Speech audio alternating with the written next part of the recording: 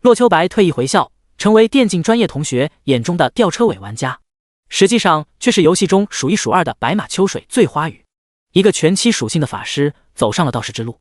初始武器青平剑，普通攻击御剑术，赶路可以御剑飞行，分身技能一气化三清，开大招还有法天象地。不够，再加上诛仙剑阵，一己之力把最弱种族的最弱玩家完成了整个游戏世界的 No.1。第一章玄灵。随着劳动力一步步被解放，失业率一年年上升。为了缓解就业压力，各国通力合作，一起研发第二世界。第二世界就是虚拟世界。随着 VR 的一步步发展，曾经出现在小说中的全息网游已经被研发出来了。从第一代游戏头盔开始，全息网游经过一代代更新，最新的一款名为玄灵的网游即将上线。公元2345年8月下旬，骆秋白从部队退伍回到家中。骆秋白出生在一个相对富裕的家庭里面，而且还是独生子。高中毕业后去部队当了2年兵，如今退伍回家，看到久违的儿子回家，骆父骆母满心欢喜呢。在家中，骆秋白吃吃喝喝，开始了解了玄灵的情况。上次接触游戏还是2年前，骆秋白当时年满18周岁，达到进入游戏资格时，已经无力赶超其他人。2年与游戏隔绝，他需要先把游戏有一个大致的了解。根据网上的消息，骆秋白得知，在玄灵当中，玩家可以自主选择人族、神族、魔族、精灵族、龙族、泰坦族，每个种族的先天属性都有所不同。除了人族均衡之外，其他5大种族都有一个优势属性。一点点看着，骆秋白开始考虑自己的职业。短短几天，骆秋白对游戏已经有了初步掌握。有你的玄灵更精彩。这天，骆秋白吃着午饭，突然听到电视上传来一道好听的女声。骆秋白发现母亲大人正目不转睛地盯着电视上的广告。骆秋白看了一眼电视，笑着说道：“这不是玄灵的广告吗？妈，你也想玩游戏了？那就玩呗。不是说游戏里景色优美，风景如画吗？就当进去旅游了。游戏我倒是没兴趣。”骆母摇了摇头道：“就是觉得我家新月挺漂亮的。你说你都母胎单身20年了，什么时候也领个对象回来让我看看啊？”我就知道。骆秋白心里吐槽了一声。高中以前，父母永远会告诫你好好学习，早恋没有好结果。只要毕业，父母接下来就是催婚了。骆秋白入伍2年，这才刚回来没几天，没想到就落到这个地步了。电视上那个女明星骆秋白还是知道的，传说中的国民闺女江心月。17年前，江心月拍了一则尿不湿广告，正式进入人们的视线。骆母看到那个小娃娃就满心欢喜，为此还野性消费，买了10大包。骆秋白看得眼睛直抽，拜托，我都3岁了，哪里用得着这玩意儿？10几年来，骆母早就成了江心月的忠实妈妈粉。没想到对方代言的游戏都让母亲大人心动不已。您想要儿媳妇？行啊。骆秋白笑着说道：“正好我快回学校了，到时候我给您找个漂亮有学问的。”一边说着，骆秋白指了指电视上的大明星，最起码也得比她漂亮。就你，还想找比新月漂亮的女朋友？骆母鄙夷道：“你将来媳妇有我家新月一半漂亮，我就心满意足了。”亲妈。鉴定完毕。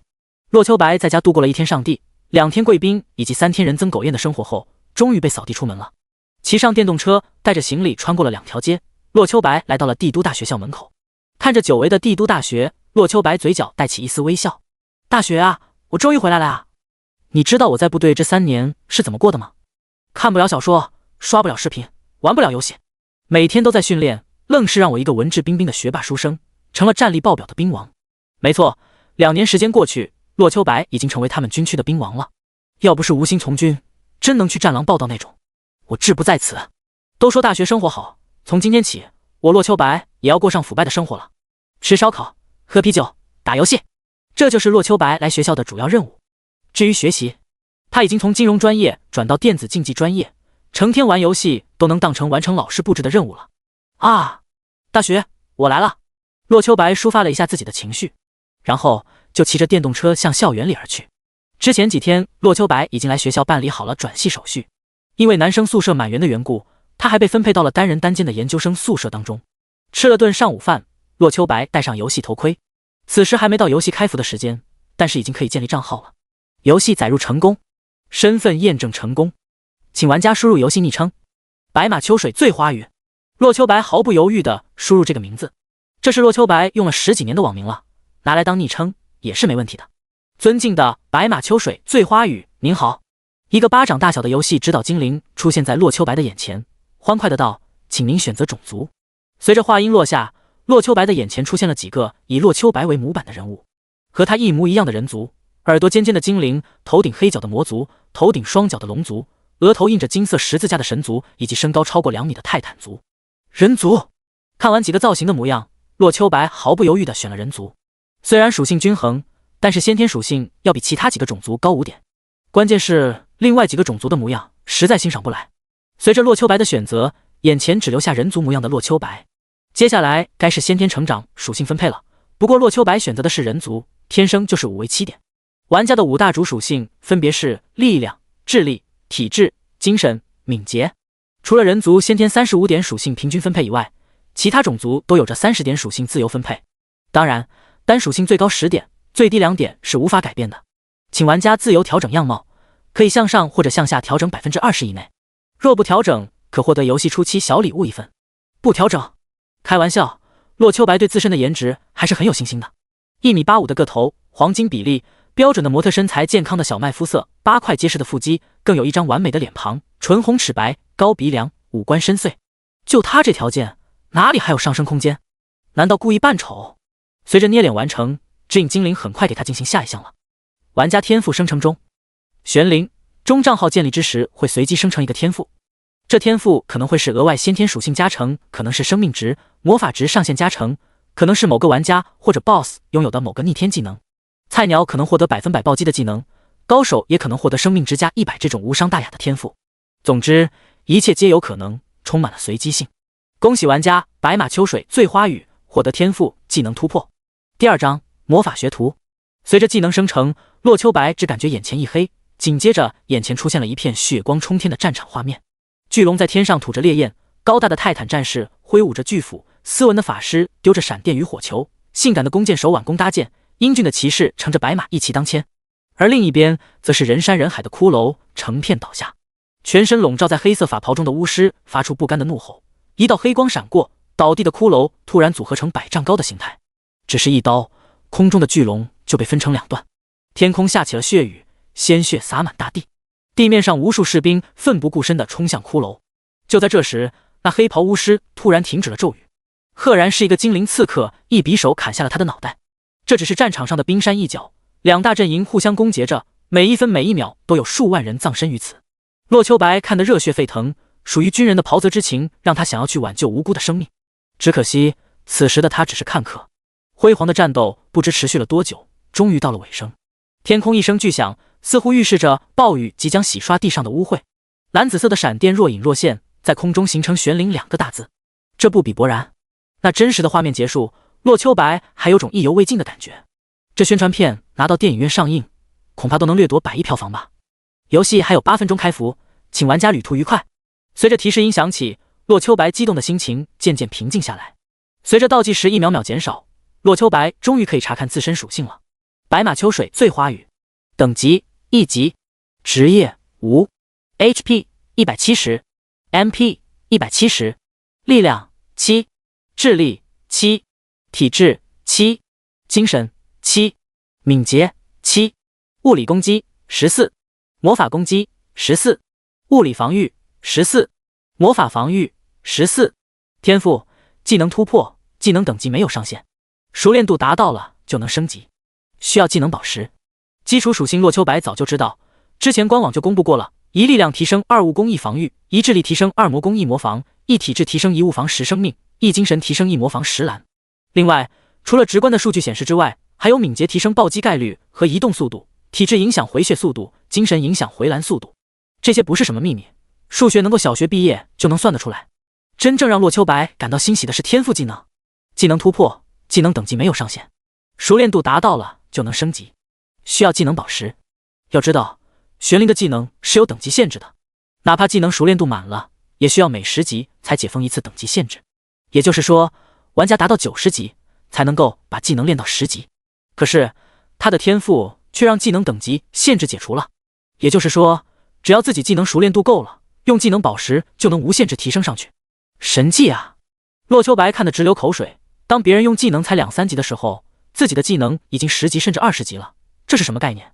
碾压！就在洛秋白陷入歪歪中时，最后10秒倒计时已经结束了。只见白光一闪，他已经被传送到了游戏里面。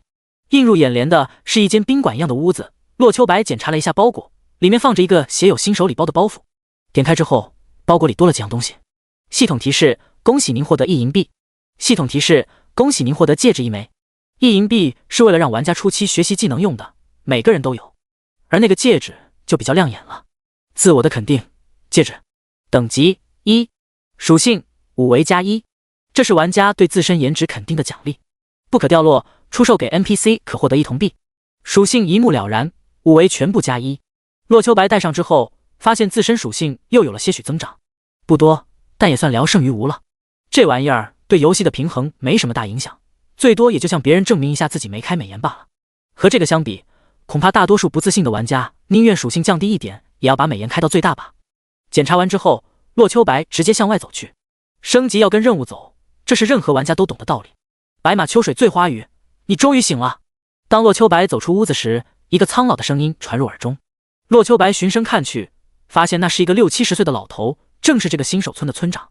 白马秋水醉花雨，你也成年了，不要整天游手好闲，赶紧选择职业，也该为村里做点贡献了。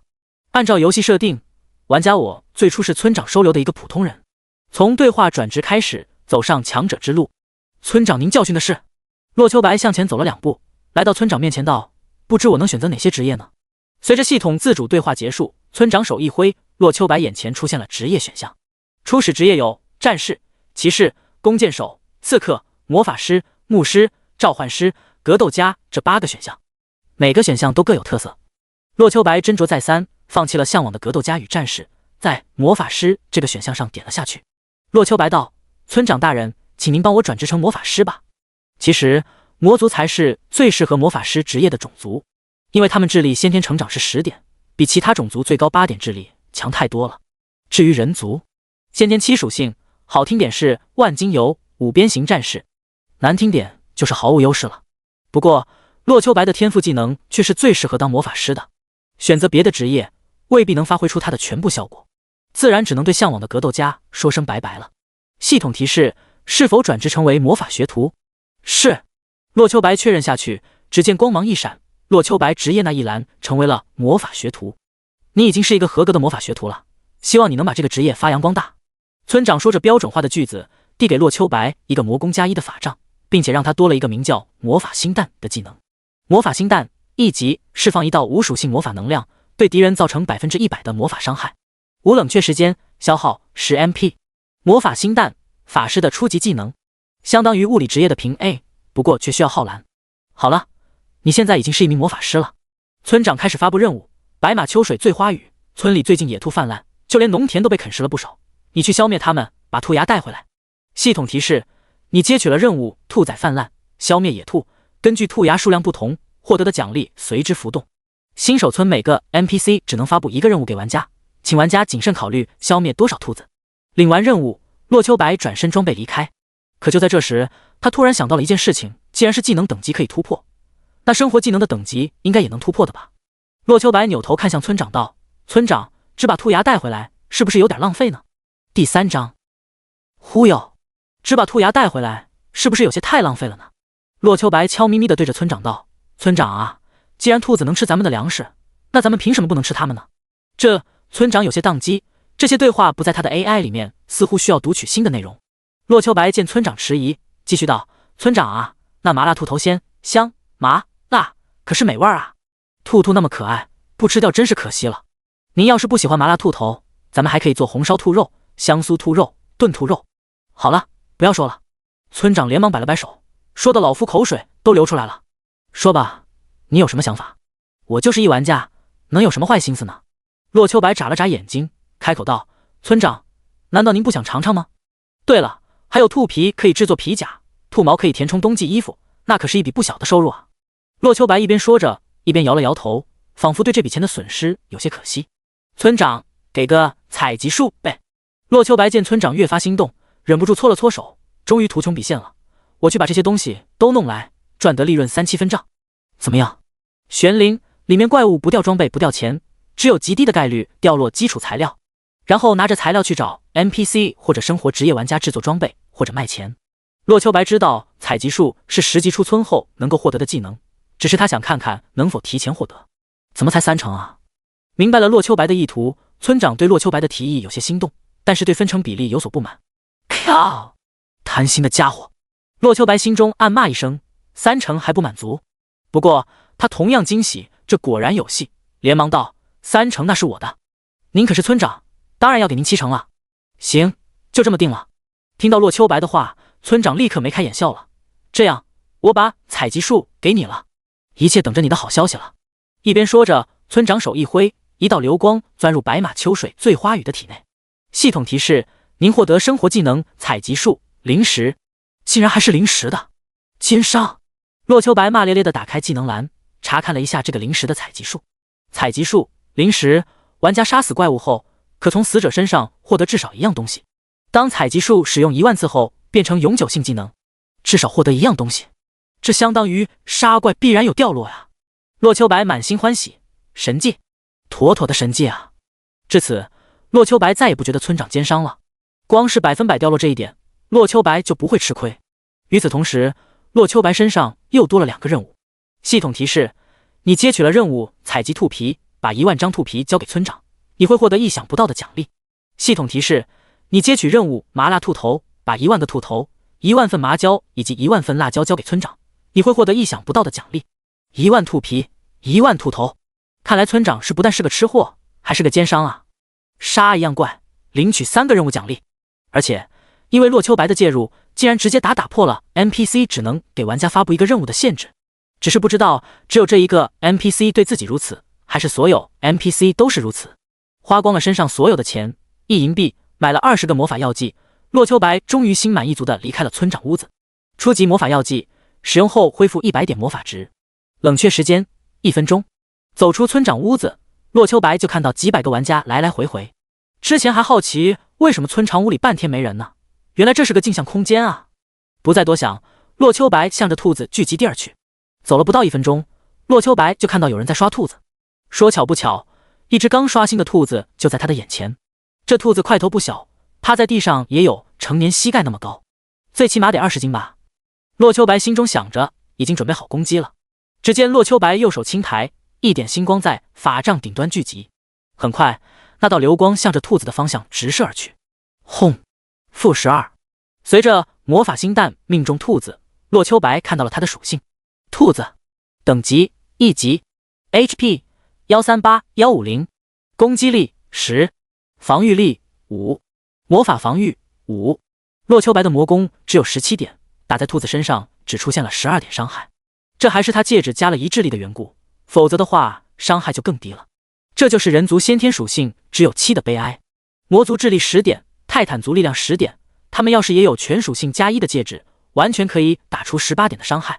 看似只高6点，实际上那是50%了。不过洛秋白倒是没有在意，自己选择人族的时候就做好了这个准备。按照每招不暴击不落空，平均12点伤害计算，杀一只兔子需要13招。简单计算了一下，他的第2招已经落在了兔子身上。此时兔子已经红着眼杀了过来，洛秋白见状并未闪躲，反而开心地笑了。魔法星弹并无冷却时间，但是同一时间只会存在1枚。洛秋白一招出去，只有命中或者落空消失才能再次使用这个技能。10米距离，他从释放到命中需要1秒钟时间，如果离近了，不就变相缩短了这个技能的冷却时间吗？兔子，你怕是没有听过近战法师的凶名吧？就在洛秋白的第5记魔法星弹命中兔子时，兔子距离洛秋白的距离只剩下1米了。只见兔子后腿肌肉膨胀，仿佛随时可能跳过来咬他一口似的。洛秋白见状，脚下迈着轻灵的步伐，向着左边移动了20公分，轻而易举地躲过了兔子的飞扑。不止如此，如此近距离，洛秋白的魔法星弹命中兔子的同时，一棍子敲到了兔子脑袋上。负12，负16，2个伤害数字飘起，敲的那一下还是个暴击。此时距离兔子不过1米距离，用法杖敲死对方明显比用魔法攻击更加方便。只见洛秋白向前迈了一步，手中法杖挽了个花。看打！洛秋白手中法杖向着兔子敲了过去，每一棍都能造成10至13点伤害。洛秋白的近战法师可不只是离得近，为了省蓝，用法杖敲对方的同时还保证自己不掉血，也是常规操作。20秒钟过后，洛秋白无损干掉一只兔子。此时他的蓝还剩下3/4，完全可以再打几只。弯下腰，洛秋白对着兔子尸体用上了采集术技能，一边计算干掉一只兔子的收益问题。一只兔子获得了5点经验值的同时，技能熟练度涨了 0.15%。杀100只兔子能够升级，杀666只兔子才能把魔法星蛋的经验填满。可见玄灵这款游戏升级之艰难。系统提示：您获得了兔头1个，兔皮1张。兔头材料，兔皮材料，2个初级材料，卖给 NPC 的话，1个能卖1铜币。运气真好，第一只兔子就有2个掉落。洛秋白美滋滋地把东西收起来，然后开始寻找下一只兔子。作为新手村的第一个练级点，这里可是十分抢手的。洛秋白平均1分钟才能搜寻到一只兔子，并且消灭。这也正好，等候的时间能回一下蓝，整个过程毫无损失。不过，慢慢的他却发现杀兔子的人越来越少了。只见有人离开，却不见有新人再来刷兔子。抢怪的人越来越少，洛秋白的效率也是直线上升。洛秋白完全不知道，这也是村长的功劳。与洛秋白合作后，村长就不再发布杀兔子的任务了。反正新手村1级怪物还有小鸡，让他们一起去抢怪就是了。1小时后，洛秋白幸运的升到2级。第4章新的任务。1小时后，洛秋白幸运的升到2级。除了在小鸡哪儿抢不到怪，不得不来杀兔子的玩家以外，只剩下洛秋白一个带着任务杀兔子的玩家了。因为人少了的缘故，洛秋白完全可以做到杀死1只怪的同时开始对付第2只了。甚至于他遇到刷新的兔子之后，直接打1发魔法星弹，在没有群攻技能的时候，仍旧拉着2-3只怪杀。当然，这时候他的小蓝瓶也要用上了，否则连技能都用不出来。2级的白马秋水醉花雨有着31点魔法攻击，对付这些只有5防御的兔子，一招能打出26点伤害了。平均下来1分钟能干掉5只兔子，在整个游戏里面绝对是属于前列的玩家了。就这，还是他抽空弯腰采集兔子掉落的缘故，否则还能再快一些。时间又过了2个小时，洛秋白终于停下了杀兔大业。这3个小时里，洛秋白打死了660多只兔子，不但顺利的升到3级，就连魔法星蛋的经验也已经满了。这些兔子的爆率并非每次都能获得2个材料。3小时下来，兔头、兔皮以及兔牙分别获得了300个左右，距离完成任务还差得远呢。不过，除了这3种材料外，还获得了不在任务范围内的兔肉和兔毛。不过，洛秋白没蓝屏了，继续待下去肯定会影响升级速度。刚刚回到村长家，村长就满心欢喜地问道：“白马秋水醉花雨，这么快就回来了？难道任务已经完成了？”村长大人，您又不是不清楚那个任务要杀多少兔子。洛秋白没好气地说了一声，继续道：“我的药水没了，得回来补充一下。还有就是我的魔法星蛋可以升级了，想找您买块技能升级石。另外，我还获得了一些兔肉和兔毛，您看看需要吗？年轻人不能吃独食，好东西要懂得分享。”村长一副过来人的语气，对着洛秋白淡淡的道：“我能发布杀兔子的任务，其他村民也可以啊。现在只是我把杀兔子的任务取消了，保不齐后面会有其他村民发布任务呢。”洛秋白本就是极其聪明之人，立马联想到了什么，开口道：“您是说，是您把猎杀兔子的任务掐断了？难怪我觉得杀兔子的那个地方没什么人呢。原来如此。”洛秋白恍然大悟，继续道：“您的意思是让我把兔肉和兔毛交给其他村民？”“对啊，我早该想到了。咱们村子里还有饭店、药店、裁缝铺之类的呢，这兔肉和兔毛该去找他们。对了，技能升级时多少钱一个？”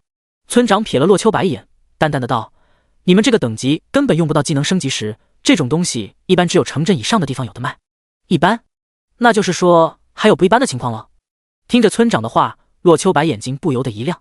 正常玩家10级转职后才需要用技能升级时提升，可以说这种东西对新手区的玩家来说毫无用处。洛秋白对此也没有抱必得的信心，只是抱着试一试的想法，能买就买，买不到就算了。没想到还真有办法获得。嘿嘿，才可通神。村长伸出右手笑着说道：“橙会1个银币。”没钱。洛秋白转身准备离去，打算看看那俩 NPC 能不能给个赚钱的任务。等等！就在这时，村长叫住了洛秋白，并且把2封写好的信递给他，开口道：“技能升级时我给你留着，等你有钱了再来吧。你把这个分别交给裁缝店和饭店的老板，他们会明白的。”好嘞。没想到还有信物啊！洛秋白以为自己还得过去再忽悠2次呢。3分钟后，洛秋白来到了裁缝店里。虽然街上玩家不少，但是裁缝店里却冷冷清清。不用想也知道，这里也是镜像环境。老板，这是村长让我交给您的信。洛秋白也没犹豫，把其中1封信交给裁缝店的老婆婆。哦，那死鬼还知道给我写信了。裁缝店老板笑得满脸褶子。老板看到信的内容后，脸上的笑容消失了，仔细看了骆秋白两眼，才开口道：“原来如此。”老板说了句不着边际的话，然后对着骆秋白道：“小伙子，我这里需要大量兔毛，不知道你愿不愿意帮我收集呢？”系统提示：裁缝铺老板向您发布任务，收集兔毛，是否接受？接受。这任务当然得接受了，否则他来这儿干嘛？系统提示：你接取任务，收集兔毛，把1000份兔毛交给裁缝店老板。任务奖励：装备。小提示：若是带来5000份兔毛，奖励会更加丰富。竟然是装备！玄灵人形以外的怪物是不掉落装备和金钱的，只会掉落相应材料。想想也是，怪物用钱干嘛？他们又怎么产生装备？也正因此，骆秋白刷了3小时，兔子没掉半个装备，反而获得了无数材料。新手村无法转职生活职业，因此玩家的装备只能依靠任务奖励。眼前这个任务正是珍贵的装备奖励，而且5000份材料还有更大的奖励。骆秋白当然不会客气了，只是不知道给他的材料更多一些，收益会不会增大呢？告别了裁缝，骆秋白又去了一趟饭店，同样的套路又用了一次，领到了另一个任务：收购兔肉。饭店老板需要大量兔肉，希望你能够带来。每份兔肉可奖励1铜币与1点经验。这个任务和之前那些有些区别，没有量大奖励翻倍的小福利。骆秋白有心攒着更多的兔肉过来，但是想着技能升级的事儿，还是放弃了这个诱人的想法，直接把身上的兔肉卖给对方，换取了1银币43铜币的同时，还获得了143点经验。别看只有143点经验，骆秋白的刷怪速度也需要6分钟才能打出来。对此，骆秋白也很怀疑，村长是不是早就计算好了自己能拿到钱去他哪儿买技能升级石了？5分钟后，骆秋白拿着钱来到村长家里，把钱全部交给对方，买了技能升级石以及8个小蓝瓶。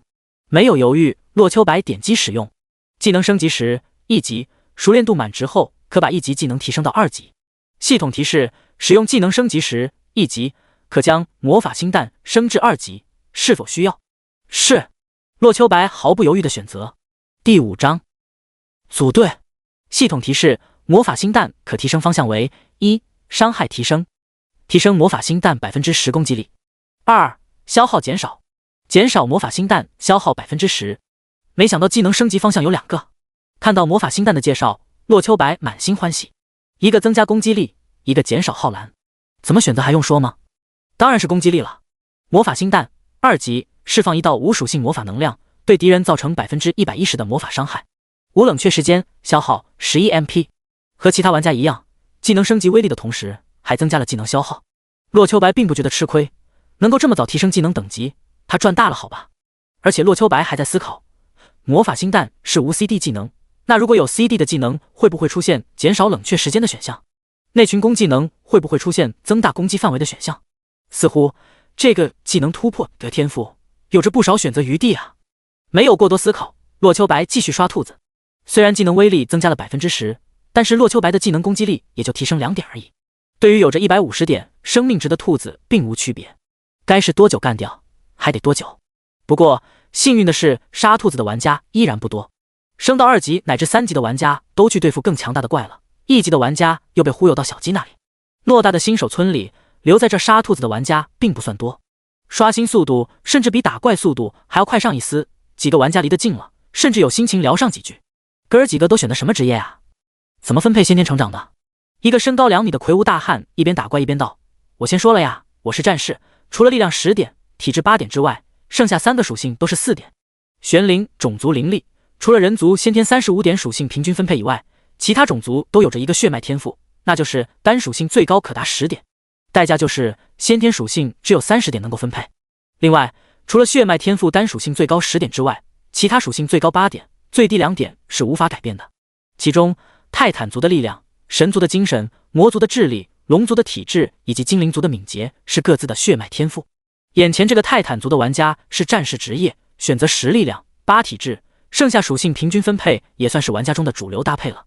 当然，有些奇葩不在乎种族优势的最高可点10点，反而整出什么其成长也是存在的。随着泰坦族巨人开口，其他玩家也纷纷开口说出自己的先天属性。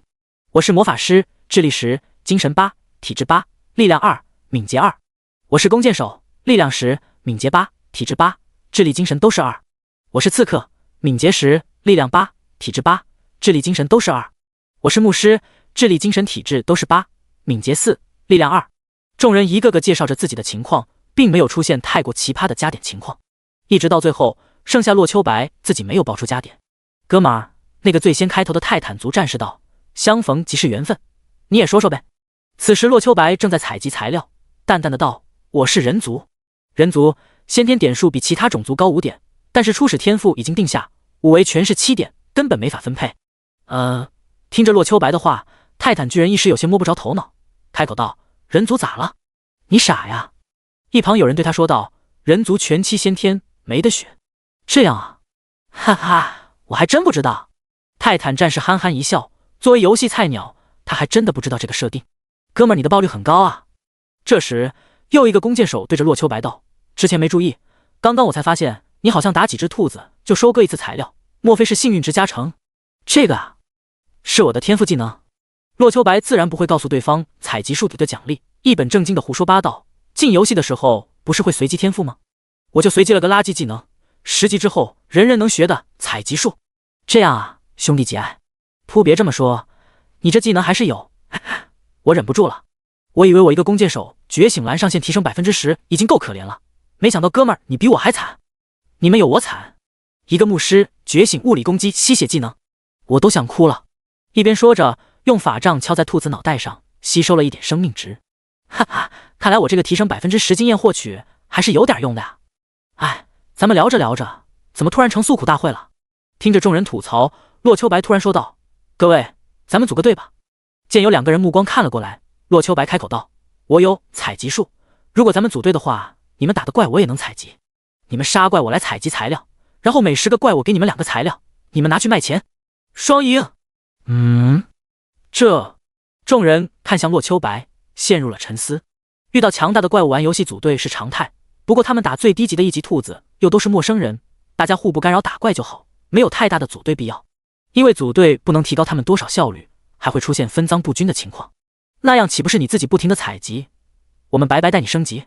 有人拎不清，拒绝道：“就算你把材料分给我们卖钱，又能有多少呢？我愿意。”就在这时候，那个吸血的牧师开口道：“我自己打怪这感人的爆率，连小蓝瓶的1/10的钱都凑不出来。有你的技能在，我好歹有点希望，也算我一个吧。”一个法师也跟着道：“相对于你，我更缺蓝呢，也算我一个。”泰坦族的战士开口道：“有个牧师的话，我能把小红瓶的钱也省出来了，嘿嘿，我也加入。”最后，一个弓箭手也是开口说道：“虽然经验被分担了点儿，但是赚的钱起码翻倍了呀。”除了洛秋白的采集术之外，其他人出材料的概率连1/10都没有。虽然组队多了洛秋白这个打怪效率低的队友，但是赚钱同样重要。10个怪得到2个材料，那爆率相当于之前的3倍了。一时之间，5人队伍凑齐了。其他几个手慢的玩家突然有些懊悔，要是自己加入队伍，是不是也算个机会呢？洛秋白身为队长，把4个玩家带进了队伍。除了那个牧师之外，另外3人的攻击力都比洛秋白高上一些，不过他们操作上又弱了不少，在打怪速度上并不比洛秋白慢太多。现在他们专心打怪就是了，根本不用弯腰捡掉落去，那是洛秋白采集时顺带做的事情。有着他们4个人打怪，洛秋白1分钟要施展20多次采集术，他的打怪频率则是大大拖延了。不过就这速度也比那个牧师快上一些，经验上几乎没有损失，但是材料获的速度翻了5倍啊！洛秋白损失的只是技能熟练度，但收益则大大高于此了。第6章暴力美少女，几个人效率都有所提高，但1级的怪终究经验太少。在有人达到4级之后，他们选择拿着自己的报酬离开。洛秋白也没在意，给了他们相对应的兔肉，重新加个人组进来就是了。时间一点点过去，洛秋白身边的队友换了一茬又一茬，一直到晚上8点，自己升到5级，才恋恋不舍地下线吃饭。一边吃着饭，听着三三两两的同学谈论着游戏中的见闻。帝都大学里玩玄灵的大有人在，不过他们只是兴趣爱好，不会把这个当作事业。一天能玩3-5个小时都是挤出来的时间了。不过今天还没有正式开学，不少人都在游戏里爽了一把。哎，你们听说了吗？一个脸上戴着雀斑的眼镜男开口道。大2的王腾一个法师拿到了重甲精通的天赋，以后可以佩戴重甲，恐怕要挑战电竞社社长权威了。这算啥新闻？又一人不屑道。大3一个文学系的家伙，分明是法师职业，却得到了刺客的隐身技能天赋，哭着喊着要转去电竞系。哼，电竞社的社长就惨了，他一个战士获得了智力成长+1的天赋，就提升点魔法防御，除非成为传说中的魔剑士，否则这个天赋毫无用处了。可是游戏里有魔剑士吗？值得商榷。就算成了魔剑士也没用啊，加成后智力才3点，有啥用？几个人你一言我一语的说着，洛秋白随意听了几句。他们提到的几个人，洛秋白都不知道是谁，一点代入感也没有。这算什么消息？大明星江心月今年来咱们学校就读才是大消息好吧？又一个人坐了过去，和他们讨论起来。我刚刚听说的，江心月被咱们学校电竞系特招来了，他是玄灵华夏区的代言人，明天也要进入游戏了。嘿嘿，今天有事耽搁，没第一时间进入游戏，还以为亏大了呢。没想到柳暗花明。我决定了，江女神选择什么职业种族，我就跟着选。我去，这消息劲爆啊！江女神竟然不去音乐系，反而去电竞系，这真是代言界的劳模呀！江心月听到几个同学的聊天，洛秋白皱了皱眉，没想到他竟然来帝都大学了。除了母亲大人是江心月的妈妈粉以外，洛秋白也是见过江心月一次的。1个月前，江心月跟着他的音乐老师到军区参加建军节的表演。洛秋白身为军区最帅的兵，被首长安排了接待任务。当时江心月还开玩笑说他这么帅，退伍后可以改行当明星来着。那时候江心月还提议让他试试嗓子，看看他的音乐才华。然后洛秋白唱了一首军歌，差点把江心月给送走了。想了一下当时并不愉快的交流，洛秋白晃了晃脑袋，想那么多干嘛？人家可是高高在上的大明星。洛秋白抛开不切实际的幻想，吐槽道：“你就是馋人家身子，下贱！”别说近距离看过江心月颜值后，洛秋白发现那真是他这辈子见过的最美面孔。吃了正常人饭量的4份晚饭，洛秋白习惯性的把餐盘放到收餐台。现在还有时间，完全可以回去再玩2小时。今晚应该就能5级了吧？好啦，妈。宿舍楼底下，一个妙龄少女对着旁边的美妇人撒娇道：“我又不是小孩子了，有什么不放心的？有事儿记得和妈妈打电话。”美妇人叮嘱道：“你有年级主任和校长的电话，要是有什么人骚扰你，你就打电话给他们。”少女用力点着头，捏了捏拳头道：“敢惹我，我一定先揍他们一顿。我就是怕这个。”美妇人扶额道：“遇事冷静，千万不要下死手。那些人该打，但真的罪不至死。要不然，以你爸的挣钱能力，咱家也赔不起啊。”他太了解自家闺女了，和恐怖的武力相比，漂亮的脸蛋儿只是附带的。这次家里让他选择电竞系，完全是不想让他现实中打人。如果不行，只能把他送去参军了。至少那边的人抗打能力强一些吧。听着母亲的话，少女不好意思的低下了头。可是那也不怪我呀，因为长得漂亮，她可是吸引了不少异性过来搭讪。但是在她那恐怖的武力之下，这些人轻则鼻青脸肿，重则断手断脚。几天前遇到个企图对她下药的富二代，更是直接踢断了对方罪恶之根。要不是父亲大人花钱压下热搜的同时用公司向对方施压，这事儿恐怕早就曝光出来了。林林总总，他已经把60多人送进医院了吧？最严重的几个还在 ICU 躺着呢。在闺女再三保证之后，美夫人终于离开了。一边走还在考虑着，这样的闺女将来能不能嫁出去啊？要不趁着年轻再练个小号。翌日天朗气清，风和日丽。洛秋白做完晨练回去换了身衣服，在吃过早饭之后向着教室走去。昨天晚上的时候，老师已经给他发过消息，今天会有一个为期1小时的早会。现如今全息网游风靡全球，身为电竞系学生，绝对是学校最为宽松的。不过就算再轻松，老师也要给他们一些经验指导。至于走出新手村后，更是要手把手的指点他们 PK 技术。当然，如果你能打赢老师的话，以后除了考试完全不用来了。哥们儿，衍生啊！还有5分钟上课，一个小胖子好奇地看向角落的洛秋白，开口道：“是不是走错教室了？”“我新来的。”洛秋白看了对方一眼，开口道：“你好，认识一下。”洛秋白：“嘿，哥们儿，不行啊，你应该这样介绍。”小胖子笑了一声，开口道：“我叫雄霸天下，龙族7级骑士。咱都是电竞系的，认识当然要认识玄灵的角色啊。现实中叫什么，有啥必要？谁又在乎？好吧。”洛秋白了然的点了点头，入乡随俗嘛。开口道：“我叫白马秋水醉花雨，人族5级法师。”人族法师？听着洛秋白的话，不止眼前的雄霸天下诧异，其他人也纷纷投来异样的目光。他们电竞系里竟然还有人玩人族？玩人族就玩人族吧，竟然还选择魔法师这个职业。虽然今天才正式开学，但帝都学院半个月前就开始军训了。军训期间，众学生早就认识了，而且老师也给他们指导分析过各个种族、各个职业的优缺点。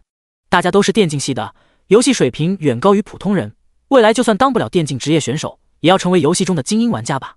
选择种族和职业的时候，竟然这么随便的吗？巨人族适合战士、骑士，魔族适合法师，神族适合牧师，精灵族适合刺客、弓箭手，龙族适合骑士、盾战。格斗家和召唤师没有特别明确的种族偏向，但也绝对不适合人族。至于人族，看似全属性成长7点万金油，但却是最不适合当法师了。这些哪怕不用老师分析，也该知道的吧？魔法师最主要属性智力，其次精神，第3体力，第4敏捷，第5力量。无论哪个职业都能达到8点以上的智力精神，偏偏选个上限7的人类。7点力量，你要拿法杖敲人；7点敏捷战士都不一定有吧？哥们儿，你不会真的相信近战法师这种反人类职业吧？那是只在小说中才拥有的东西。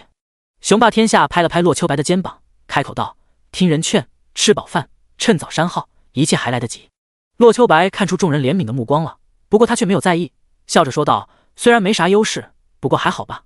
你是个好人，不过我还是坚持自己的想法。”在雄霸天下眼里，洛秋白就是个不撞南墙不回头的家伙，见对方一意孤行，他也不再劝说了。就在这时，老师带着一个妙龄少女走了进来。第7章，第1堂课。老师带着一个妙龄少女走了进来。嗨嗨，各位！老师看着众人道：“今天我们班又来了2个新同学，这位美女大家不陌生吧？”自从女孩走进来，众人的眼睛就仿佛长在她身上一般。女孩很美，精致的五官在巴掌大的小脸上显得毫无瑕疵，一头漆黑秀发搭在背后直达腰肢，显得自然协调，身姿纤细，腰肢盈盈一握，既美若仙又明艳绝伦。一袭白裙穿在她身上，显得清雅绝俗，美得不可方物。这个女孩大家都不陌生，江心月，玄灵华夏区代言人，可以说这是他们这一代人心中的女神啊。没想到女神竟然成了他们的同学。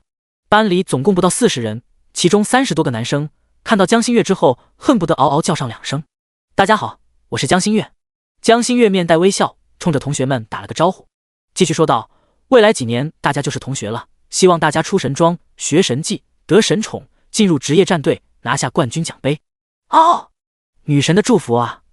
女神，你游戏里是什么职业啊？我带你升级。女神，跟我组队吧，掉落全归你。一众宅男献着殷勤，要不是还在上课，恐怕就有人过去要签名了。嗨嗨，老师干咳2声，发现没什么用处，开口道：“江同学还没有正式建立角色账号，就不介绍其他的了。江同学，你找个地方坐下吧。”江心月点了点头，随意找了个空位坐下。张峰看向洛秋白的方向道：“接下来是我们班里另外一位同学，洛秋白，也介绍一下自己吧。”是。洛秋白习惯性的回应了一声，站起身子，一脸严肃的道：“大家好，我是洛秋白。游戏中选择了人族魔法师职业，现在等级5级。”听着洛秋白的自我介绍，附近几个人早就有所准备了。之前还有人觉得他在开玩笑，但现在是真的知道了。而之前没有听到洛秋白和雄霸天下的对话的人，则是露出一副难以置信的样子。人族魔法师，这是多想不开啊！白瞎了这张帅脸，竟然选择了这么个没前途的职业。班里原3朵金花之一的蔡玲玲不由得摇了摇头。之前他还觉得洛秋白长得帅，打算尝试交往一下。可是人族魔法师，算了，我们不合适，帅不能当饭吃。而老师张峰听到洛秋白的话，差点破口大骂。魔法师是强势职业，但人族魔法师那是什么玩意儿？以后出去别说是我的学生，丢不起那人。开学前千叮咛万嘱咐，选择什么职业你们随意，但千万不要选择人族啊！人族在游戏里真是没有优势。良好的素质让他没有把这些话说出来，委婉的道：“洛秋白同学，要不你还是删号重来吧。”洛秋白知道老师是好心，从部队学了一身武艺，洛秋白最想选的职业是格斗家，其次则是战士、法师。实际上在获得技能突破之前，他也没考虑过魔法师这个职业。谢谢老师关心，我就这样吧。洛秋白感谢了老师一声，仍旧选择了当前的玩法。张峰见洛秋白执迷不悟，也就不再多考虑了。此时他有些埋怨校长，为什么把这么个人才安排到他们班里呢？2个新人介绍之后，张峰看向众人道：“今天让大家过来，除了介绍2个新同学之外，还有就是汇总一下大家的 ID 以及分别在哪个新手村里。如果咱们学校里有谁好运有一个新手村的玩家，我会介绍大家认识，在新手村的时候有个照应，也好尽快走出来。”一边说着，张峰打开投影，对着众人道：“这是我们几位老师调查到新手村各种怪物的等级属性，还有他们的坐标位置。大家可以根据自己的实际情况去杀怪就行了。虽然新手村死亡没有惩罚，但是总归耽误大家的时间。”看着一张张怪物属性图，洛秋白暗暗惊讶，老师们真是劳心劳力啊。没想到7级精英怪、10级准 BOSS 的属性都贴出来，恐怕这些数据的背后还有着无数位老师的牺牲吧。燃烧自己，照亮别人，不愧是帝都大学电竞系的老师啊！这是我们调查到的几个新手村任务。在洛秋白感慨的时候，张峰又翻开下一页，继续介绍道：没有触发的玩家可以去触发一下，谁还获得了老师不知道的信息，也可以拿出来。如果能帮到大多数同学，可是有机会加学分的哦。洛秋白听着老师的讲解，心中暗暗惊讶。洛秋白忽悠村长之后，刷了半天的兔子，从来没有接触过其他怪物，原来小小的新手村还有这么多东西呢。不止任务，就连哪个任务给装备，哪个任务给金钱，哪个任务性价比高，哪个任务坑爹不值得做，都一清二楚。好了，暂时就这么多了。当新手村的内容讲完之后，张峰继续道：今天下午最晚晚上应该就会有10级玩家出现了，不过官方没有公布如何走出新手村，下次有事情我会在群里发布，可能下次见面就是在游戏里面了。今天的课讲完了，咱们下课。随着一声下课，张峰率先向外走去。同学们听到之后，不少人向着门外跑去。开玩笑，大家都是专业的，当然早点回去打游戏啊。也有不少同学还没吃早饭就来了，此时向着餐厅跑了过去。当然也有人向着江心月围了过去，无非就是讨要联系方式或者寻求签名什么的，这些都与洛秋白没有半点关系。此时他漫不经心地向外走去，考虑着是否要把忽悠村长的那套说辞告诉老师。洛秋白考虑了一下，还是没有把自己忽悠村长的那套说辞拿出来。大家第一天做同学，根本不认识呢，自己的优势传扬出去，影响到自己怎么办啊？万一培养个竞争对手呢？而且今晚就能有10级的玩家了，出了村可以随便学这个技能，说不说无伤大雅。江心月同意了签名请求，但并没有留下联系方式。再给几个粉丝写下好好学习，天天向上8个大字后，正好看到洛秋白离去的身影。第8章，江心月。同学，你为什么一直跟着我？洛秋白转过身子，看着那漂亮的脸蛋，不知道江心月为什么一直跟着自己。洛秋白2年军旅生活不是白费的，早在半路上的时候，他就感知到身后有人了。起初他只是以为顺路罢了，可现在都走到宿舍楼下了，还顺路，真巧啊！兵哥哥，我们又见面了呢。江心月对洛秋白发现自己一点也不意外，反而是好奇他为什么也住在这栋研究生宿舍。洛秋白却不领情，询问道：大明星，请问你有什么事儿吗？没事儿啊。江心月一脸无辜的道：我回宿舍呀，你也住研究生宿舍的吗？呵呵，好巧啊。洛秋白对他的回答并不在意，淡淡的道：要不您先请。江心月摆了摆手道：什么你先我先的，路这么宽一起走呗。一边说着，已经和洛秋白并排了。两人一起走着，洛秋白总觉得这姑娘在耍什么坏一样。上次见面的时候，这姑娘在得知自己是军区比武第1名之后，竟然有种跃跃欲试的冲动。就在那时候，他就觉得江心月脑子有大病，否则你一个大明星，为什么想着和我一个当兵的比武呢？洛秋白能看出江心月学2下子，打3、5个普通人都行，但却不会以为他能和自己这种兵王相比。江心月并不知道洛秋白在腹诽他，否则多少得和他打上一架不可。一边走着，江心月好奇道：你不是当兵的吗？怎么退伍了？还来了帝都大学？是不是在部队见义勇为，打了领导的孩子，被人穿小鞋了？小说看多了吧？我本来就是考上帝都大学之后才去参军的，如今2年之期已到，自然回归校园了。洛秋白也没有隐瞒，说了一下自己的情况，询问道：你呢？出道17年的大明星，怎么跑帝都大学来了？而且还不是音乐系，竟然来了电竞系。我也是正儿八经考上大学的好吧？江心月撇了撇嘴道：唱歌只是我的乐趣，学生才是主要职业，怎么会本末倒置？更何况我身上挂着玄灵代言呢，来电竞系有什么不对？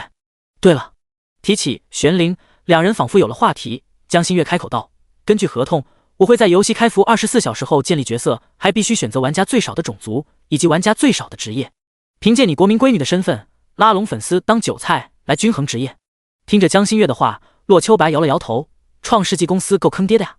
洛秋白一下子就想明白这个关键所在了，无非是玩家职业和种族不平衡，游戏官方想要用这种方式来把人气低迷的职业提升上来。要知道江心月的粉丝可是遍布全年龄段的，如果知道他在游戏里玩了某种族某职业，会不会有粉丝来选择同款呢？肯定会，而且不少。在粉丝看来，厉不厉害无所谓，就是想跟偶像更贴近一点。就像是有些歌手唱的什么玩意儿啊，竟然还能专辑大卖，割的就是韭菜。如果江心月在游戏里建立个公会的话，恐怕没有福利都能1日爆满，而且还是以 RMB 玩家居多，毕竟粉丝是不讲道理的，挺缺德的。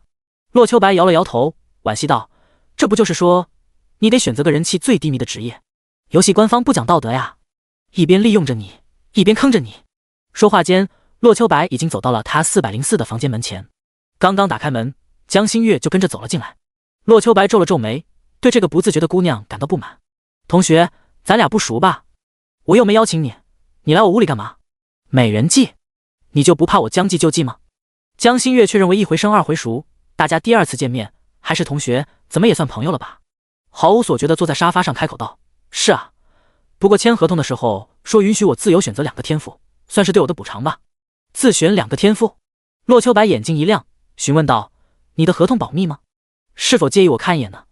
提起玄灵的天赋，洛秋白暂时把刚刚的心情收敛了一下。和游戏迷谈论游戏，这绝对会让对方热情招待的。说话间，洛秋白从冰箱里拿出2瓶饮料。也是江心月代言的，可以看。江心月接过饮料道谢了一声，拿出手机道：加个好友，我把合同电子稿发给你。洛秋白也没客气，加了对方好友，点开发来的合同看了起来。和江心月说的没什么区别，合同就是正常合同，以他的水平也没找到漏洞。尤其是签约金那里，那一签10年，1年1亿的价格更是亮瞎他的狗眼。唯一有些模棱两可的就是玩家最少种族以及最少职业这里，哪怕不看数据，洛秋白也知道最少种族会是人族。可是这个最少职业呢？是整个游戏里的最少职业呢，还是人族里的最少职业呢？这是2个概念，但是合同上却没有注明。听着洛秋白分析一通，江心月大致明白了他的意思。江心月不是游戏迷，他接这个代言完全是因为事儿少钱多不费劲儿。至于玩什么种族选什么职业，他都能接受的。可是今天听到洛秋白的谈论，他对这个游戏产生了一些兴趣，有些想认真玩一番了。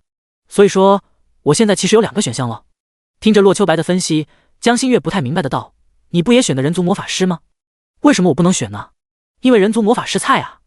洛秋白吐槽了一句，开口道：其实我是想选格斗家的，可是获得了一个技能突破的天赋，想把他的福利最大化，还是魔法师更有优势。这样啊。江心月点了点头，我也觉得格斗家挺好，那种拳拳到肉的打击感实在是他的最爱。现实生活中打人犯法，游戏里可没有这一说啊。格斗家你就不用想了，肯定不符合你这2个选项。洛秋白摇了摇头道：按照合同，除了魔法师以外，你的职业选项可能会在牧师和召唤师里面。这样的吗？江心月不由得撇了撇嘴，自小习武的他更喜欢物理职业，让他当牧师，那还不如法师呢。至于召唤师，好像也没什么区别啊。江心月眼珠一转，目光看向洛秋白。洛秋白被这一眼看得心里发毛，这姑娘到底在想什么鬼主意呢？洛秋白同学，江心月睁大眼睛，希冀地看向他，开口道：本来我是打算10点多去创世纪公司建立账号，并且拍个职业宣传的，不如你跟我一起去吧。到时候你帮我谈判个有利选项，还有天赋，一定要帮我搭配俩好天赋啊。第9章，创世纪。这听到江心月的话，洛秋白是拒绝的。和他谈几句，说一下自己的想法，倒没什么。可真正去谈判，就是另一回事儿了。能不能成另说，就算成了，这个账号符合预期吗？万一只是自己的想法，实际上成个垃圾账号怎么办？可是话又说回来了，谁能拒绝手把手建立一个账号的诱惑呢？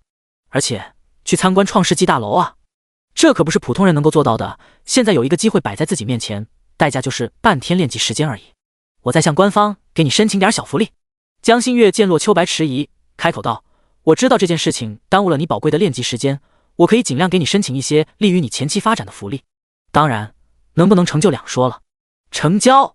洛秋白立即站起身子，开口道：这事儿就这么定了，我们现在就去吗？江心月见洛秋白同意了，刚想确认，又发现自己好像什么都没带，连忙道：等等，我回屋拿个包。说完转身向外走去。洛秋白跟了上去，当江心月拿出门对过的钥匙时，发现真是多此一举了。好巧啊！洛秋白尴尬一笑，没想到还是邻居。对啊，江心月甜甜一笑，有空来串门啊。说拿包也就只是拿个包而已。江心月回屋拿了个漂亮的名牌包包，把手机放进去之后道：可以了，我们现在出发。走，我的车就在楼下。这就是你的车？当江心月看到那辆电动车的时候，一脸疑惑地看向洛秋白。你不会打算骑着它带着我去创世纪大厦吧？江心月倒不是瞧不起电动车，他前几天在家的时候也骑过这个，只是他万万没想到还有人竟然会提出骑电动车载他而已。怎么可能？洛秋白摇了摇头，也就骑到学校门口而已，从宿舍走着去校门口的话，最起码得半小时。好吧，江心月点了点头，开口道：我要在前面。江心月车技不差，载着洛秋白平平稳稳，没一会儿就来到了帝都大学校门口。好在路上碰到的人不多，也没有人刻意关注他们两人，否则国民闺女骑电车载人事件就要冲上头条了。帝都大学距离创世纪的大楼不太远，两人打了辆车半小时后就来到了创世纪大厦。创世纪大厦是创世纪公司总部，他们玩的玄灵就是这家公司的产物。大厦占地3万平米，主体有着300多层，总共高达999米。在繁华的帝都也是标志性的建筑。不过这不是洛秋白关注的地方，他今天是陪着江心月建立账号入职的。在工作人员的接待下，两人来到了一间会客厅里。没一会儿，就有一位中年女性带着一个头发稀疏的程序员走了过来。江小姐，好久不见。女子和江心月握了握手，又看了洛秋白一眼，道：这位是……江心月仿佛和眼前中年女子认识，笑着说道：陈姐，这位是我的同学洛秋白，我不懂游戏嘛，就找了个人来参谋一下。陈小姐您好。洛秋白一脸温和的与对方握了握手，笑着说道：我是帝都大学电竞系的学生，也是江小姐的粉丝，听说她要建立游戏账号了，就厚着脸皮跟着过来见见世面。呵呵，这样啊。陈姐饶有兴趣的看了江心月一眼，对着洛秋白道：这么帅的小伙子，我还以为是哪家公司的明星呢。刚刚还在想，要是早点见到你，没准咱们玄灵还能多个代言人呢。陈姐说笑了，花花轿子有人抬，洛秋白当然不会相信对方这些客套话了。这个女人除了那句说他帅的话之外，其他话他可不敢相信。四人分宾主落座，一个接待小姐姐为他们沏茶倒水。陈姐看向江心月道：心月，这是从开服到现在华夏区玩家数据。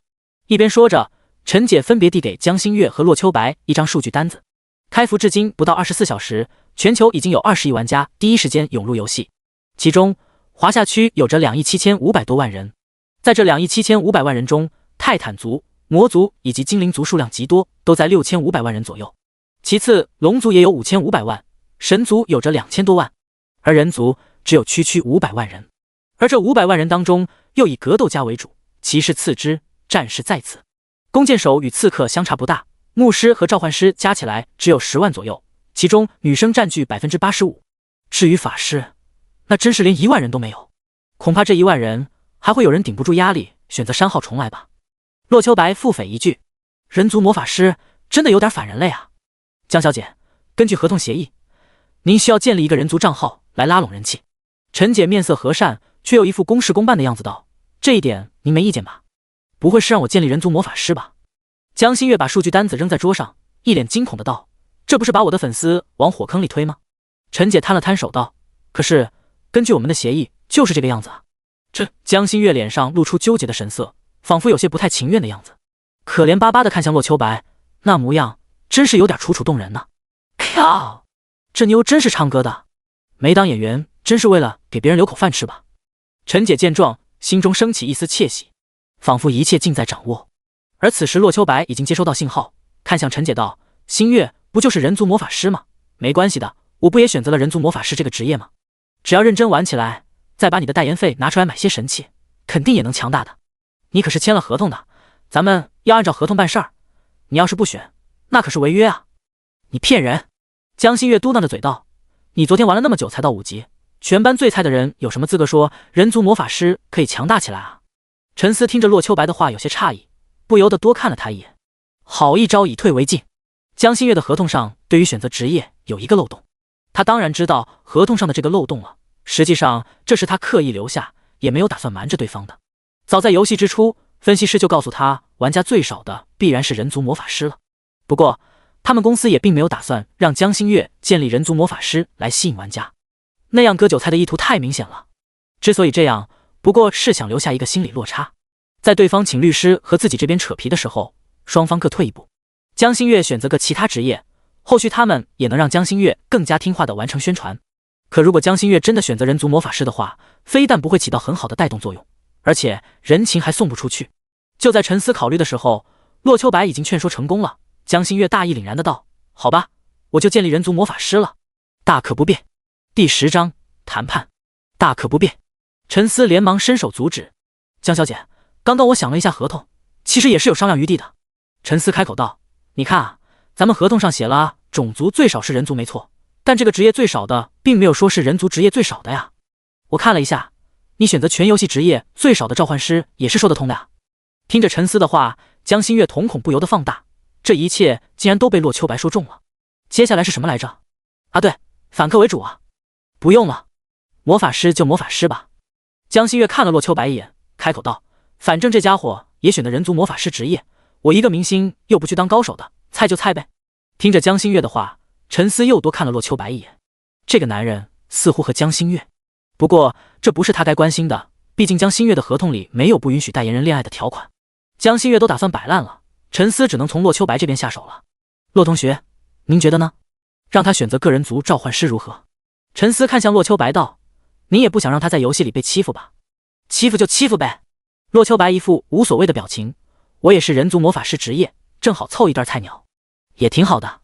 你……陈思哑口无言，难道摆烂都成了制胜法宝了吗？你说我该取个什么名字好呢？江心月看向洛秋白道：人族魔法师 I， 我一个明星，要不要让 ID 诗情画意一点？诗情画意吗？洛秋白眼珠一转，开口道：清月孤灯梦菩提怎么样？清月孤灯梦菩提。江心月念叨了2遍，开口道：哎，名字不错呀，里面还有个月字，真好。对了，人族魔法师那么菜，我干脆去当生活玩家吧，有什么好推荐吗？挖矿肯打铁定不适合你，不如采药吧。书上不是经常有少女进山采药的桥段吗？洛秋白煞有介事地分析道：自己采药，然后自己炼药，多好啊！不好，还不如学厨艺开饭店呢。江心月拒绝道：咱们合伙开个饭店吧，店名我取就叫犯罪团伙，你看怎么样？犯罪团伙？洛秋白摇了摇头，开黑店啊，这是？难道主打伙食是孙二娘的人肉包子？是吃饭的饭，喝醉的醉了。江心月拍了洛秋白一下，没好气的道：正规小店，合法经营。这样啊，那还可以。洛秋白同意道：正好，我还想了副对联，上联是为民忙，为利忙，忙里偷闲，饮杯茶去；下联劳辛苦，劳力苦，苦中寻乐，拿壶酒来。听着2人你一言我一语的讨论开饭店的事情，陈思就有些绝望。神 TMD 改行当生活职业，还开饭店？犯罪团伙？你们就是犯罪团伙好吧？他已经明白了，江心月就是故意的，对之前的条件不满足，想要狮子大开口，否则他真能做出去转职生活玩家开饭店。毕竟合约里只说了战斗职业问题，没说不能开饭店啊。他那么做的话，也是履行了代言义务。关键是还没处说理去，因为是他们先使了小心机。以江心月的粉丝基础，开饭店也能赚得盆满钵满。毕竟游戏里的食物不止比现实中贵，也不会出现食物中毒、味道不好的问题。到时候他们创世纪游戏公司花钱给他游戏里的饭店打广告，钱全让他赚去了。大冤种啊！按照公司的路子，各国的代言人都需要12点建立账号，然后把宣传片发出去，吸引还没有进入游戏的大众。他只是负责联系代言人而已，本就不是做公关应急的，对游戏的了解根本就比不上那些玩家。但是他却知道，江心月若是选择人族魔法师这个职业，代言费就白扔了。有谁会为了一个垃圾角色充值呢？必须要挽救。江心月油盐不进，他只能把目标放在洛秋白的身上。洛先生，您不觉得让江小姐选择一下召唤师更加有前途吗？陈思道：不怕您笑话，哪怕我身为创世纪工作人员，也不得不说人族法师这个职业太差劲儿了。是啊，人族法师弱的一逼。我一个帝都电竞系的学生选了人族法师，昨晚玩到12点才达到5级啊。别说我们班里精英相比了，和其他普通玩家都没得比啊。洛秋白赞同的点了点头，然后渐渐的话锋一转，可是只要等江小姐也选择了人族魔法师这个职业，我就不是吊车尾了呀。到时候我就是全班倒数第2。嘿嘿，洛先生，做人要有追求啊。陈思对这个摆烂的玩家实在没辙。威胁？人家都摆烂了，怎么威胁啊？这就是光脚的不怕穿鞋的。到时候江心月要是选择人族法师，完全符合合同条款，他们告都没处告，最后吃亏的只会是他们公司。人族法师最不尽人意的地方就是火力不足。陈思经过慎重的考虑，决定利诱，我做主，给您送一套10级青铜装备，怎么样？赤洛秋白不屑地笑了一声，10级青铜打发叫花子呢？这可是让我摆脱班级倒数第1的机会啊！洛秋白摇了摇头，就差把得加钱3个字写脸上了。陈思皱了皱眉，要是10天甚至1周后，一套10级青铜装备上不了台面，但那东西对于刚开服的新人来说，已经是不亚于极品天赋的提升了。玄灵装备难出，他拿出一套装备给对方都被拒绝，这就有些不识好歹了吧？洛秋白知道自己不能太过，见对方已经拿出谈判的诚意了，开口道：陈姐，新月选择召唤师职业也不是不行，不过只是2个天赋，是不是有点少了？2个天赋还少？就在这时，那个头发稀疏的程序员不满了。你知不知道，一个好的天赋对玩家的提升究竟有多大？这也就江小姐主持是明星，要是给其他玩家自选2个天赋，都足以影响游戏平衡了。你先别插话，听我说说是否影响游戏平衡。洛秋白看着2人，开口道：星月是明星，有着无数粉丝，尤其是男粉没错吧？而粉丝里又有很多狂热粉，现实中都有人为了追星而不惜做出违法的事情，更何况游戏里呢？听着洛秋白的话，2人不由自主地点了点头。前段时间还有痴汉尾随江星月的新闻来着，如果在游戏里，恐怕更过分的都会有。我的第一个要求就是他要多一层保护机制。洛秋白开口道，无论是安全区还是野外，江星月的角色自动受到和平保护，只要他不主动 PK 别人，队伍以外的其他玩家无法接近他1米之内。毕竟世上有不少宁愿被删号也想占女生便宜的家伙存在，真出了这样的事情，受损的可不只是星月，还有你们游戏公司的名誉啊。可以考虑，不过我得请示高层。听到洛秋白的话，陈思赞同的点了点头。全息游戏里一直都有流氓猥亵女生，起初游戏里只能加强防和谐的代价，比如一道天雷下来劈死对方，关进监狱反思之类的。但上有政策下有对策，比如有些玩家就用技能攻击女孩某些和谐部位，人家完全可以说是 PK 呢。难道游戏能禁止男生向女生发动攻击？不可能的。他已经想明白了，洛秋白敢这么说，就代表他敢这么做。如果他拒绝的话，等江星月上线之后，他一定第一时间拼着系统惩罚也要去占江星月便宜。到时候江星月要是向着粉丝们发表个委屈感言之类的，他的粉丝没准会冲到创世纪大楼来了。举一反三，他甚至考虑给高层提议，让所有代言人都多一层这种保护。一时之间，他对洛秋白投去感激的目光。要是游戏里真出现猥亵代言人的事情，那他们公司肯定会受到打击的。第二，作为代言人，我希望江星月在游戏里的形象一直都是美美的。洛秋白提出第2条要求，给他一件防和谐时装吧，不用加任何属性，甚至不用特别好看，只要他被攻击的时候不会出现春光乍泄、衣衫不整的情况就行。没问题，这一点陈思甚至不用请示高层，因为这本来就是决定好的事情。哪个明星没有偶像包袱？真出现被怪物或者玩家打得血花四溅、衣衫不整，也许对某些玩家是福利，但绝对不适合游戏长期发展。第三，给星月来个专属武器吧，属性和召唤师武器持平就好，但是能让玩家看到的第一时间就知道这是他出场了。第11章到手。洛秋白提的3点要求都不过分，甚至没有一星半点是影响游戏平衡的。陈思听完之后毫不犹豫的就答应下来。现在距离12点还有1个小时，洛秋白看向2人道，现在我们来谈谈星月游戏里的天赋技能吧。听到洛秋白的话，陈思非但没有紧张，反而松了口气。能谈游戏天赋，那就代表事情成了。至于什么天赋是否影响游戏平衡，那就不是他的责任了。旁边的程序员见可以谈论游戏天赋了，立即拿出一个平板电脑出来。我这里备份了一下游戏里人族玩家可生成的天赋，您可以查找一下有没有。那感情好。洛秋白也没客气，从对方手中拿过平板，在查找一栏输入了自己的需求。在来的路上，江星月已经说了他的想法，他不喜欢辅助，也不喜欢魔法攻击，他喜欢格斗家那种拳拳到肉的打击设定。洛秋白虽然知道这不可能，但也表示尽量了。很快，他找到了一个勉强符合的技能，偷学，可不受职业限制学习其他职业技能，但学习的技能无法升级。竟然真的有！此时江星月的脑袋已经凑到洛秋白跟前，看到天赋属性之后，他不由得瞪大了眼睛。真的可以学习其他职业技能啊？那岂不是说他完全可以当个披着召唤师外衣的格斗家了？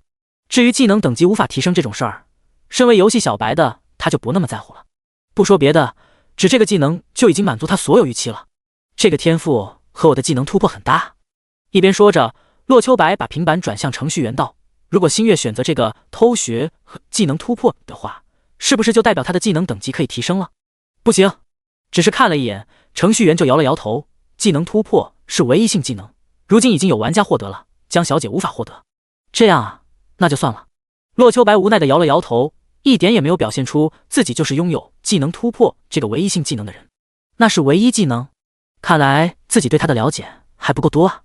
洛秋白又想了很多，比如加成基础属性的，比如加成攻击威力的。天赋技能五花八门，什么都有，但要么是有限制，要么是有上限，完全不能达到预期效果。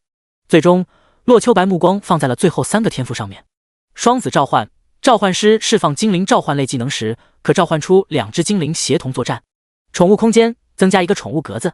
神之契约可将任何濒死怪物强制性变为自己的宠物，仅一次机会。精灵召唤是召唤师的一个分支，他们的宠物来自技能书，技能等级影响宠物等级和属性，而且召唤出来的精灵也不会分享自己的经验。而宠物空间就是为御兽师预备的了，他们的宠物来自于宠物蛋孵化，成长成什么样子完全看自身培养。至于神圣契约也好理解，强行把敌人变成自己的宠物，虽然只有一次机会，但却可以选择强大的 BOSS 啊，比如巨龙，比如教皇，比如魔神，比如精灵女王，只要能把他打到濒死，就可以让对方成为自己的宠物。当然，宠物模板和 BOSS 模板不同，成为自己宠物肯定会削弱的。洛秋白指着3个技能对江心月道：3个天赋，双子召唤吃技能和装备。而宠物空间则是需要你购买强大的宠物蛋慢慢培养，装备和技能对它的提升相对较小。至于最后一个，需要你遇到强大的或者成长天赋惊人的对手才行，算是前期没用，但后期有机会无敌的技能吧。这还有可选的吗？当然是神之契约啊！江心月毫不犹豫地选择了神之契约。开玩笑，装备是用来提升自身战斗属性的，怎么能浪费给宠物呢？至于多个宠物蛋精心培养，召唤师需要培养的宠物已经不少了，难道再多个吃资源呢？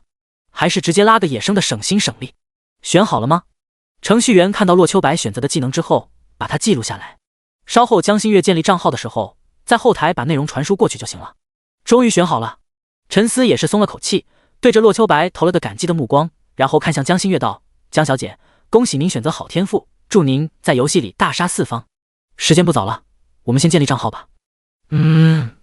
江心月没有反对，接过对方递过来的游戏头盔，就在准备戴上的时候，突然指着洛秋白道：对了，我能选择和他一个新手村吗？毕竟我已经耽误了1天了，想找个人带我练级可以吧？当然没问题了。对于找个小小的要求，陈思毫不犹豫地答应下来。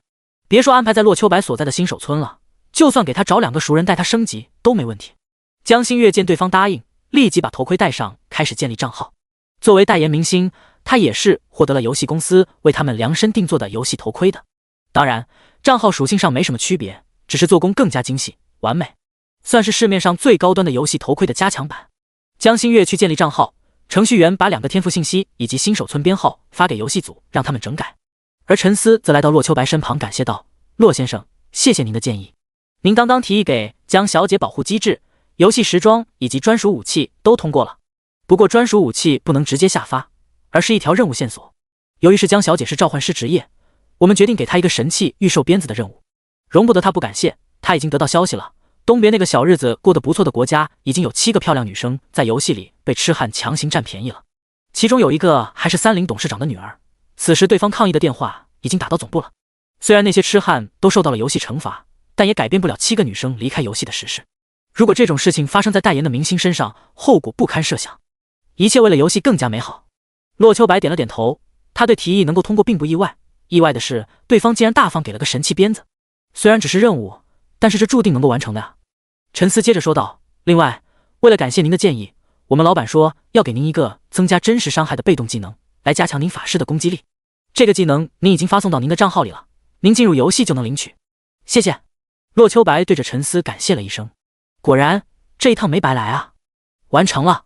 时间不长，江心月退出游戏，笑着说道：我已经选好了种族和职业，还在村长老爷爷那儿领取了个杀小鸡的任务。现在我们去拍摄宣传片吧。在这儿就行。陈思递给江心月一个游戏头盔，笑着说道：这是特殊游戏头盔，只能进入专属服务器，你在里面可以随意选择技能、时装以及背景。我们在外面用电脑可以看到画面，直接找角度录制就行。听着对方的话，洛秋白不由得啧啧称奇。江心月对拍广告得心应手，不到半小时就拍了不下10个版本的宣传广告，穿着各种华丽的时装，身旁跟随着无数神兽宠物。除了自我介绍之外，没有一句煽动的台词，但是所有视频无不述说着2件事：第一，江心月真漂亮；第二，召唤师好厉害。视频结束了，剩下的就是后期工作。洛秋白这种外行觉得只要稍作剪辑就能发出去了，但人家却需要精益求精。不愧是世界顶尖的游戏公司，拍广告连服道化都不用请，而且那特效堪比电影大片，远不是外面是兄弟就来看我能够相提并论的。第12章任务完成。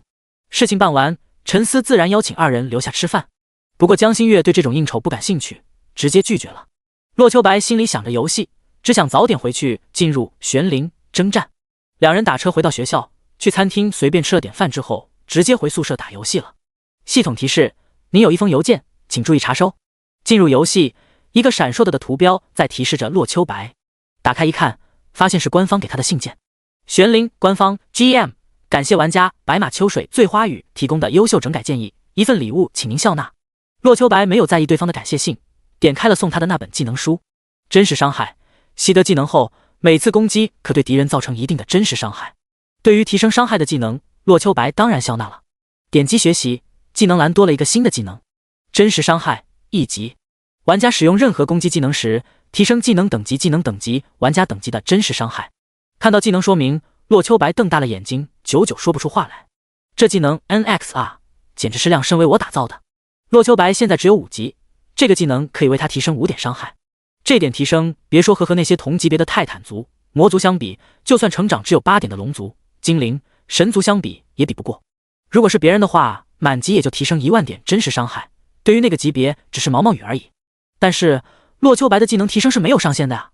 如果他把这个技能等级提升到100级呢？那普通攻击也能提升100万伤害了。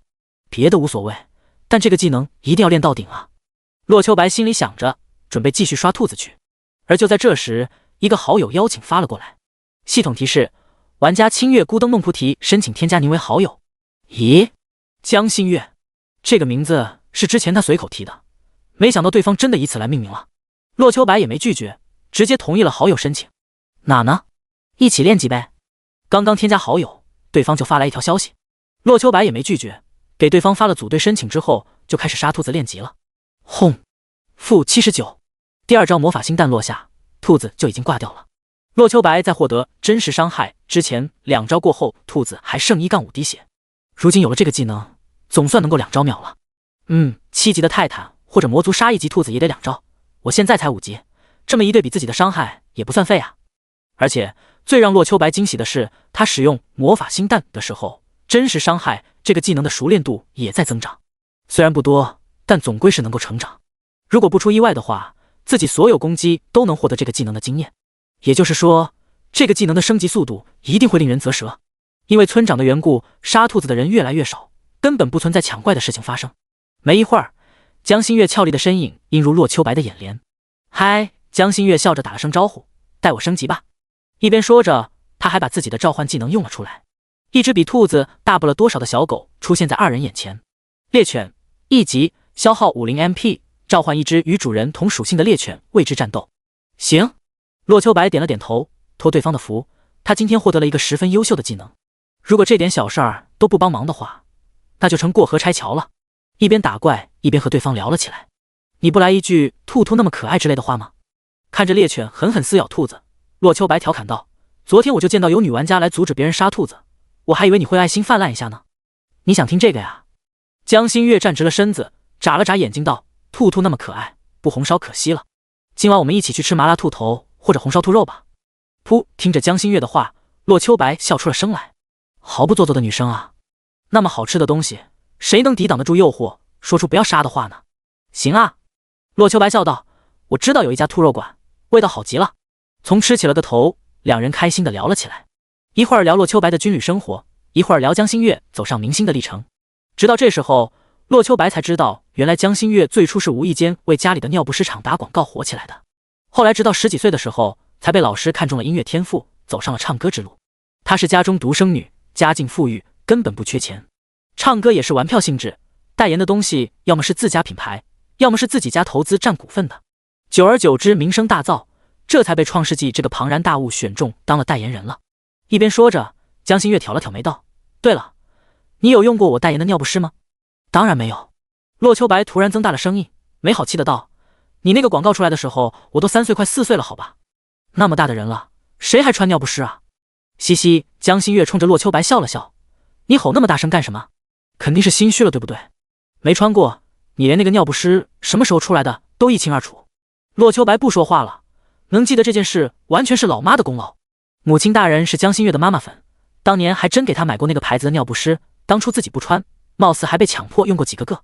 这种丢人的事儿自然不能拿出来说了。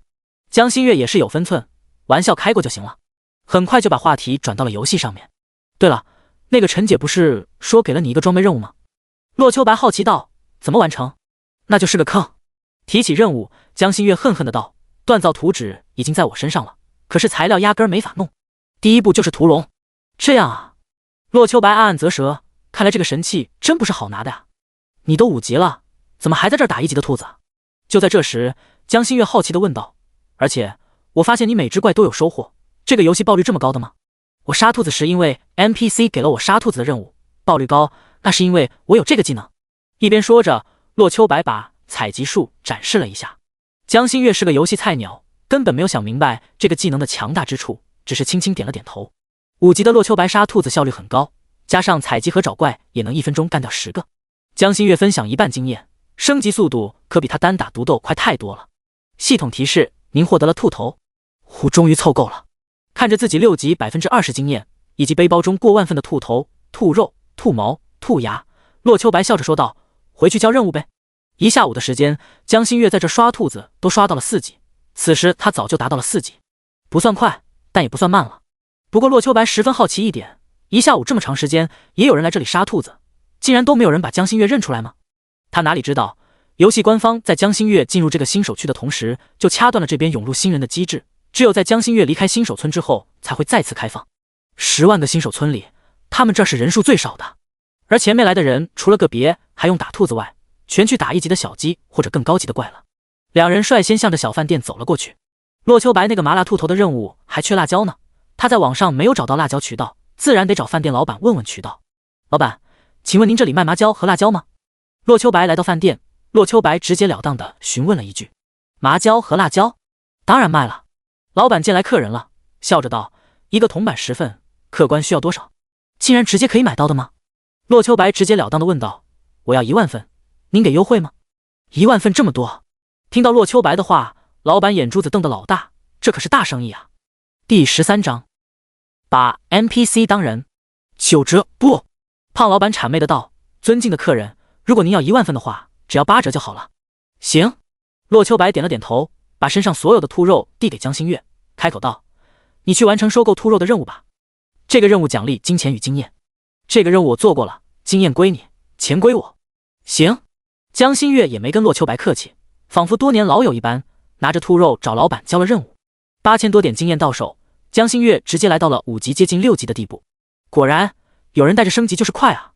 江心月把钱递给洛秋白，示意他可以去买麻椒辣椒了。洛秋白却摇了摇头，看向老板道，老板，跟你商量个事儿。尊敬的白马秋水醉花雨，请问您有什么想要商量的呢？您直说，能办到的我一定照办。刚刚买到8000多份兔肉，老板可是狠狠赚了一笔，更何况眼前的贵客还要再买1万份麻椒和辣椒呢，这样的财神爷他可不想得罪对方。洛秋白指了指江心月，笑着说道，给他分别发布购买麻椒和辣椒的任务呗。这饭店老板宕机了1秒，购买辣椒，这也能算任务吗？这怎么不算任务？而且这还是高难度任务呢。洛秋白理直气壮的道，不信你冲着所有玩家发布看看，整个新手村几乎只有我们能够完成。开玩笑，就玄灵感人的爆率，累死累活才能打到多少材料卖钱？真发布购买1万份材料的任务，恐怕真没人有勇气接。饭店老板觉得洛秋白说的有那么点道理，开口道，要不我试试。果然，江心月惊喜地看向洛秋白道，他真的给我发布了购买1万麻椒和辣椒的任务。呵呵，果然啊。听到江心月的话，洛秋白笑着说道，领取吧，然后完成它。江心月点了点头，接取并且完成了这个任务。又是2万经验到手，他的等级直接来到7级80%的地步，甚至比洛秋白还要高了1级。哇，太棒了！江心月惊喜地把麻椒、辣椒、剩下的钱以及任务奖励的2件装备递给洛秋白，经验是我的，其他的你可别推辞啊。没有你，我恐怕还是2、3级的小菜鸟呢。看着江心月递过来的东西，洛秋白也没拒绝，直接拿了过来。61银币、1万辣椒、1万麻椒以及2件令人欣喜的10级青铜装备。猎人项链，青铜，等级10，魔法防御15，力量3，智力3。猎人手镯，青铜，等级10，魔法防御10，体质2，精神2，还算不错的防御装备。除了增加了25点魔法防御外，还有3点力量与智力，2点体质与精神加成。不过他现在的等级还不足以佩戴，只能扔在背包生灰了。告别了饭店老板，骆秋白二人又来到了不远处的裁缝店里。小伙子，是你啊？裁缝店老板看了骆秋白一眼，仿佛认了出来，笑着问道：怎么样，是不是把兔毛带来了呀？带来了，当然带来了。其实兔毛任务1000分就能交任务，而达到5000分就能获得惊喜，但是骆秋白身上还有别的任务，就懒得过来完成，不知不觉就直接刷到了1万多分。骆秋白没有直接上交任务，而是开口询问道：老板，我带来了10700多分，如果都给你的话，能不能得到更好的奖励呢？1万多分。裁缝老板听到骆秋白的话，手不由得抖了一下，惊讶道：你真的带回来这么多兔毛？那是当然了。骆秋白摊了摊手说道：如果奖励满意的话，我就都给您了，如果不满意，那我就只拿1000份应付这个任务好了。看着老板迟疑，骆秋白笑眯眯的道：老板，你也不想业绩白白溜掉的吧？你身为 NPC 何曾被玩家威胁过？可是业绩2个字着实让他心动啊。罢了罢了，就给你一份大礼吧。似乎是害怕骆秋白只拿1000份应付差事，裁缝店老板一脸苦涩的拿出一件10级青铜法袍道：如果你只带回来1000份，那会获得一件符合自身等级的白板装备，而带回来5000份，我该奖励你黑铁级装备的。如今你带回来1万分，不知道这个青铜装备能不能让你满意呢？满意，当然满意。骆秋白也不迟疑，把10700多份兔毛全部上交。NPC 想冲业绩，骆秋白也想要装备啊。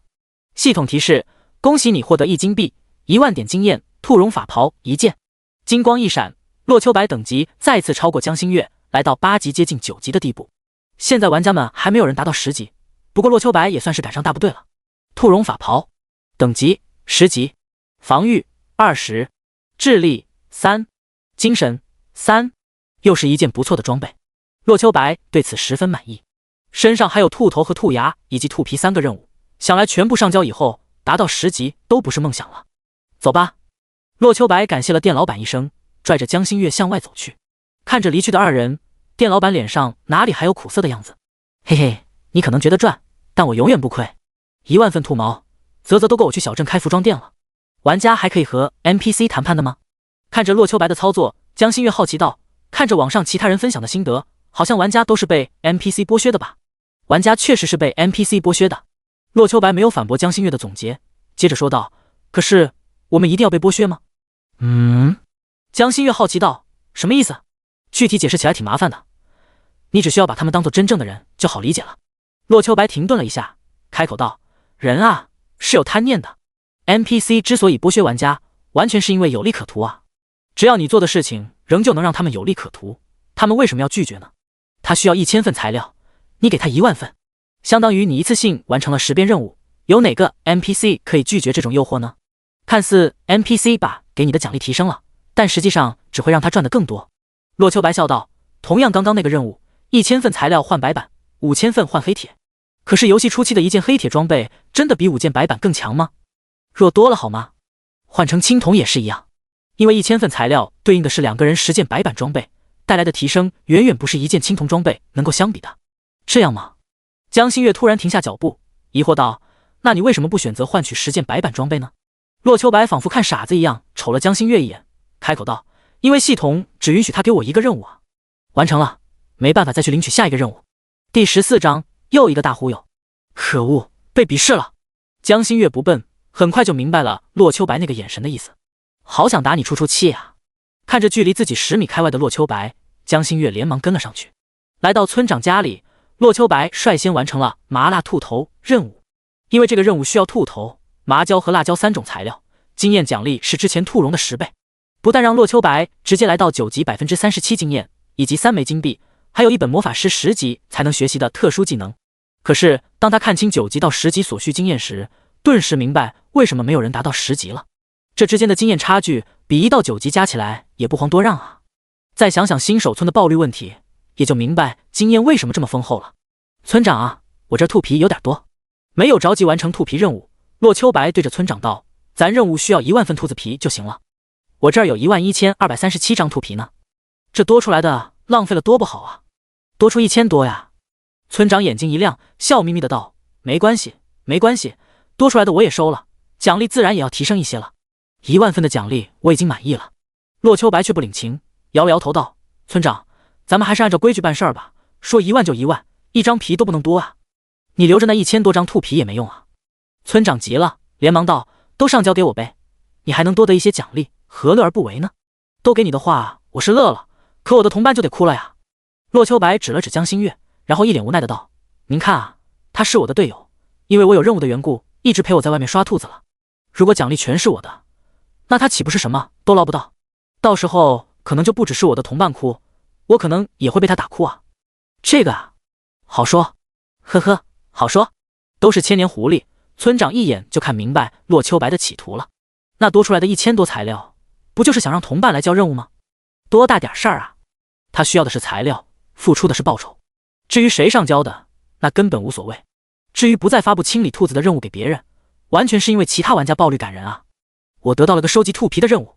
江心月眨了眨眼睛，看向洛秋白道：又是你的功劳。那当然。洛秋白洋洋得意地说了一声，在上交了自己那1万份兔皮之后，把多余的全给了江心月。1万兔皮让洛秋白的经验涨了一大截之外，还得到一件青铜级兔子皮鞋的装备，不过距离10级仍然十分遥远。至于江心月，1000多兔皮的奖励不过是让他达到8级而已。还有最后一个兔牙任务。直到最后，洛秋白拿出了最初的兔牙任务材料。洛秋白对着村长笑道：嘿嘿，村长，你懂得。懂，我懂。村长一点也不介意洛秋白跟他耍心眼，直接给江心月发布了一个任务。这一次，洛秋白直接把1万份兔牙递给江心月，笑着道：你的等级低了点儿，这个任务你占大头，这不太好吧？从头到尾都是他在占便宜，到现在还把任务奖励的大头给他，着实让他有些不好意思。这有什么不好的？洛秋白道：你刚刚8级，我都9级过半了，你要是不快点跟上，等我出了新手村，你还没跟上呢。跟不上就不跟呗。江心月还是婉拒了这份诱人的奖励。你赶紧交任务吧，我可不好意思要这些。哎，你不要那我就自己用了。洛秋白说着，用1万兔牙交了任务，而剩下的部分再给江心月时，他就不再拒绝了。不出意外，洛秋白得到了一个10级青铜级别的法杖，而江心月则是拿到一个5级黑铁法杖。先下线吃饭吧。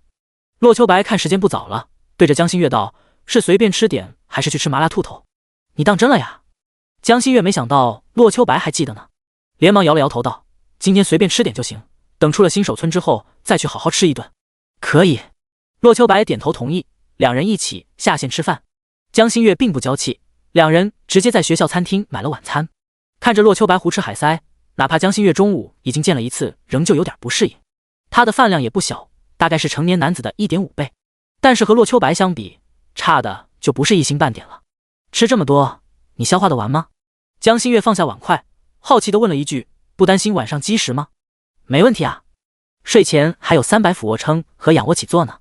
洛秋白咽下嘴里的食物，开口道：最近训练少，吃的也少了，在部队那会儿吃的更多，吃少了班长都得怀疑你是不是训练偷懒了。听着洛秋白的解释，江心月点了点头。习武之人饭量大，虽然他和洛秋白学的不是一个路子，但理念上是一样的。他表哥饭量一点也不比洛秋白小，不过那体型吸收的真好。江心月竟然是江女神，她真的来我们学校了啊！女神竟然是我同学。咦，她旁边那个帅哥是谁？就在两人吃完饭的时候，江心月终究是被认出来了。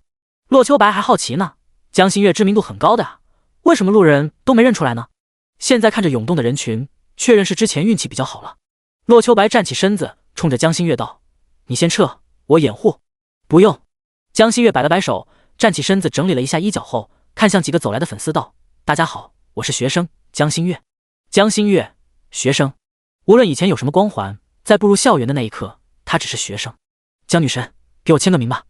江女神，可以留个联系方式吗？听着众粉丝乱哄哄的话，江心月没有在意，这种场面他见多了，自有应对策略。只见他双手压了压，对着大家道：你们喜欢的是歌手江心月，在这里我只能说抱歉了，我只是个普普通通的学生，除此之外什么都不是。说起来，能考入华夏顶尖的帝都大学，你们都是未来的栋梁，你们是我的偶像才是。我在学校只是学生，大家不需要用异样的目光看我，我会不习惯的。江心月俏皮地笑了笑，开口道：如果喜欢我的作品，可以去听歌，不需要关心我的隐私，大家把我当个普通学生就好了。对了，在转身离开时，江心月突然停下脚步，对着众人道：我只希望大家好好学习，天天向上。诸位，我们共勉。说完，转身向外走去，竟然没有任何一个粉丝上前阻拦。洛秋白有些啧舌，忽悠粉丝的话，还真是张口就来啊！什么最受欢迎的童星，什么代言产品卖出多少万份，歌曲下再超过1亿人次，之前是谁向我嘚瑟来着？第15章，铁背黑熊。再次回到游戏，洛秋白把自己的魔法星弹升到了3级，而真实伤害也升到了2级。除此之外，5级的魔法自然也不会错过。之前是没时间懒得过来，现在机会来了，可不能错过。5级魔法有4个，分别是火球术、水球术、地刺、风刃。4个基础元素魔法一样一个，攻击形式和威力略有差别。技能的学习与等级的提升，让洛秋白的实力更上一层楼。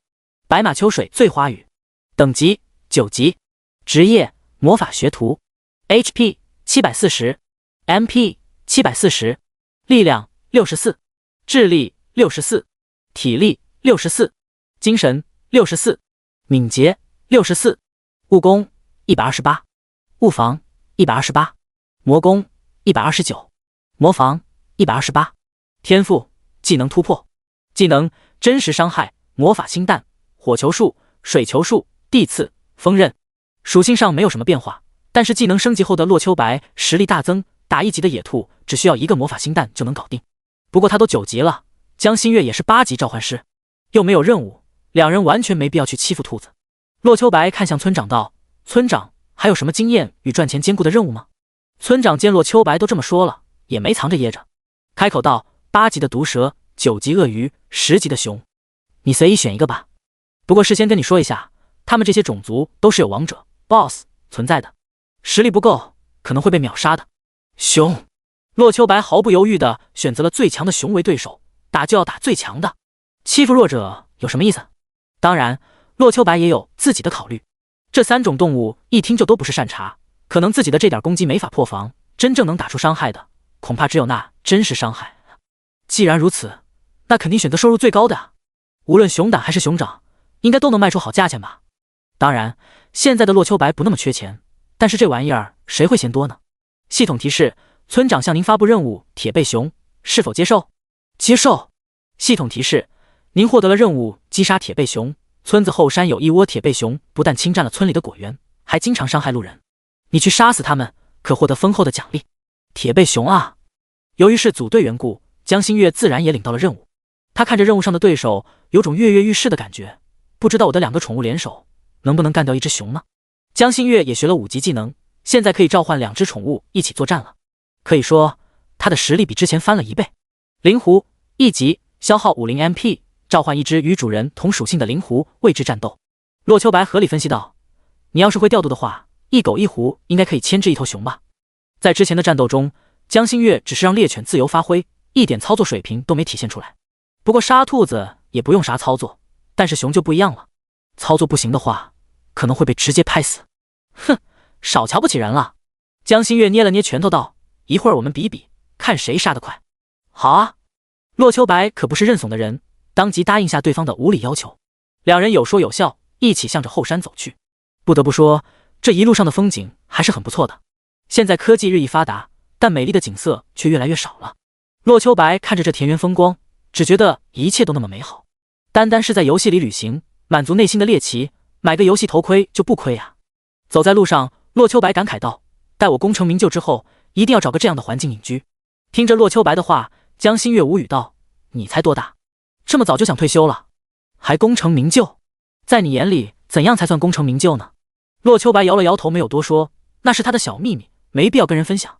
两人走着，路上遇到了不少打怪升级的玩家，不过他们都在抓紧时间升级，并没有人认出江心月来。就这样，两人一路杀怪，终于来到了黑熊洞。我去引怪。江心月自告奋勇，召唤出猎犬，并且驱使着小狗子进去探索。召唤师不但可以控制宠物，还能共享宠物的视觉。看着黑咕隆咚的山洞，江心月过了半晌，终于找到了一个目标。召击！他控制着猎犬，对着大熊攻击了一下，终于看清了对方的属性。吼！也就在这时候，铁背熊大吼着向猎犬冲了过来。铁背熊，等级10级 ，HP 4997500，攻击力300，物理防御力300，魔法防御100，很强大呀。看着江心月发来的属性，洛秋白笑道：“恐怕我1分钟都杀不死他呢。你呢？真要跟我比杀怪速度？这熊的物理防御很高，但魔法防御就不尽人意了。再加上洛秋白有真实伤害技能，就算不出现暴击，也能打掉他80至90点血。但作为新手村等级最高的小怪，目前能在1分钟干掉他的，也算是凤毛麟角了。至于江心月，不是洛秋白瞧不起他，他一直把他当吉祥物看待的。除了感谢对方为自己带来极其强大的技能真实伤害以外，也就一个养眼的作用。灵狐勉强破防而已，他难道还能单杀这头熊了？江心月看到这家伙的属性，也知道自己拖大了。刚刚夸下的海口，这么快就打脸了。猎犬不能破防，灵狐只能刮痧，怪谁？哼，我认输了。江心月玩得起也输得起，开口道：“他防御太高了，我打起来太费时间。”说的跟你能够打得过似的。你的依仗，难道就是学的那2下子武功？洛秋白心里吐槽了一声，大度道：“要不这样，这山洞里肯定不止一头熊。第一头熊出来了交给我，然后你再去引一只出来，只要你能单杀得过，我就算打平如何？”这可是你说的。江心月见洛秋白这么说了，自然也没有反对。而就在这时候，猎犬已经从山洞里跑了出来，而后面还跟着一头4肢着地的黑熊，正是他们的目标。火球术-82，地刺-65。洛秋白接连扔出2个技能，顺利的把仇恨吸引过来。这熊瞎子防高血厚，但是能杀。黑熊站起身子，足足有着3米高的身材，哪怕明知道是游戏，洛秋白也感觉到了一丝危险。当然不是因为他打不过对方，而是想起1年前自己和一头棕熊搏斗的场面，那时候是一场不对等的战斗，自己实力远逊于对方。如今嘛，杀熊如屠狗。看着对方向自己扑来，洛秋白继续扔着技能。水球术-45，魔法星弹-87，锋刃-91。又是3个技能下去，其中魔法星弹与锋刃2个技能伤害最高，火球术算是差强人意，至于另外2个算了吧。洛秋白接连5个技能下去，就是为了测试这头熊哪种抗性较高。毕竟系统给的属性写的那么简陋，他得自己亲自确认过才好继续杀怪。现在有了确定，接下来就用魔法星弹与锋刃对敌即可。第16章刮目相看。到底是摸过枪的，洛秋白一边移动一边扔魔法，不但每一击都能命中，而且闪躲之间愣是没让黑熊摸到他一点皮毛。放风筝，网游里任何称得上高手的玩家都会的技能。别看黑熊块大，洛秋白却有信心无损干掉这头家伙。看着黑熊生命只少了1/5，洛秋白颇为轻松地道：“这可比训练打移动靶简单多了呀。”的确轻松，洛秋白打他甚至不用出尽全力。别看黑熊皮糙肉厚攻击高，但他的移动速度也就比洛秋白高出那么一丁点罢了。想要甩开他的攻击真是轻而易举了。63秒之后，当最后一击魔法星弹打中铁背熊以后，这个大家伙就犹如推金山岛玉柱一般摔倒在地上。吼！就在这时候，江心月已经引着第2头熊已经快出来了。洛秋白见状，下意识抬起法杖：“这头熊是我的！”江心月的声音从不远处传来，只见他已经让那只小白狐狸严阵以待，他自身也是做好了战斗准备。秋白，刚刚说过的，这只熊我来对付。听到江心月倔强的话语，洛秋白连忙阻止道：“可是，我可以的。”江心月的语气无比认真：“除非你不把我当朋友。”好吧。洛秋白点了点头，开口道：“你来打吧，我给你略阵。”这一次江心月并没有反对，而是露出了开心的表情。猎犬先一步跑了出来，紧接着就是后面一声熊吼。吼！江心月也不迟疑，连忙操纵着灵狐对铁背黑熊释放出一道火球。这火球是灵狐的技能，和洛秋白的火球术差不多，但是威力要小上不少。打在黑熊身上只有20点血，虽然破防了，但是这远远不够。要知道黑熊可是有着5000生命的，这样的攻击他就算不回血也能抗250次。可是灵狐能释放这么多次技能吗？做不到。你会选择如何应对呢？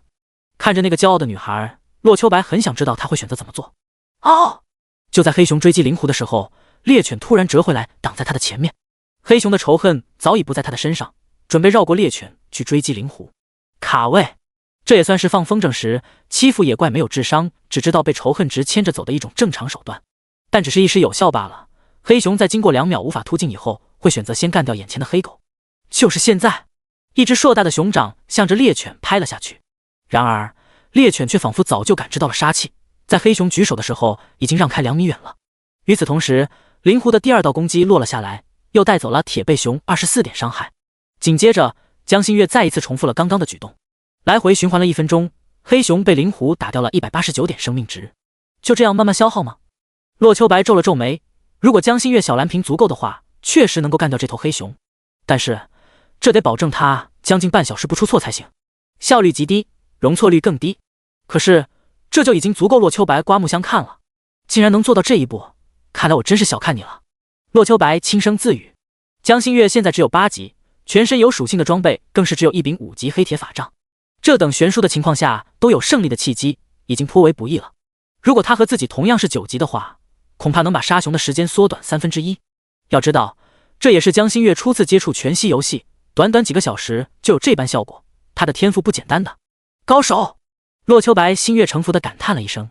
接下来的战斗不用自己多想，只要江心月不失误，就肯定没问题了。趁着战场的战斗无聊，洛秋白走到之前的黑熊尸体前，对着铁背熊施展了采集术。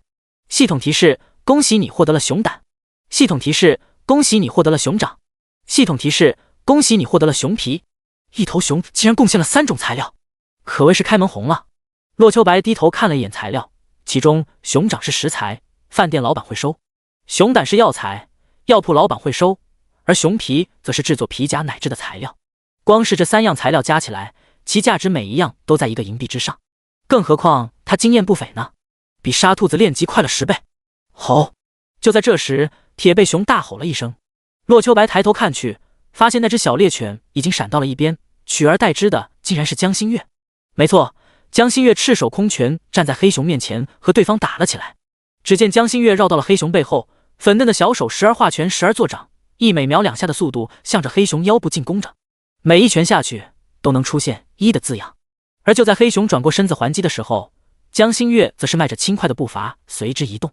突然间，大黑熊一个甩手过去，就在洛秋白以为江心月要受伤的时候，他竟然整个身子向后仰去，显而又显地避过这一胳膊，一个转身，竟然再次以密集的攻击频率向着黑熊锤了过去。如果是普通人看到，只会以为江心月在用小拳拳捶你，而洛秋白则是认出了他这套拳法的名称——咏春。江心月学的竟然是正宗的咏春拳法，难怪这么有自信啊！洛秋白恍然大悟，咏春拳是一种十分科学、实战性强的拳术，它拳块防守紧密，马步灵活而上落快，攻守兼备及手攻同期，注重刚柔并济，气力消耗量少。普通攻击的频率是根据自身情况定的，江心月攻击力不够，无论怎么打都是刮痧，这也就导致他出拳速度越快，黑熊掉血速度也就越快。江心月左右挪移，猎犬旁边偷袭，灵狐远处轰击，一人两兽竟然把黑熊耍得团团转。天才少女啊！洛秋白感慨一声，他已经明白了，之前猎犬拦路那会儿就是他研究黑熊攻击手段的，看明白之后，杀他只是时间问题了。洛秋白已经知道江心月有能力单杀黑熊了，但是他并未上前帮忙，那是江心月的战利品，不需要他去插手。时间一点点过去，10分钟后，江心月终于无损干掉了黑熊。只见他长长的舒了口气，用衣袖擦了一下脸上的汗水，动作优美，动人心魄。怎么样？江心月手叉腰，笑着说道：“不丢人吧？”厉害，佩服。洛秋白心悦诚服的道：“我在你这个年纪的时候，根本没这2下子。”那是。江心月洋洋得意，开口道：“浪费很长时间了，我先去引怪了。我杀怪速度还是不如你，不过总有一天我会堂堂正正赢你一次。胜负欲很浓啊。”洛秋白挑了挑眉，看来我也得动真格的了。洛秋白说着，已经弯腰使用采集术，没一会儿2样东西就全被收上来了。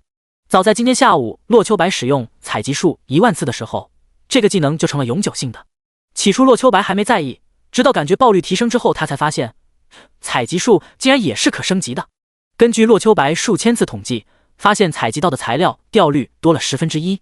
只是现在的怪物都是普通小怪，不知道以后杀怪掉落的物品价值是否提升。不过无论如何，采集术已经在洛秋白的技能突破下变成了新的神技。很快第3头熊就来了，洛秋白和江心月一起向着黑熊杀了上去。第17章铁背熊王 BOSS。 刚刚江心月露了一手，洛秋白同样不甘寂寞。只见洛秋白手中法杖变成了法杖与打狗棍的结合体，释放魔法的时候距离黑熊不过半米，每次魔法命中的时候，下一瞬间还会多一个物理攻击。每次法杖离开那身熊皮，第2个魔法就再次遗落下了。虽然洛秋白的物理攻击不够破防的，但是可以蹭真实伤害那36点输出，再加上攻击间隔变短，他杀怪的速度又再次提升了不少。一头5000生命的黑熊竟然活不过40秒钟，这样的举动直接把江心月吓傻了。他万万没想到洛秋白的这手棍子丝毫不亚于自己，这一幕直击的他想要下线找他真人 PK， 不过他也知道现在不是时候，一切还是以升级为主。丁系统提示：玩家剑与潇湘达到10级，开启出村任务。作为第一个达到10级的玩家，奖励金币10，声望值100，全属性果实10个。就在洛秋白和江心月打到第19只铁背熊的时候，突然听到了有人达到了10级的消息。剑与潇湘，世界上数一数二的职业玩家。在上个全息网游玄灵之中，剑与潇湘曾经为华夏区拿下过一座全球冠军的奖杯。在很多人心中，剑与潇湘都是游戏第一高手。曾几何时，洛秋白的目标也正是此人。剑与潇湘吗？好在洛秋白早有准备，没有被这个消息震惊的失了方寸，否则的话，恐怕就得失手交代在这里了。我们也要抓紧时间了。洛秋白低头看了一眼自己的经验，已经达到了9级 75%， 对着江心月道：恐怕短时间里会有很多人达到10级，我们提高点效率，争取今晚转职吧。要不我退出队伍吧。江心月开口道：是我拖累了你的升级速度，你自己的话肯定早就10级了吧？说什么呢？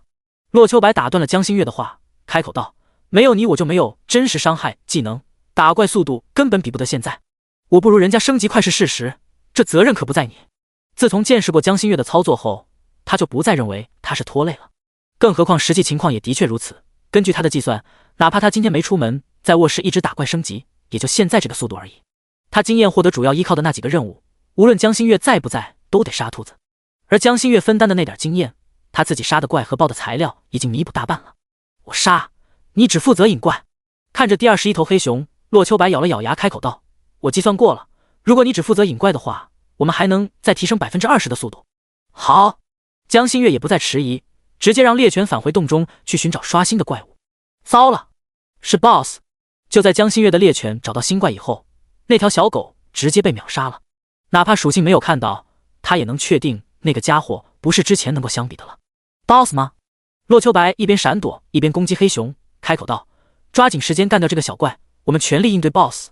好，江心月也不迟疑，控制着灵狐攻击的同时，他也加入了战斗。然而哪怕他们火力全开了，那只 BOSS 也在他们清理掉小怪之前先一步追了出来。你先把小熊干掉吧。江心月抢先冲向了铁背熊王。他的确能杀小怪，但是浪费的时间简直不要太多，与其那么磨蹭，不如让洛秋白尽快干掉。当然他独自面对黑熊王也是极其危险的事情。君不见这头 BOSS 的速度要比那些小怪快了1倍吗？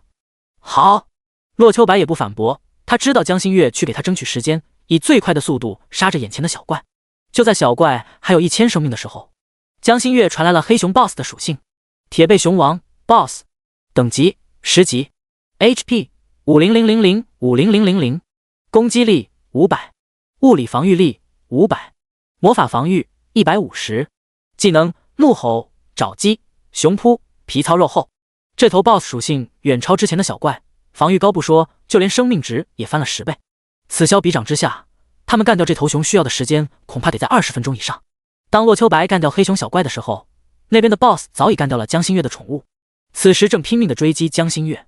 此时的江心月十分狼狈，一边跑一边喝药，完全不能停下与 BOSS 硬刚。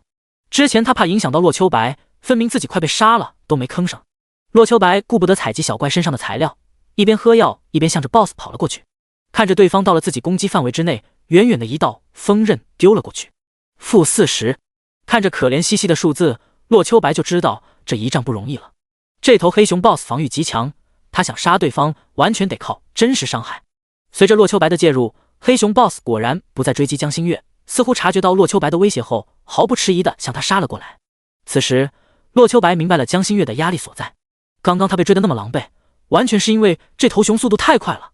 BOSS 体型十分巨大，直立起来恐怕会超过5米，那四肢着地奔跑的样子，简直比小汽车撞过来的架势还要恐怖，不能被他碰到。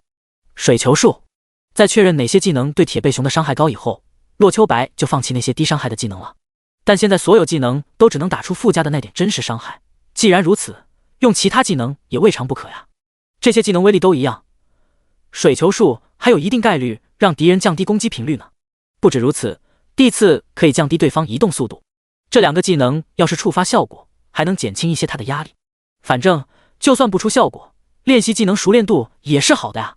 洛秋白边逃边进攻，慢慢消磨着他的血量。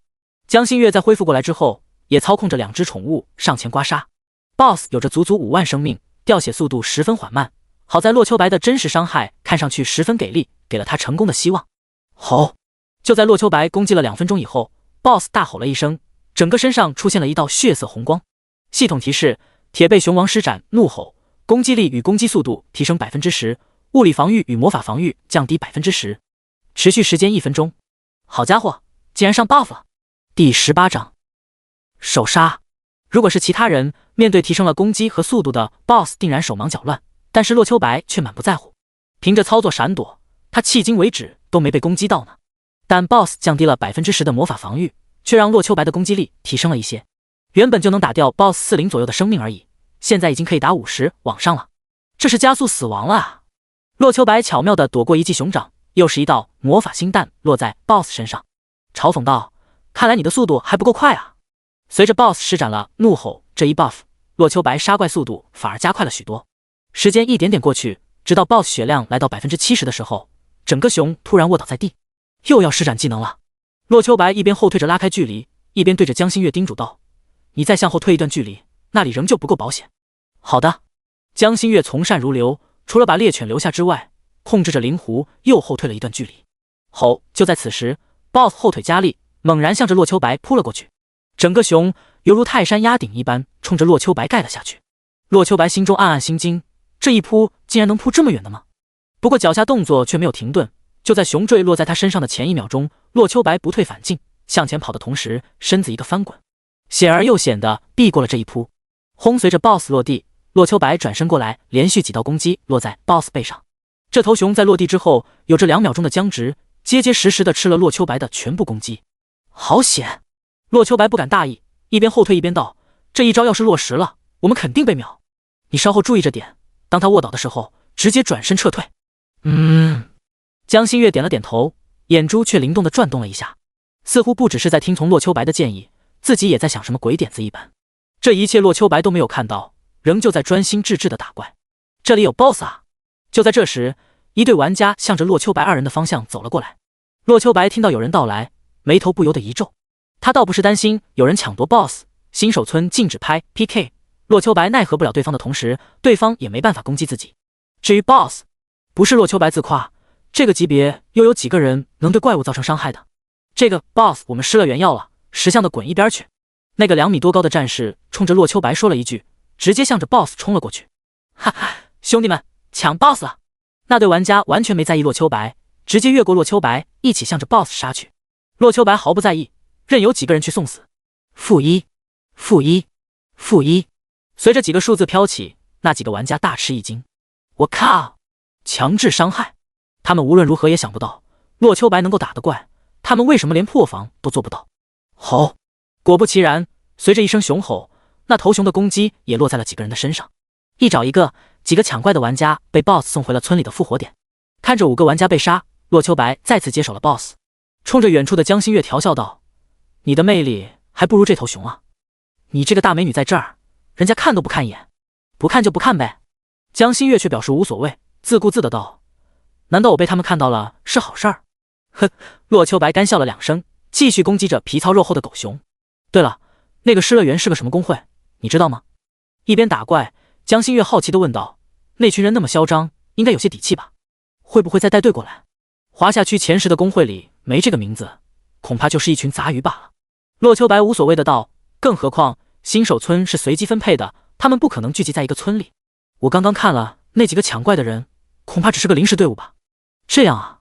听到这些，江心月失望的摇了摇头，还以为会引发个大战什么的呢。不至于。洛秋白暴汗，在江心月单杀了一头熊之后，洛秋白就确认了，这姑娘不是啥善茬啊，只是区新手村 BOSS 而已。这家伙对洛秋白来说没有太大难度。2人有条不紊地刷着怪，随着 BOSS 再一次卧倒，洛秋白明白他又要施展熊扑技能了。又一次熊扑，江心月突然控制着猎犬来到了 BOSS 跟前。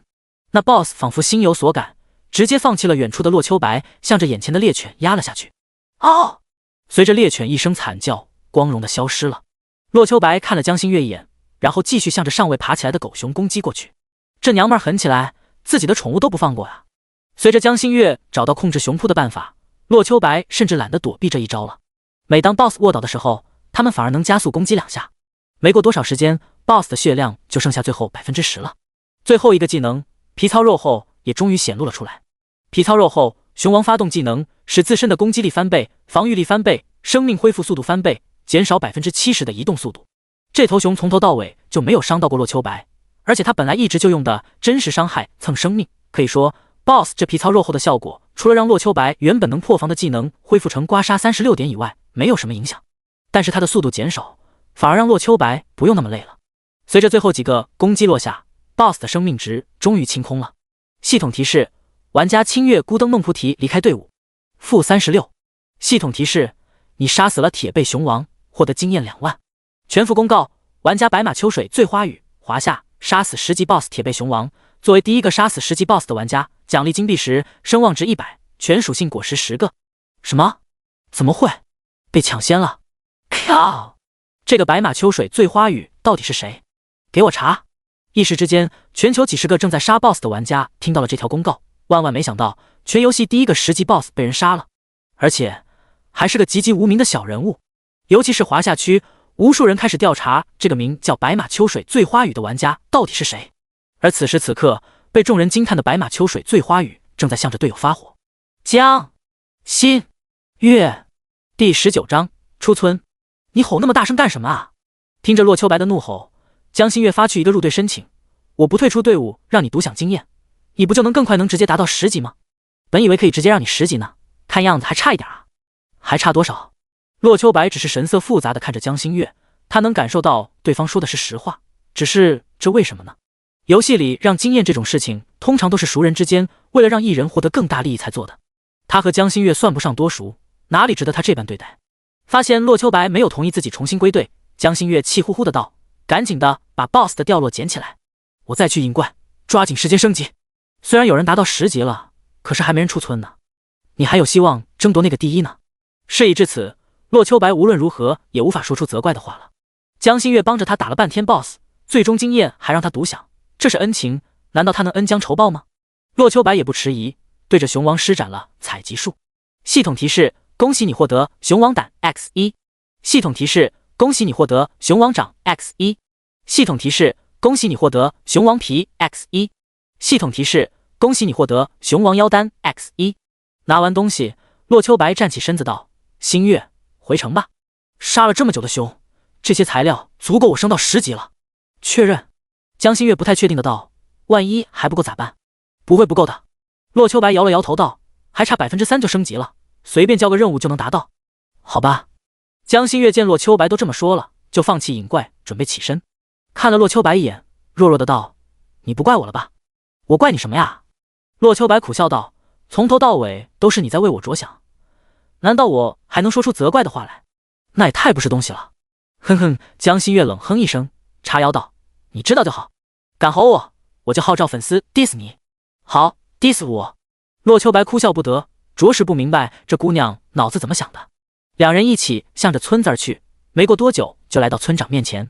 洛秋白十分熟络的和村长打招呼道：村长，我还差3%经验升级，给我个任务呗。是白马秋水醉花雨啊，你终于回来了。村长和洛秋白打着招呼，确认洛秋白身上有熊皮之后，对他发布了一个2张熊皮的任务。丁系统提示：恭喜玩家白马秋水醉花雨升到10级，请去村长那里获取出村任务。洛秋白目光看向村长，只见他在那里露出和蔼的笑容，便立即道：村长，我达到10级了，请让我出村吧。好的。村长冲着洛秋白道：新手村是只出不进的，想要出村就需要打通我们村子通往城镇的传送阵。请问你打算接受打开传送阵的任务吗？接受？开玩笑，他就是来这儿做任务的，哪有不接受之理？系统提示：你接受了任务，开通传送，村里的传送阵损坏严重，想要修复好它，需要一枚 BOSS 级别的妖丹，请去杀死一头10级以上的 BOSS 生物，获取他的妖丹来交付任务。听着村长的话，洛秋白神色复杂的看了对方一眼，这作弊的也太严重了吧。从之前他来找合适自身练级的怪物时，存在就给他介绍了几种7级以上的怪物，而根据白天老师说的，偏偏这几种还都是拥有10级 BOSS 的群体。也就是说，村长早就算计好了，无论自己去哪个地方打怪，在他升到10级期间都会遇到一次10级 BOSS， 只要杀了就相当于完成了出村任务，和其他人相比不知道轻松了多少。虽然游戏还没有开放好感值系统，但是洛秋白敢肯定，他和村长的好感值绝对不低。村长，这是您需要的妖丹。洛秋白把背包中的妖丹递给村长，交付出村任务。熊王妖丹，新手村中熊王吸收浓郁能量凝聚而成的妖丹，内含极其大量的能量，用途广泛。虽然不知道这个用途广泛具体包含什么，但是现在当务之急就是出村，洛秋白自然不敢怠慢。存在拿过妖丹，存在激动地说道：“太好了，有了这个妖丹，我们村子通往城镇的传送就可以打开了。”白马秋水醉花语，感谢你为我们9527村做出的贡献，这是给你的奖励。系统提示：恭喜你完成开通传送任务，您获得奖励9527村传送阵收益 10%， 获得神器线索1条。全服公告：玩家白马秋水醉花语华夏完成开通传送任务。作为第一个开通传送阵的玩家，奖励金币10，声望值100，全属性果实10个。9527新手村玩家达到10级后，可直接通过村长传送至城镇里面。恭喜恭喜！听着全服公告，江心月笑着说道：“看样子你真是力压无数职业玩家，走在他们前面了呀！”谢谢。洛秋白对着江心月感激了一声，然后把多余的材料全都递给江心月，对着他努了努嘴道：“去吧，你把这些交了任务，应该也能达到10级了吧？我去试试吧。”江心月说着，走到了刚刚摆置好传送阵的村长面前，笑嘻嘻的道：“村长，咱们都这么熟了，你也给我个任务呗。你看啊，熊掌、熊皮、熊胆可多呢，你也不想这些材料落在其他人的手中吧？你呀。”村长听着江心月的话，白了洛秋白一眼道：“近墨者黑，真是跟他学坏了。”嘴上这么说着，动作却没有停顿，给江心月发布了几个任务。当他把所有材料上交以后，经验正好达到10级。想来是村长刻意更改了系统奖励，因为他虽然得到了几件10级青铜装备，但钱上却只得到了57个银币。江心月达到10级的时候，已经排在全球100名开外了。洛秋白都没有系统公告，更何况他了。不过他们却是这个新手村里唯二达到10级的人。这传送阵是收费的。站在传送台上，洛秋白发现自己还需要缴纳1个银币，好奇地问道：“我开通的传送阵爱为什么还要交钱呢？维护不要钱啊？”村长白了洛秋白一眼，没好气的道：“作为开启传送阵的人物之一，以后你会自动收到这个新手村所有人出村时使用传送费用的 10%， 一个人就是10铜币，你自己算算这是多少？也没多少啊。”洛秋白轻轻吐槽一声，看似聚少成多，但实际上这个新手村才多少人？官方公布一个新手村最多1万人，可洛秋白却觉得这个村里不超过3000人的样子。就算所有人都出村了，也就3个金币而已，还不如打个 BOSS 多呢。不过现在不是矫情的时候，这时候该去下一站转职了。站在传送台上，洛秋白冲着村长老头摆了摆手：“村长，后会有期。”虽然两人只是利益关系，但不得否认的是，对方着实帮了他不少。没有村长，洛秋白不可能第一个完成10级出村任务。村长冲着两人摆了摆手，笑着说道：“白马秋水醉花语，我们还会见面的。”第20章隐藏职业。全服公告：恭喜玩家白马秋水醉花语华夏达到2级城镇。作为第一个达到2级城镇的魔法师，奖励法师隐藏职业转职令牌为1。全服公告：恭喜玩家清月孤灯梦菩提华夏达到2级城镇。作为第一个达到2级城镇的召唤师，奖励召唤师隐藏职业转职令牌为1。哐当！创世纪游戏公司一个高级程序员收到有玩家进入2级城镇的消息，难以置信地问道：“谁？什么谁？”旁边有人好奇道：“老张，你怎么了？”此时创世纪公司里面灯火通明，他们知道今晚会有玩家达到10级，也做好了宣传方案。但是就在他们准备发布消息的时候，却错愕地发现第2个达到2级城镇的玩家不是别人，正是他们华夏区的代言人江心月。江小姐达到10级了？开什么玩笑！知道那个玩家是江心月的程序员并不多，但老张作为亲眼看着他建号的人却是知道的。开什么玩笑！别人昨天中午就开完了，你一个明星只用了半天时间，竟然赶超了他们，先一步达到10级了。这还不算，竟然还直接走出了新手村，开挂了吧？可是在他们创世纪游戏公司开挂，世界第一的黑客也做不到吧？老张认识到事情的严重性，对着同僚道：“让宣传部的人暂缓，我们先筛查一下这两人是否有违规操作。”老张是这里的技术骨干，同事们虽然好奇，也并没有拒绝他的提议。在了解了两人的练级情况之后，他们确认了一件事情：这两人没开挂，但是却做了比开挂还要严重的事情。这个白马秋水醉花语身上拥有只有人族玩家才能获得的唯一性天赋技能突破。咦，他们怎会提前获得采集术？什么？村长给的？激发了个隐藏任务啊！好像并不违规。好家伙，真实伤害也有。虽然这个技能也就一般，但是配合技能突破的话，不得成神了。这是谁给他的？什么？董事长？那没事了。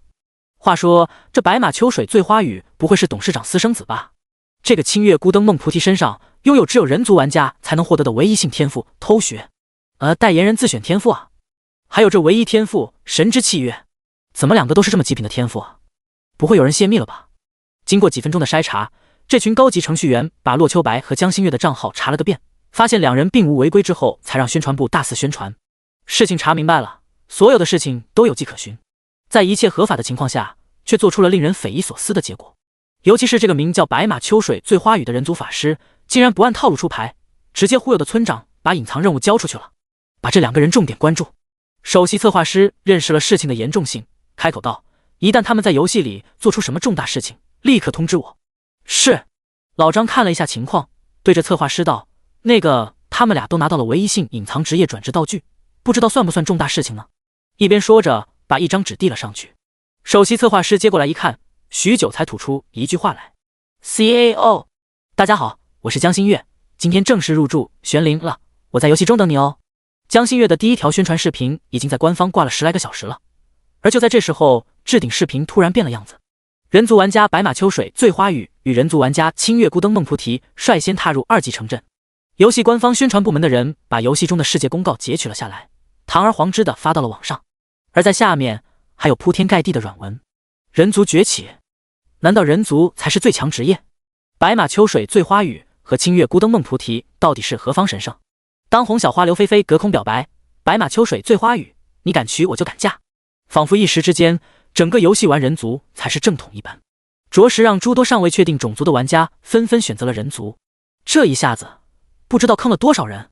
而那些已经达到10级正在努力杀 BOSS 出村的玩家，在听到前2个人已经获得唯一性隐藏职业令牌后，也加快了杀 BOSS 速度，企图也拿下隐藏职业的转职令牌。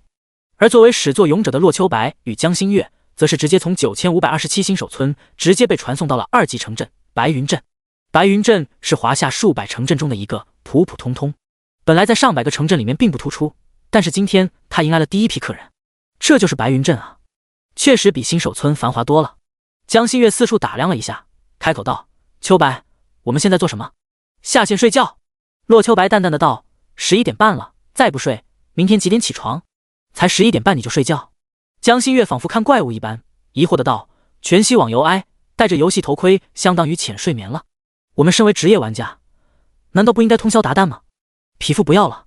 洛秋白淡淡的道：据说晚睡晚起很毁容的哦。你听着洛秋白的话，江心月哑口无言，捏了捏粉嫩嫩的小拳头，仿佛想揍洛秋白似的。没必这么要拼命。洛秋白摇了摇头道：我们是率先来到2级城镇的，就算晚点又如何？等我们休息好了，明天早上回来，很快就能追上去的。而且，一边说着，洛秋白拿出一枚隐藏职业令牌道：我们获得了隐藏职业令牌，不养好精神，怎么去完成任务呢？等到明天早晨上线的时候，这白云镇最起码也会有180人了，而且还都是高手。我们补充一下装备，再去把任务做了。道士转职令牌，使用后进入异空间，完成任务后可转职成游戏中唯一职业道士，请玩家慎重考虑，一旦使用，过程不可逆。这是洛秋白手中隐藏职业转职令牌的介绍，正是第一个达到城镇的玩家奖励。江心月也有一块，同样是隐藏职业转职令牌。有道理。作为游戏小白，江心月煞有介事的点了点头。既然决定下线休息了，就和洛秋白打了个招呼之后，点下了下线按钮。洛秋白也没多留，同样选择了下线。玩了一下午游戏，洛秋白也该活动一下身子了。在房间里做了会儿深蹲和俯卧撑的时候，手机不停地震动起来。洛秋白打开查看了一下，发现是班里的同学在询问：洛秋白，白马秋水醉花雨是不是你？洛秋白知道只要自己出名了，肯定会被同学们知道。好在自己也没什么隐藏的意思，直接就承认下来。嗨嗨，大家知道就行了，没事儿别拿着洛同学吹牛 X， 对你们没好处的。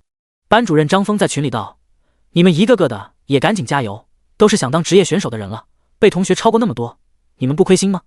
听到老师的话，同学们纷纷表示知错，他们可是未来的职业选手，哪能这么丢分？也就是只暴露了洛秋白、江心月的信息，并未被班里收录，否则整个学校都得沸腾起来不可。在同学们开始欢呼的时候，洛秋白关机下线了。第21章有大病。直到第二天早晨5点，骆秋白穿戴好了衣服，下楼锻炼身体，挥汗如雨。骆秋白在操场上做着锻炼，虽然退伍后不需要像在部队里那般天天训练，但是骆秋白却不会把身子骨荒废了。去部队锻炼为的啥呀？自然就是这身强健的体魄。俗话说1日不练手生，3日不练心生，这也就是没条件，只能做些简单的引体向上之类的。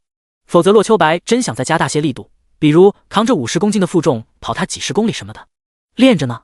就在骆秋白引体向上的时候，一个美女俏生生的来到骆秋白身旁，笑着说道：“这身肌肉不错呢，你也出来锻炼了？”看到江心月，骆秋白很自然的打了声招呼，动作却没有停顿下来。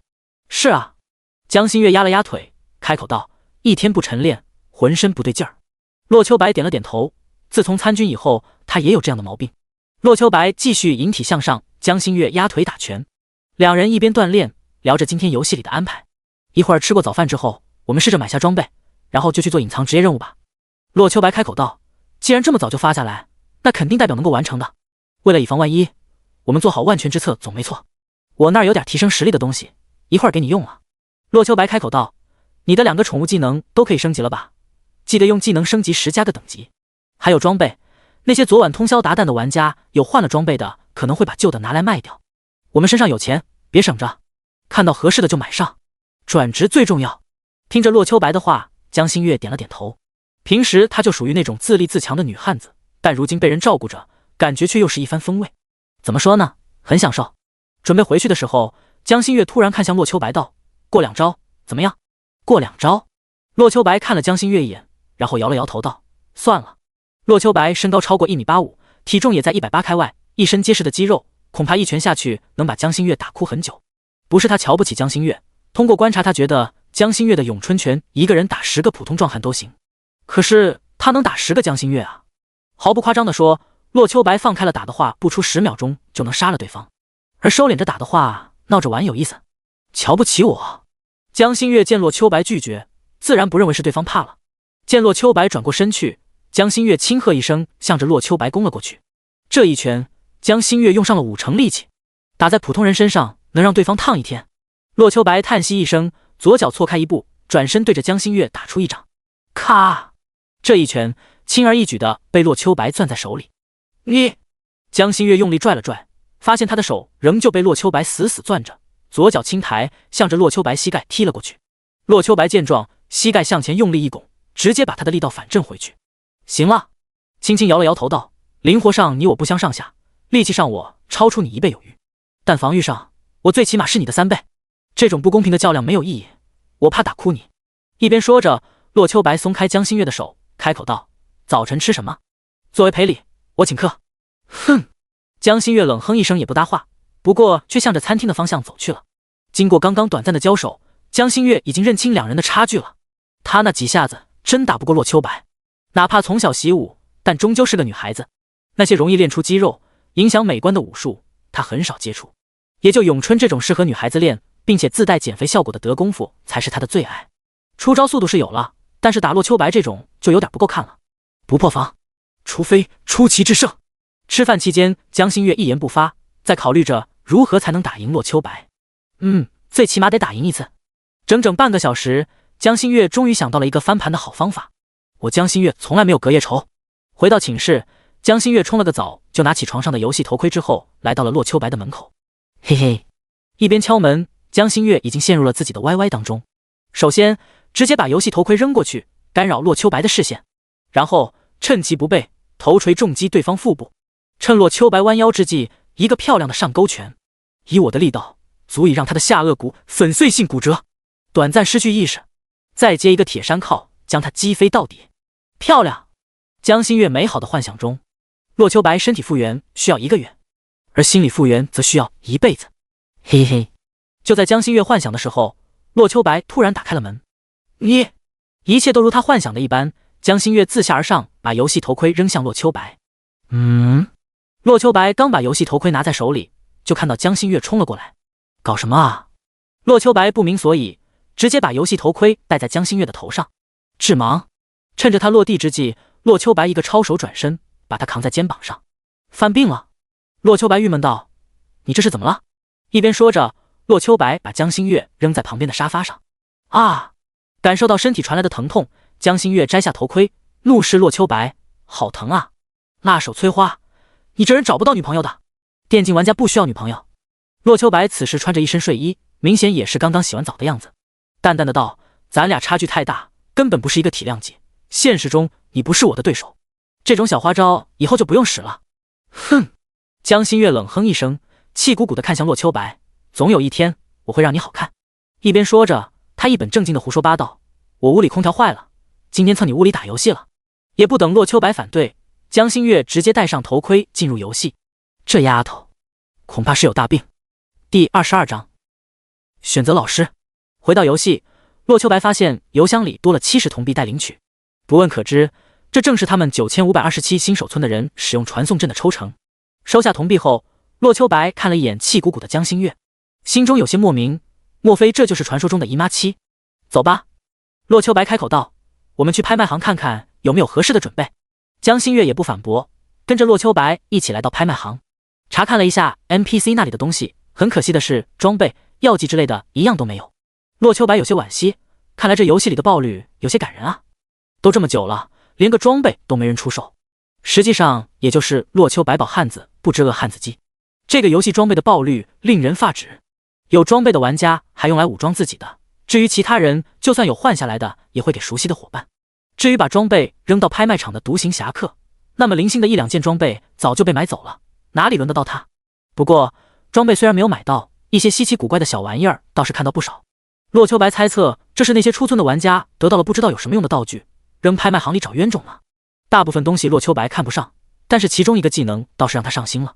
尸毒术对敌人造成1道毒属性攻击，这是一本全职业通用的技能书，介绍的十分笼统，但价格却摆了整整3个金币。要知道，玩家前期想攒3个金币是极其困难的，对方这么摆，明显是找冤大头呢。没错，冤大头就是洛秋白。洛秋白现在也算是一方大款了，哪怕这个技能很贵，买起来也毫不手软。当他把技能学了之后，属性终于体现出来了。尸毒术1级，向着敌人释放1道毒属性攻击，对敌人造成1道左圆括号1加 0.1 技能等级智力的真实伤害，持续时间随着技能等级提升而提升，消耗50 MP， 冷却时间10s。 一个不错的魔法技能，伤害和智力挂钩，它的亮点就是那句真实伤害了。虽然洛秋白不缺真实伤害，但谁会嫌弃这玩意儿多呢？在确认没有适合2人的东西之后，没有过多停顿，直接来到了裁缝店里。洛秋白和江心月都是法系玩家，布甲和皮甲的购买需要来这边。至于武器，稍后去铁匠铺走一圈就是了。老板，10级最好的装备。洛秋白才大气粗道：“别怕我没钱，就怕你没货。有什么好东西都拿出来吧。”呵呵，客官您随便挑选。NPC 最喜欢这种冤大头了，要不是系统不允许他们涨价，指不定给洛秋白欣赏装备的时候把价格翻个倍呢。洛秋白看了一下裁缝老板这里的装备，他这个级别能用的最高等级装备不过10级青铜，1件装备的价格就高达1个金币。好在洛秋白作为第一个出村的玩家奖励不少，直接照着他和江心月能用的装备买了全套。青铜级别装备除了基础攻击防御外，只有5维的词条，法师的布甲加智力精神，江心月的皮甲力量智力体力精神敏捷都加，不同部位加的不一样。等到武器和首饰也都换上，2人辛辛苦苦赚的钱只剩下3个金币了，而他们的属性也得到了翻天覆地的变化。白马秋水醉花雨，职业见习魔法师，等级10级， HP 820， MP 820，力量72，智力100，体力72，精神72，敏捷72，物理攻击144，物理防御194，魔法攻击230，魔法防御220。鸟枪换炮，洛秋白的属性增幅了何止1倍。一旁的江心月也差不多，他的属性同样发生了翻天覆地的变化。可以说整个游戏里10级前和10级后简直就是2个游戏。当然这是对洛秋白而言，在其他人看来区别并没有那么大，因为他们绝大多数的人根本买不起这身装备，他们在10级前也不会像洛秋白那样连准备都不去买。来，把这个吃了。就在一切准备就绪的时候，洛秋白把20个全属性果实递给江心月，这是洛秋白之前的奖励，每一颗果子能让玩家5维全属性加1，这种基础属性的东西不会有人会嫌多的，尤其是他们人族玩家，先天不足更需要这个补充一下了。那你呢？看到这些果子，哪怕洛秋白是个游戏，小白也能明白他们的价值了。可正因为如此，他反而不好意思要了。昨天那些帮助，他以后还能补偿一下。这些东西压根儿就是无价之宝，他哪里补偿的了？我不差这点，没他们，我也能够转职隐藏职业。洛秋白一脸自信的道：“倒是你，如果转职隐藏职业失败了的话，恐怕就跟不上我的步伐了。”你听着洛秋白伤人的话，江心月气的尺寸都变大了一丝。要不是打不过你，我真得给你2巴掌。江心月气呼呼的说着，把20个果子全都吃了下去。属性暴涨一截，让他的实力大大加强了。而就在他准备开口感谢的时候，洛秋白已经使用了转职令牌，消失无踪了。哼！江心月撇了撇嘴，看你还能假装多久。一边说着，他也使用了转职令牌，来到了一个独特的空间。系统提示：你获得了道士转职任务。道士是神秘古老的东方家族特有的职业，自盘古开天以后就广为流传。但经过多方灾难之后，世界上纯正的道士已经消失了，而你获得了世上最后一个道士的转职机会。系统提示：红花白藕青荷叶，三教原来是一家。请问你打算拜谁为师？随着系统指引，洛秋白眼前出现了3个人的身影。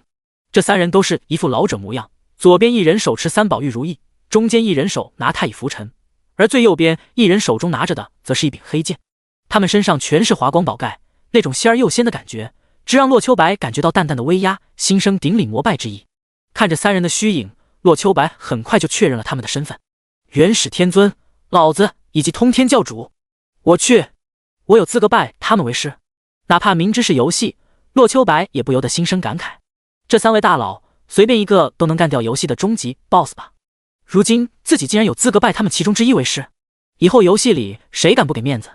随着系统催促，洛秋白目光放到3人身上，他只能拜师其中之一，这还用选？宁当截教万妖，不做阐教12金仙。至于人教，对不起，老子你很厉害，但是我心向截教。洛秋白在通天教主的虚影下站定，躬身道：“弟子拜见师傅。”第23章转职任务。哈哈，好！就在洛秋白行礼之后，通天教主的虚影逐渐凝实起来，轻抚胡须，看着洛秋白笑道：“很好，小伙子你很有眼光，一眼就看出拜我为师最有前途。”听着师傅的话，洛秋白也是忍不住直冒黑线。师傅啊，您是圣人，通天教主啊，哪怕只是游戏程序，该有的逼格也得有啊。只见通天教主自吹自擂了10分钟，然后对着洛秋白道：“乖徒儿，从今往后你就是我的关门弟子了。以后我们截教道统就由你去传播，截教的叛徒也由你诛杀。不过你现在修为尚浅，还需要慢慢成长起来。现在去完成我给你的第1个任务吧。”系统提示：通天教主给你设下了第1道考验，作为老师，他想看看你的实力。唰的一下，洛秋白被传送到一个空旷的环境，而他的眼前则是出现了一头1人多高的兔子。这头兔子通体雪白，双眼猩红，看起来就不是什么好惹的货色。通天教主淡然的声音传入洛秋白的耳朵中：“乖徒儿，这是我按照截教叛徒长耳定光仙原型复制的一只兔子，没什么大本事，杀了他就算你通过第1道关卡了。”又是杀兔子吗？洛秋白心里吐槽，他在新手村杀了1万多只兔子，没想到转职的时候需要面对的还是兔子。不过既来之则安之，洛秋白对杀兔子也没什么负面情绪。兔子精，等级10级， HP 20万，物理攻击500，物理防御500，魔法防御500，技能撕咬、爪击、横冲直撞。介绍：通天教主随手召唤而来的试炼品。靠！洛秋白想骂人，10级黑熊 BOSS 的血量也就5万而已，而且人家魔法防御只有150点。这只兔子倒好，除了生命值高达20万，攻击防御都达到了500点。洛秋白换了全身装备，等魔法攻击也就230点而已啊，用上技能都不足以达到破防的效果。这只兔子比之前遇到的熊还要难杀。想想也是，想当通天教主的弟子，怎么可能是泛泛之辈？洛秋白把心一横，刚刚学来的技能尸毒术对着兔子投了过去，负150，一个伤害从兔子头顶冒出，而随着洛秋白的攻击落下，兔子也向着洛秋白冲了过来。洛秋白见状，又是一道水球术过去，狠狠地打在了兔子脸上，负40。尸毒术本就是真实伤害，配合被动技能真实伤害体的叠加，才让洛秋白能打出这么高的伤害。但水球术就不行了，根本连破防的资格都没有，只能打出真实伤害体的效果。洛秋白也明白2个技能威力天差地别，但是尸毒术 CD 太长，他不得不用其他技能来蹭伤害。不止水球术，其他几个技能也是轮番上阵，但效果却微乎其微。1分钟过后，洛秋白蓝调空了。这段时间他对 BOSS 的输出也就只有3000而已，看似不少，但只是兔子精的1.5%罢了。此情此景，洛秋白决定再用法杖敲击一番，脚下一边闪躲，手中法杖又当作棍子向着兔子精敲击过去。就连近战也不行吗？洛秋白一边攻击，脸色变得难看起来。他的攻击落在兔子身上，除了强制性扣血以外，一点阻拦作用都没有，真难受啊！洛秋白一边逃跑一边攻击，动作看起来颇为狼狈，而这一切都被通天教主看在眼里。以区10级就能做到这一幕，对他而言真的不错了。可是想当他的弟子，这还不够。洛秋白前面跑，兔子精在后面紧追不舍。哪怕洛秋白每分钟嗑药回蓝一次，也没有足够蓝药来对付这个大家伙。找机，时不时的，兔子精还对着洛秋白来上一下子。好在他躲避能力不错，9%的情况都可以闪避开。这家伙攻击力极强，一招命中的话，洛秋白的血量就得见底。该死的兔子！失手被对方碰了一下，洛秋白咬牙切齿。咦，兔子！就在这时候，洛秋白眼睛一亮，这家伙虽然是 BOSS， 但归根到底还是只兔子啊。洛秋白这2天打游戏魔怔了，只想着用游戏里的方法对敌，最多就加个近战法师套路，完全不记得兔子的弱点了。在当兵那段时间里，洛秋白野外训练时也是抓过兔子的。兔子怕什么？怕热，怕缺水。但是洛秋白的火球术不足以破防，起不到该有的效果。而除此之外，兔子身上的弱点就是耳朵和腹部。一边想着，洛秋白2道攻击分别落在了他的小腹上，只是效果不太明显，可能这点威力还不足以破防吧。打在兔子身上，除了让他更加愤怒之外，并没有起到太好的效果。洛秋白也不迟疑，又是2道攻击分别落在他的耳朵上。吱吱吱，只见兔子精愤怒尖叫一声，龇牙咧嘴，向着洛秋白发动了横冲直撞。看着那和牛一般大的兔子冲过来，洛秋白翻了个跟斗，从他头顶跃了过去。轰的一声，兔子一脑袋撞在虚无的墙壁上。-1000，一个硕大的数字从兔子头顶飘过。万万没想到，这场景伤害比洛秋白打的都要给力。然而兔子精却毫不在意，转过身子，再一次向着洛秋白冲了过来。哼！洛秋白再一次翻身躲避，但这一次他却不只是飞过去了，而是落在了兔子的背上。兔骑士！只见洛秋白收起法杖，2只手抓着兔耳朵，死命扯着。哈哈！看到这一幕，通天教主露出和善的笑容。他还以为这个徒弟要慢慢磨死兔子呢，没想到使出了这一手。兔子精哀嚎着，尖叫着，任由他跳跃奔跑，洛秋白都没有松手的意思。连续多次，兔子精撞在虚无的墙壁上，每一次都让他损失500到1000不等的血量。这掉血速度可比洛秋白打得快多了。洛秋白骑了半小时兔子，这家伙被洛秋白折磨得不成兔样了。而就在这时，洛秋白手中抓着的兔耳朵被他扯了下来，刺，鲜血横流。系统提示：恭喜你完成道士转职任务，1，奖励暂时封存，转职后一并领取。呼，终于死了。洛秋白从兔子精身上下来，整个人仿佛散架了一般。不错，不错。通天教主满意的点了点头。在这种不对等的情况下，你都能杀死一只强大的怪物，我果然没看错人。那么继续吧。第24章，道士。系统提示：通天教主觉得你的潜力不止如此，第2道考核正式开始。随着系统声音响起，洛秋白又被传送到一个新的环境。通天教主看着洛秋白道：从现在开始会有陨石从天而降，你要做的就是闪躲这些攻击，一旦被击中则重来。通天教主说完，手向着天空一指，顷刻间一颗颗小石子从天而降。这些石子速度不算太快，密集程度也不算大。洛秋白看在眼里，计算着哪里安然无恙。和第1关相比，这里只需要考验走位就行了。洛秋白什么人？能打赢兵王的存在？他的手段能弱吗？虽然洛秋白没有尝试过躲子弹，但躲避从4面8方飞来的不明物体经验还是有的。在别人看来速度飞快的小石子，在洛秋白眼中真的不算什么。和第1关相比，这里简直就是白送。视力锁定，心算方位，洛秋白轻而易举地躲避着从天而降的攻击。1分钟，5分钟，10分钟，洛秋白的躲避游刃有余。通天教主有点不淡定了。按照任务，自己这个徒儿保证5分钟不被攻击到就算过关，可现在倒好，都10分钟了，竟然还是轻轻松松的。反正没人注意，不如加大火力。在洛秋白完全不知情的情况下，石子掉落的速度和频率翻了1倍。洛秋白只当是难度在慢慢加大，完全不知道是师傅在坑他。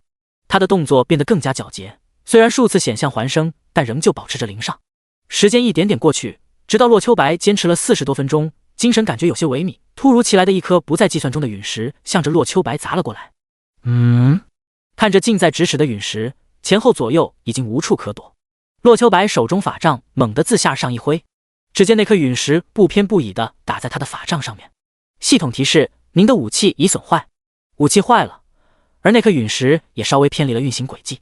洛秋白总算撑过了这一波攻击。哈哈哈！通天教主看着洛秋白的成绩，大笑道：“厉害，厉害！不愧是我通天教主的弟子，比我想象中还要强上一些。何止是强上一些，洛秋白之前的那些躲避动作，又有几个能够做到的？如今玄灵游戏进来10多亿人了，能做到这一点的，就算不止洛秋白自己，也不会超过5指之数。”系统提示：恭喜你完成道士转职任务，2奖励暂时封存，转职后一并领取。听着任务完成的声音，洛秋白终于松了口气。这是人干的事儿。躲避铺天盖地的陨石虽然过了，但洛秋白只感觉刚刚的操作比训练1天还累。师傅，后面还有什么考验？您就说出来吧。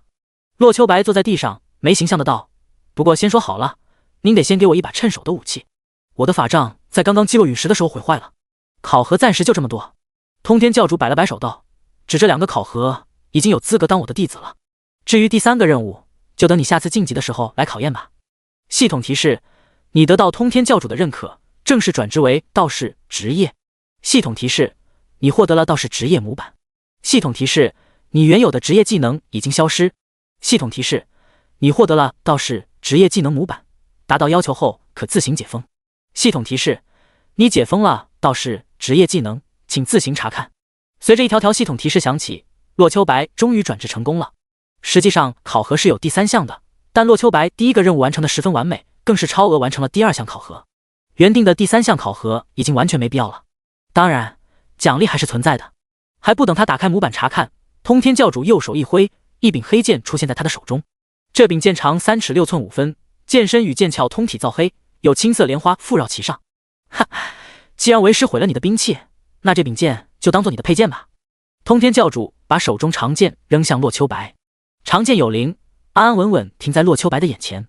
洛秋白伸手把它拿在手中，只感觉长剑微微一震，似乎是在与他打招呼一般。神剑有灵，兵器有了，这道袍怎能欠缺？通天教主向着洛秋白一指，他刚刚凑齐的那身青铜级布甲顿时灰飞烟灭，取而代之的是一身道袍。不同于捉鬼灵大师的黄色道袍，此时的洛秋白身上穿着黑色道袍，头顶混元髻，脚踩云履，手中则是一柄黑剑，分明是西幻游戏，咋东方道士形象乱入了？洛秋白心中吐槽一声，通天教主却不多话，直接把洛秋白给传送了出去。全副公告：玩家白马秋水醉花雨华夏完成唯一隐藏职业转职道士，奖励华夏人族玩家生命值加100，华夏人族魔法师职业魔法值加100。随着全副公告响起，人族玩家的属性突然大大的增加了一些。要知道，现在9成9的玩家不满10级，这100生命值相当于他们1/8乃至更多的生命了，魔法值也是一样。一时之间，让诸多玩家欢欣鼓舞，不少人族玩家把白马秋水醉花雨当作了偶像。回来了，洛秋白自然也听到了这个消息，不过他并不太关心，反正也没打算隐藏身份，随便了，连忙打开自己的属性面板。与之前相比，洛秋白发生了翻天覆地的变化。究其原因，不只是自己转职成功，更因为武器的加成太多了。清平剑神话级，品质神话级，随着玩家等级提升而提升。状态已绑定，攻击力70%，魔法攻击力70%，五维加10%，暴击概率正10%，吸血正10%，暴击伤害正10%，基础伤害正10%，攻击速度正10%，释放速度正10%，减少 CD 正10%，无视防御，无视敌人物理以及魔法防御。介绍：红花白藕青荷叶，三教原本是一家。清平剑正是青叶所化，为通天教主的配件，截教传承至宝。此神剑已绑定，随着玩家升级而提升。作为代价，玩家升级所需经验增加50%。第25章清平剑，神器。没错，通天教主给洛秋白的武器是一柄神器。神器是什么概念？独一无二的存在，只要拥有了，可以说玩到游戏破产都不用替换那种。洛秋白只有10级，没想到就获得了神器武器。虽然青萍剑没有附加技能，但是它的属性却没有半点无用之处。虽然这柄剑让他升级所需经验增加了，但这点投入完全是值得的。只是一柄剑，他的实力就有着翻天覆地的提升了。另外，洛秋白转职道士以后，他的成长属性也变了，从原本升级 7.5 为属性，一跃达到了如今的10点，这是任何种族与玩家都无可比拟的。至于老师给洛秋白的另一件衣服，就有些不够看了。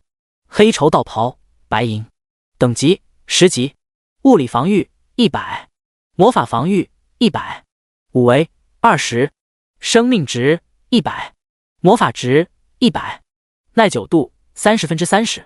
介绍：道士的初始护具没什么特色，转职以后，洛秋白的护具栏融合了。可能是这个职业太过强大的原因，白马秋水醉花雨除了一个武器栏以外，护具栏、首饰栏彻底被融合到了一起，而且只能穿戴道袍这一种装备，和之前多件装备完全无法相提并论。可以说，他的生存能力受到了极大的考验。至于技能，变化就更大了。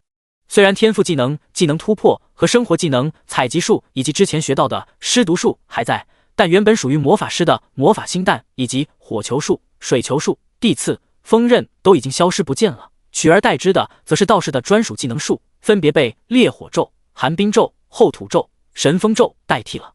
4个咒描述差不多，只是特效和威力的变化，而且每个基础技能下面还有着升到一定等级解锁新技能的条件。他还多了几个新的技能：御剑术1级，道士控制法剑的普通进攻手段，既可远程操控，又可近战持有。每一击造成 50% 物理攻击力，正 50% 魔法攻击力。天雷影1级，消耗10点 MP， 对敌人造成单体 110% 雷电法术伤害。冷却时间5秒。道士精通 Max， 只可佩戴道士专属法剑与道袍。每个技能下面还有达到一定等级可解锁的新技能的设置，对于其他人来说需要按部就班等到等级提升，但洛秋白却只需要技能熟练度达到就行。无论是太极生两仪、三花聚顶、武器朝元、逍遥游这些初级技能，还是后面两仪生四象、八卦游龙步、神剑御雷真诀，都让人看得直流口水。至于终极大招诛仙剑阵，那就更了不得了。白马秋水醉花雨，职业道士，等级10级， HP 1600， MP 1600，力量130，智力130，体力130，精神130，敏捷130，物理攻击330，魔法攻击330，物理防御230，魔法防御230。看着属性，洛秋白自信道：等级上去了，游戏里还有谁是我的对手？虽然防御低了不少，但攻击力和生命力肯定没人能够相提并论了。压下去找个 BOSS 切磋一下的心情，洛秋白选择了下线。时间不早了，也该去吃饭了。走到客厅，洛秋白发现江心月竟然真的在客厅没有离开，也没有打扰。出门时悄悄把门关上。白哥！就在洛秋白吃午饭的时候，一个胖子坐在了他的对过，悄悄看了一眼周围没人注意，小声道：白哥，你在哪个城镇发展？加个好友呗。来人正是洛秋白的同班同学雄霸天下。当初在教室里，对方是第一个向自己打招呼的，在得知自己选了人族法师，还劝自己重开来着。我在白云镇呢。洛秋白也没隐瞒，开口道：我记得你是龙族骑士吧？多少级了？我10级了，刚刚出新手村。雄霸天下笑道：我们村没什么高手，这个 boss 就便宜我了。嘿嘿，不过我们没在一个城镇，想见面挺困难。对了，你转职结束了吗？雄霸天下下线的时候，洛秋白还没转职完毕，并不知道他已经成为道士了。开口道：你是法师类职业对吧？以后打到你技能输了，我便宜卖你啊。谢谢。洛秋白没有拒绝对方的善意，开口道：放心，我不会客气的。在洛秋白吃饭的时候，游戏里不少人在寻找白马秋水醉花雨的踪迹。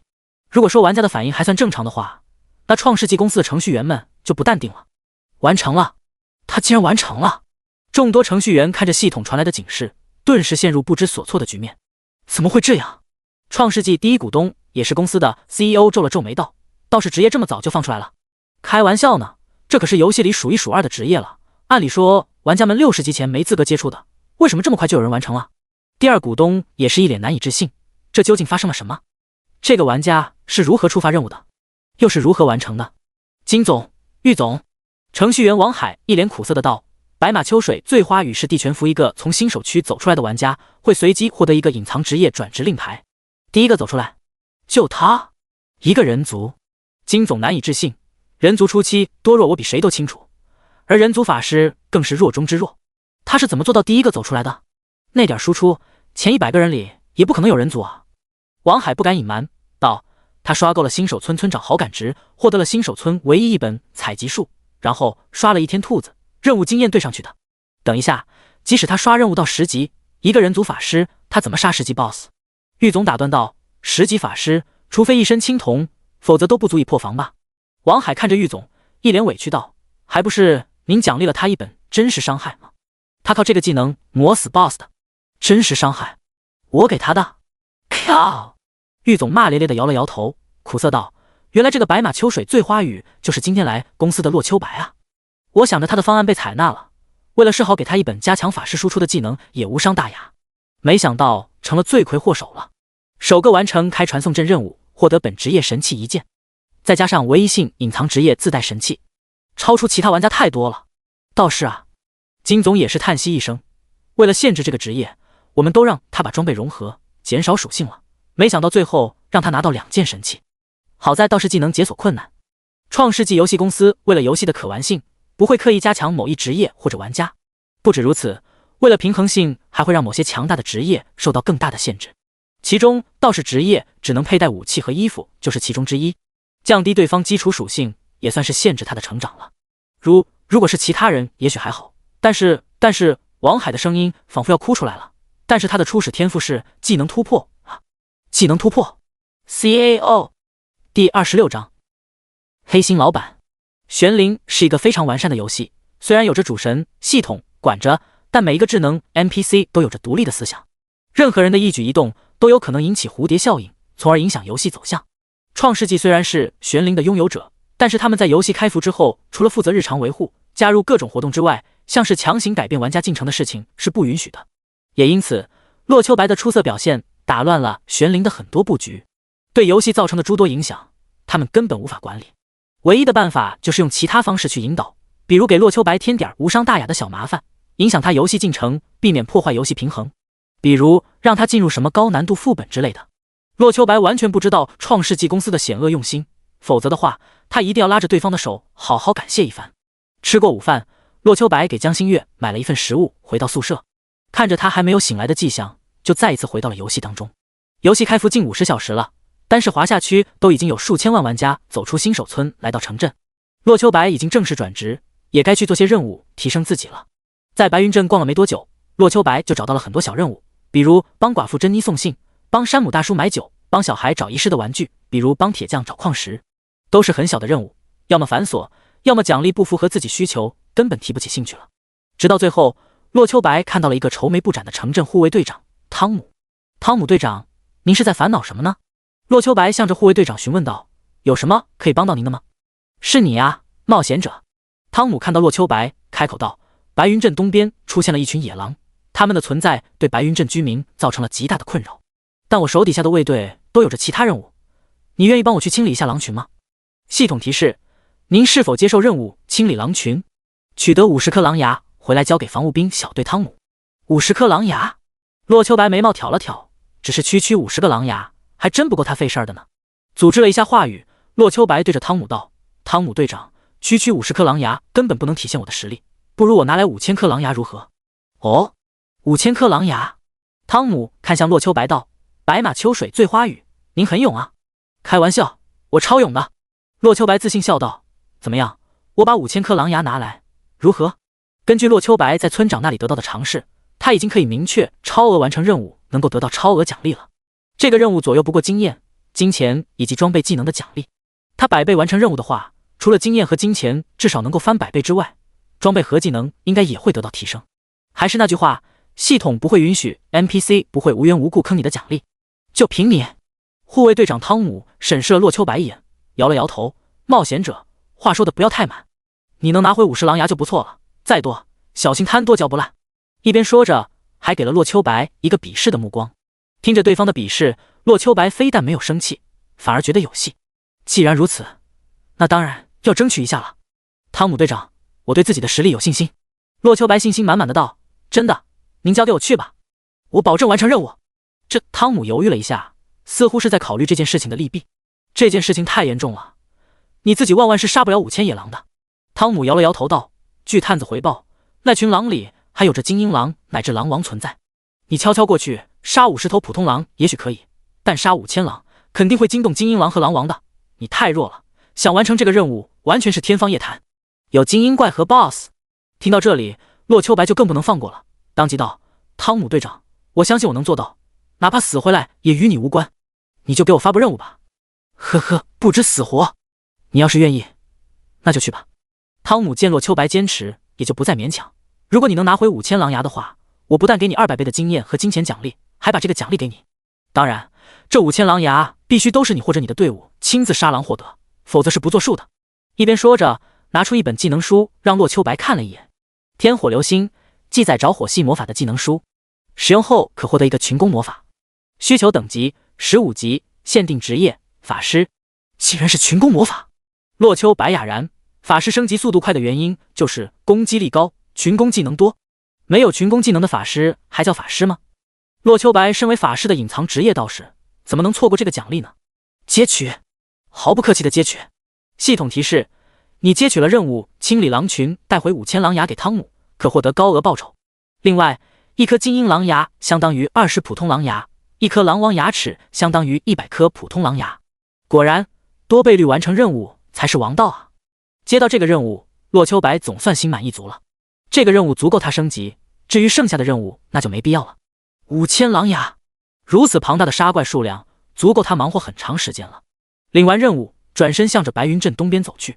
呼创世纪公司里，王海看着洛秋白领取了100倍的清理狼群任务，不由得重重松了口气，然后对着旁边的2位领导道：“金总、玉总，那洛秋白已经领取100倍清理狼群任务了。”哈哈，真是太好了！金总听着王海的话，不由得哈哈大笑起来。因为华夏区连续出现了2个唯一性隐藏职业，导致其他国家的股东怀疑玄灵的公平性了。也为了游戏可以长远发展，众多高层决定对洛秋白在规则内做出一定的限制。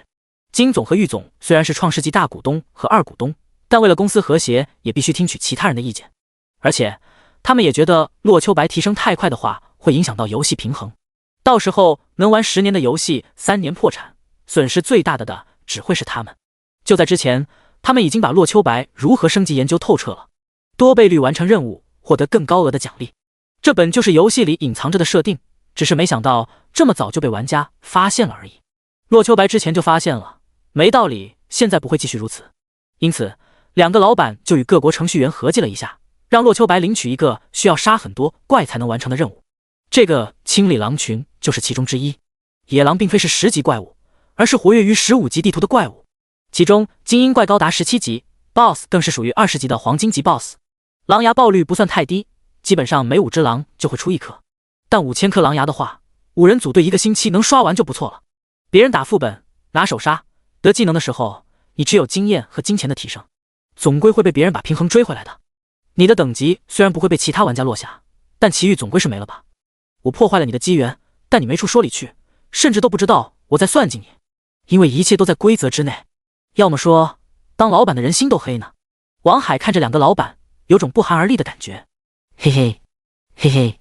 金总和玉总奸诈一笑，仿佛洛秋白已经落入了他们精心设计的险境里面。而就在2个老总感觉阴谋得逞的时候，一道世界公告再一次打乱了2人的好心情。全服公告：玩家清月孤灯梦菩提，华夏完成唯一隐藏职业转职女帝，奖励华夏人族玩家生命值加100，华夏人族召唤师职业魔法师加100。第27章女帝。全服公告：玩家清月孤灯梦菩提，华夏完成唯一隐藏职业转职女帝，奖励华夏人族玩家生命值加100，华夏人族召唤师职业魔法师加100。当这道声音响起之时，金总和玉总傻眼了。刚刚把道士这个隐患解决了，自认为怎么又跳出来个女帝啊？道士、女帝都是华夏区人族玩家唯一隐藏职业，这才游戏第3天就都冒出来了，其他人怎么办？其他国家怎么玩？就在2个老板思考对策的时候，江新月已经踏出了转职空间，看着左手中的书籍，露出灿烂的笑容。洛秋白，我有神器在手，这下子总不会输给你了吧？一边想着，江心月给洛秋白发去一个询问在哪的消息。半分钟后，洛秋白的回信过来了，不过不是坐标，给你买了午餐，你先去吃了饭再说吧。哼，要你管我？江心月傲娇的撇了撇嘴，不过还是选择了下线。如果东西不是我爱吃的，我就出去吃大餐。取下游戏头盔，江心月看了一眼餐桌上的食物，平平无奇的食堂菜，没有厨师自由发挥的水果炒菜，但也没有多么美味。讲道理，这些不是江心月爱吃的。在压下暗中偷袭洛秋白揍他一顿的诱人想法后，江心月拿起筷子吃了起来。我只是不想浪费食物罢了。风狼，等级15， HP 8000，攻击力500，防御力350，魔法防御200，技能疾风爪。这是一头暗青色的狼，足足有2米那么高，恐怕现实世界里最大的北美灰狼还要大出一圈。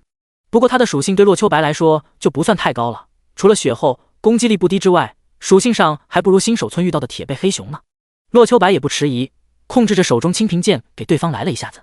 只见洛秋白手中黑剑脱手而出，向着远处的风狼飞了过去。赤-271，-272，一剑落下，风狼头顶飘出2道伤害，然后嗷嗷叫着向洛秋白冲了过来。御剑术1级，道是控制法剑的普通进攻手段，既可远程操控，又可近战持有。每一击造成 50% 物理攻击力正 50% 魔法攻击力。这御剑术分别有着物理与魔法伤害，而且同时触发了2次真实伤害，加持之下，洛秋白相当于一剑对风狼造成了540多点伤害。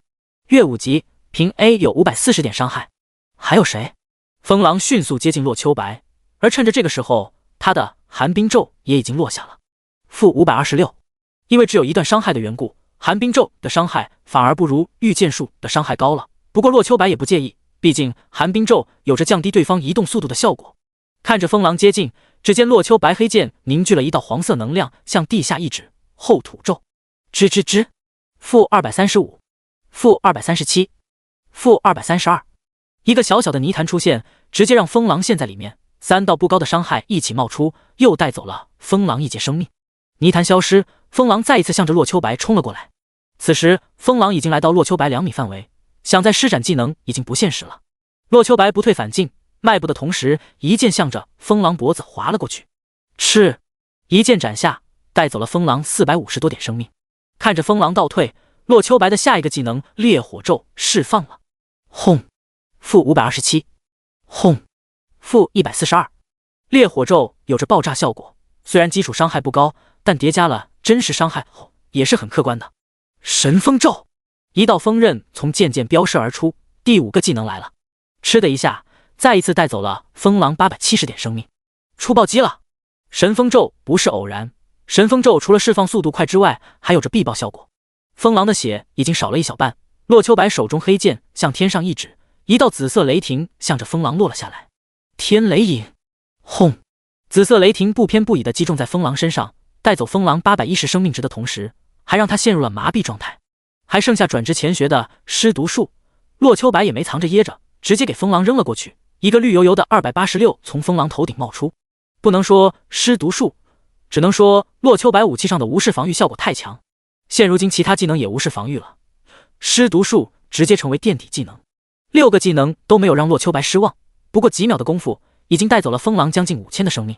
再补了几个技能，风狼那8000点血直接垫底了。从头到尾，洛秋白用了不过12秒钟，一头15级怪物就命丧洛秋白的手下。和转职之前相比，洛秋白的效率提升了整整8倍，有点逆天啊！一边拾取材料，洛秋白喃喃自语。他很清楚自己现在的实力主要在青平剑上，正是因为武器上的无视防御，才能让他有这般效率。神器的提升竟然如此巨大，洛秋白思忖着，得把这身道袍也换成神器才行。毕竟自己全身只能佩戴2件装备，如果道袍不成神器的话，很难和其他人相比。第一只狼没有爆出狼牙，但是却给了洛秋白一张狼皮。他并没有失望，而是继续打怪。虽然尸毒术威力低，耗蓝高， CD 还长，但洛秋白并没有放弃这个技能。每当 CD 结束，都会给怪补上这个技能。洛秋白杀怪效率不低，哪怕需要自己低头捡东西和找怪，1分钟也能干掉4匹狼。这里不只有风狼一种怪物，还有火狼、炎狼存在。虽然属性有些差异，但都毫无意外的死在洛秋白的手下。没一会儿，吃好午饭的江心月也登录游戏了。在得知洛秋白任务之后，也找汤姆领了这个任务才来找他。咦，你怎么成道士了？江心月上下打量了洛秋白一眼，开口道：西幻游戏里出现个道士，怎么看怎么违和呀。你就当时装吧。洛秋白耸了耸肩，开口道：你不也有专属时装吗？我这个道士服和那个一样。哦，这样啊。江心月似懂非懂的点了点头。还别说，这道士服可比之前一套青铜护具好看多了，攻击力不低啊。看着洛秋白10几秒干掉一只15级的狼，江心月嘀咕了一声。他转职女帝之后实力大增，又有神器在手，本以为能够超过洛秋白的，可是看到对方的伤害之后，顿时不那么自信了。还行吧。洛秋白一边捡东西一边问道：你的职业叫女帝？很嚣张啊。那是当然。说到职业，江心月得意洋洋的道：我的老师可是神话故事中的女娲呢。一边说着，江心月召唤出猎犬和灵狐去协助战斗。金光一闪，两只宠物又变得大了一圈。猎犬冲向了风狼，而灵狐则在身后扔着魔法。看着风狼和灵狐打在风狼身上超过400的伤害，洛秋白不由得刮目相看。提升很大啊。那是。江心月笑着说道：女帝可是成长值为10的职业呢，而且我又多了这么一件神器，自然就强了。一边说着，江心月把左手中万妖宝典亮了出来。万妖宝典副手神器，品质神话级，随着玩家等级提升而提升。状态已绑定。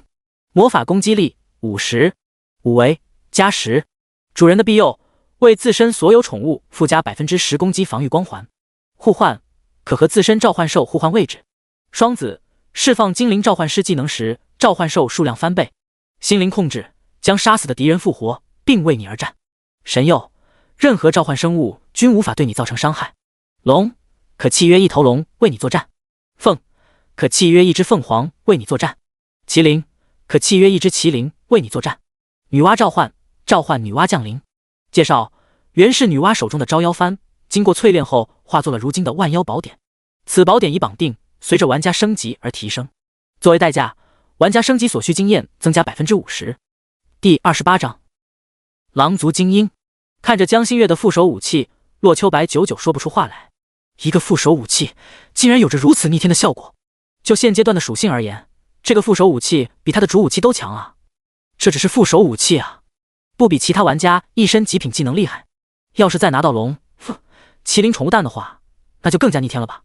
而且最为关键的是，江心月的护具、首饰以及主武器还都能佩戴。但是这一点就不是洛秋白能够相提并论的。他看过江心月的属性面板，除了物理攻击之外，已经全面被超越过去了。怎么自闭了啊？江心月伸手戳了戳洛秋白的脸，笑着说道：放心，我不会抛弃你单练的。说的好像你比我强了似的。洛秋白说着，抬手开始攻击刚刚刷新的火狼。江心月已经知道洛秋白羡慕的原因了，也不再嘚瑟，复活了那只刚杀的风狼，一起控制着3只宠物去攻击其他怪物。有着3只宠物在这儿，江心月的杀怪速度一点也不比洛秋白慢。也因为有了江心月的帮助，洛秋白打怪的频率降低了，而低头捡东西的频率增多了。实际上江心月也有采集术，但是他的爆率完全比不上洛秋白那能升级的采集术，也就不去献丑了。你不学契约技能的吗？洛秋白看着江心月在那里闲着，好奇道：既然你能学召唤师所有技能，怎么不从导师那里学习一下，召唤几只元素精灵打怪呢？这契约召唤才是你初期最容易出伤害的了吧？女娲娘娘不给技能啊？江心月摊了摊手道：转职以后，除了这个神器以外，就没有半个技能。而且我找召唤师的导师问过了，因为他不是我的导师，我根本无法从他那里学习技能。所以那些召唤师几个银币就能学习的技能，我也必须买到技能书才能学。这样啊？洛秋白心里突然好受了一下，刺激道：我的老师通天教主把道士全技能都给我了，只要我满足要求就能解锁，且我装备蓝多，我技能全。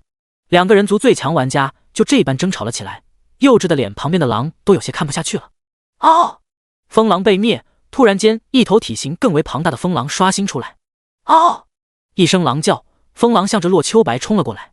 风狼头目精英，等级17， HP 5万，攻击力700，防御力500，魔法防御400，技能烈风爪、疾风步。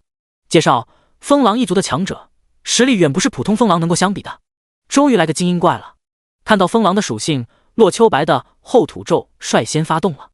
-235，-237，-231，一个小小的泥潭出现在风狼头领脚下，直接把他陷在里面。随着3道不高的伤害一起冒出，洛秋白的烈火咒紧随其后落下。洛秋白有着后土咒、寒冰咒以及天雷影衣3个技能有减速效果。为了把效果最大化，中间自然要穿插烈火咒和神风咒。这些技能不像是御剑术这种无 CD 的普通攻击，最低的也有5秒钟 CD， 但他把这一套技能按照顺序拍好，中间时不时夹杂一下御剑术的话，足够形成一个完美地连招套路。虽然不至于让精英怪定在原地，但也足以寸步难行了。江心月自然也看到了这头风狼头领，此时他已经让风狼和猎犬加快了攻击速度，想要尽快干掉手下这只小炎狼，然后去帮抢忙怪。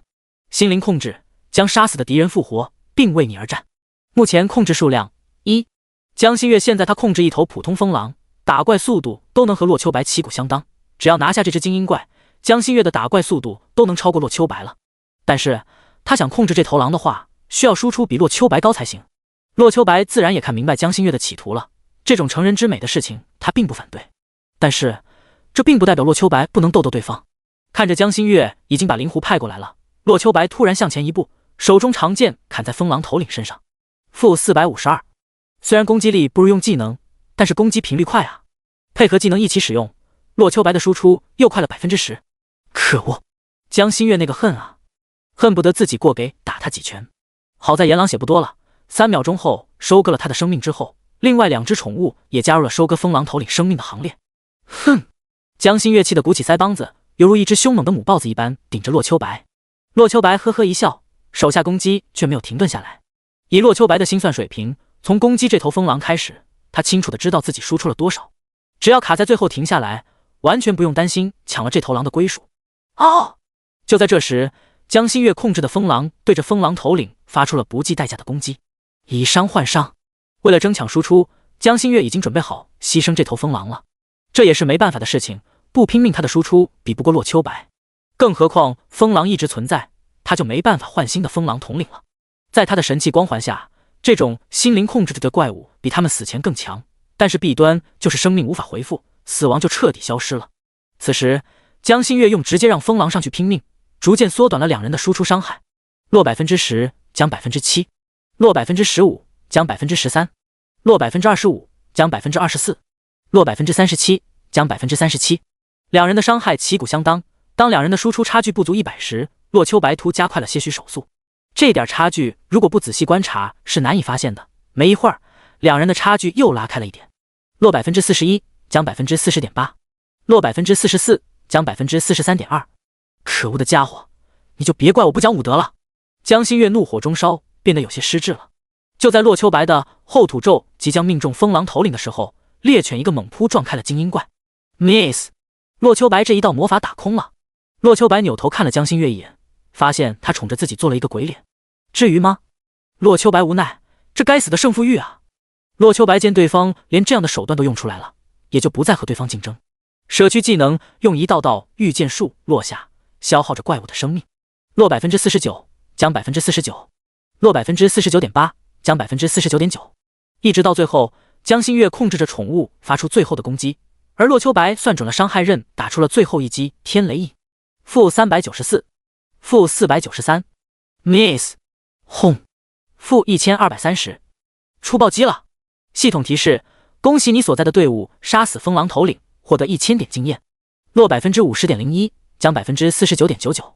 系统提示：您对风狼头目造成了 49.99% 的伤害，风狼头目尸体判定所属权不属于你。啊！第29章3头狼王。洛秋白，你个杀千刀的！江心月怒了，不管不顾地冲到了洛秋白面前，拳打脚踢。你故意的是不是啊？江心月那个委屈啊，那么努力，到最后竟然差这么几滴血没抢到怪。洛秋白你个混蛋，钢铁直男，这么欺负我，老娘我跟你拼了。2人本就是组队状态，江心月身上的保护机制并不会触发，同样的，他的小粉拳也无法对洛秋白造成伤害了。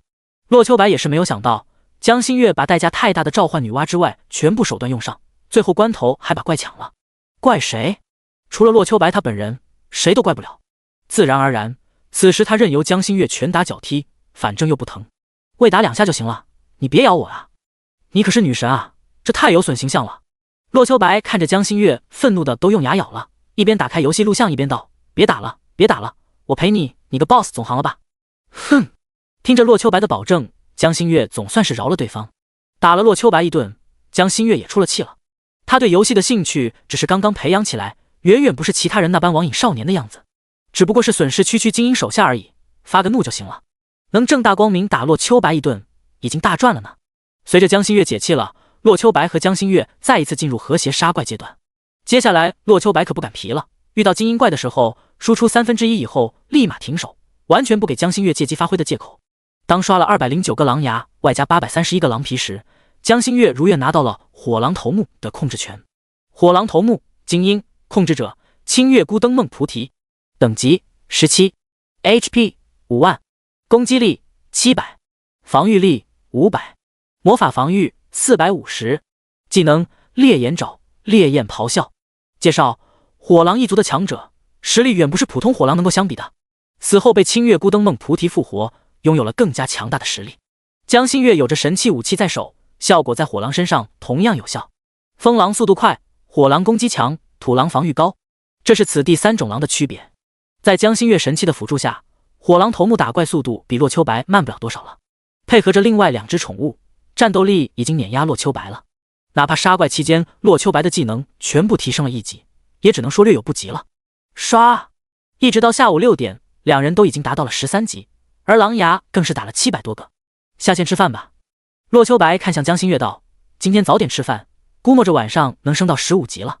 我要吃麻辣兔头。”江心月目光直视洛秋白道：“你请客，就当是今天杀我精英怪的赔偿了。”好，兔头，兔头。洛秋白自知理亏，因此并没有和江心月唱反调。不就是兔头吗？吃就吃呗。说起来，他之前杀兔子的时候就想着吃兔头了，对这个提议并不反对。不过因为要出门的缘故，江心月还需要去洗漱一番。洛秋白询问需要多久，江心月回了个5分钟。昨天经历过了，江心月的5分钟是真的5分钟。看着对方下线，洛秋白继续他的刷怪之旅。5分钟，那也是几十个怪呢。寒冰咒负1135，出暴击了。洛秋白升级的同时，他的清平剑也在升级。此时此刻，他的清平剑已经提升了很多。清平剑神话级，品质神话级，随着玩家等级提升而提升。状态已绑定。物理攻击力91，魔法攻击力91，五维加13，无视物理及魔法防御。暴击概率正13%，吸血正13%，暴击伤害正13%，基础伤害正13%，攻击速度正13%，释放速度正13%，减少 CD 正13%。再加上洛秋白那每级10点的成长，他此时的攻击力已经高达417点。而且寒冰咒等技能同样提升了1级，此时此刻出现一个破千的伤害也算是合情合理。又是几个技能下去，洛秋白完成了一波收割。15级的怪物在洛秋白手下走不过8秒钟，这就是他如今的实力。可即便如此，他的打怪速度竟然还比江心月慢了些许，就有点搞人心态了。时间一点点过去，在洛秋白准备下线的时候，远处传来了一声狼啸。哦哦！洛秋白定睛看去，好家伙，这家伙有点不一般啊！那是一头身高4米、长着3个脑袋的狼，它体型一点也不比大象小，那疾跑的速度仿佛一辆疾驶而来的卡车一般。洛秋白不敢大意，一道后土咒落在对方脚下，在冒出3个300出头的伤害时，洛秋白也看清了对方的属性。三头狼王黄金级 BOSS， 等级20， HP 39887540万，攻击力1500，防御力1500，魔法防御1500，技能疾风爪、烈焰爪、重爪、吐息。介绍：体内拥有一丝科尔百洛斯的血脉，是地狱3头犬的直系后代，实力极强，在白云镇东边称王称霸，方圆100里的狼族都是他的属下。好家伙，20级 BOSS 啊！看到对方的属性，洛秋白非但没有害怕，反而有着一种跃跃欲试的冲动。地狱3头犬的后代怎么了？他还是根正苗红的通天教主关门弟子呢，论地位比神龙太子都强吧？更何况区地狱3头犬的后人，不对，叫后狗或者后狼，随便吧。看到这3头狼之后，洛秋白已经把下线的事情抛到了九霄云外。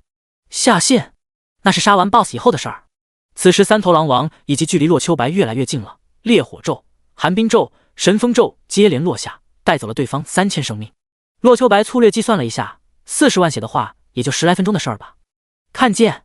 洛秋白中二的喊了一声，手中青萍剑一道道技能甩在狼王身上，一边打着还调整着自己的位置。洛秋白要的不只是杀 BOSS， 还要尽量降低自身的损失。咦，那边有 BOSS， 有人在打了，好像是个法师，那就先杀了那个法师。就在洛秋白打怪的时候，有一个小队的人突然出现在附近。一个名叫弯弓射大雕的玩家二话不说，向着洛秋白打来一道攻击。负341，第30章斩杀。系统提示：您受到玩家弯弓射大雕的恶意攻击，您有180秒钟时间反击其队伍，切不会受到惩罚。就在提示音响起时，洛秋白转身一道天雷影向着他落了下去。轰！负1201，秒杀！这个精灵族的弓箭手连反应的机会都没有，就直接被洛秋白一道雷送回新手村了。其实在他们接近的时候，洛秋白就已经发现对方了。如果对方不惹事儿的话，洛秋白也不会主动攻击对方，毕竟先攻击的人会红名，到时候被 NPC 追杀就不好了。洛秋白不惹事不代表他会怕事，在对方攻击之后，他就可以毫不客气地干掉对方了，没准儿还能发点小财呢。就像是那个弓箭手，一双鞋已经掉出来了。靠！小雕怎么被秒了？为他报仇，嫩死他！就在这时，剩下的4个人也向着洛秋白冲了过来。根据体态特征，洛秋白认出剩下4人分别是巨人族战士和骑士、龙族骑士以及一个神族魔法师。洛秋白一边向着3头狼扔出寒冰咒，一道烈火咒已经贴近牧师了。轰的一声爆炸，牧师连反应的余地都没有，就回城报道了。至于剩下3个，已经不配让洛秋白浪费技能了。在他们逼近的时候，御剑术刷刷刷扫过，3人连逃跑的机会都没有，就死回去了。感谢5位老铁打赏的鞋、法杖、铠甲、头盔、戒指。一边躲避 BOSS 攻击，洛秋白把5样东西捡了回来。一人掉落1样东西，不得不说这5个人可真够倒霉的。检查了一下他们的掉落，洛秋白失望地摇了摇头，除了一个青铜头盔以外，剩下10个都是黑铁，甚至是白板装备。就算拿去卖，恐怕都赚不回今天的晚饭钱。靠，那是什么职业？这么猛！召集弟兄们回去嫩死他！当5人死回城的时候，骂骂咧咧的要去找回场子。别去了，去也是送死。有点头脑的巨人战士阴风主人摇了摇头道：看看杀我们的是谁？白马秋水醉花雨。对方不但等级高，输出高，还转职了隐藏职业，恐怕我们所有人一起出动也是个死。难道就这么算了？弯弓射大雕感觉咽不下这口气，开口道：玩游戏图个爽，被杀了就缩着，老子不当这种软蛋。我们打不过他，可以把他的消息卖给别人啊。阴风主人看了一眼其他人，也是愤愤不平的模样，笑着说道：我认识失乐园的副会长，把白马秋水醉花雨有神器的消息透露给他，想来会有用的。神器？听到神器2个字，龙族骑士瞪大了眼睛，开口道：老大，他有神器，那不如我们召集弟兄干他一票，干嘛告诉别人啊？那好处岂不是被别人抢走了？蠢货！阴风主人在他头上拍了一下，恶狠狠的道：神器是我瞎编的，失乐园那群家伙不见兔子不撒鹰，没点好处他们怎么可能去替咱们报仇？这高啊！弯弓射大雕听到阴风主人的话，也是眼睛一亮，有着神器当诱饵，恐怕失乐园的人宁可信其有，不可信其无了。更何况那白马秋水醉花雨亦多次登上全服公告，伤害那么高，就算没有神器，恐怕也有黄金乃至暗金装备了。总之这个诱饵分量足够了。刷了一下午的狼，洛秋白早就对他们的技能烂熟于心了。3头狼王的前3个技能很好躲避，不到5分钟就打掉了 BOSS 一半生命。哦！就在这时，3头狼的3个头一起发出怒吼，紧接着一个红色能量团从他中间的嘴中吐了出来。吐息！洛秋白猜到了这是 BOSS 最后一个技能，看着那道光团快速飞来，洛秋白在他即将命中自己的时候，向后跳了一步躲开来。轰！地上被砸出一个不小的坑，看得洛秋白心有余悸。这要是命中了，自己最起码得掉一半血吧。洛秋白一点也不敢大意，一边扔出一道寒冰咒，一边观察着 BOSS 的攻击。这头本来物理攻击的狼多了魔法技能，洛秋白应对起来变得稍微困难了些，但是也有好处，那就是这头狼开始释放魔法之后就不移动了，让洛秋白不由得放松了些。又过了2分多钟， BOSS 的血量掉到了 30%， 他中间的头颅不再吐息，但左右两边的脑袋却开始发威了。轰轰！躲避两边的锋刃与地刺可比之前困难多了。之前最起码观察天上飞来的途径就行了，现在倒好，洛秋白要把注意力分散在上下2个地方了。当然，这对洛秋白来说也不算是大事儿，和老师通天教主的考验相比，这些攻击不过小意思罢了。20%血量，三头狼王的攻击方式再一次改变了。他的3个脑袋一起攻击，火球与风刃一快一慢，地下又有地刺干扰。虽然不至于被击中，但是洛秋白的攻击却慢了80%。不好！洛秋白贪功时，狼头突然连吐2道风刃，打乱了他的步子。就在他即将被1道风刃命中时，洛秋白急中生智，一剑对着他砍了过去。当青平剑轻而易举地把风刃划开，那令他疲于闪躲的技能就这般被破了。果真可以！洛秋白眼睛一亮，如果这也可以的话，那似乎就要简单不少了。洛秋白不再闪躲火球与风刃，除了脚下的地刺之外，飞来的攻击全被洛秋白一剑挡下，而手中的技能则一个不落的命中 BOSS。 一边攻击，洛秋白突然心有所感，既然青平剑可以斩掉对狼王的火球与风刃，那技能呢？一边想着，洛秋白突然用1道寒冰咒迎向了狼王的火球。轰！2道攻击在空中相遇并爆炸了。果然可以！这个发现不至于加快洛秋白的杀怪速度，但对他来说却相当于多了一个保命手段。不过，到底是哪些技能可以阻拦，哪些技能拦不下，就是一个需要慢慢尝试的课题了。洛秋白也不在意，先把眼前这头狼搞定再说。时间一点点过去，三头狼王的生命掉到10%的时候，这家伙竟然可以移动了。只见三头狼向着洛秋白奔跑而来，2个脑袋还在蓄力，看样子还打算对他来2发吐息。这真是20级 BOSS。 洛秋白没想到这家伙竟然还有这种手段，连忙向着后面闪躲。一边闪躲，洛秋白也不忘对着他扔个后土咒与天雷影。就剩下最后2万血了，洛秋白怎能放弃呢？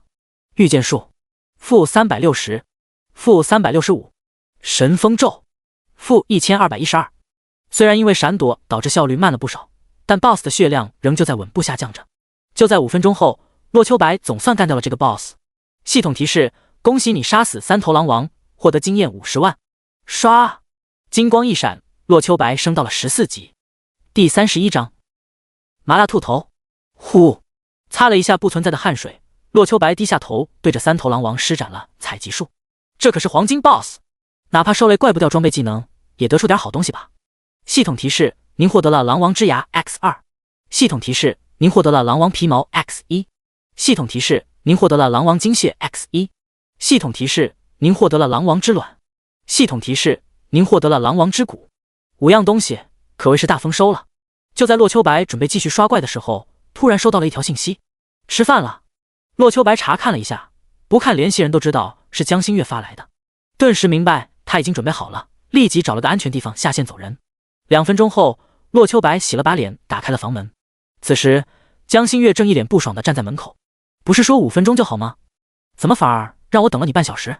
江心月撇了撇嘴道：你这兵哥哥转职宅男玩得挺溜啊，现在宅起来一点不含糊。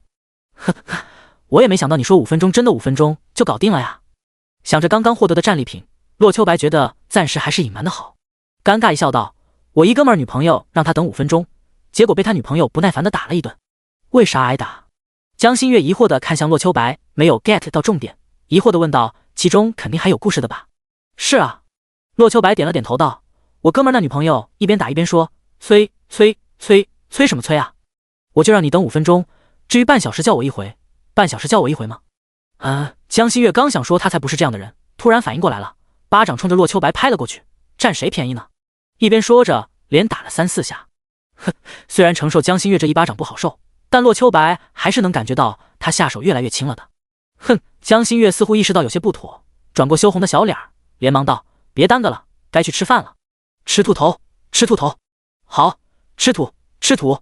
赵丽骑上电动车，载着江心月向一家川菜馆而去。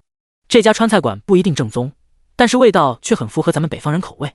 半小时后，洛秋白2人来到一家饭店，笑着说道：我对这儿的饭菜挺满意的，高中那会儿每个周末都来一次。不会是看上饭店老板的闺女了吧？江心月悠悠地说了一声。刚刚进来的时候，他可是看到收银台的小姑娘十分热情地招呼洛秋白呢。虽然样貌没法和他相比，但一张清纯的初恋脸也算清秀可人了。别闹，你想吸我可不想，这家老板闺女才6岁。洛秋白没好气地白了江心月一眼，开口道：那个收银员我也是第一次见。江心月顿时明白自己误会了，为了避免尴尬，连忙假装迷惑：什么收银员？你说什么呢？呵呵，谁知道呢？洛秋白见他打岔也不挑明，一边热情地给他介绍这里的特色菜，一边聊着一些有趣的事情。生活不止游戏，其他东西也有很多可聊的呢。比如，这麻辣兔头真不错呀，比我们汉东做的强多了。江心月一边吃着，一边赞美道：“真好吃，要是明天还能再吃一次就好了。”想得美，你要是天天吃，肯定就腻了。洛秋白毫不犹豫地拒绝道：“而且辣椒吃多了，你受得了吗？”这有啥？江心月又拿起一个兔头啃了一口，开口道：“我可是无辣不欢的，再辣一点我也能吃得下。现在享受，看你明天受不受罪。”洛秋白一边说着，也抢了个兔头吃了起来。呵呵，受罪的是你吧？两人今天纯粹是为了兔头来的，除了米饭，甚至都没点其他的菜。一直吃了半个小时，两人合计吃了20个兔头，外加3斤米饭。当洛秋白结账出去，洛秋白瞥了江心月的小肚子一眼，还女明星呢，吃这么多也不怕长胖。我又不拍电影，最近一段时间连通告都停了，谁会看到我胖了？一边往外走，江心月无所谓的道：“现在的工作除了自家生意的广告一年拍2-3次以外，也就玄灵的宣传。玄灵是在游戏里拍，可以自己捏身材，怕啥呀？”洛秋白骑上电动车，江心月坐在后座上，还意犹未尽的道：“这里的兔头我很喜欢，改天还来。”还吃兔头？洛秋白笑道：“这一家的回锅肉、宫保鸡丁、夫妻肺片、毛血旺、麻婆豆腐、东坡肘子、水煮牛肉、鱼香肉丝、清蒸姜团都不错呢。”你个恶人！江心月怒道：“说的我又想吃了呢。”要不洛秋白放慢电动车，笑道：“回去再吃一顿。”洛秋白的话再次引来江心月的暴击：“再去吃一顿肯定不可能的，现在两人都吃饱了，再吃胃都没地方啊！妈的，阴风主人那鳖孙坑老子！”一个名叫不乐的魔族法师带着100号人来到白云镇东，找了半天，除了一群伤害超高、属性极强的狼以外，没有半点收获。不但没有找到白马秋水醉花雨，自己带来的手下都被干掉7、8个了。老大，这里的狼太厉害了，弟兄们只能勉强破防啊！一个10级精灵刺客对着不乐道：“肯定是那孙子骗咱们来送死的，现阶段哪有人能在这里练级啊？那孙子为什么骗我们？难道是我伤了他女朋友的事儿被发现了？”不乐觉得有道理，看着又一个小弟惨死，心生退意。他们失乐园在上个游戏里公会排名50多名，算不上顶尖，但也相当于世界500强了。现在能聚集100来个10级、11级的玩家，已经属实不容易了。要是全都折损在这里，老大饶不了他。骑士战士殿后，牧师加好血，其他人先撤退。不乐当机立断道：“回去把阴风主人那孙子宰了。”一边说着，他开始带领手下弟兄有序退场。而就在这时，2道光芒闪烁，有人上线了！咦，有人来这里练级了呀！江心月发现这里多出了不少玩家，心中有些郁闷。好好的练级场地，竟然要与人分享了。洛秋白看了2眼，不由得摇了摇头，应该是路过的吧？他们根本没有在这升级的实力吗？老大，你看！精灵刺客突然看到江心月的容颜，惊呼道：“是江女神！”什么？江女神？她果然进游戏了呀！一时之间，不少玩家目光看了过去，就这么一不留神，不少玩家都丧生在狼纹与狼爪之下。洛秋白瞥了江心月一眼，幸灾乐祸道：“红颜祸水啊！”哼！江心月冷哼一声，看似不屑，但那嘚瑟劲儿还是被洛秋白看出来了。哈哈哈，还以为江心月的颜值是吹出来的呢，今日一见，不愧是我这辈子见过的最漂亮的女人。不乐看到江心月的时候，已经开始流哈喇子了，也顾不得现在是什么情况，犹如色中恶鬼一般，向着江心月扑了过来。洛秋白看到江心月有危险，准备一剑捅了对方。而就在这时，江心月摆了摆手，轰！负99999999。系统提示：玩家不乐妄图对女性玩家做出侵犯，受到天谴惩罚。等级3，监狱关押100小时。第32章天谴。好霸道的天谴！洛秋白看着那粗壮的雷霆以及不乐头顶飘出来近亿的伤害，不由得咽了咽口水。他当然知道发生了什么事情，这个保护机制还是他向创世纪公司提出来的呢。只是没想到灾难这么快就在自己眼前上演了，好凶残！惹不起，惹不起！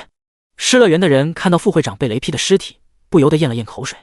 他们都不是什么好东西，如果死前能够一清方泽也就罢了，但碰都碰不到就要遭受此等危害，不值得，不值得！不乐老大，多谢你为弟兄们探路啊！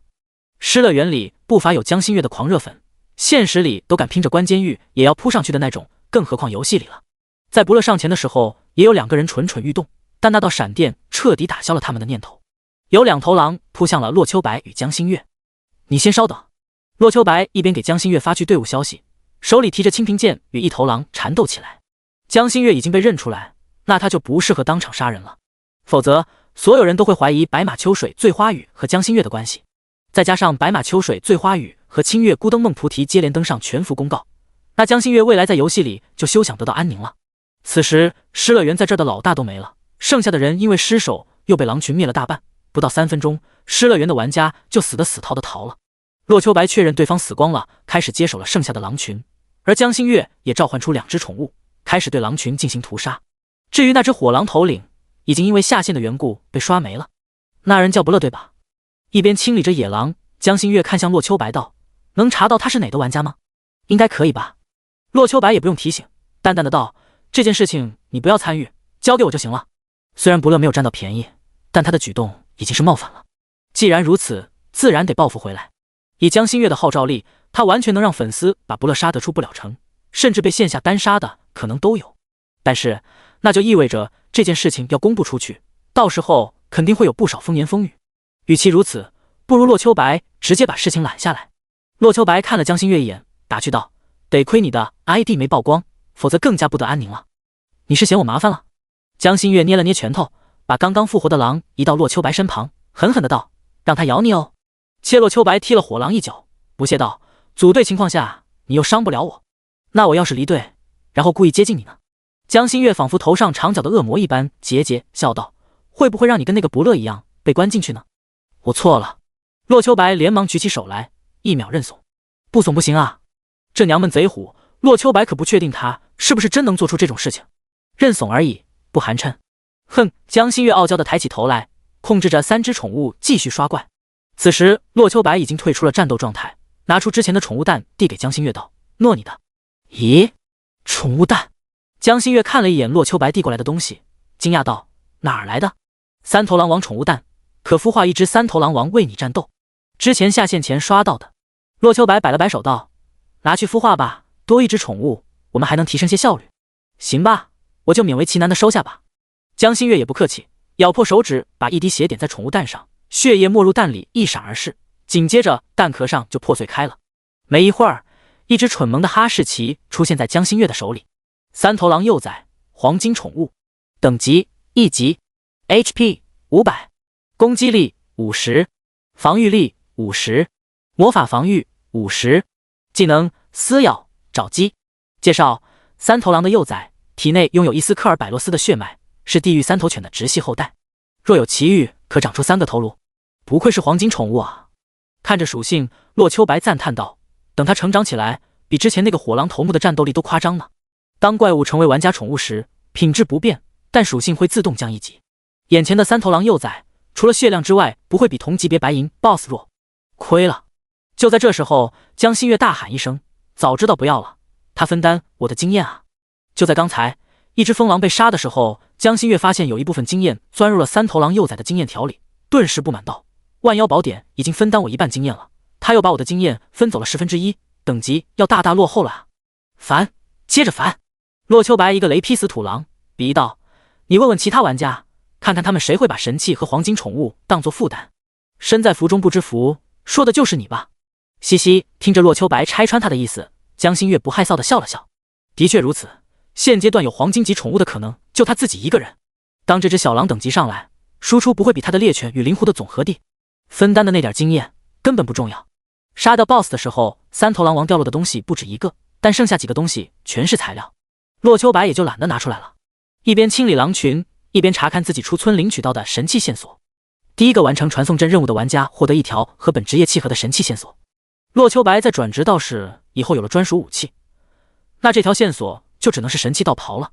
一件神器对玩家的提升有多大，看洛秋白的清平剑和江心月的万妖宝典就知道了。而洛秋白全身只能佩戴2件装备，那1件神器道袍就十分有必要了。不过神器道袍不是他现在能够获得的，哪怕1条线索也需要积攒实力。和江心月只需要屠龙团材料不一样，洛秋白的神器线索只有1句话：拿着黑风寨大头领的人头去找养蚕人。简单的1句话，但想要完成却不是现在能够做到的。这也是洛秋白接取升级任务的原因。第1个副本黑风寨10级能进，但地狱级别20级能过就不错了。第33章倔强。当晚上11点的时候，得到的狼牙已经2000多了。此时洛秋白已经升到了16级，江心月达到了15级，就连他的宠物也达到了10级。狗子黄金宠物，等级10级 ，HP 5000，攻击力500，防御力500，魔法防御500，技能撕咬爪击。狗子是江心月给三头狼幼崽起的名字，10级的宠物面板已经不比洛秋白低了，但它没有真实伤害的缘故，战斗力也就略胜15级的猎犬而已。不过这已经是不俗的战力了。洛秋白本身杀伤力就够高，江心月在控制4个宠物的情况下，战力比得上2个洛秋白。别看他们只是2人队伍，但就算除他们之外最强的10个玩家组队，也别想有他们这等杀怪效率。时间不早了，下线休息吧。洛秋白看着江心月的宠物升级，开口道：后天的时候我们就能完成这个任务了，到时候应该就20级了吧？要夜跑吗？江心月揉了揉小肚子，开口道：晚上吃撑了，现在回去直接睡感觉不太好，不如出去跑2圈。洛秋白想了一下自己的情况，略作思索道：那就来个1万米吧。洛秋白个人记录负重15公斤，跑1万米需要49分钟，现在不用负重了，区1万米应该很快就能回来吧？够狠！听着洛秋白开口就是1万米，江心月听得腿肚子直打哆嗦。不过夜跑是他提出来的，自然不能认怂了，跑就跑。一边说着，两人下线换了衣服。5分钟后，洛秋白穿着一件黑色跨栏背心、短裤运动鞋出现在门口，身上的肌肉清晰可见。而江心月则是换了一套运动短衫，完美的线条勾勒出一幅动人的画面。不要走，跑起来！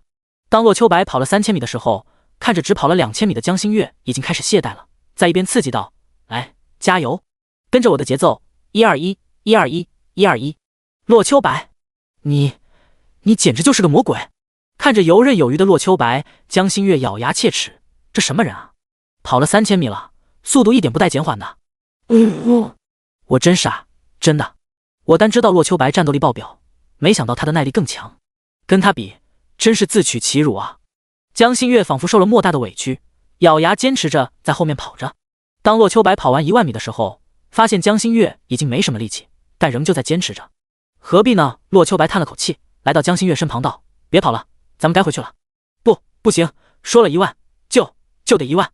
江心月咬了咬牙，我记得清楚着，我才跑了6000多，1万我瞎说的，谁让你非得遵守了？洛秋白继续劝道：乖，听话，咱回去。江心月只是轻轻摇了摇头，仿佛说话会浪费他体力似的。真够倔的，洛秋白心里说了一声，像是江心月这样的士兵，应该会受到教官们的喜爱吧。不过真等江心月跑完1万米，他明天非得累得起不来不可，这可不是锻炼的目的。洛秋白也知道自己劝是没有用的，既然如此，索性帮着他一起跑得了。只见洛秋白跑到江心月身旁，拉上他的胳膊，慢跑起来。按照我的节奏。被洛秋白拉着跑，江心月突然感觉到脑海中一片空白。这家伙胆子这么大的吗？洛秋白刻意减缓了速度，带着江心月在操场上慢跑了起来。在来到操场门口的时候，直接拽着他向外跑去。别！江心月挣扎了一下。别什么别？洛秋白打断道，算上宿舍到操场来回的距离，已经足够1万米了。你这就是跑了1万米。江心月，你做到了。哦。听着洛秋白的解释，江心月接受了他那狡辩的解释。他也清楚自己到极限了，既然如此，不如骗一下自己。回到宿舍，洛秋白把江心月送回屋里就离开了。大半夜的，考验自己定力不太好。翌日，洛秋白和江心月一如之前那般晨练、吃饭、进入游戏。很幸运，进入游戏1个小时，他们就又刷了一只3头狼王 BOSS。虽然没有再出宠物蛋，但江心月控制3头狼王 BOSS 之后，打怪速度再一次加快不少。另外，他们还获得了一块雕刻着狼头的小牌牌。狼头令，它似乎藏着不为人知的秘密。简单的一句话，让人摸不着头脑，想不通就不想。洛秋白并没有把它放在心上。直到中午，两人不但刷满了5000多狼牙、2万张狼皮，更有着2只 BOSS 外加20多只精英怪的产物，而等级也纷纷达到了17级。你先回去吧。江心月见材料够了，对洛秋白道：100倍的任务物品，你应该能直接达到20级了。我好不容易控制了这黄金 BOSS， 多刷会儿再去吃饭。没有你分担经验，我还能再加快升级呢。材料都给我。洛秋白拒绝道：这怎么行？这些材料可有你的一半呢。出于大男子主义，洛秋白并不想占这个便宜。你不是得去刷黑风寨地狱级副本呢？江心月一边控制4只宠物打怪，一边道：你不得先把普通、冒险、勇士、王者都刷了呀，否则我们怎么开地狱级副本？别这了。江心月打断了洛秋白的话，让你去你就去，婆婆妈妈的，比我还女人。行吧。明白了江心月的意思，洛秋白也不再拒绝，带着材料使用了回城符。要是往常，洛秋白这个时间该去吃午饭了的。但是今天洛秋白选择了继续游戏。找到护卫队长汤姆，洛秋白拿出5000普通狼牙道：汤姆，任务物品我带来了。天哪，勇敢的冒险家，你竟然这么快就拿到了5000颗狼牙。汤姆并没有难为洛秋白，按照程序设定给了他任务奖励。系统提示：你完成了任务清理狼群，获得经验奖励100万，金币奖励100，1万点声望值，额外获得技能书天火流星。高额的经验奖励堪堪把洛秋白的等级带到了19级，看了一眼升20级所需的经验，洛秋白知道短时间里是休想了，哪怕他把身上 BOSS 与精英怪的材料给他也不够。打开包裹，洛秋白准备学习天火流星，结果却传来了无法学习的提示音。系统提示：天火流星属于法师技能，您当前职业不符合。第34章讨价还价。靠！洛秋白大骂一声，自己倒是法师中的隐藏职业，凭什么就不能学习了？汤姆，洛秋白质问道：我为什么不能学习这个技能呢？咦，冒险家你竟然是道士职业？汤姆看了洛秋白一眼，惊讶道：身为道士，怎么可能学习法师的技能呢？可是我的尸毒术就学了啊！洛秋白对这个答案并不满意，他前面学尸毒术没有受到限制，为什么现在反而不行了？可尸毒术属于通用技能啊！汤姆摊了摊手道：你转职的时候，魔法师职业技能全都被删除了，因为道士无法运用那些技能，但是尸毒术属于全职业能用，并不在此列。好吧。听着汤姆的解释，洛秋白知道自己是休想学习这个了，叹了口气道：既然如此，那就算了，自己不能用，那就卖掉或者给别人呗。洛秋白也没有过多停顿，转身向着城镇里面走去。创世纪公司里面，不少董事会成员看到洛秋白惨淡的背影，露出会心一笑。虽然他们吃惊于洛秋白升级速度，本来1星期才能完成的任务被他1天搞定了，但是忙里忙外最重要的技能奖励无法学习，却让他们开怀大笑。倒是不能学习法师技能，并非是他们暗改的，这本就是之前设定好的。如果玩家在8、90级获得道士职业，直接技能清空，可以导致这个职业大大削弱，这需要很长一段时间来练习解锁其他技能，以此来遏制这个强大职业的成长。当然，不止道士，游戏里所有唯一性隐藏职业都有类似的限制，比如女帝无法从老师那里获得技能，只是现在只有他们2个人转职了唯一隐藏职业而已，其他的还没被触发呢。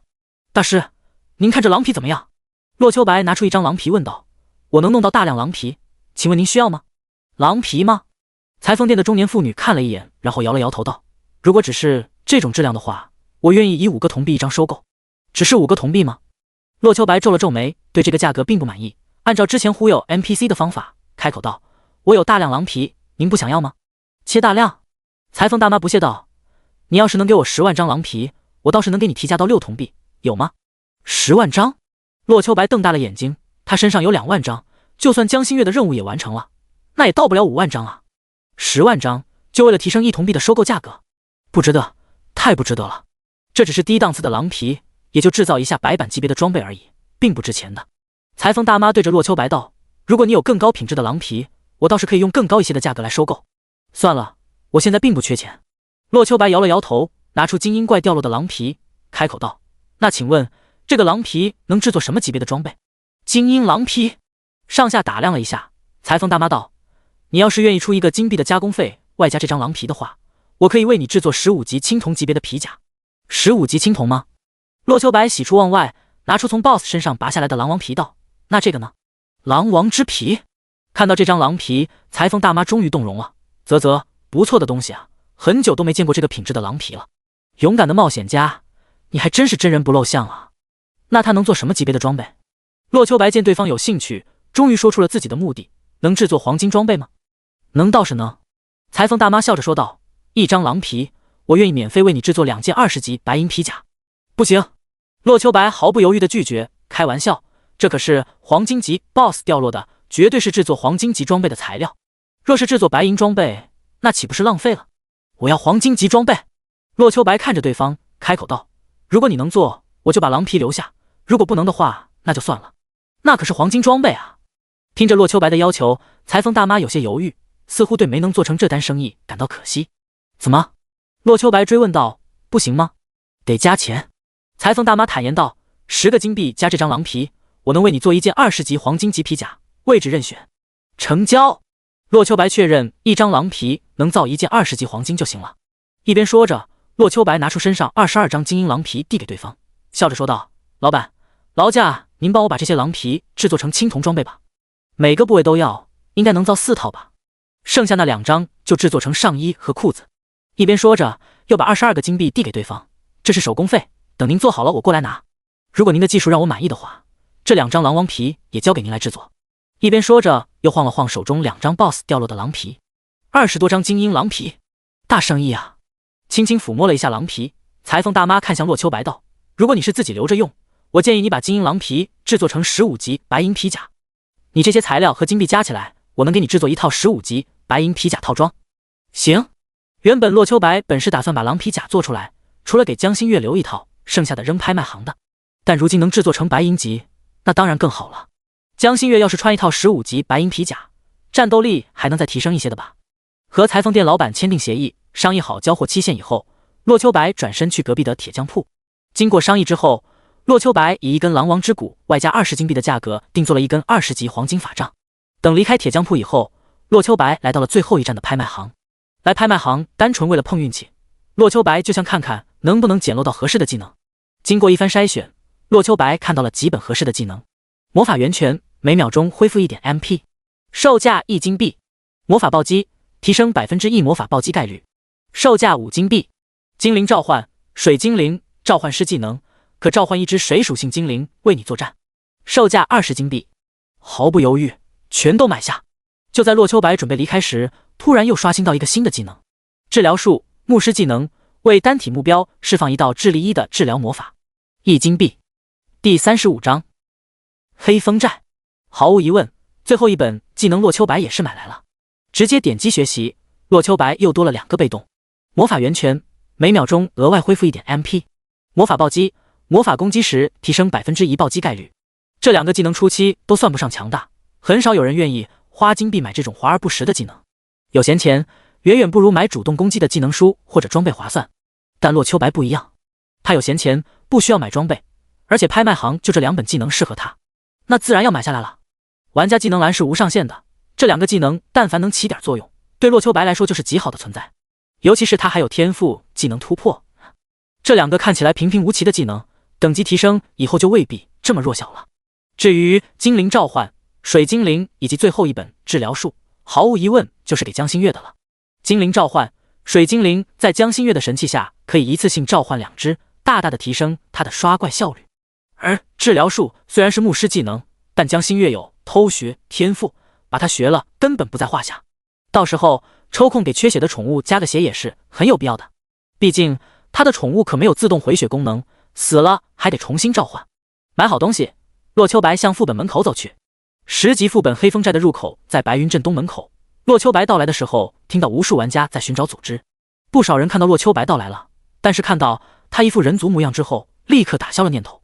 强力战士求组队，副本队伍缺个牧师，马上开车，法师来个龙族骑士，其他滚开。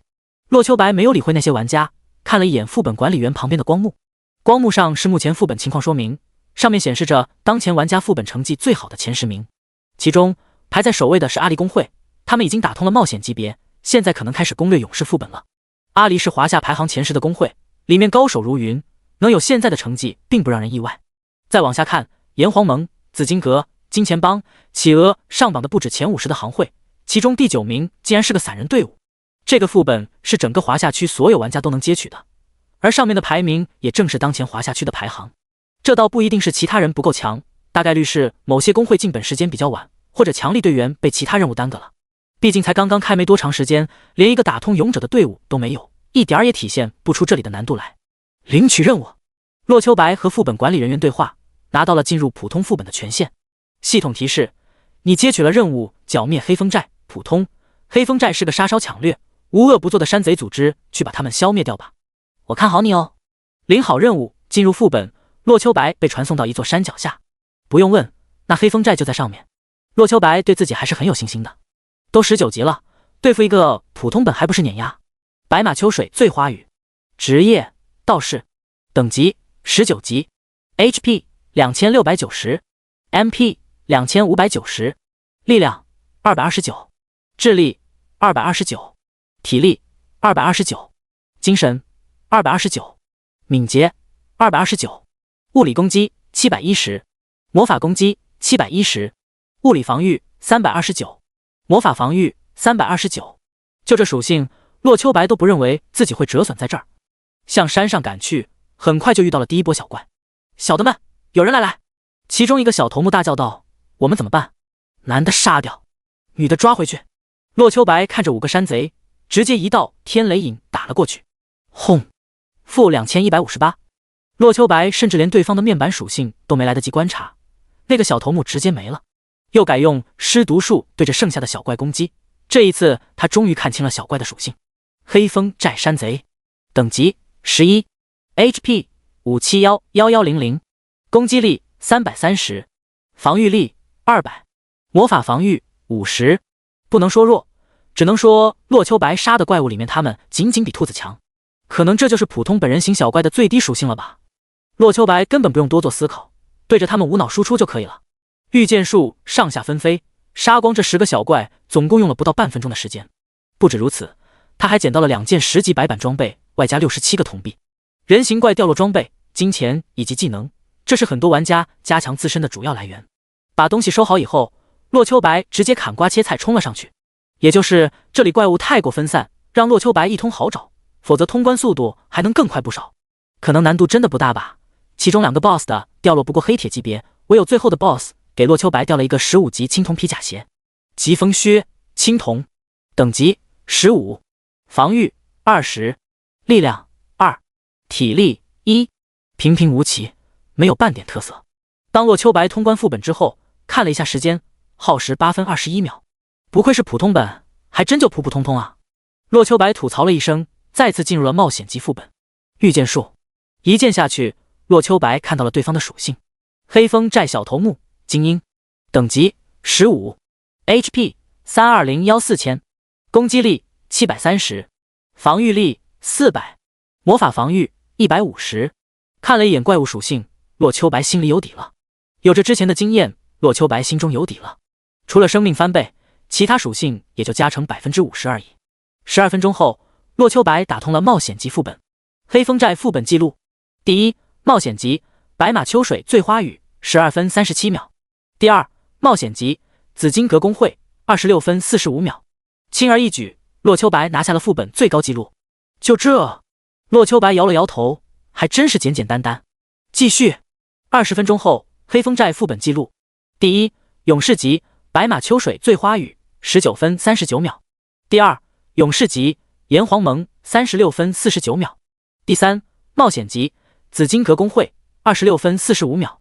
又过了半小时，黑风寨副本记录：第一，王者级白马秋水醉花雨28分49秒；第二，勇士级炎黄盟36分49秒；第三，冒险级紫金阁工会26分45秒。打完王者级之后，洛秋白交接任务后发现经验才刚刚达到19级半，对此他也有些无奈，19到20级的经验条太长了，真不是一时半会儿能够搞定的。尊敬的白马秋水醉花雨，由于洛秋白连刷记录，副本管理员对他也变得尊敬起来。黑风寨地狱级副本难度极大，最少需要5人队伍才能进入，如果您有意挑战的话，还请您把队伍人员凑齐。5个人吗？洛秋白轻轻点头，我知道了。说完便转身离去。与此同时，但凡关注了黑风寨副本记录的人都是一片哗然。白马秋水醉花雨一个人力压所有副本开荒队伍，这白马秋水醉花雨到底是谁？他还没有工会，快去招揽他入会，不同意就扼杀。这种人切记不可得罪。我觉得可以与他合作一番。此时此刻，无数工会大佬都开始打白马秋水醉花雨的主意，但没人知道他是谁。除了帝都大学大一电竞专业的学生们，此时他们只想高呼洛哥牛 X。第36章拯救丽莎。这么快就该打地狱了，厉害啊！下午2点，洛秋白提醒江心月该下线了。两人一边吃着午饭，一边聊起了这段时间的收获。洛秋白除了买了些东西之外，还把黑风寨地狱副本的前置打通了。而江心月也不弱，他不但达到18级了，还刷了200个狼牙。虽然和有洛秋白在的时候没法比，但也算是不错了。吃完饭之后，你也回城吧。洛秋白开口道，王者级副本开始有难度了，地狱本肯定更不简单。我下线前联系了队友，到时候一起去。对了，我给你准备了一些装备和技能，一会儿就能换上。行。江心月点了点头道，我记得地狱本首杀也是有奖励的吧？希望能有不错的东西吧。会有的。洛秋白笑着说道，可惜这个副本的装备都是物理职业和法师的，我弄了3件20级白银装备了，用不着只能卖掉。反正也用不了，卖就卖吧。江心月无所谓的道，有技能吗？有，你能用的。回到游戏，趁着江心月回城的功夫，洛秋白联系了一下雄霸天下。没错，他说的队友就是同学雄霸天下，另外2个就让他从同学里挑，毕竟大家都是同学，有好处自然想着认识的人了。在确认对方在白云镇副本门口等候之后，洛秋白又去了一趟拍卖行，除了一个15级坑傻子用的白银项链以外，没有发现自己和江心月需要的东西，于是直接把自己背包的装备道具上架了，转身来到裁缝店。白马秋水醉花雨，你终于来了。裁缝老板看到洛秋白过来，笑着说道，幸不辱命，5件白银皮甲都做好了。一边说着，老板把装备递给洛秋白。炎狼上衣，白银，等级15，防御30，智力2，精神2， MP 50，属性中规中矩，说不上好，但也绝对不差。洛秋白又看了一眼其他装备，剩下的几件也差不多，分别是炎狼裤子、土狼腰带、土狼头盔和风狼皮靴，5件加在一起还有着增加100 HP 与20智力的效果。对现在还穿着一身10级青铜装备的江心月来说，真是不小的提升。还不错。洛秋白点了点头，把2张 BOSS 掉落的狼皮递给裁缝老板道，这是2张狼王的皮，麻烦帮我做一件上衣和1件裤子吧。没问题。裁缝老板笑着接过2张狼皮，他制作1件黄金皮甲，连半张狼皮都用不了，这单生意做下来，他能赚40多个金币。这一切洛秋白一无所知，不过就算洛秋白知道了也无可奈何，谁让人家掌握技术呢？你不服，你也当裁缝去啊。对了，正要离开，洛秋白忽然问道，老板，您这儿有纱巾吗？属性无所谓，就想遮挡个样子，一会儿要带着江心月去副本，一堆人在哪儿肯定会认出他的，还是把他那张漂亮的脸蛋儿遮挡一下为妙。纱巾吗？裁缝店老板笑着说道，当然有了，你稍等片刻。一边说着，他从一个盒子里拿了一块纱巾。轻抚纱巾，裁缝老板仿佛在回忆一般，这是我3年前的作品了，可惜用的人不在了，你要是想要，我就100金币卖给你吧。什么纱巾值100金币啊？洛秋白撇了撇嘴，查看了一下纱巾属性，真丝纱巾，黄金，效果遮挡容貌，掩盖属性信息， PK 步入姓名，限定女性。介绍，珍妮有个貌美如花的女儿，为了避免被人觊觎，她为女儿制作了1件遮掩容貌的纱巾，只可惜尚未制作完成，女儿就被黑风寨的人掠去了。咦？洛秋白看到信息介绍，发现竟然和黑风寨有关。黑风寨？他不就要去黑风寨了吗？隐藏任务。洛秋白眼睛一亮，不着痕迹的道，那护卫队不管吗？他们负责守护白云镇的安危，您女儿被捉走，他们就无动于衷吗？他们那些大老爷怎么会管我们平民的死活？听洛秋白问起，裁缝老板珍妮叹了口气道，白云镇的镇长整天只想着捞钱了，我去求他出兵，他要我缴纳1000金币的军费，我没有钱，他就直接被他赶出来了。丽莎的未婚夫乔治倒是有心帮忙救人，但我们太弱小了。说着，珍妮又掉下了几滴眼泪。我来帮你。洛秋白对着裁缝店老板道，老板，您女儿被黑风寨的人掠去了，我帮你把她救回来如何？你？裁缝老板眼睛一亮，激动地道，冒险家，你真的愿意帮我吗？系统提示，裁缝老板珍妮向你发布拯救采桑女丽莎任务，是否接受？当然愿意。洛秋白说着点下了接受的选项。系统提示，您接受了任务，拯救采桑女丽莎，珍妮的女儿被黑风寨的人抓走了3年，生死未知。珍妮希望你去黑风寨地狱级去寻找她女儿的下落，若救回丽莎，珍妮为你制作装备，将永久免除加工费，带回女儿丽莎的遗物，此后在珍妮店铺消费打8折。咦？洛秋白看着任务要求，一时间陷入沉思，一个任务竟然有这2个完成条件，一个是救回，一个是带回遗物，也就是说现在丽莎还活着，但命不长久了，这个任务不得不慎重啊。虽然丽莎和自己无亲无故，但能救回对方终究是好的。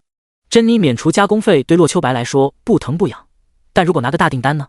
就像洛秋白身上有2万多狼皮一样，如果卖了只能卖5铜币1张，但制作成装备卖掉呢？哪怕是白板装备也能让价值翻10倍吧。可以说，只要把丽莎救回来，洛秋白就有了一台无限制的印钞机了。当然，这些都是他的设想，真实情况肯定到不了这个地步，但这并不影响洛秋白要完成这个任务的决心。您放心，我会把丽莎安然无恙带回来的。洛秋白对着裁缝老板保证了一句，转身离开。你终于来了。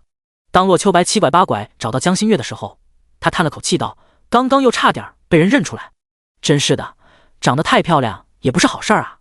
哼，洛秋白一脸嫌弃道，这就自夸上了。你信不信我随便拿件白银装备扔地上，他们肯定先抢装备，没人理你。一边说着，洛秋白把5件白银皮甲和几本技能书交易给他，开口道，用上吧，能加强不少呢。哼，江心月冷哼一声，一边换装备一边表达着对洛秋白的不满。我就那么没排面，区白银装备就能和我做比较？最起码也得黄金级别啊！你这是人不清自己的定位啊！洛秋白摇了摇头，这个阶段黄金装备比他们亲爹都轻。第37章隐藏任务。对了，把这个也带上。洛秋白把珍妮给的纱巾递给江心月，开口道，这个纱巾能减少点麻烦。咦，好漂亮！和那些装备不同，江心月看到这块纱巾的时候一下子就喜欢上了。倒不是因为它是黄金级，完全是因为它好看啊！不同于脑残古装剧，一点遮挡分明什么效果都起不到，反而让熟悉的人都认不出。这游戏里的道具带上，江心月仿佛变了个人一样。本就漂亮的江心月戴上纱巾，整个人多了一层朦胧美。别说洛秋白这个认识的了，恐怕江心月爸妈在这儿都认不出她来了。好像没有起到效果呀。洛秋白嘀咕道，该漂亮的还是漂亮。哇，我都要爱上自己了。江心月拿着一面小镜子臭美起来，看得洛秋白只想给她撕了。不错不错，江心月满意的挑了挑眉，我记得电视里那些蒙面的全用黑丝，没想到白的这么漂亮。洛秋白，原来你喜欢白丝啊？这什么逻辑？洛秋白恼羞成怒，涨红着脸道，爱要不要？不要就还我。要，当然要了。江心月才不会还回去，到他手里的东西怎么可能再还了呢？行了，走吧。洛秋白对着江心月道，抓紧时间，我们去把副本通了。我又领了个和黑风寨有关的隐藏任务，要是完成了，没准还能提升些奖励。江心月没有再耽搁，跟着洛秋白向副本走去。一路上，洛秋白把他接到的拯救丽莎的任务说了出来。采桑女丽莎，这名字听着就不像普通 NPC。哥们儿，美女。一个20多岁长相的男子突然来到洛秋白他们眼前，可以告诉我你们的时装从哪里买的吗？洛秋白一身道袍，江心月一身汉服外加纱巾，这不符合西幻游戏的打扮，很容易被其他人当成时装。毕竟时装这种玩意儿千奇百怪，你打扮成熊猫人都没人管你。也就是这个游戏里并没有售卖时装的系统，否则你信不信会有几千万女玩家把它当换装游戏玩？这个啊，洛秋白一本正经的胡说八道。我们做隐藏任务得来的，新手村的兔子知道吧？用1万张兔皮找裁缝老板，他会给你1件青铜装备，但你拒绝的话，他会随机给你一套时装。你看我这衣服漂亮吧？但实际上里面还穿着新手装呢。我在新手村打了几天兔子，还把身上的钱全买了兔皮，刚刚从新手村出来，这都行？你不会在骗我吧？男子显然不太相信，我怎么没有听说过这个任务？要是什么人都听过，那还叫隐藏任务吗？洛秋白鄙夷的看了对方一眼，开口道，也就是因为新手村能出不能进，才告诉你的，否则这样的消息，我能告诉你这个陌生人。咦，你说的有道理。男子点了点头，他都回不去了，对方又能骗得了他什么？洛秋白没有和对方再做纠缠，带着江心月向前走去。你这样骗人，良心不会痛吗？走了一段距离，江心月看向洛秋白道，不想说就不要说了，何必这样折腾人家呢？你说时装的来源是什么？洛秋白没有回答江心月的话，反而开口道，时装设计图也许需要打怪或者做任务获得，但必然少不了的就是找裁缝制作。而在玩家们考虑好这个情况之前，想要时装最大的可能就是去找裁缝那里碰运气。你说裁缝店老板会不会因此额外多出很多收入呢？要知道每个只能 NPC 都是有着独立思维的，他们向玩家发布任务是系统设置的，但是独立的思维会引导他们尽可能多的从玩家身上获得更多。洛秋白淡笑道，我接到的隐藏任务里，只要救回丽莎，珍妮就要当长工了。要是不给她找点额外的收入来源，你猜她会不会累死、饿死？玩算计的人心都是脏的。听着洛秋白的话，江心月明白了，这厮就是故意的。刚刚那个玩家的确回不了新手村了，但保不齐会在白云镇的裁缝老板那里尝试啊。这么一来，裁缝老板会额外多一些皮毛的收入。时装的消息要是一传十，10传百了，那这皮毛肯定会成几何倍增长。更重要的是，以现阶段玩家等级能打到的皮毛，根本不会影响到他们刷狼。洛秋白真是把一切都算计进去了啊！那他们要是得不到时装该怎么办？江心月突然问道。要知道，这从头到尾都只是个骗局啊！若是这个消息被新手村的玩家知道，他们刷1万兔皮，结果得不到时装，会不会骂死你？那管我什么事儿？洛秋白摊了摊手道，我又没说他去找裁缝店老板一定可以获得时装。至于新手村，你觉得他们谁有耐心刷1万兔皮？不是谁都像我一样，新手村就有采集术，保证每一个怪都有掉落的。而且洛秋白悠悠的道，你怎么知道裁缝店刷不到时装呢？这可是吃钱大户，游戏公司怎么可能放过这块大蛋糕？要知道，不是所有玩家都热衷于打怪升级 PK 的，不少大爷大妈进游戏完全是为了旅游、钓鱼什么的时装。你信不信，裁缝老板就算没有时装，为了顾客他都能设计出时装来。除了漂亮一无是处的衣服，有啥难得？江心月哑口无言，他知道洛秋白说的这些都是真的。不热衷于打怪升级，把游戏当作消遣的大有人在。他就知道有好几个明星进游戏了，不为别的，就为了展现亲和力，顺便把粉丝当冤种仔。甚至还有人把游戏当带货场地，明明连新手村都没出呢，就开着直播和网友聊天，发展粉丝。洛秋白没有再多说，路上又遇到3个女生问他们时装来源，洛秋白的话术没变，把他们忽悠去了裁缝店。殊不知，洛秋白的忽悠完全歪打正着了，裁缝店的确有关于时装的隐藏任务，用数百倍的材料和手工费制造出一件连白装都不如的有时限的衣服。还有什么比这更赚的生意吗？没一会儿，2人就走到了副本管理员面前。此时副本开荒榜上的第一还是白马秋水醉花雨，但第2名也已经打了王者级别。至于后面则是清一色的勇士级。只能说这个副本真的不难，那些职业玩家稍微认真一下，真是手到擒来。正好洛秋白也看到了雄霸天下，立即给他发了个组队申请。白哥看到洛秋白之后，雄霸天下激动的打了个招呼。洛秋白是谁？玄灵，力压无数职业玩家的顶尖高手啊！你好。洛秋白打着招呼，让他把另外2人组进了队伍。一个名叫是丫丫呀的神族牧师女生，洛秋白没什么印象，而另一个就让他愕然了。独占上风，15巨人战士，第38章地狱级黑风寨。独占上风不是别人，正是他们的班主任老师张峰。老师，没想到把您请来了啦。洛秋白可是很尊师重道的，哪怕张峰只教了他1节课，那也不能改变这是自己老师的身份。呵呵，秋白。张峰看着洛秋白笑着说道，老师也没想到你竟然把人族法师玩出花来啊。呵呵，说起这个我得向你道歉。道歉啥？洛秋白连忙道，您说的又没错，人族法师的确拉胯，我是想玩格斗家来着，说起来要不是我那天赋技能，我也不选法师啊。张峰见洛秋白如此谦逊有礼，不由得松了口气。小人得志的他见多了，比如这时张峰看到了洛秋白身旁的江心月，但因为面纱隐藏身份的缘故，他根本没有认出来，询问道，这位是咱们最后一位队友吗？张老师您好。江心月没想着暴露自己身份了，毕竟知道的人越多，在粉丝面前暴露的概率越大，开口道，我是清月孤灯梦菩提，18级召唤师。张峰看了洛秋白一眼，赞叹果然天才的队友都是天才，他这个当老师的反而有些拉胯了。你好，原来你就是第2个出村的玩家啊，久仰久仰。张峰客气的与对方打着招呼。嫂子，我是雄霸天下16级龙族骑士。这时候雄霸天下出来找存在感，嘿嘿，您叫我小熊就好了。狗熊。洛秋白连忙扯了扯对方胳膊，别瞎说，清月美女只是我的朋友，我们不是那种关系。这样啊。雄霸天下整了个乌龙，不好意思的道，对不起哈，我整错了。没事。江心月淡淡的回应了一句，仿佛对他搞错了的事情并不在意。洛秋白见这个乌龙没引起江心月的反感，也是松了口气，见大家准备好了，也就没多耽搁，和副本管理员对话后，领着队伍进入了地狱级副本。唰的一下，一行5人一起被传送到了黑风寨山脚下。一进来，洛秋白就感受到了与之前完全不同的副本氛围，眼前的山似乎暴涨了10倍，山更高了，树木也变得更加粗壮，天空中灰蒙蒙的，给人一种压抑的感觉。一阵黑风自上而下吹来，树叶纷飞。天空中一对白雕飞过，让气氛变得更加紧张3分。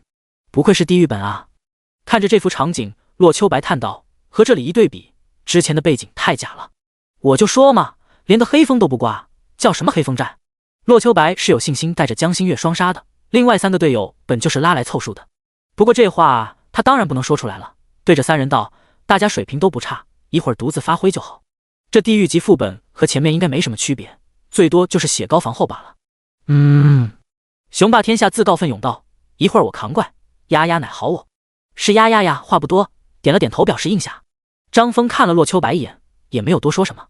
他已经想到了自己3人可能没什么表现机会，一会儿注意着点他们。洛秋白悄悄给江心月发了条消息：“我不怀疑他们技术，但我怀疑他们属性，恐怕就算能帮忙也是有限。大家都是一个班的，尽量别让他们挂掉。别吐槽了，咱们先去完成任务吧。”江心月没好气的给洛秋白回了条私信：“我尽量在保证自己的情况下会帮忙的，如果大概率挂掉或者有损失我就不管了。你的神器线索还需要大当家的头颅呢，而且又有丽莎的任务，指不定需要多久呢。丽莎的任务有些想法了，不过我们先杀上去吧。”洛秋白悄悄回复一句，然后指着山上在公屏道：“王者级第一波怪物是一个小头目领着10个小怪，这里是地狱级别，难度应该会大上不少，大家小心，一切以自保为主。你放心吧。”江心月说着率先召唤出来宠物狗子。狗子黄金宠物，等级18级， HP 9000，攻击力900，防御力900，魔法防御900，技能撕咬爪击。这狗子不愧是黄金级宠物，18级的他已经有1人高了，除了血量以外完全不输白银级 BOSS。 在江心月神器增幅下，单打独斗都能干掉精英怪。紧接着又是洛秋白熟悉的猎犬和灵狐。猎犬和灵狐只是召唤师初级技能而已，实力和主人的面板属性挂钩，江心月的神器和一身白银装备增幅下来，他们的实力也不容小觑。最后则是江心月新学的技能精灵召唤水精灵了。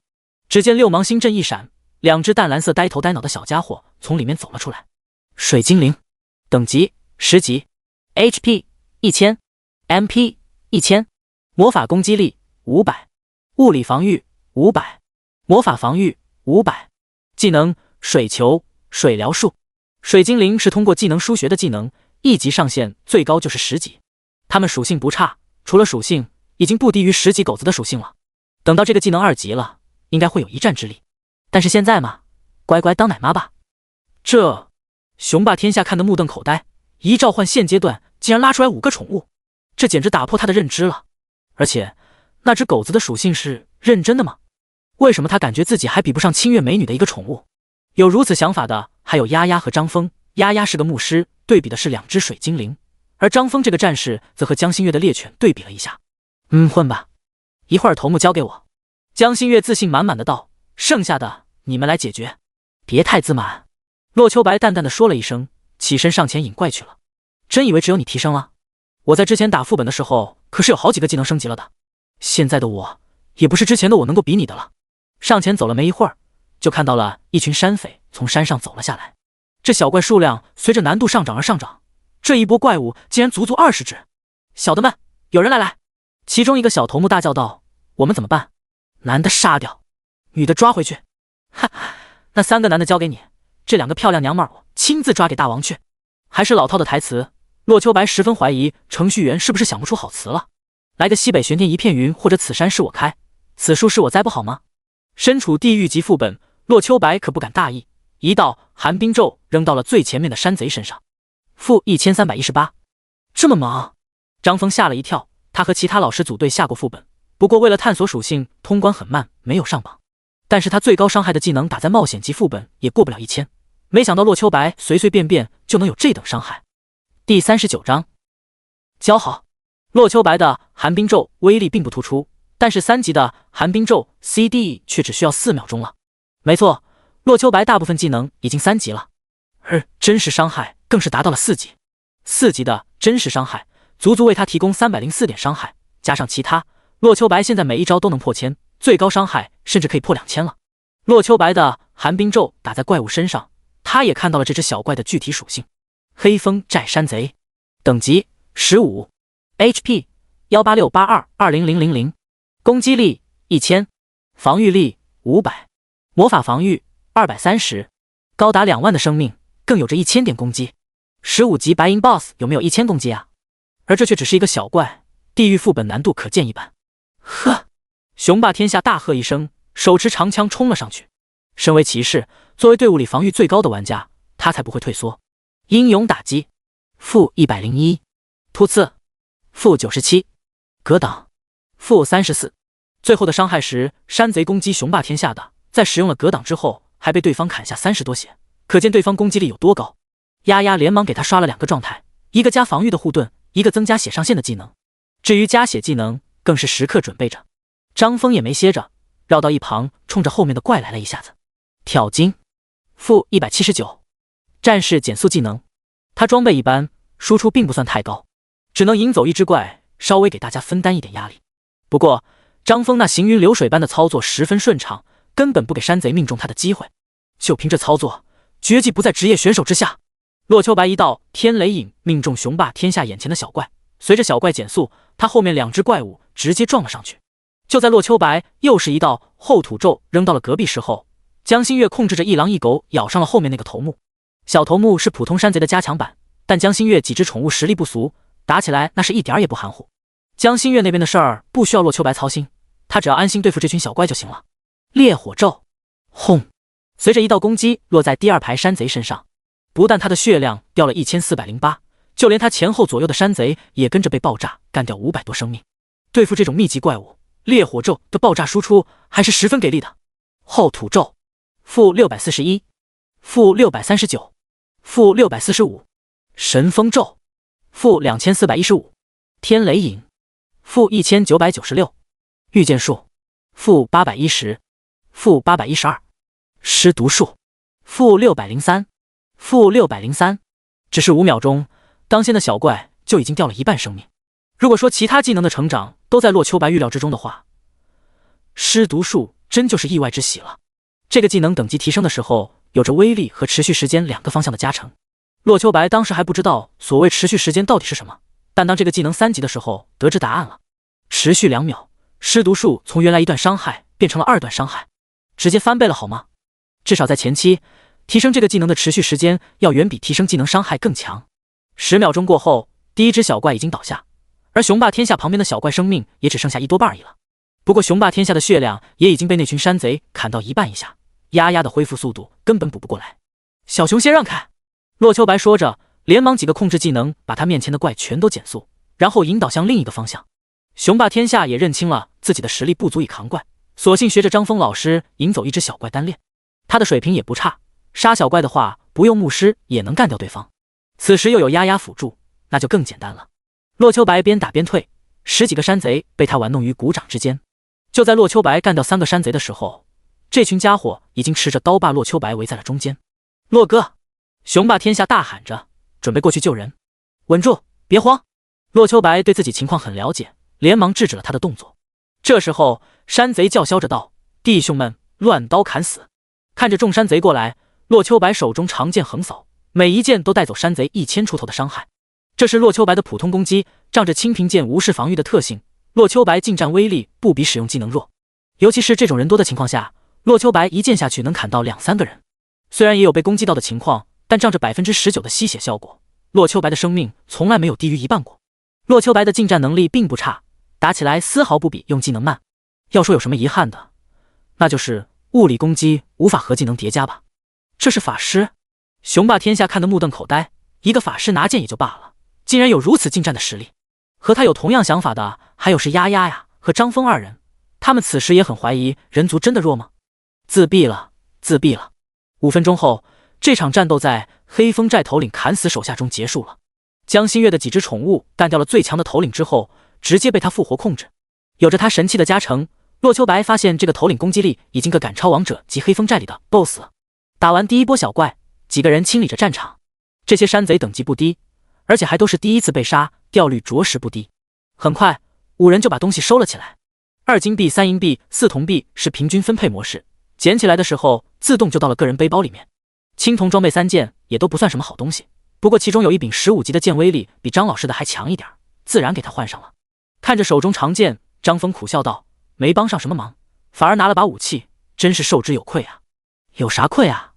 洛秋白笑道：咱们进副本前不就说好了吗？一切掉落谁有需要就归谁，遇到没人需要的出去卖掉。在老师他们看来，自己拿了东西属于占便宜，但对洛秋白来说，他想挑战地狱副本，必然得有队友。区区几件装备，还真不算什么大事儿。而且这3个队友可不是什么普通玩家。张峰老也就年纪大了，实际操作水平不会比职业玩家弱，而他的经验更不是那些职业玩家能够比拟的。如果用同级别装备技能的账号 PK 的话，洛秋白胜率最多也就9成。雄霸天下，熊云昭水平上也许还不如张老师，但他的可塑性很强，哪怕现在去任何公会都能当精英玩家。他们差的是装备技能，这些上来了，实力绝对不弱。至于是呀的黄雅同学，也是顶尖牧师玩家，用一个自己也需要的副本手杀以及几件微不足道的装备就能交好，他赚大了好吧。第40章白羽剑吕普。打完这一波小怪之后，众人对自己在副本里都有了清晰的定位。上山走了5分钟，他们遇到了第2波小怪。此次有了江心月手下的山贼头目，他们打起来就更加简单了。山贼头目主坦，雄霸天下副坦，是呀照顾他们俩的血量，然后剩下的人猛烈输出就是了。在5人齐心协力下，很快就把这一波敌人搞定了。这一次运气很好，还从山贼头目手里获得了一柄20级的白银武器——狂热战斧，白银，等级20，攻击力160，力量4，体质3，暴击率1%。介绍：黑风寨头目才有资格和能力用的斧头，看似威猛，实际上平平无奇。20级斧头，骑士和战士都能用。洛秋白道：老师，小熊，你们俩分吧。这讲道理，现阶段黑铁装备是主流，能买得起全身青铜装备的都是高手。至于有一件白银在身的，恐怕都是职业玩家或者公会大佬了。至于黄金装备，现在有没有问世还未可知呢。当然，洛秋白和江心月不在此列，这俩家伙开局获得神器，根本不是正常人能做到的。秋白，这太贵重了。张峰摇了摇头道：青铜装备给我们也就罢了，这20级白银武器恐怕能卖好几千了吧。身为老师，要学生装备算什么事儿？被隔壁几个家伙知道了，没准儿怎么说他呢。张老师不要那小熊拿去吧。洛秋白也是想到了张老师的为难，看向雄霸天下道：别说你也不要啊，真这样，下次不敢阻你们了。我才不客气呢。雄霸天下接过武器耍了2下，嘿嘿笑道：有了它，我也能当强力 DPS 了。虽然还用不上这柄斧头，但以他玩游戏的时间计算，也就2天的事。有一件高攻武器，对练级是一件非常有利的事情。身为准职业玩家，练级实乃第一要务。至于欠人情，洛秋白那么强，他巴不得当小弟呢。分配完毕装备之后，继续向前，路上又接连杀了2波小怪，这期间又爆了不少装备，要么不符合众人职业，要么洛秋白和江心月看用不上，只能拿出去卖掉。半小时后，他们终于看到了第一个守关 BOSS 白羽剑吕普。这是一个弓箭手 BOSS， 在前面几次副本的时候，洛秋白完全强杀的，这一次加强不少，就没那么好运了。既然是有名号的 BOSS， 远远的看到上面的 BOSS， 张峰略有担忧的道：有了名号，战斗力翻好几倍，这 BOSS 不好解决呀。还行吧。洛秋白看了一眼 BOSS 以及他身旁4个精英怪，开口道：一会儿我去单杀 BOSS， 你们负责4个精英。可以。江心月点了点头道：我负责3个。张峰听着洛秋白和江心月的话，张了张嘴，还是止住了。人家把最为困难的地方负责了，他们哪里还有挑3拣4的选择？如果这都不敢，那趁早回去混冒险本得了。我去了。洛秋白说着，一道御剑术砸了过去，看到了他的基础属性：-811，-805，白羽剑吕普，等级25， HP 19838420000，攻击力1500，防御力1500，魔法防御1000，技能精准射击连射白羽剑。介绍：吕普本是一普通猎户，5年前妻子被富商霸占，吕普告状无门后怒杀其全家，被镇长通缉时无奈落草为寇。在被洛秋白命中之后，吕普发现了他们几个的踪迹，大怒道：你们是那可恶的镇长来抓我的吗？就看你们有没有这个本事了。只见他大手一挥，喝道：给我上！是。随着一声令下，他手下4大金刚一起冲了过来。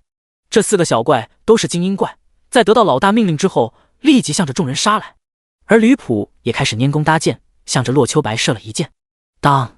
洛秋白一剑劈开箭矢，一边往左边移动，一道寒冰咒落在了对方身上。与此同时，江心月4人也开动了。江心月手下被控制的精英头目迎上了其中一个小怪，这精英头目在他的加成下远超对方，哪怕1对1也能获得胜利。黄金级宠物狗子也迎上了一只精英怪，就攻击力而言也能压着对方打。不过他的血量略少，需要一只水精灵从旁辅助。猎犬迎上了第3个山贼，而灵狐和另一只水精灵也在身后开始攻击。我们也上吧。张峰对着2个学生道，就算混也不能这么混啊，要是连一个小怪都搞不定，那我们趁早退游吧。一边说着，张峰率先杀向最后一个精英山贼。和洛秋白等人先天天赋强不同，他建立账号的时候天赋只是极其普通的敏捷加1星，先天9点敏捷成长为他带来了极好的操作体验，比大多数人更加灵敏。本就是技术流玩家，若非属性面板太低，他完全能轻易单杀这个家伙。熊云昭也是如此，他的等级属性比张峰更高一些，虽然操作还没到巅峰，但是凭借自身优势也表现得不输老实。至于最后的黄雅，有2个男人顶住山贼了，他在后面随意发挥就行，补血之余还能刷几个攻击技能来加速干掉对方。是负845。面对弓箭手最好怎么做？当然是近身了。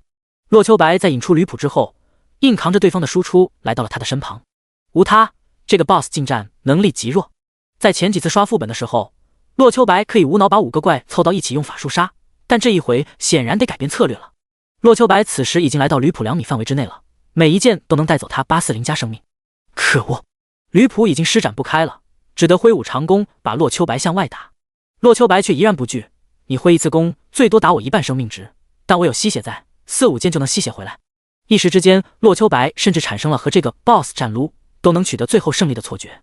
只是地狱级副本的 BOSS 显然不会这么简单就被干掉。就在吕普的血量掉到 90% 的时候，他从剑囊中拿出了一支剑。第41章难缠的1号 BOSS。 只见吕普右手握着剑矢末端，向着洛秋白打了过来，当的一声，直接打断了他的攻击频率。竟然用剑矢！洛秋白没有后退，反而继续持剑与之对拼。不过令洛秋白意想不到的是，这个 BOSS 竟然一点也不害怕，持着剑矢与他对打起来。好快的攻击速度！洛秋白大吃一惊，这剑矢的攻击速度比之前他挥舞长弓可快多了。难道这就是这个 BOSS 的隐藏属性？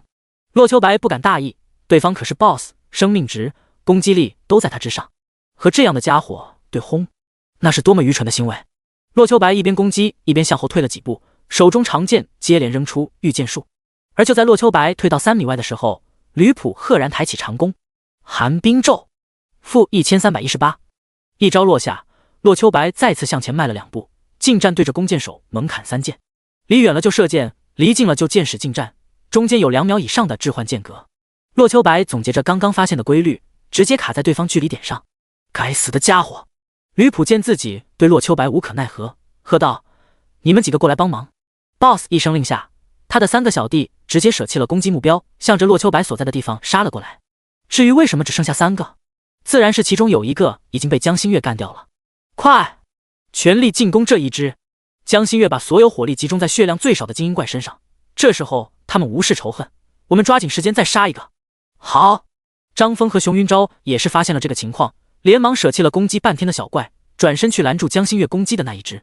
几人火力不弱，围着精英怪卡住他离开方向一通输出，在他距离洛秋白还有5米的时候被干掉了。而此时洛秋白已经被2只山贼精英左右为难的包围起来，前方10米处还有 BOSS 持弓射击，任凭洛秋白移动，左右2只山贼精英都不离开他的身旁，而那 BOSS 的每一道剑矢都能打下洛秋白2/3的生命。好在江心月的2只水精灵是丫丫的治疗以及洛秋白的吸血起着效果，否则他可能已经被杀回去了。他们无视仇恨。张峰经验十分丰富，一眼就看穿了3只怪的机智，一边在站在精英怪身后疯狂输出，一边问道：“秋白能顶得住吗？”2只小的还行。洛秋白一边闪躲一边攻击，那 BOSS 不好说，这家伙攻击力太强。此时3只怪物都无视仇恨，攻击全都向着洛秋白。虽然他身手很好，但却无法免疫 BOSS 精准射击必中的设定。在之前的时候，他已经尝试过用技能拦截了，但是洛秋白无奈地发现自己只有用轻平剑物理拦截有效，而且也只是减少了一些伤害。但同样的，如果洛秋白抽空用剑拦截，减少了攻击频率的他，还有很大可能被2只精英怪命中，反而有些得不偿失。猎犬、狗子，江心月给2只宠物下达了命令，让他们转身向着 BOSS 杀了过去。吕普看到2条狗向自己冲来，拈弓搭箭，一道精准射击定在猎犬脑袋上，负5746。超高的伤害让猎犬的血条直接清空。那只血量极厚的黄金级宠物狗子已经好运的来到吕普面前，然而他刚刚咬下一口，就被吕普用剑矢捅死了。这个 BOSS 的伤害对宠物有加成。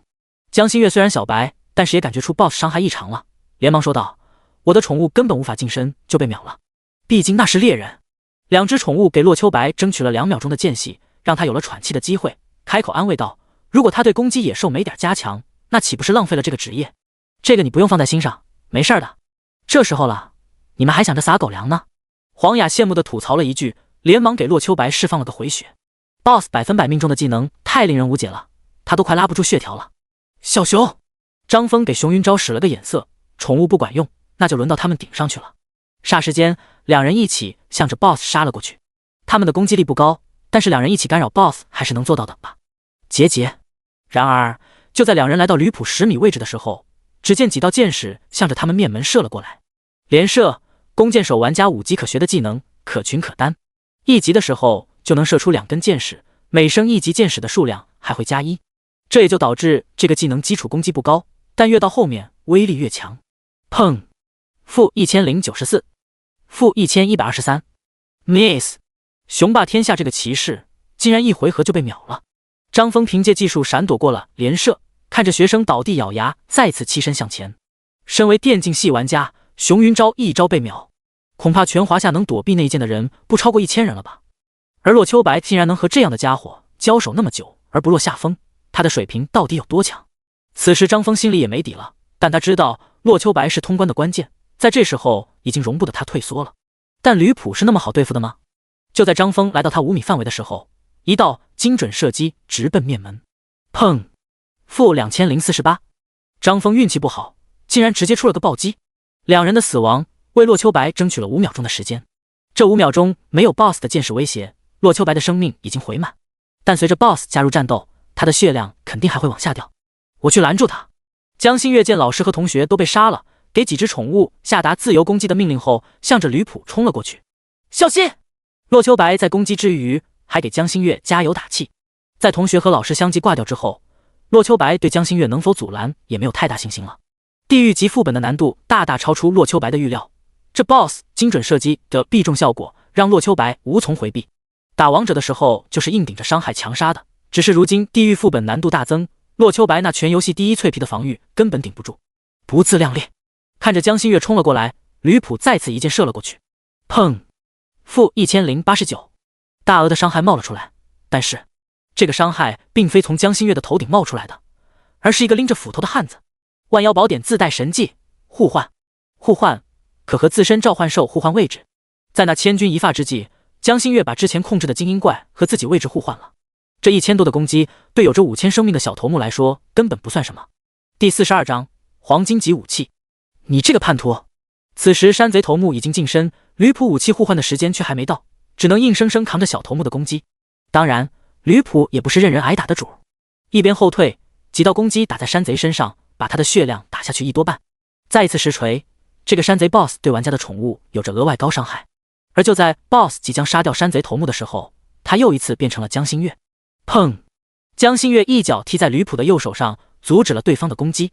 啪啪啪啪！咏春拳，江心月自身的本领。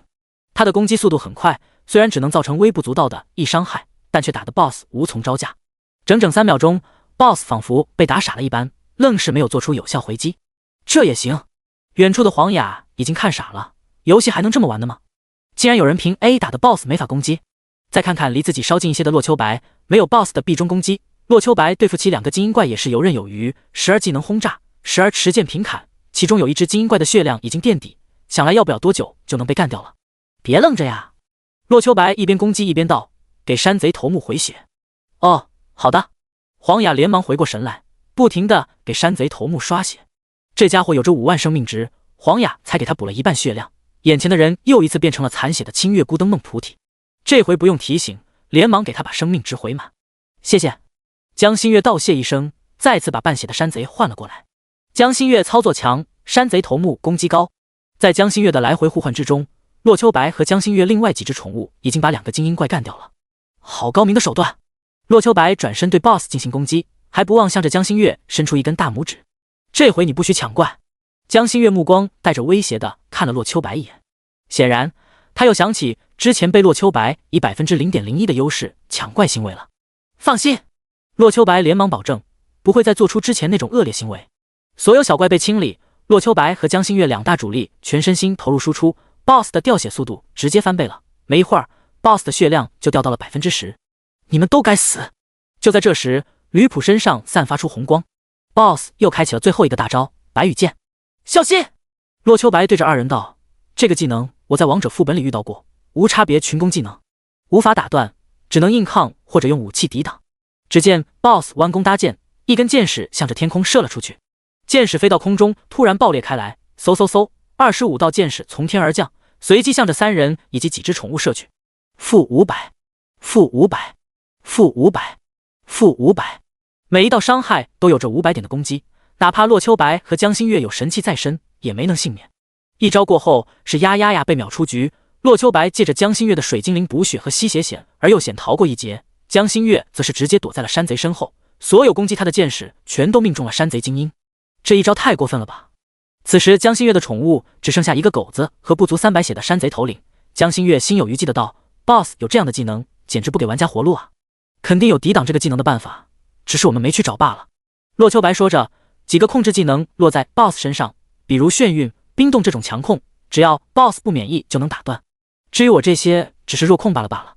江心月先把猎犬和灵狐召唤出来，至于2只水精灵，则在 CD 之中，还需要等候片刻。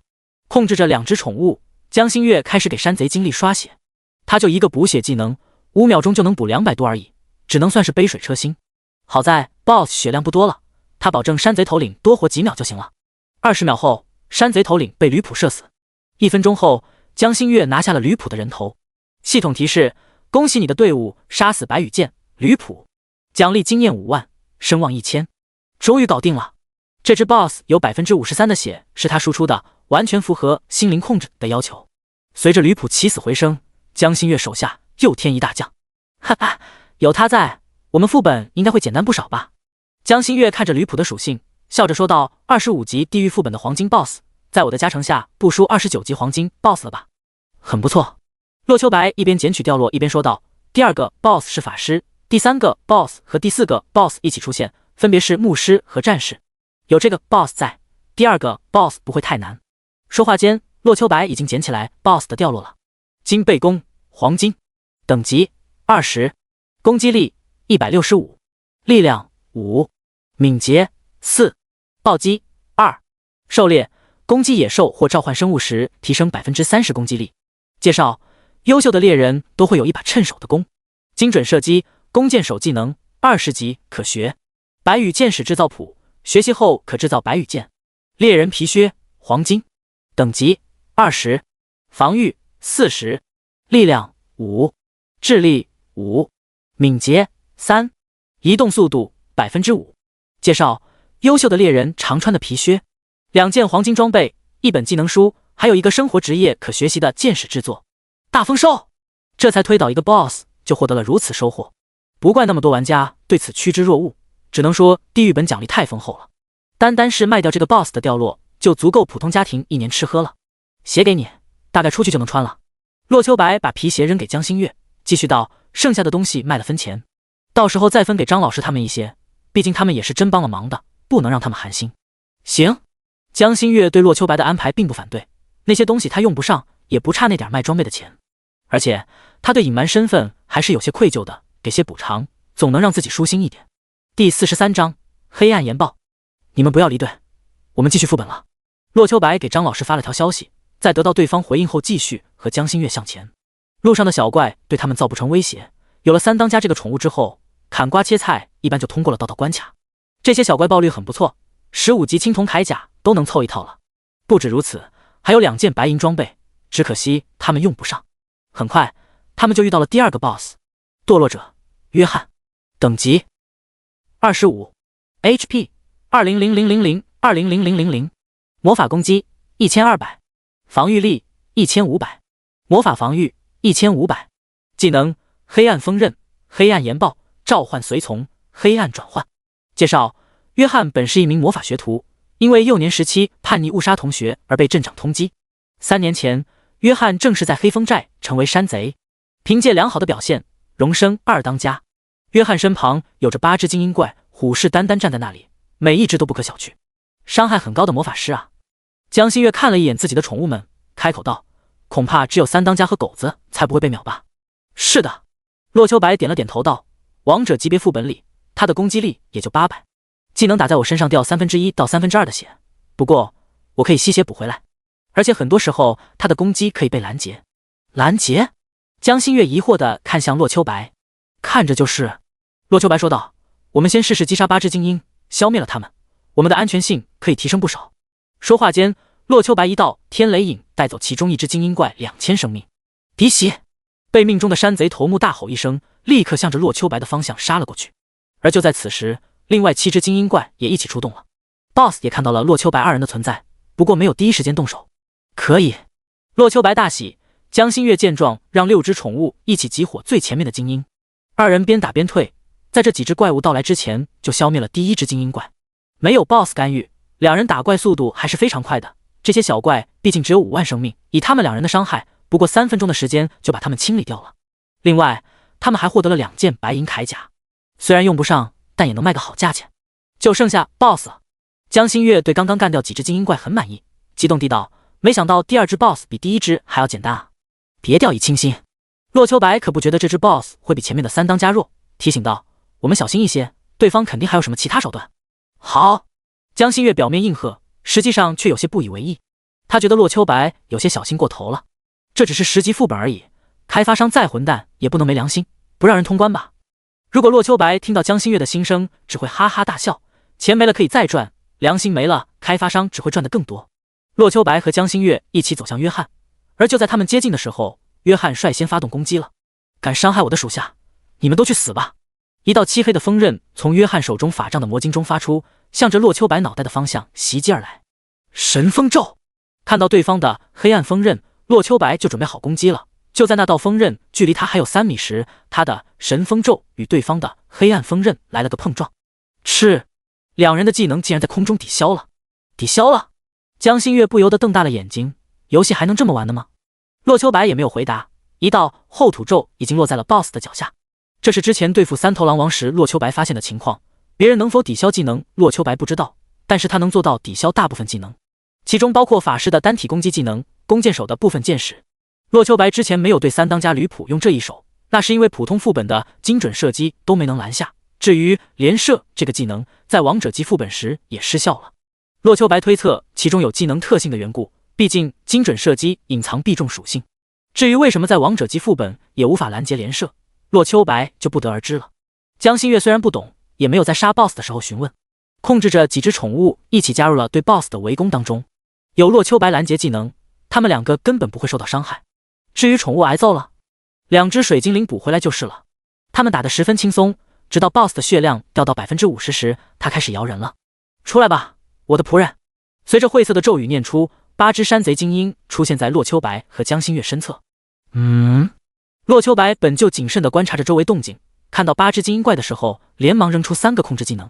每个技能控制1个，虽然只有短短1秒钟的时间，但也足够他跑出包围圈了。江心月虽然有些手忙脚乱，但仗着自己咏春拳的底子，也从容的空缺口跑了出来。看着那8只追来的精英怪，心有余悸地拍了拍34C，开口道：“好险，果然被你说中了，这只 BOSS 竟然还会召唤。我去杀 BOSS， 你把宠物叫回来，清理这些精英怪。”洛秋白说着，御剑术打在 BOSS 身上，带走他1600加生命。不，我来杀 BOSS。江心月控制3当家，释放了一次白羽剑，两眼放光的道：“你说，如果我把这只 BOSS 控制了，那会不会再多8个打手？”听着江心月的话，洛秋白不由得看了他一眼：“你还真敢想。的确，这对别人来说可能有些难，但对于江心月来说却未必不可能。可以一试。”洛秋白同意了对方的提议，扭头对付8只山贼精英。以他的属性，就算偶尔被山贼砍一下也没关系，有吸血在身，说话就是这么硬气。洛秋白只身对付8只精英 ，BOSS 却有时间对他们释放攻击技能了。只见天空中飞来一道漆黑的火球，向自己飞来，正是 BOSS 的技能黑暗岩爆。江心月见状，连忙和一只水精灵换了位置。非但如此，还用出了洛秋白之前给他的一个法师群攻技能天火流星。天火流星召唤一颗陨石从天而降，对敌人造成 150% 伤害，外加周边 30% 爆炸伤害。这是洛秋白杀狼的奖励技能，他没法学，自然就便宜会偷学的江心月了。之前打怪的时候伤害不尽人意，此时他打算试试自己能否拦截住对方的技能。轰！第44章20级。轰！黑暗岩爆直接带走了水精灵的生命。轰！又是一声，江心月的天火流星直接把那个地方砸出一个深坑。两个技能没有任何抵消的意思，江心月的尝试以失败而告终。失败了。江心月惋惜地摇了摇头，开始继续攻击 BOSS。对于之前不切实际的想法，再也提不起念头了。嘿嘿，成为我的养分吧。就在约翰的生命掉到 30% 的时候，他的身上突然发出一道光芒，加1045，加475，加359，加15963。光芒只持续了1秒钟时间，但约翰的生命不降反升，涨了2万。怎么回事了？江心月搞不懂是什么原因，但总感觉和他的几只宠物有关，一时之间减慢了对 BOSS 的进攻。远处，洛秋白不经意看到了几个绿色数字飘起，很快就想明白了原因，一边清理精英怪一边道：“是黑暗转换，他把伤害转移成治疗了，神技啊！”洛秋白一边清理小怪，一边开始打 BOSS 主意。这个技能自己若是能用，那岂不是说又多了一层保障？一定要把它爆出来啊！洛秋白心中祈祷了一句，把技能轰在眼前几个怪物身上。当洛秋白干掉精英怪再来包围 BOSS 的时候，约翰还剩下 27% 的生命。期间他有使用过2次黑暗转换，江心月的宠物没来得及控制，无奈为他加了不少血。有了洛秋白的加入，输出再一次加强。没一会儿 BOSS 的血量掉到了2万点。而就在这时候 BOSS 开始发飙了，黑暗锋刃与黑暗岩爆每隔2秒扔一次，不但再一次召唤出8个精英怪，就连黑暗召唤也是5秒钟开一次。好在洛秋白控制技能够多，江心月更是直接把3当家拿出来牺牲，最后显而又显地干掉了约翰，并且成功获得了新的宠物。系统提示：你所在的队伍杀死堕落者约翰，奖励10万经验值，1000声望。刷！金光一闪，洛秋白20级了。不只是他，就连旁边的江心月也到了19级。全服公告：玩家白马秋水醉花雨等级达到20级，作为最先达到20级的玩家，奖励1万声望。全服公告：有玩家达到20级，排行榜开启，宠物系统开启，佣兵系统开启。随着升级，还有2个全服公告响起。洛秋白只是看了一眼就没再管，对他来说，唯一的好处不过是增加了1万声望而已，而且还属于不加战斗力的，可以说啥用没用。恭喜啊！江心月笑道：“等级第1呀！”同喜。洛秋白笑道：“你也19级了，等出了副本，把沙狼任务完成，应该也就20了。”两人互相恭维一声，然后就各自忙碌起来。洛秋白收取掉落，而江心月则是控制刚刚死掉的2当家。召唤物的召唤。江心月看着重新站起来的约翰身旁还带着8个小弟，说不出的满意。眼睛一转，江心月看向洛秋白道：“你说，如果我用神之契约把他带走如何？那样岂不是可以随时随地召唤9个宠物了？神之契约可将任何濒死怪物强制性变为自己的宠物，仅1次机会。那是洛秋白当初为江心月选择的一个天赋技能，虽然只是1次性的，但效果却是极好。此时听到江心月打算浪费在区区副本 BOSS 身上，连忙打消他的念头。区区黄金 BOSS 而已，你可别乱浪费啊！像是这种能召唤的 BOSS 后面多着呢，没必要浪费在一个黄金级身上。别看现在还行，等你5、60级了，这个技能就体现不出来了。好吧。听着洛秋白的话，江心月打消了这个诱人的念头。洛秋白整理好了 BOSS 的掉落，除了一堆没太大用处的东西以外，还有一把法杖、1件上衣、2本技能书。烽火法杖，黄金，等级25，魔法攻击300，智力10，精神10，烈风增加 20% 风属性魔法攻击力，烈火增加 20% 火属性魔法攻击力。很强大的武器，不但有300魔攻加成，还有 20% 的技能威力加成。这样的武器落在法师手里，练级速度定然要加快很多。只可惜洛秋白用不上，江心月虽然能用，但拿着这样的武器多少有些浪费。烽火法袍，黄级，等级25，防御100，智力10，精神10，魔法80，烽火意志，使用风属性或者火属性技能时，有 10% 的概率不消耗魔法值。又是一件不错的衣服。2件装备虽然没有套装效果，但是合在一起使用却十分搭调。要是一起卖掉的话，恐怕4、5万都不在话下。当然，这是洛秋白自认为的，实际价格只会更高。黑暗强化，可强化一个魔法技能。法师，黑暗转换，可以将未来1秒钟所受到的伤害转换为生命吸收。法师，无语了。看着是个重要掉落，洛秋白把2本技能扔给江心月道：“全程你的了。”看着2本技能书，江心月疑惑道：“你不能用吗？我能用还给你啊。”洛秋白翻了个白眼道：“天火流星一样，法师能学，倒是不行。”江心月突然想起来了，洛秋白打了5000狼才得到的技能，也是因为这个原因给他了。江心月接过技能书，立即把技能学了下去。黑暗转换1级，消耗100 MP， 将未来1秒钟所受到的伤害转换为生命吸收。冷却时间60秒。黑暗灵狐，灵狐强化版，全属性提升 30%， 技能攻击力额外提升 10%。江心月召唤出来的新狐狸一脸嫌弃的道：“好丑啊，早知道不强化它了。”怎么不强化你的狗子？看着变样的狐狸，洛秋白疑惑道：“强化狗子，没准能让它晋级暗金呢。可这是技能强化，不是宠物强化啊。”江心月难得鄙视洛秋白一次，开口道：“这都不懂，还高手呢。”第45章，最后的 BOSS。听着江心月的话，洛秋白干笑2声。很显然，他把这个给忽视了。清理好掉落，两人继续上前。第3只 BOSS 和第4只 BOSS 是一起的，干掉他们就能通关了。一边走着，洛秋白也在四处打量着周边环境。他身上还有个拯救丽莎的任务呢，如果不是自己猜测的那样，恐怕任务就有可能失败了。一边走着，江心月好奇地问道：“丽莎是在 BOSS 那边关押着呢？”大概率不是。洛秋白摇了摇头，开口道：“丽莎被抓走3年了，该发生的早就都发生了，不可能突然出现个生死危机。隐藏任务如果只是去关押的地方救她出来，那岂不是太简单了？如果我没猜错的话，应该和他们有关。”洛秋白指了指空中盘旋着的2只大雕，前面的副本，哪怕王者级别都没有他们什么事儿，地狱级莫名出现这2个家伙，怎么可能只是背景板呢？2只雕。江心月眼睛一亮，想到了《神雕侠侣》中某个剧情，开口道：“难道是丽莎跳崖被雕就走了？没准是被雕抓走当口粮呢。”洛秋白悠悠地说了一句，两人继续前行。只剩下债主和压寨夫人这2个 BOSS， 路上的山贼明显减少了。不过他们并未掉以轻心，仍旧把遇到的怪物彻底清理干净。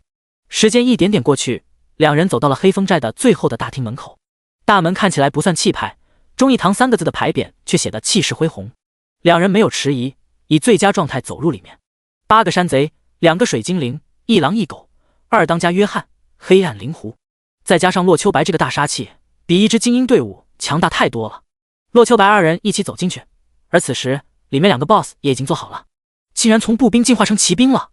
洛秋白看了对方属性一眼，又看了一下旁边的女牧师，又来2个送死的。一个30来岁，身披铠甲，手持长枪的男子坐在一头3米长的科莫多巨蜥身上，目光阴冷地看着2人，还真是阴魂不散啊。一旁一个身穿白袍，有着361的女子冷哼道：“还不是你，都有我了还不知足，跑去捉什么18岁少女满足你，否则何至于此呢？去捉少女？”洛秋白眼睛一亮，难道是丽莎？就在这时，洛秋白感觉到腰上一疼，扭头看去，发现江心月正一脸不爽地看着他。显然洛秋白是被误会了，不就是大了点吗？江心月不满道：“有那么好看吗？”在他看来，有她这个大美女在场，洛秋白竟然去看 NPC， 那就是对她容貌的侮辱。谁看了？洛秋白吐槽一声，天地良心，那玩意儿虽然大，但那张脸和江心月根本不在一个档次上。看什么 BOSS， 还不如多看看江心月呢。你捉的那个少女在哪？洛秋白向前走了2步，冷声问道：“如果你把她放了，我可以考虑让你死得有些尊严。”杀我！的龙骑士桀桀笑了2声道：“那就看你有没有这个本事了。至于这个小妞，我就不客气享受了。”你……江心月听到对方侮辱性的话语，想要冲上去暴揍他一顿，好在洛秋白拦了下来，并且把2只 BOSS 的属性发了出来：大地龙骑，吉尔伯特，暗金，等级30， HP 100万，攻击力2000，防御力2000，魔法防御1500，技能骑士冲锋，枪击，旋风斩，战争践踏。介绍：吉尔伯特曾经是一位强大的赏金猎人，因迷恋教会圣女罗琳，劫持她落草为寇，在黑风山偶然获得一颗地龙蛋，孵化成功后成为了一名的龙骑士。圣言牧师，罗琳，暗金，等级30， HP 40万，魔法攻击力1000，防御力1000，魔法防御1000，技能惩戒，治疗术，治愈术，复活术，祝福。介绍：罗琳曾经是教会圣女，私下里却是主教关押的玩物。在被吉尔伯特劫持后，反而迷恋上了这个强大的男人，自此在黑风寨当起压寨夫人。呸，都不是什么好东西。看着两人的介绍，江心月一脸鄙夷道：“这些 boss 身上好像都带着故事呢。”是啊，洛秋白点了点头道：“每个 boss 的故事都是一条隐藏任务，不过我们没有领取任务，所以无法出发罢了。我们身上的任务和丽莎有关。刚刚两个 boss 对话不是说了吉尔伯特去捉少女了，线索肯定在他身上。”就在洛秋白说话的时候，吉尔伯特已经向着洛秋白他们杀了过来。这可是带着坐骑的暗金级 boss， 用着冲锋，速度可想而知。洛秋白见状，天雷影直接落了下去，打掉 boss 2140的生命。而江心月则是引着手下8只精英怪，向着牧师罗琳围了过去。先杀牧师，这是江心月这个新手玩家都懂的道理。这个 boss 连复活术这么 bug 的技能都有，若是不先杀他，战斗只会陷入无穷无尽之中。有8只精英怪围着，罗琳一时之间根本没有还手之力。江心月甚至可以引着剩下几只宠物过去帮洛秋白的忙。寒冰咒负1414，后土咒3负685，负688，负1165，烈火咒3负2713，负575。几个技能下去，竟然连着出了2个暴击。洛秋白刷副本前学的2个技能都已经2级将近3级的地步了，其中魔法源泉每秒钟额外恢复3点魔法值，加上自身恢复速度，近乎能赶上一半消耗了。而暴击同样不错，在洛秋白清平剑的作用下，基本每4下就会出一次暴击。也许防御还不咋的，但输出来说，洛秋白应该是整个游戏里数1数2的了。至于另一个，毫无疑问就是江心月了。这厮不但也有神器，而且自身属性高的不行，而且还能就地取材获取宠物，让洛秋白都毫无破解之法。说起来，也正因为多了2当家这个被江心月强化了的宠物，让本该困难重重的副本变得简单起来。一只会加血能复活的美女 boss 被8个山贼围着揍，洛秋白则带着狼、狗、狐狸以及山贼法师对付骑士，根本没有了该有的难度。第46章暗金装备。吉尔伯特，快来救我！罗琳被8个大汉揍得惨不忍睹，没一会儿就只剩下 50% 的生命了。这还是他不停地为自己加血才能保持的，否则的话连这点生命都不会有。该死的，老子都快被干死了，哪有空去救你！一枪刺死猎犬，吉尔伯特也跟着抱怨道：“这群蝼蚁有些强大，我都冲不破他们的防线。再给你一次机会。”洛秋白的后土咒再次把 BOSS 控制，开口道：“你之前抓的那个名叫丽莎的女孩在哪里？”不知道。吉尔伯特十分硬气地回应了一句，然后拼命向外冲撞。冥顽不灵。洛秋白猜测可能杀了对方才能知晓答案，又是几道攻击落在对方身上。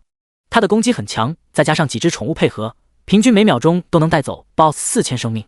在洛秋白的攻击下，只是4分钟后 BOSS 的血量已经见底。又是几秒钟过去，吉尔伯特死在了洛秋白一道神风咒之下。不！罗琳愤怒地尖叫一声，头顶上冒出几个灵的字样，赫然进入了无敌状态。复活吧，我的勇士！来到吉尔伯特面前，罗琳念着晦涩的咒语。而就在这时候，吉尔伯特竟然为你而战，我的女士！吉尔伯特行了个礼，然后满状态向着洛秋白杀了过去。分明是一对狗男女，竟然在他们面前高调秀出他们的恩爱，太赖皮了！江心月愤怒地骂了一声，辛辛苦苦打死的 BOSS， 没想到就这么复活了，应该是游戏设置问题。洛秋白再一次进入了攻击模式，开口道：“刚刚杀死吉尔伯特的时候，我们没有获得经验，想来我们这么杀不对，那就先杀牧师。”洛秋白看着生命值还剩下 7% 的罗琳道：“先杀他，应该就不会复活了吧？”你说的有道理，但是不太保险。洛秋白一边闪避 BOSS 的冲锋，一边道：“为免吉尔伯特这个家伙也出幺蛾子，我建议2只 BOSS 一起杀死。”一起杀吗？江心月点了点头，然后控制着其中4个山贼头领向洛秋白那边帮忙。左右不过4-5分钟的时间，2个人杀起来也不算太过困难。好聪明的家伙！创世纪公司里面，在有玩家达到20级的时候就忙碌了起来。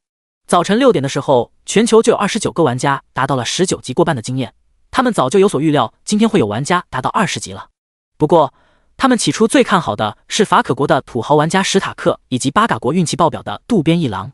可是万万没想到，这俩在19级 97% 经验的时候，被他们华夏区玩家白马秋水醉花雨超越了。又是这个家伙！就在程序员们调查监控的时候，才发现原来这厮已经打到黑风寨地狱副本了。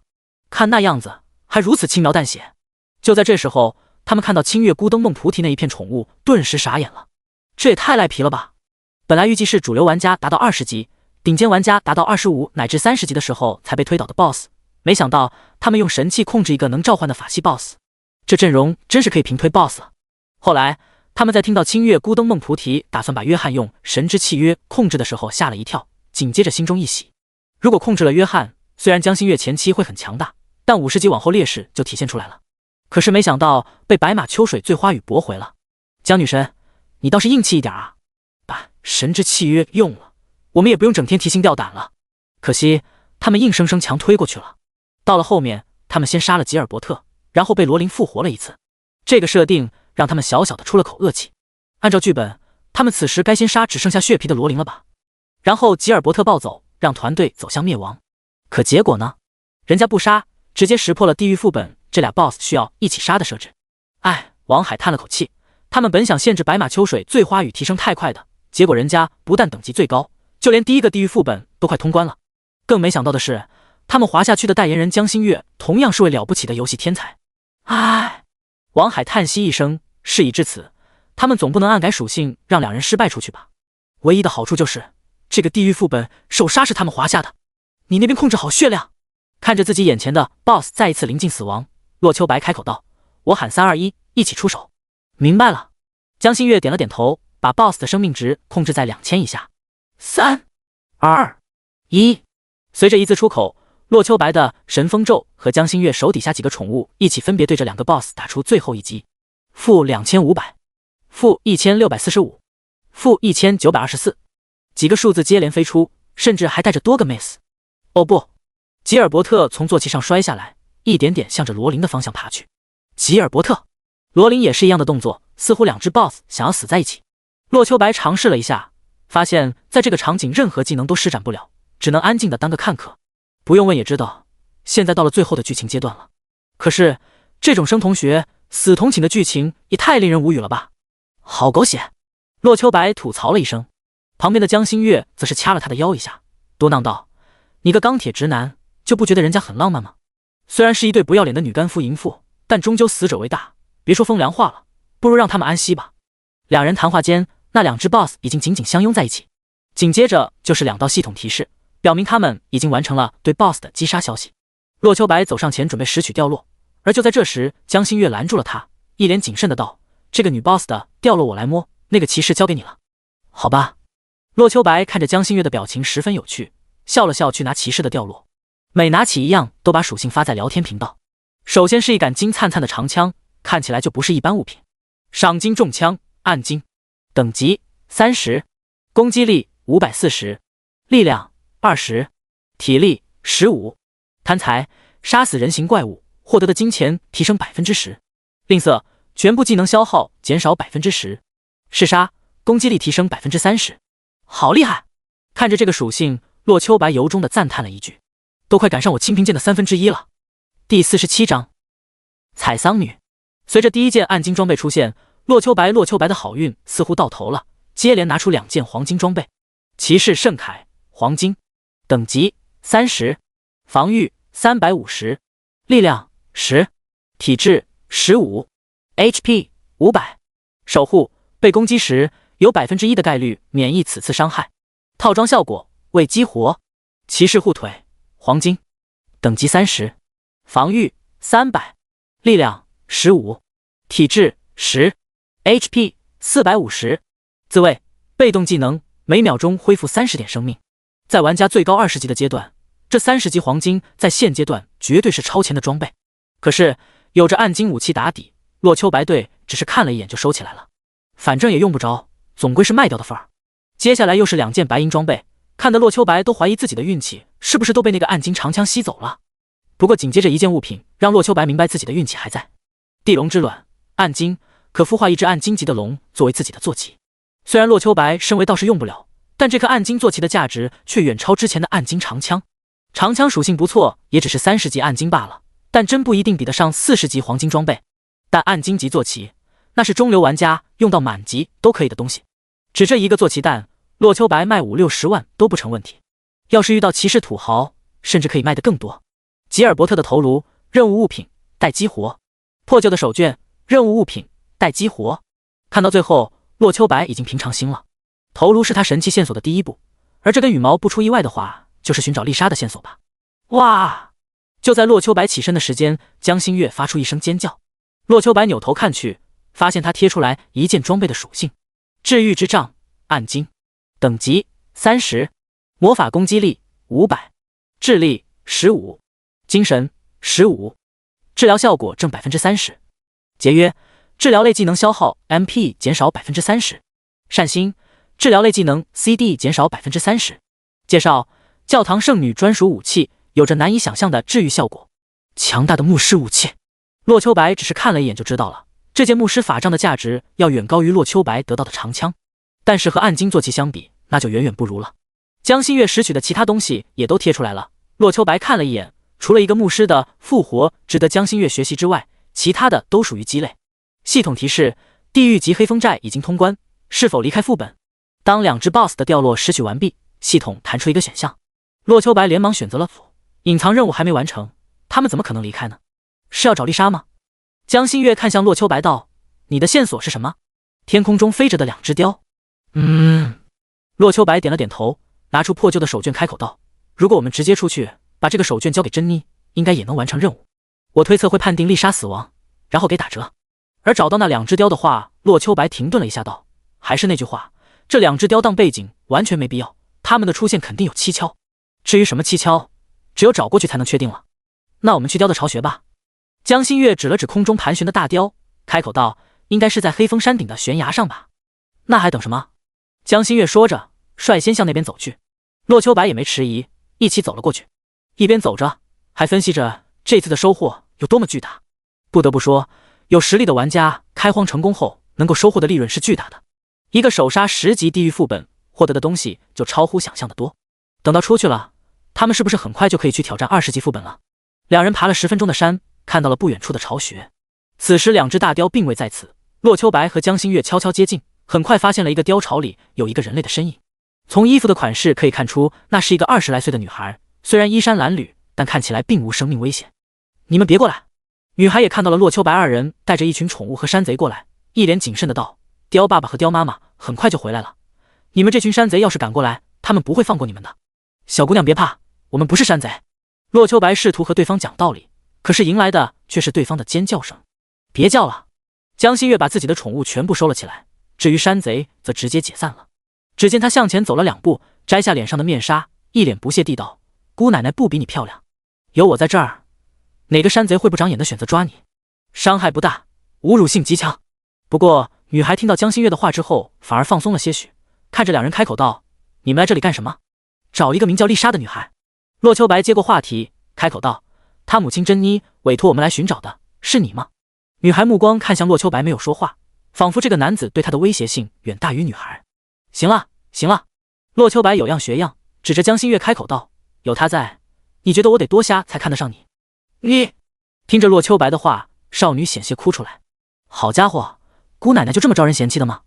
更何况洛秋白气死人不偿命的道：就咱这长相，对你做点什么也是你占便宜。行了，你别说话。江心月一巴掌拍在洛秋白的头上，走到女孩面前，晃了晃手中纱巾道：这是丽莎给我们的信物，你见过吗？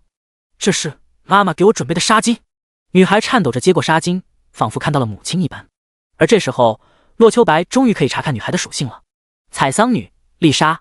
介绍：丽莎是一个普通的女孩，由于母亲是一位裁缝的原因，她也对女工有着极大的兴趣。不过她既不会纺纱，也不会制作漂亮的衣服，只能做一些采集桑叶的小事，再把它们交给乔治来养蚕。养蚕？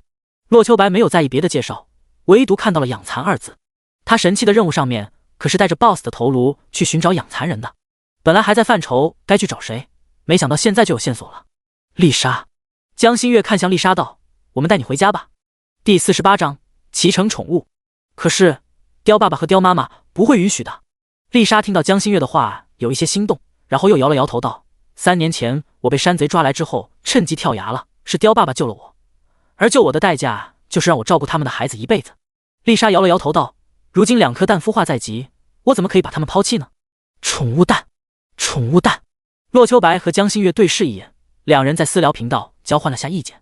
他们同时想到了雕巢里面有宠物蛋，看来还有额外收获呀。还有这种好事儿？洛秋白心念一动，对着丽莎道：他们的孩子还没有孵化吗？不如交给我们吧，我们会好好照顾他们的。丽。就在这时，天空传来一声鸟鸣声。洛秋白抬头看去，是那两只白雕飞了回来。洛秋白一脸紧张，进入了战斗准备。白雕落在洛秋白二人面前，带着审视的目光看着二人。白雕体型很大，落在地上之后，洛秋白才发现它们直立身高超过2米，两只翅膀展开，恐怕得有6米了。雕爸爸，雕妈妈，他们没有恶意，是来找我的。丽莎轻轻安抚了一下两只白雕，开口道：“不紧张，不紧张。”丽白雕尖叫了一声，不过却没有了之前的敌意。洛秋白查看了一下两只白雕的属性，却不由得摇了摇头，还以为是隐藏着的终极 BOSS 呢，没想到这么弱。白雕，黄金级，等级35 ，HP 20万，攻击力1500，防御力1500，魔法防御1500，技能雕爪、雕羽。介绍：上古异种，体内有极其微弱的鲲鹏血脉，不过年代久远，已经无法继承先辈的能力。两只白雕属性几乎一模一样，不过公雕是物理攻击，母雕是魔法攻击。外形上除了公的那只更霸气，体型高出那么20公分，根本难以分辨出来。白雕嫌抗烈，你们好。洛秋白看着两只雕，开口道：“我们受到丽莎母亲托付，来黑风寨救她女儿的。如果您不反对，我想把她带走。”白雕似乎能听懂洛秋白在说什么，只是无法与他交流，摇了摇硕大的脑袋，翅膀指了指丽莎，又指了指自己的巢穴，仿佛在说明丽莎需要照顾他们的孩子，不能轻易离开。您所希望的，应该是看着自己的孩子健康成长吧？洛秋白在得知里面是宠物蛋的时候，洛秋白就有把他们顺走的想法了。看着两只白雕没有恶意了，洛秋白开口道：“我们是冒险家，拥有不死的能力。如果让您的孩子跟着我们，应该会让他更加健康、安全的成长吧？两位，你也不希望孩子被其他人杀掉吧？”白雕尖叫一声，仿佛在抒发着自己的愤怒。雕爸爸很生气，他不相信人类。丽莎连忙对洛秋白二人道：“雕爸爸弱小的时候也有过孩子，不过都被黑风寨的山贼猎杀了。直到他们有了现在的实力，和对方大打一场，对方才不敢轻举妄动了。不信任吗？”洛秋白不知道该怎么忽悠白雕，想了想道：“如果是这样的话，那我也没辙了。我们又没有把他们带出去的办法，能做的只不过是保障他孩子的安危罢了。”丽莎转过身和两只白雕交流了一会儿，洛秋白没有听到他们说了什么。很快，丽莎转过来对洛秋白道：“雕爸爸和雕妈妈说，你们能够走到这里，表示有一定的实力，他们可以把孩子交给你们，不过需要你们签订一个契约。契约内容就是无论任何情况都不许抛弃他们，但他们有自主选择去留的权利。就是说，我们需要培养他们，但他们想走就走。”洛秋白皱了皱眉道：“过分了吧？自己辛辛苦苦培养宠物，然后对方想来就来，想走就走，世上哪有这样的好事儿？”丽莎又看了白雕一眼，两人在交流了2句之后，丽莎扭过头道：“雕爸爸说，如果不同意的话，那就把他们自主选择去留的权利舍弃吧，这才对嘛。”江心月听到白雕退了一步，满意道：“要是我们花费大力气把他们培养起来，他们却不声不响飞走了，那岂不是浪费了很多资源？这种冤大头，我才不当呢。”三方商议完毕，丽莎把2颗蛋分别交到洛秋白和江心月手中。白雕之卵，战斗宠物，契约后可孵化一只可战斗、可骑乘的宠物。竟然是战斗宠物！洛秋白不由得感慨赚大了。在洛秋白达到20级的时候，已经开启了宠物系统，非召唤师职业可以契约一只宠物协同作战。而眼前这只宠物不但有战斗力，还能当坐骑。要知道，除了骑士之外，其他职业是无法骑乘坐骑的。而这个白雕本质上却是宠物，也就是说，他们以后也能骑乘了。至于江心月，她虽然没有到20级，但是女帝职业本身就有着2个宠物栏的。之前狗子占了一个位置，现在还有一个空位可以放置白雕。二人分别把一滴鲜血点在上面，鲜血顺着光洁的蛋壳向下流淌出一条条细细的红纹。顷刻间，蛋壳随着那些红纹的部位裂开，一只黑不溜秋的小鸡崽子从里面钻了出来。啾啾啾啾！洛秋白看着自己的宠物，开始查看它的属性。未命名宠物，状态已绑定，不可交易，不可舍弃，不可删除。等级1 ，HP 50，攻击力5，防御力5，魔法防御5，技能吞噬、骑乘，未开放。介绍：上古异种，体内有极其微弱的鲲鹏血脉，可通过成长进化，重扬先辈威风。洛秋白又扭头看了一眼江心月那只宠物，除了是魔法攻击以外，也没什么区别。这属性很差，比1级的兔子还要弱上不少。不过洛秋白却并不遗憾，毕竟可以通过吞噬来成长，那就代表它有着无限可能了。可以说，这是一只能够媲美神器的成长型神兽了。感谢您的馈赠。洛秋白再次感谢了对方一句。神兽啊，没想到就这么得到了。丽，两只白雕同时尖叫了一声，转身飞走了，仿佛有些迫不及待一般。不但完成了拯救丽莎的任务，甚至得到了2只无限成长的宠物。可以说，这个副本已经赚大了。洛秋白点击了完成副本，3个人一起传送到了外面。哈哈！创世纪公司里面，金总、玉总以及诸多股东看到洛秋白2人契约了白雕，一起笑出了声来。契约白雕，总算能放慢他们成长速度了吧？哼哼，这白雕成长潜力虽然强，但也得养得起才行。恐怕他们要在宠物身上浪费大量时间了。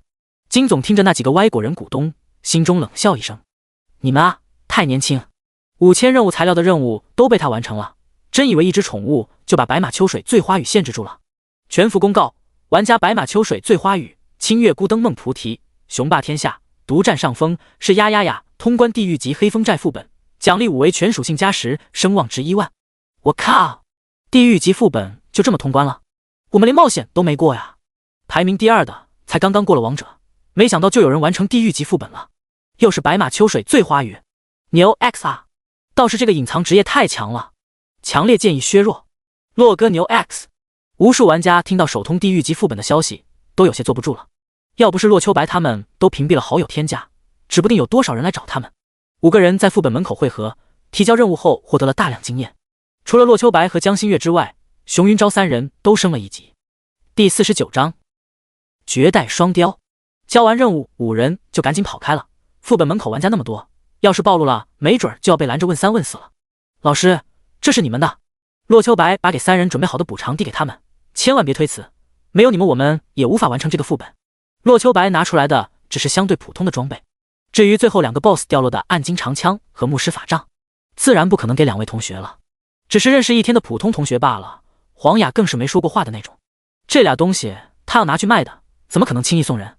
经验、属性、声望，这些已经很多了。张峰推辞道：你要是再给我们装备，那就真的无地自容了。老师可别这么说，您要是不要这些，以后同学们怎么看我？洛秋白急切道：他们还以为我洛秋白不懂得尊师重道呢。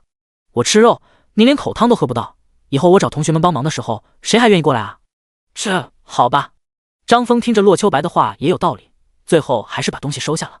雄霸天下就没那么客气了，美滋滋的看着手中装备，笑着说道：跟着洛哥有肉吃，以后有用得着的地方您开口，上刀山下火海，小熊万死不辞。谢谢洛哥带我过副本。是丫丫迟疑了一下，还是没有说出跟着对方混的意思。他已经通过了一个战队的预选，这几天就要过去报道了。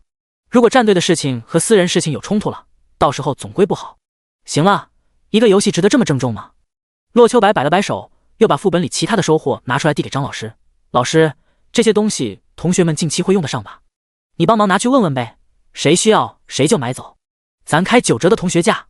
对了，谁要是有用不着的技能书，也可以发来给我看看。好的，真是谢谢你了，秋白。看到30多件青铜、白银以及黄金级装备，这一次张峰没有推辞，这些东西武装同学们肯定能让他们实力大涨。对于洛秋白能够把这些东西拿出来内部消化，他感到由衷的欣慰。还有丽莎在旁边跟着呢，他们得去交接任务了。走在路上，江心月看向洛秋白道：你的宠物起了什么名字？他们是兄妹还是姐弟的吧？要不要起个配套的名字？名字？我还没起呢。洛秋白想了想，开口道：他们都是雕，向往天空与自由，目标是悠远的苍穹，不如一个叫幽，一个叫穷。幽穷。江心月突然停下了脚步，一脸嫌弃的看向洛秋白道：没想到竟然是这样的人。洛秋白看着江心月的目光突然想起了什么，就在他试图解释的时候，突然向前走了一步。我是这样的人。什么人啊？你！江心月气急，冷哼一声不说话了。洛秋白一边给白雕改名，悠悠地道：你不也秒懂了？你还说？江心月捏了捏小拳头，气得他捶了洛秋白好几下。本来我还真没想到那个，可是在你提醒下，我还真打算就这样起名了。洛秋白一边阻拦小粉拳，一边笑道：本来这俩蛋就是双胞胎，起这个名字又有什么关系呢？还是说你看到这个名字之后就往那方面想？丽莎被救出来，副本的隐藏任务被我们完成了，那其他人就无法做了，可以说这俩蛋已经绝版了。说话间，2人已经走到了裁缝店门口。洛秋白继续道：人家白雕一族总共就这对孩子了，没准儿还是鲲鹏唯一血脉呢。江小姐，你也不想让他们绝后吧？东瀛玩家，请你自重。江心月气呼呼地说了一声，最终还是把他那只白雕改了个名字。穷，丽莎，我的女儿。当珍妮看到丽莎回来，两人抱在一起痛哭起来。洛秋白无视了狗血的母女团聚剧情。过了10分钟后，珍妮才一脸激动地看向洛秋白道：“尊敬的白马秋水醉花雨，感谢您救了我的女儿。从今往后，愿意无偿为您制作装备。系统提示：您完成了任务，拯救采桑女丽莎。从今往后，珍妮为你制作装备将永久免除加工费。”平平淡淡的一条提醒，既没有经验，又没有金币奖励。不过洛秋白却不在意，一句永久免除加工费抵得上所有了。但是之前委托的黄金皮甲已经制作完成，珍妮直接把装备给了洛秋白。洛秋白轻轻瞥了一眼，就把它递给了江心月。狼皮护甲，黄金，等级20，防御100，力量15，智力15，敏捷13。狼之守护，被攻击时免疫10%的伤害。套装属性为激活。介绍：裁缝大师珍妮用狼王之皮制作的护具。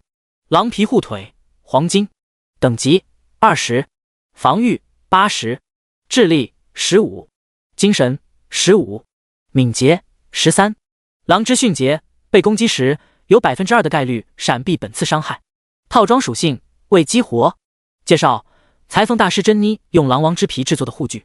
2件中规中矩的黄金护具，只可惜江心月还没到20级，无法佩戴。不过已经能看到上面的套装属性了。套装属性：狼之召唤，当生命值下降到50%以下时，自动召唤一只20级狼族精英，持续时间30秒。半血召唤，对其他玩家算是神技，不过对江心月来说却有些鸡肋了。20级了，凑合用吧。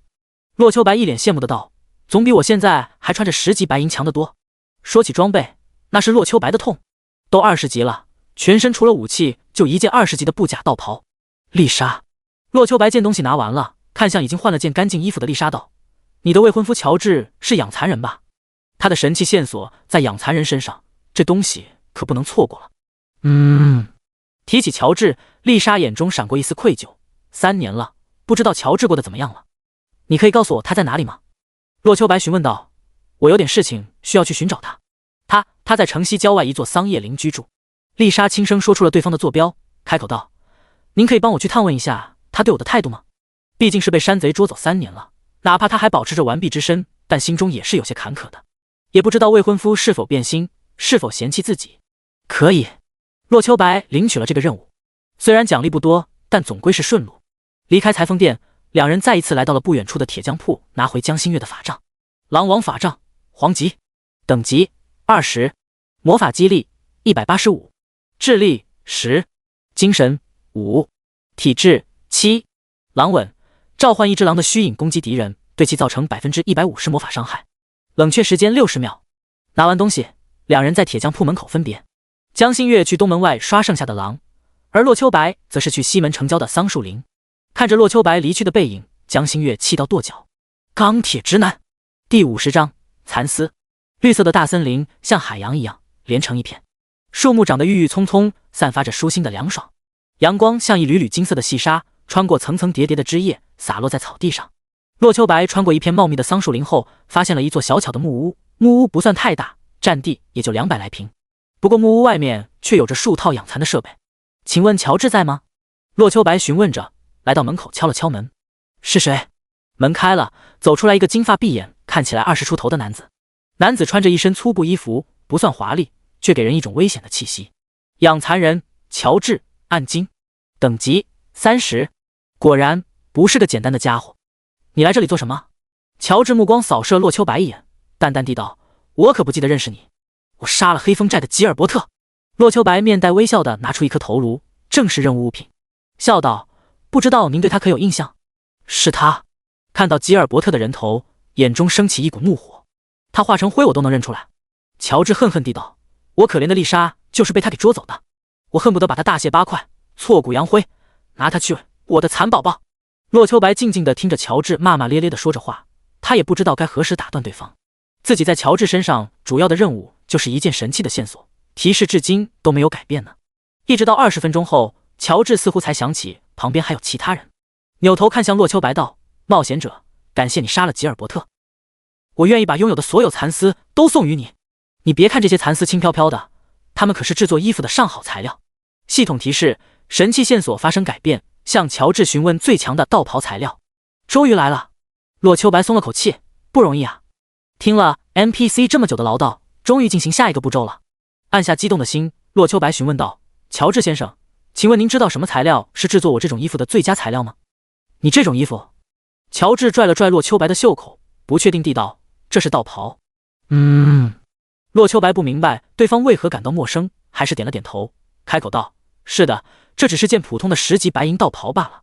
天哪，果然如此，世上竟然真的有道袍这种东西。乔治激动地道：我在妈妈的藏书中看到过，说是东方有一种名为道士的职业穿的就是一种名叫道袍的衣服，没想到我今天有幸见到了。虽然只是10级白银装备，但它竟然能够如此强大，不愧是神秘的东方，处处都有着令人意想不到的地方。你是道士吧？我竟然见到活的道士了。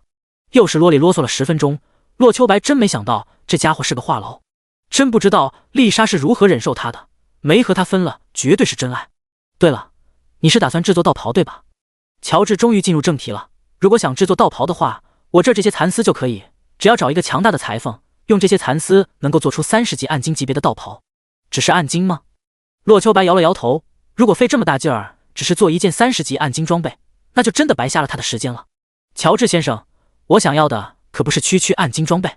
洛秋白一脸认真的道：神器，我想要的是真正神话级的装备。神器？吃乔治不屑的笑了一声，开口道：小子，你根本不知道神器是什么吧？那可是世上最强大的装备，每一件都是独一无二的。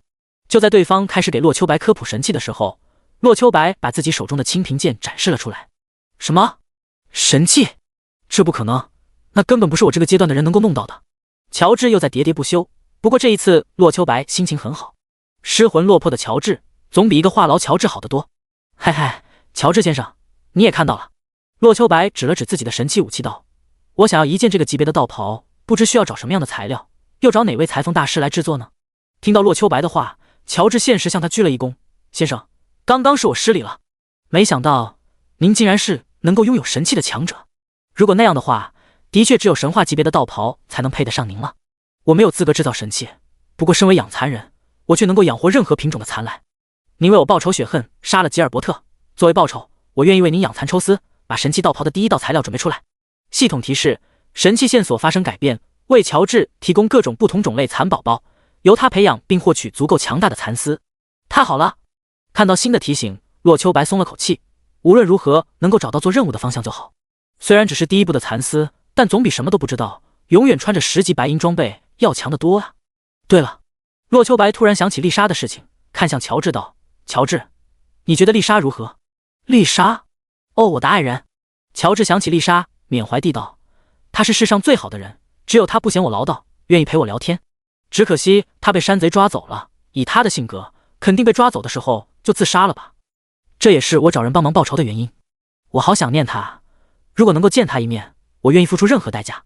洛秋白听对方说了10分钟的深情告白，这一次洛秋白没有打扰的意思，反而津津有味的听着，任由他许诺。那话不管真假，反正他就差把卖身契都交出来了。等到乔治说完，洛秋白才悠悠地道：我把丽莎救回来了，她很好，没有被山贼伤害。什么？乔治一脸惊喜地看向洛秋白，难以置信地道：勇士大人，你说的是真的？真的。洛秋白笑道：如果你愿意，我可以带你去见她。那还等什么？乔治惊喜道：勇士，我们快去见丽莎。哦，丽莎我亲爱的。第51章第一次团战。哦，丽莎，你还活着。乔治见到丽莎之后，又是好一阵交谈。洛秋白没有听二人唠嗑的闲心，用外接设备放起江心月的歌听了起来。别说，江心月这歌真不赖，这水准还真不是那些网红能够比拟的。等到两人聊完，丽莎超额给了洛秋白任务奖励，让他的经验条再次上涨一截。而乔治也是向洛秋白说了更加深层的保证，只要洛秋白能弄到上等蚕宝宝，他们愿意为洛秋白弄到最优质的蚕丝。洛秋白看了看时间，已经是傍晚7点了。此时天色已经昏暗下来，立即给江心月发去消息说吃完饭的事情。没时间，打架呢。听到江心月发来的语音，洛秋白眉头一紧。江心月可是有和平使者这个被动技能的，怎么会和玩家打起来呢？和平使者无法被玩家主动攻击，这是洛秋白当初和创世纪公司要来的技能，任何玩家在任何情况下都无法接近江心月1米范围。有着这个效果在，只要他不主动动手，根本没人能攻击他的。来不及思索，在加入队伍之后，洛秋白向着江心月所在的方向追了过去。失乐园不乐因为江心月的缘故被关进监狱后愤愤不平，直接找了手底下信得过的流氓玩家去城东狼群那里挑事儿。等了许久，那些流氓都被杀了7、8个。就在他们准备放弃的时候，戴着面纱的江心月来到了这里刷怪。这群流氓没认出江心月来，但他们在乎这个美女是否是目标吗？江心月本就漂亮，哪怕戴上面纱把绝美的容颜遮挡住，也难以掩饰那妙曼的身段。这群流氓玩家看到美女，哪能不心动啊？先是搭讪，搭讪不行就动手，动手被雷劈后仍旧没有放弃，就站在一旁言语调戏起来。江心月还是个18岁的小姑娘，被人这般调戏，哪能受得了呢？直接让手下狗子对着那口无遮拦的人咬了上去。江心月手下阵容豪华，堪称玄灵第一召唤，手底下一群猛兽屠杀起这群玩家，简直比砍瓜切菜还容易。只是没想到这群人越杀越多，杀完1队来2队，杀完2队来5队。此时围在江心月周边的玩家已经超过300人了。好在只有江心月攻击过的玩家与队伍才能攻击他，现在小队最多5人，如今能攻击江心月的也就20来人，还在他实力能够应付之内。得亏了洛秋白给我骗来和平大使的技能，否则300人一起上来我也扛不住啊。游戏里打人真有意思，不用担心下狠手，放狗咬人也不用有心理负担。洛秋白你个混蛋，怎么还不来帮忙？渣男！江心月起初打得很起劲儿，但是越到后面就越感到无聊了。一群随手能秒的玩家，对他来说真是没有半点挑战性啊！尤其是这些玩家一个接一个的送死，真让人头疼。失乐园的人不是啥好玩意儿，但里面有钱的却着实不少。本来习惯了欺男霸女，如今被人揍了，自然要找回场子。起初只是想杀了对方立威罢了，可打着打着，损失越来越大。失乐园的老大青菜头心思活络起来，这娘们这么厉害，恐怕身上有了不起的装备啊！青菜头心中一阵火热，现在对方杀戮值破100了，要是爆了他，恐怕得把身上和背包全曝光吧。因为江心月面纱的缘故，这群玩家连他的名字都无法查询，只知道对方宠物很强，装备很强，杀了会得到好东西，然后就前仆后继了。至于杀不了对方，青菜头从未如此想过。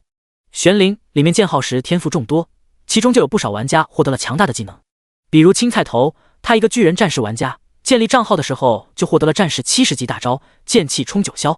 只可惜初期魔法值不足不能释放，直到15级时换了一身加精神和魔法值的装备，终于把这个技能用出来了。他曾经尝试过，只是一招就打出了2000加的伤害。现阶段哪个玩家能扛得住？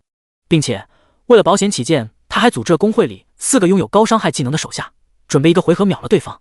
此时看着手下们把对方的宠物全都引开了，青菜头先是让手下牧师骑士给他们加好状态，然后向着自己小队4人发了个暗示，一起向着江心月杀了过去。动手！一声令下，几个大招一起向着江心月落了下去。战士70级大招剑气冲9霄，火法45级大招炼狱阴魔咒，骑士30级大招标枪投掷，弓箭手40级群攻技能万箭齐发，4个技能同时向着江心月打了过去。江心月看到铺天盖地的技能打来时，连忙和刚刚控制的风狼头领换了位置。风狼头领高达5万生命，就算刚刚被对方打的还剩2万，也不是如今玩家能够匹敌的。但是就这般血厚防高的家伙，竟然被眼前4个玩家秒了。看到这里，江心月一阵冷汗，他们伤害竟然这么高，真是小瞧天下英雄了。青菜头见江心月躲开了，虽然失望，但心中并无半点焦急，因为他还有后手。5个刺客同时从江心月身旁现身，一起向着他攻击过去。瞬击负694，背刺负584，绝杀斩负268，湖光闪负651。江心月的血量直接见底，眼看就要被秒杀了，一道爆炸声从他周围响了起来。烈火咒负1596，负577，负567，负567，负549，负1005。6个高额的伤害数字从周边响起，除了带走1个刺客的生命之外，其他几个也已经血量见底。就在他们还没反应过来的时候，后土咒效果发动，剩下4个刺客一起回了复活点。不好意思，我来晚了。洛秋白向着江心月道歉一声，愧疚道：“哎，我们并肩作战。”说着，洛秋白手持长剑向着失乐园的玩家杀了过去。哼！江心月嘴上表达着不满，心里却松了口气，一边为自己恢复生命，一边控制着宠物与洛秋白对这群玩家进行屠杀。神风咒负2490，天雷影负2144，尸毒术负694，负689。洛秋白杀伤力惊异，可谓是一招一个小朋友，有着吸血在，就算被打中几下，下一秒也补回来了。江心月虽然攻击力不足，但几个宠物加起来效率上一点也不比洛秋白差。两人在一起打怪，早就培养出来默契。不过5分钟时间，300多人就被二人屠杀一空了，总算搞定了。江心月气呼呼的道：“一群渣子，竟然想打我的主意！别让我知道他们是谁，否则饶不了他们。”看着江心月沾染的血渍，洛秋白忽然感觉她今天异常漂亮。第52章，借刀杀人。我已经知道他们是谁了。洛秋白愣了一下，对着江心月回了一句。就在刚刚屠杀那些人的时候，洛秋白可是从系统消息里看清了玩家昵称的。青菜头，失乐园工会的会长。既然他是领头的，那其他人也就不言而喻了。这件事情交给我了，区区一个二流工会，我还真不放在眼里。洛秋白把事情包揽过来，开口道：“星月，清理完战场，我们也下线吧。”吃过晚饭，洛秋白和江心月再次回到游戏，一边帮刷狼，一边查看了一下刚刚公布不久的排行榜。这个排行榜目前开放了等级榜、装备榜、宠物榜、声望榜以及金钱榜。洛秋白点开等级榜查看了一下，自己不出意外的是第一，但江心月却是连前10都没排进去。等级榜：1. 白马秋水醉花雨道士，20级 68%。2. 剑雨潇湘魔剑士，20级 56%。3. 英雄无敌龙骑士，20级 51%。4. 王者无双光明法师，20级 49%。5. 暗夜刺客，20级 45%。6. 剑定天下弓箭手，20级 40%。16. 清月孤灯梦菩提女帝，19级 58%。洛秋白发现整个排行榜前20，除了他和江心月之外，全是成名高手，职业战队里数一数二的强者。他们后面都有着专业的补给团队支持，有的找怪，有的找任务，有的帮忙买装备、技能、补给、隐藏职业。总之，他们除了提升实力之外，不用理会任何事情。可是，在这种情况下，竟然被洛秋白抢了第一，这是何等的讽刺！装备榜就更是如此了。装备榜：1. 清平剑神话，拥有者白马秋水醉花雨。2. 万妖宝典神话，拥有者清月孤灯梦菩提。3. 天魔剑暗金，拥有者剑雨潇湘。前2是神话装备，第3就掉到暗金了，这之间的差距真不是一点半点了。至于洛秋白背包中的长枪与法杖，则是因为从来没有人佩戴过的缘故，至今没有上榜。至于其他榜单，江心月的狗子荣登宠物榜第一，洛秋白因为做的任务多，杀的 BOSS 多排在第一。而金钱榜，洛秋白在第99的位置找到自己的名字，前面那些要么是职业商人，要么是工会大佬，完全比不过。白马秋水醉花雨登上多个榜单榜首，自然引起无数人的注意了。要不是洛秋白屏蔽了好友添加和陌生人信息，指不定多少人邀请他加入工会呢。至于清月孤灯梦菩提，也引起了不小的轰动，毕竟他也是拥有神器的名人呢。只是可惜，认识白马秋水醉花雨的屈指可数，知道清月孤灯梦菩提是谁的玩家，更是只有洛秋白自己，让诸多工会大佬无从下手。洛秋白查看榜单期间，雄霸天下给洛秋白发来一条信息，内容只有3个字：失乐园。就在之前，有个名叫不乐的玩家冲着江心月扑过来，被雷劈死了。洛秋白曾经委托雄霸天下帮他调查几个玩家是哪儿的，现在对方发来消息之后，洛秋白不得不感慨一声，人渣还真是有聚集地带啊。看了一眼背包中的装备，洛秋白知道这些东西是留不住了。洛秋白搜索了一下个英雄无敌的名字，发现对方拒绝添加好友和私聊，然后找了一下他们英雄联盟的会长大英雄，也不多说，直接把暗金长枪的属性发了过去。10秒钟过去了，无人问津；半分钟过去了，没人搭理；1分钟过去了，洛秋白心里有些挫败。直到3分钟过去了，洛秋白忽然想起来自己还设置着禁止陌生人信息呢，连忙给对方发了个好友添加，不出意外的秒回：白马兄弟，你终于记得加我好友了，呜呜，感激涕零。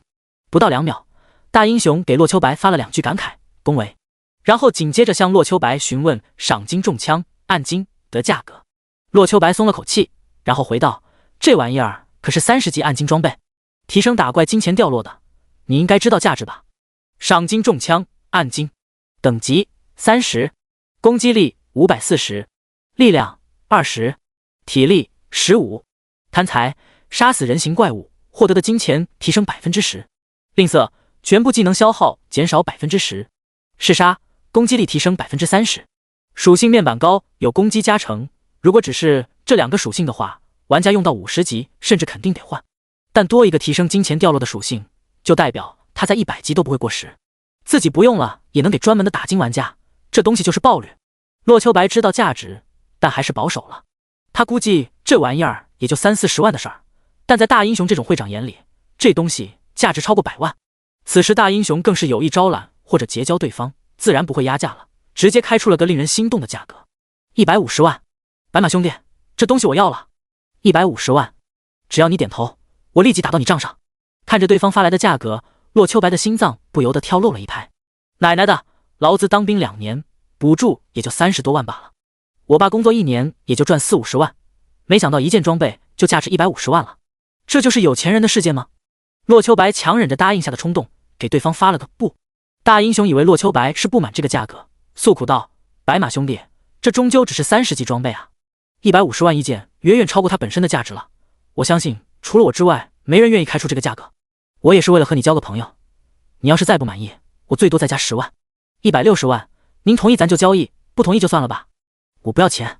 洛秋白看到消息之后，直接回复道：失乐园那群渣子，你知道吧？他们公会10级以上玩家，一个人投1000块钱，杀1500人次，这玩意儿就是你的了。看着洛秋白的回复，大英雄一瞬间就想明白对方的意图了。看来这白马秋水醉花雨和失乐园有过节呀。大英雄思索了一下就明白了，这是在玩借刀杀人啊。现在游戏刚刚开服，正是大力发展的时候。他们英雄联盟虽然是华夏前5的行会，但也没必要给自己树敌。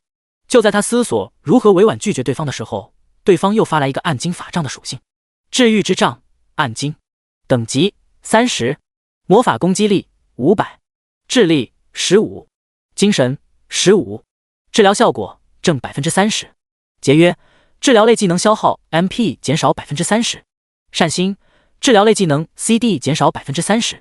介绍：教堂圣女专属武器，有着难以想象的治愈效果。你这是逼我犯错误啊！看着法杖的属性，大英雄痛苦的挠了挠头，有这武器能让牧师实力翻倍啊！又过了2分钟，洛秋白把地龙之卵、暗金属性发了过来。妈的，干了！第53章招揽。我也不想的，可是他给的太多了。那暗金法杖能让一个顶尖牧师实力翻倍，但暗金长枪加暗金做起，就足够让他们公会的当家玩家英雄无敌在职业玩家里更进一步啊！大英雄虽然是会长，但只是个公会管理者而已，后面还有真正的金主大股东呢。那英雄无敌是他们英雄联盟战队队长不说，更是大股东的亲儿子。如果为他收集装备做起，想来那金主爸爸也不会有意见吧。经过双方讨价还价，大英雄以失乐园5000个10级以上玩家的人头买下了2件装备与1个宠物蛋。另外，洛秋白直接以治愈之杖给对方当押金，等5000人头凑齐了，再给剩下2件。两人商定后，大英雄亲自传送着来白云镇领取法杖。在对方赶来之前，洛秋白继续陪着江心月刷狼。如今洛秋白20级，江心月19级，但装备大换装，打起怪来比之前更加迅速。可是江心月却发现洛秋白一直心不在焉的样子，效率比之前一点没有提升。你有心事？江心月见洛秋白这副表情，以为他有什么事情呢，开口道：如果不舒服就提前下线吧。没事。洛秋白摇了摇头，笑道：处理了一点事情而已。洛秋白此时正好和大英雄商议完毕，再一次进入了认真打怪环节。江心月见洛秋白这么说了，也就不再纠结这个问题，甚至就连刚刚遇到的那场战斗都没有理会，而是说起了一些开心的事情，比如双雕的养成。当洛秋白在这刷怪的时候，他才发现这只平平无奇的小鸟竟升级竟然需要这么多经验。玩家1级到2级需要500经验，这只雕竟然需要不亚于玩家的经验。本来他就因为神器的原因升级经验加倍了，如今有了这只雕，他升级所需经验已经是普通玩家的3倍了。当然想想江心月，自己又开心起来，因为江心月的那只狗子也需要吃经验，这就导致他比自己升级更加慢了。吞噬技能上面写着吃鸟类 BOSS 可以大大提升实力，我们把这里的任务完成之后，也该去寻找鸟类怪刷了。洛秋白秒了一头狼，开口道：鸟类怪物等级都不会太低，我已经给张老师发去询问了，明天的时候应该可以获得想要的结果。张老师的战力虽然一般，但对他来说就是不可多得的人脉，一些其他大公会可能很轻松知道的东西，他们根本没有了解渠道。但是人脉广阔的老师就不一样了，就算一时之间不知道，很快也能找到想要的答案。如果他都不知道的话，那恐怕就是少数人知道的秘密了。江心月点了点头，开口道：“也问一下龙的情况。我的神器任务是从屠龙开始，现在还没下落呢。”提起自己的主手神器，江心月就有些眼热。那是一根鞭子，有了它，自己也能有点战斗能力了。之前的时候可以仗着身手灵活与小怪周旋，但现在真实打同级小怪都困难了。至于用魔法技能打怪，不是不能，但那并不是他喜欢的。与其浩然用魔法攻击，还不如控制宠物多扔个技能呢。时间过去了半个小时，10个装备精良的玩家走了过来。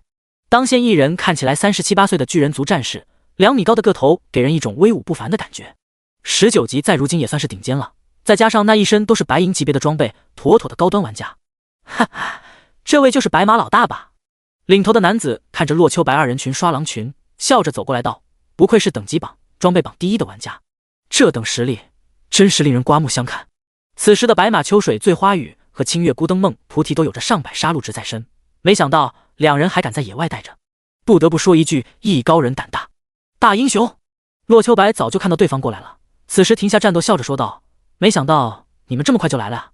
你们英雄联盟很注重效率啊。”一边说着，洛秋白点开了交易界面。哈哈，白马老大说笑了。大英雄目光炽热的看着治愈之杖，拿到手后宝贝似的多看了2眼。洛秋白交易完毕就继续打怪了，开口道：“行了，东西交给你了，事情记得办下来啊。这个不急，我已经吩咐副会长带人行动了，每一个都会有视频为证，不会滥竽充数的。”大英雄把装备收起来，看向洛秋白道：“白马老大，不知您是哪个公会的大佬？感觉面生啊。”“我刚刚加入游戏的新人罢了。”洛秋白一边轻怪一边道：“英雄会长有事就说吧，这不像是你的口吻啊。”“行，那我就直说了。”大英雄道：“不知白马老大是否有意来我们公会呢？我们英雄联盟广纳豪杰，您这样的人才，我愿意开出最高额的待遇，招揽我。”呵呵，洛秋白一点也不意外对方的话，开口道：“只怕你们出不起我要的价钱啊。”白马老大说笑了：“我们英雄联盟怎么说，背后也有大公司支持呢。”大英雄自信一笑道：“年薪1000万，不知道白马老大是否有兴趣呢？”年薪1000万，啧。洛秋白本就是个天才，各方面都是，但他的家庭条件也就普普通通而已。1个星期前，年薪1000万已经超过洛秋白的奋斗目标了。可是现在嘛，打发要饭的呢？游戏开服这才几天，英雄会长觉得我赚了多少钱了？洛秋白扬了扬手中清平剑道：“唯一性隐藏职业加1件神器，就算不算这些，卖给你的2件装备和坐骑蛋起码值400万吧。我身上还有些没卖掉的装备呢，保守估计也有100万，这就500万了。可我用了不到3天。”听着洛秋白的话，大英雄目光炽热，但同样的，脑门开始冒汗。这样的人才，真是区1000万年薪就能请得动的。虽然副本有次数限制，但我1天刷通1次还是有信心的。就算后面的收入不如今天首刷，但3天弄500万还是可以的吧？论赚钱，我能3天赚了500万。洛秋白不屑道：“1000万？周薪吗？1000万的周薪，那1年不得5亿靠上了？开什么玩笑呢？他们游戏里1周能赚这么多吗？”洛秋白也不等对方回复，继续道：“除了刷副本以外，我对 PK 还有些心得，最起码不会比你们公会的英雄无双弱。他的签约金是多少？我不能比他少。”第54章失乐园覆灭。听到这里，大英雄就知道对方是在婉拒了，对此他感到有些失望。他们英雄联盟也是游戏里顶尖公会了，战队更是常年4强，怎么就这么没吸引力呢？大英雄失落的带着人离去了。等他们离开后，江心月已经知道洛秋白是把3件暗金级别的东西卖给对方了，对此他也没有反对，那些东西用不到，让洛秋白处理，还省得他受累了。卖了多少钱？江心月好奇地询问了一句，在他眼里对装备价格没有半点概念，但总觉得那些会挺值钱的。开价到500万。洛秋白轻描淡写地说了一声：“500万，他们家都拿不出这么多钱来。”但听他的口气，却仿佛在说小钱而已。此时他在装，哇，这么多啊！刷地狱副本这么赚钱的吗？江心月眼睛一亮，激动地道：“我代言玄灵，1年也就1个亿。我爸做了20多年生意，在我代言品牌的情况下，也就赚了几十亿而已。如果天天刷深渊的话，岂不是很快就能超过他了？”呵呵，你再烦。洛秋白听着江心月的话，感到心塞。这是啥人啊？真年薪过亿大佬，而且隔几天拍几个小视频当广告发就行的那种。不过我没要那人的钱。洛秋白开口道：“我拜托他去屠了失乐园，那个治愈之杖是定金，等他完成了，再把剩下2个暗金给他。”洛秋白并未隐瞒这件事情，原原本本的说给江心月听，他是当事人，有知情权的。江心月听得两眼冒光，借刀杀人，用3个道具就能做到这个地步吗？分明是驱狼吞虎。洛秋白却不同意他的说法，开口道：那3个暗金就是底气，职业玩家只追求实力，他们才不会在乎花多少钱，因为都是养着他们的工会和老板出。大英雄自己是会长，但只是英雄联盟的小股东罢了，真正出钱带头的是大股东，而买来的东西又是给大股东儿子英雄无敌用的，你说他愿不愿意出钱？他不要，我转身卖给王之骑士。洛秋白笑道：王之骑士号称国服第2骑士，他初期若是有了暗金武器和坐骑，都有和英雄无敌叫板的能力了，再加上治愈之杖，他们王者部落工会发展速度必然超过英雄联盟。英雄联盟和王者部落是老牌死敌工会，双方明争暗斗了几10年，横跨好几个游戏了，很多时候都是为了针对而针对，所以他们肯定不会纵容洛秋白把东西卖过去。一件装备值100块钱，英雄联盟会买，但对王者部落有用的话，他们宁愿花120也要买来。我可以没有，但你更不能有，这就是双方的态度。这么算计他们，不怕对方直接反目成仇啊？江心月虽然赞同洛秋白的做法，但觉得这种做法很危险。难道他们高层都是憨憨？100年前王老吉与加多宝相争，和真正没了，可口和百事相斗，非常挂了。洛秋白摇了摇头，英雄联盟和王者部落也是如此，真有人想坐山观虎斗的话，他们指定先灭第3方，而且已经有7、8个不小的工会享受过这种教训了。但是我不一样。洛秋白开口道：我只是正常把东西发给他，问他要不要而已，我给暗金装备找个买家都不行了，我又没拱火让他们斗，只是委托英雄联盟帮我做点小事出出气而已。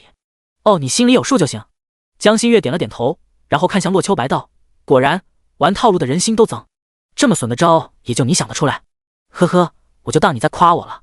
洛秋白完全没在意江心月话里有话，认真的给脚下的狼施展采集术。洛秋白也不知道采集术算是被动技能还是生活技能，反正已经被他练到4级了。对了，你有打算加入什么工会呢？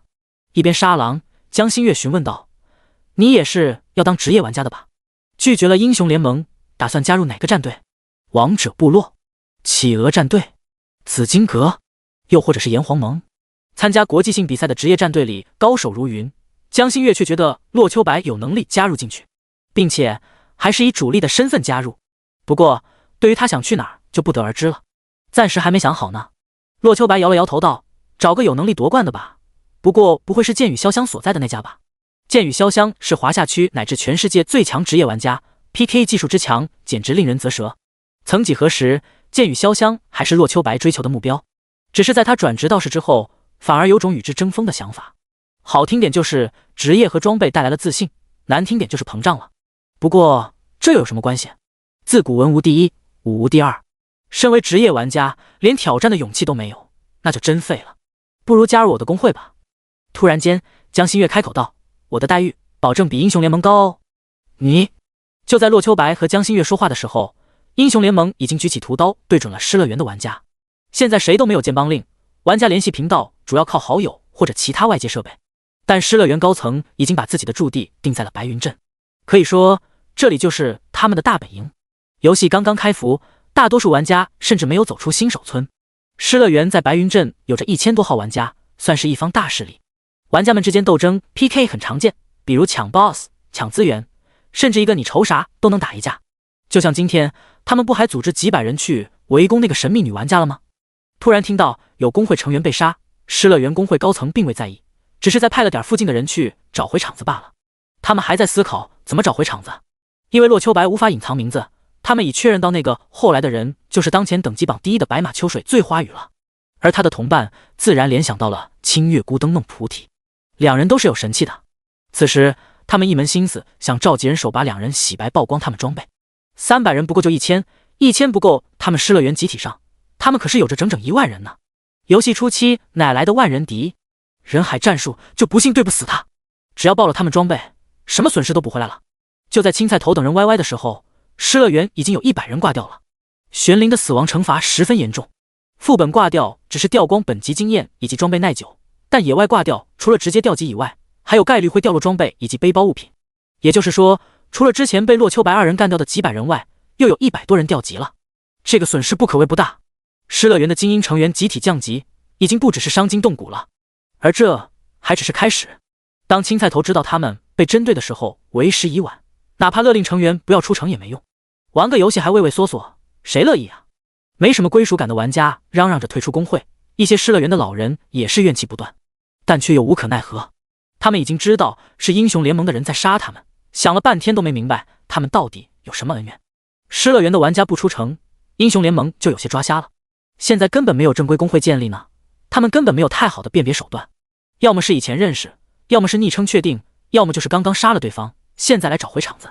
但没有工会勋章，找起来真就困难重重，一直杀到凌晨都没有凑出300个有效击杀。而这个时候大英雄也是直呼上当，这5000个人头恐怕得杀10天半月吧，可能还不够。洛秋白绝对想不到自己只是出气而已，直接让一个老字号工会除名了。第55章狼群刷完。系统提示：你完成了任务清理狼群，获得经验奖励100万，金币奖励100，1万点声望值，额外获得技能书贪狼。翌日中午，江心月总算把清理狼群的任务完成了，高额的经验让他挤进了前10的尾巴。至于洛秋白，昨晚下线之后已经被超过去了，现在只是排在第3的位置。而江心月也获得了一本能用的技能贪狼。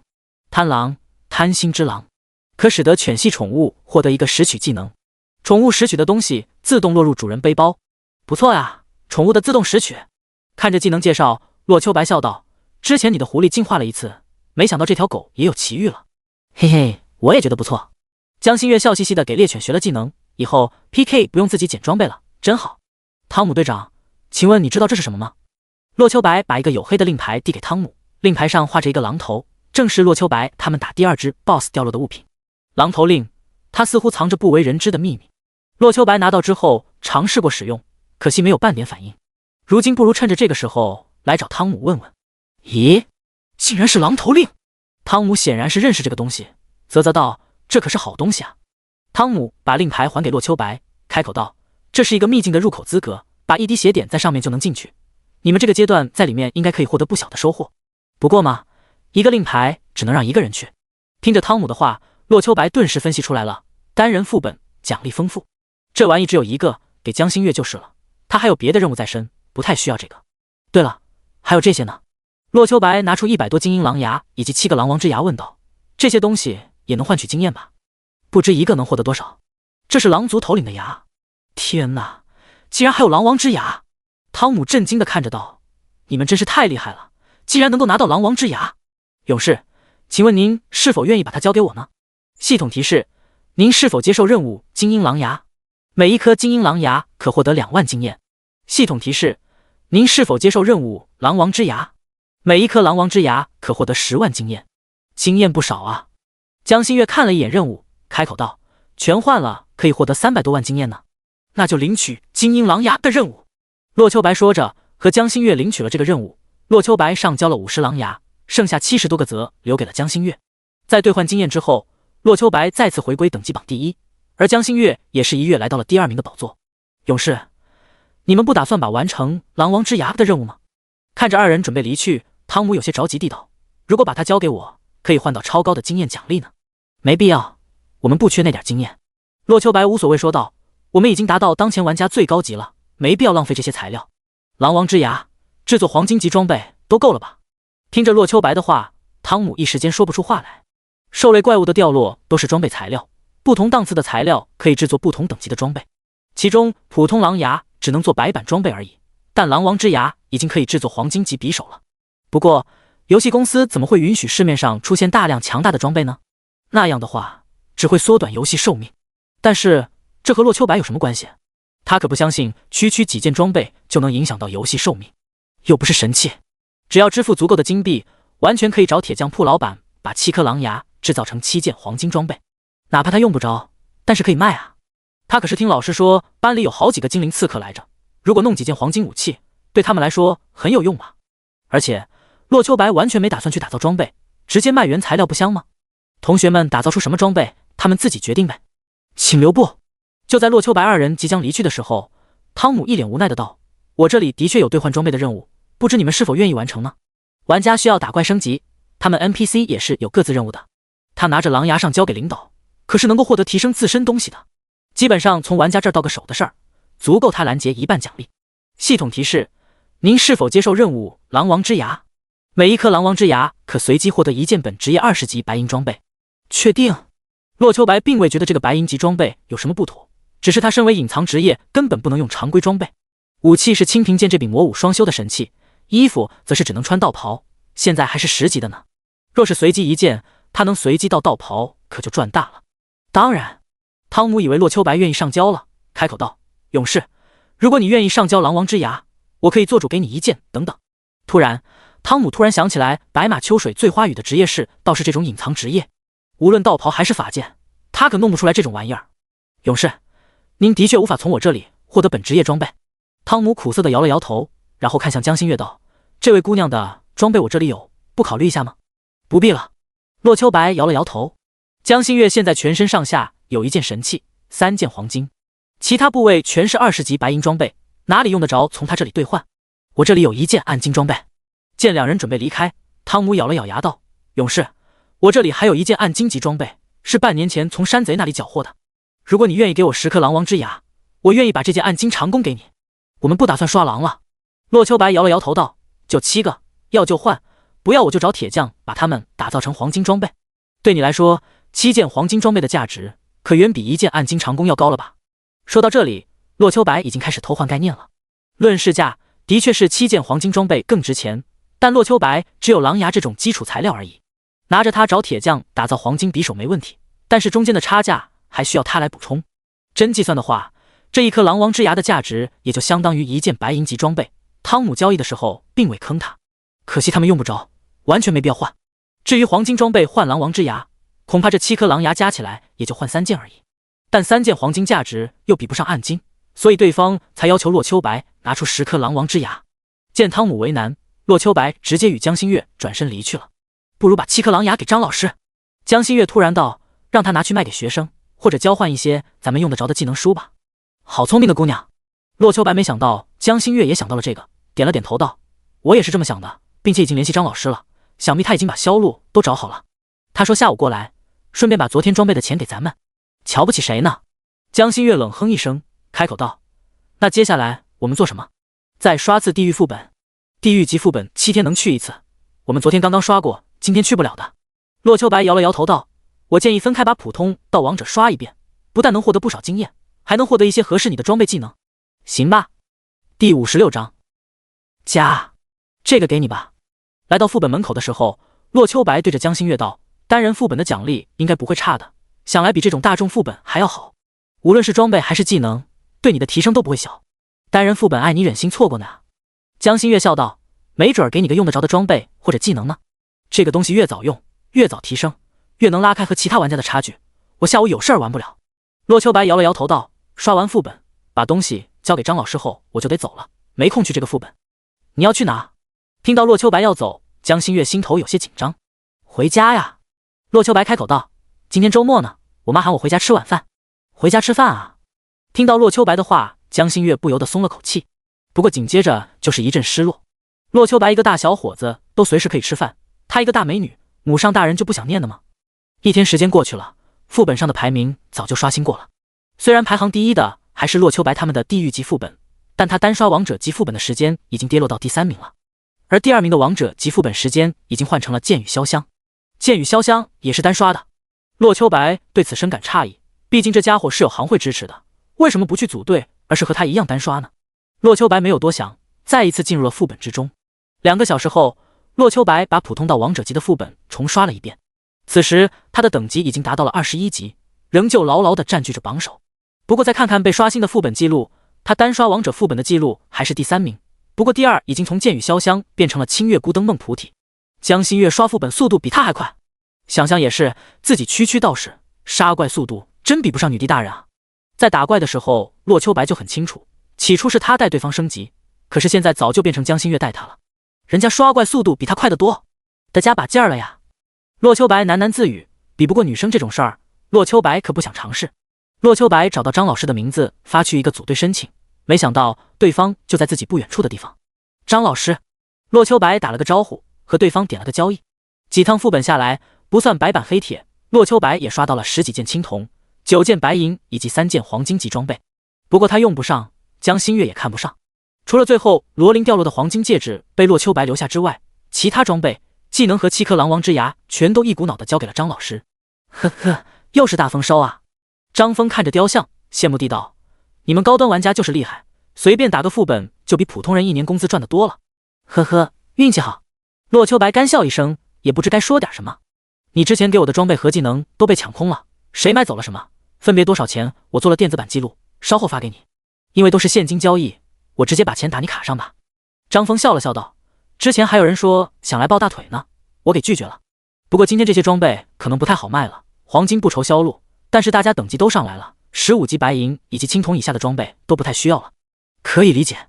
洛秋白点了点头道：“老师看着办吧，能为大家提高点实力就行。”洛秋白心里清楚，张老师帮同学们跑腿的同时，耽误了不少自己的时间，尤其是他，张老师大半时间都因为洛秋白耽搁的。洛秋白没说什么，看上哪件就自己留下，这样的话太见外，也侮辱了老师的人格。如果可以的话，洛秋白希望从其他地方感谢张老师。交易完毕，洛秋白又和对方寒暄了2句，就下线了。看到江心月还在自己客厅沙发上，洛秋白感觉好笑的同时也有些感动。这丫头是怎么说出自己屋里空调坏了才来这儿的？江心月的想法他岂会不知呢？要说自己对这个漂亮姑娘没想法也不可能，只是发自内心的觉得两人还不够了解彼此罢了。只是回家吃饭，洛秋白也不用多么隆重，只是简单洗漱了一下，就骑上电动车直接回家了。下午5点半的时候，洛秋白回到了家里。此时母亲正在剁饺子馅，看到洛秋白回来，直接开口道：“洗洗手，过来帮忙。”好嘞。洛秋白也没犹豫，洗了洗手就过来擀皮儿。如今科技十分发达，就算不喜欢出去吃，也能在家里做出美味的食物，比如学校餐厅就是机器人炒菜的。不过洛母却唯独偏爱自己动手。洛母的爱好不多，除了追星、打麻将，也就剩下做饭了吧。为此，父亲大人还专门找人定制了一套古董级别的菜刀、案板。受到母亲影响，洛秋白也会做不少食物，虽然水平只是能吃级别，但也十分享受着短暂的温馨。秋白都20了呀，一边包饺子，洛母悠悠地道：“你爸像你这个岁数的时候，都给我写了7、8封情书了。”嗨嗨，洛秋白尴尬地咳嗽了几声，果然自己一回来就无法避免催婚。不过他也很享受这种美好。和父母双亡相比，谁不喜欢一家和睦呢？因为洛秋白是个超级饭桶，母子2人包了整整300个饺子。等到饺子包好的时候，洛父也回来了。洛秋白的父亲名叫洛渊，是他们周边这片小区一家超市老板。虽然现在网购方便，但很多时候还是离不开超市这种地方。而且他们的超市还有着收发快递、社区团购的功能，一年到头，除去一家人的各种开销，也能赚下个几十万。在帝都算不上大富大贵，但也属于小康家庭了。也正是没有家庭压力的缘故，洛秋白这个全国高考状元能够任性的高中毕业去参军，参军回来打游戏，否则的话早就乖乖读研读博去了。秋白，你在游戏里混得怎么样？吃着饺子喝着酒，洛渊关心起儿子的近况。还行吧。洛秋白谦虚地回应了一句。父亲不玩游戏，他说的再多也听不懂。只是还行吗？这可不行。洛渊不由得皱了皱眉道：“我儿子文武双全，在什么地方都没受到过挫折，怎么可以在打游戏上不行呢？是装备不好，还是技能不强？要不我先给你打50万，你去武装一下自己。”呵呵嗨，听着父亲的话，洛秋白被呛到了。别人都希望在游戏里赚钱呢，怎么到了父亲儿开口就是充值呢？是觉得50万不够吗？洛母以为儿子嫌少，开口道：“这样，一会儿妈妈给你打100万，不够再找我要，可不能输在起跑线上。”妈，真不用。洛秋白连忙打断父母的想法，开口道：“我可是您2位的儿子，文武双全啊，怎么可能被区区游戏难倒？白马秋水醉花雨知道不？那就是我，唯一隐藏职业，等级榜第1，装备榜第1，声望榜第1。别说给我花钱了，您儿子我这几天在游戏里都赚了几百万了。要我说啊，咱们还不如把超市盘出去，你们去游戏里看看风景什么的，我养你们。”第57章饺子。不错呀。听着儿子在游戏里的成绩，洛渊不由得点了点头道：“不骄不躁，继续维持自身优势。”没让我们失望。洛母夸奖了儿子一句，接着问道：“那么你什么时候带个儿媳妇回来？我听网上说我家偶像江心月去你们学校了吧？你在学校见过她吗？是不是像网上那么漂亮？能不能追回来？”又来了。洛母是江心月的忠实脑残妈妈粉，如今知道自己和她一个学校之后，没想到把追星和催婚结合起来了。见过她不是代言了玄灵嘛，所以直接来电竞专业了，是我们班的同学。洛秋白只是简单的说了一下，只见母亲大人已经两眼冒光了。果然，不到半分钟时间，江母回屋拿了个精美的笔记本过来。儿子啊，洛母把印着江心月艺术照的笔记本递给洛秋白道：“这个拿上，帮我要个签名啊。”我就知道。洛秋白见母亲都这么说了，自然满口答应下来。一个签名而已，江心月应该不会吝啬吧？吃过晚饭，洛秋白也就准备回学校了。临行前，江母用食盒给洛秋白装了100多个饺子。看着满满一大食盒饺子，洛秋白陷入了沉思。要不今天加顿宵夜？回到学校，已经到晚上9点了。当洛秋白进屋的时候，发现江心月已经下线了。此时正用一双无辜的大眼睛看着他，似乎是在说饿了。有粉丝送来的礼物，你要不看看？洛秋白把餐盒放在桌上，笑着说道：“这可是你10几年的老粉丝托我带来的呢。”嗯哼。江心月看着洛秋白食盒中的饺子，不由得舔了舔嘴唇。既然你诚心实意的求我，那我就勉为其难吃点吧。江心月说着，坐在餐椅上道：“记得加醋。”嗷呜，嗷呜，真好吃！好久没吃过这么棒的饺子了。100多个饺子，江心月一个人自然是吃不完的。洛秋白看着他吃得这么香，不由得也拿起了筷子。江心月看到有人和他抢食之后，又加快了吃饭速度。不到10分钟，饺子就被两人消耗一空了。吃饱喝足，江心月没形象地瘫在沙发上，一副意犹未尽的模样，笑着说道：“阿姨做的饺子真好吃，比我妈妈弄的强多了。我妈要是听到你说的话，指不定多高兴呢。”洛秋白一边收拾餐盒一边道：“你要是想吃，我改天带你回家吃啊。”真的可以吗？江心月眼睛一亮，然后又不好意思地道：“会不会太麻烦啊？”不会，我妈只会高兴。洛秋白对此十分肯定。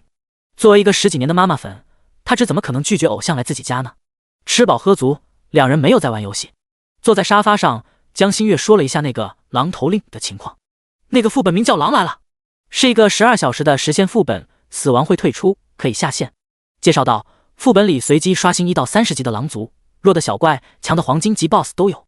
除了我们之前遇到的那几种之外，还有影狼、冰狼、金刚狼等。我的那些宠物全上了，对他们完全就是碾压局面。里面并不掉落任何材料，也没有经验，倒是会获得积分。出去的时候用积分兑换东西，那倒是挺适合你的。洛秋白点头道：“你打怪速度快，刷到的积分肯定很多。只要这个副本不坑，指定获得最丰厚奖励。如果是我的话，恐怕连你一半的收成都达不到。还好吧？”江心月被说的不好意思了，开口道：“今天我才打了一半的时间而已，明天应该也会把时间全耗在这里了。没事儿，我们现在等级还领先着呢。”洛秋白不在意地道：“明天的时候，我可以先把20级副本前置任务刷出来，等过2天，我们能把20级地狱副本也通关了。”在大多数玩家都没有通关10勇士级副本的时候，也就洛秋白和江心月敢说去通关20级地狱副本，毕竟他们是真有这份实力。聊了会儿天，江心月就起身回了自己寝室。终究是男女有别，他还没勇气来一句晚上也住这儿。翌日，江心月去刷个人副本之后，洛秋白也准备去20级副本看看。而在这时，汤姆忽然走了过来：“冒险者，副镇长有请。”副镇长？洛秋白神色一动，莫非自己触发了什么隐藏任务？洛秋白也没有多想，直接跟着汤姆来到白云镇副镇长所在的办事处。当洛秋白看到副镇长样貌的时候，不由得愣了一下。杰克村长？没错，眼前的白云镇副镇长不是别人，正是9527新手村的村长杰克。哼，白马秋水醉花雨，我们又见面了。杰克笑着说道：“我之前就和你说过，我们终会再见，没想到这么快就见面了呢。没想到杰克村长还兼职着白云镇的镇长呢。”看到对方，洛秋白忽然有种他乡遇故知的感觉。只见杰克摇了摇头道：“我能成为白云镇的镇长，还真是多亏了你呢。如果不是你给我送来那么多的麻辣兔头材料，让我大赚一笔，更是有1万多份兔皮捐献立了大功，又以冒险者身份第一个离开咱们新手村，我也不可能这么轻松拿下副镇长的位置。哼，互相成全，咱们是互相成全啊。”洛秋白很清楚，这一切多亏了那个采集术的技能，要不是他提前得到采集术，就算自己想要完成那几个任务都不行。他拿到了不少金钱和经验奖励，而对方则是凭借那些任务物品获得了更多的奖励。对他们来说，这是双赢的局面。好了，我们先不叙旧了。杰克摆了摆手道：“我找汤姆把你叫来，是有些任务吩咐你去完成，保证完成任务。”也不问对方让他干嘛，洛秋白先是应下来再说。任务没那么简单。杰克摇了摇头道：“多日前有一名杀手在白云镇袭杀了前任副镇长，我希望你能找到他的线索，并且缉拿归案。”第58章安东尼之死。原来前任镇长被杀了呀！洛秋白恍然大悟，说起来，杰克能顶替对方成长副镇长，也多亏这个位置有所空缺啊。难怪杰克让自己去追查凶手，恐怕除了有人嚼舌根说是杰克买凶杀人之外，还有免除后患的想法。不过这和洛秋白关系不大。有了任务，那就去做呗。系统提示：你领取了任务，杀人凶手。前任副镇长安东尼被杀，目前凶手还隐藏在白云镇中，希望你能找出并击杀他。在洛秋白领取任务之后，杰克给了他一块象征身份的令牌。这个令牌对玩家没什么用，但是能让 NPC 了解他的身份。范围有点大呀。洛秋白皱了皱眉，既然接下了任务，那总要去完成才好。现在没有太多线索，洛秋白决定去前任镇长家中查看一番。告别了杰克，5分钟后，洛秋白来到前任副镇长安东尼的家中。安东尼本是副镇长，家庭还算不错，但他去世之后，不成器的儿子拿着家产跑了。此时家中只剩下一个50来岁的妇人以及一个20来岁的少女。您好，我来探查安东尼被杀的线索。洛秋白与妇人打了声招呼，拿出杰克给的令牌递给对方，开口道：请问您知道安东尼生前得罪过什么人吗？安东尼为人谦和，是出名的老好人了。老妇人摇了摇头，开口道：我们在一起30多年了，从来没有和任何人有过矛盾。不对，有得罪过人。就在洛秋白感到失望的时候，一旁的少女艾丽忽然道：冒险家，我爸爸还真得罪过一个人，克莱尔。艾丽理顺了自己的话语，开口道：1年前，镇长的儿子克莱尔在镇上强抢民女，我爸爸当时出面制止了，而且还把克莱尔狠狠教训了一顿。您说会不会是对方害了我爸爸呢？克莱夫。洛秋白没想到对方直接把线索指向了镇长家。镇长可是白云镇里实力地位最强之人，让洛秋白拿不定主意的是，这件事都过了1年了，这件事情都算不上什么线索了。不过和 NPC 不同的是，玩家并不怕镇长的权势，就算自己得罪了他，大不了不在白云镇混了呗。没有过多犹豫，洛秋白起身向镇长家的方向走去。不过此时的克莱尔并不在家中，从对方的下人口中得知，克莱尔昨天去了女之院，至今还没回来。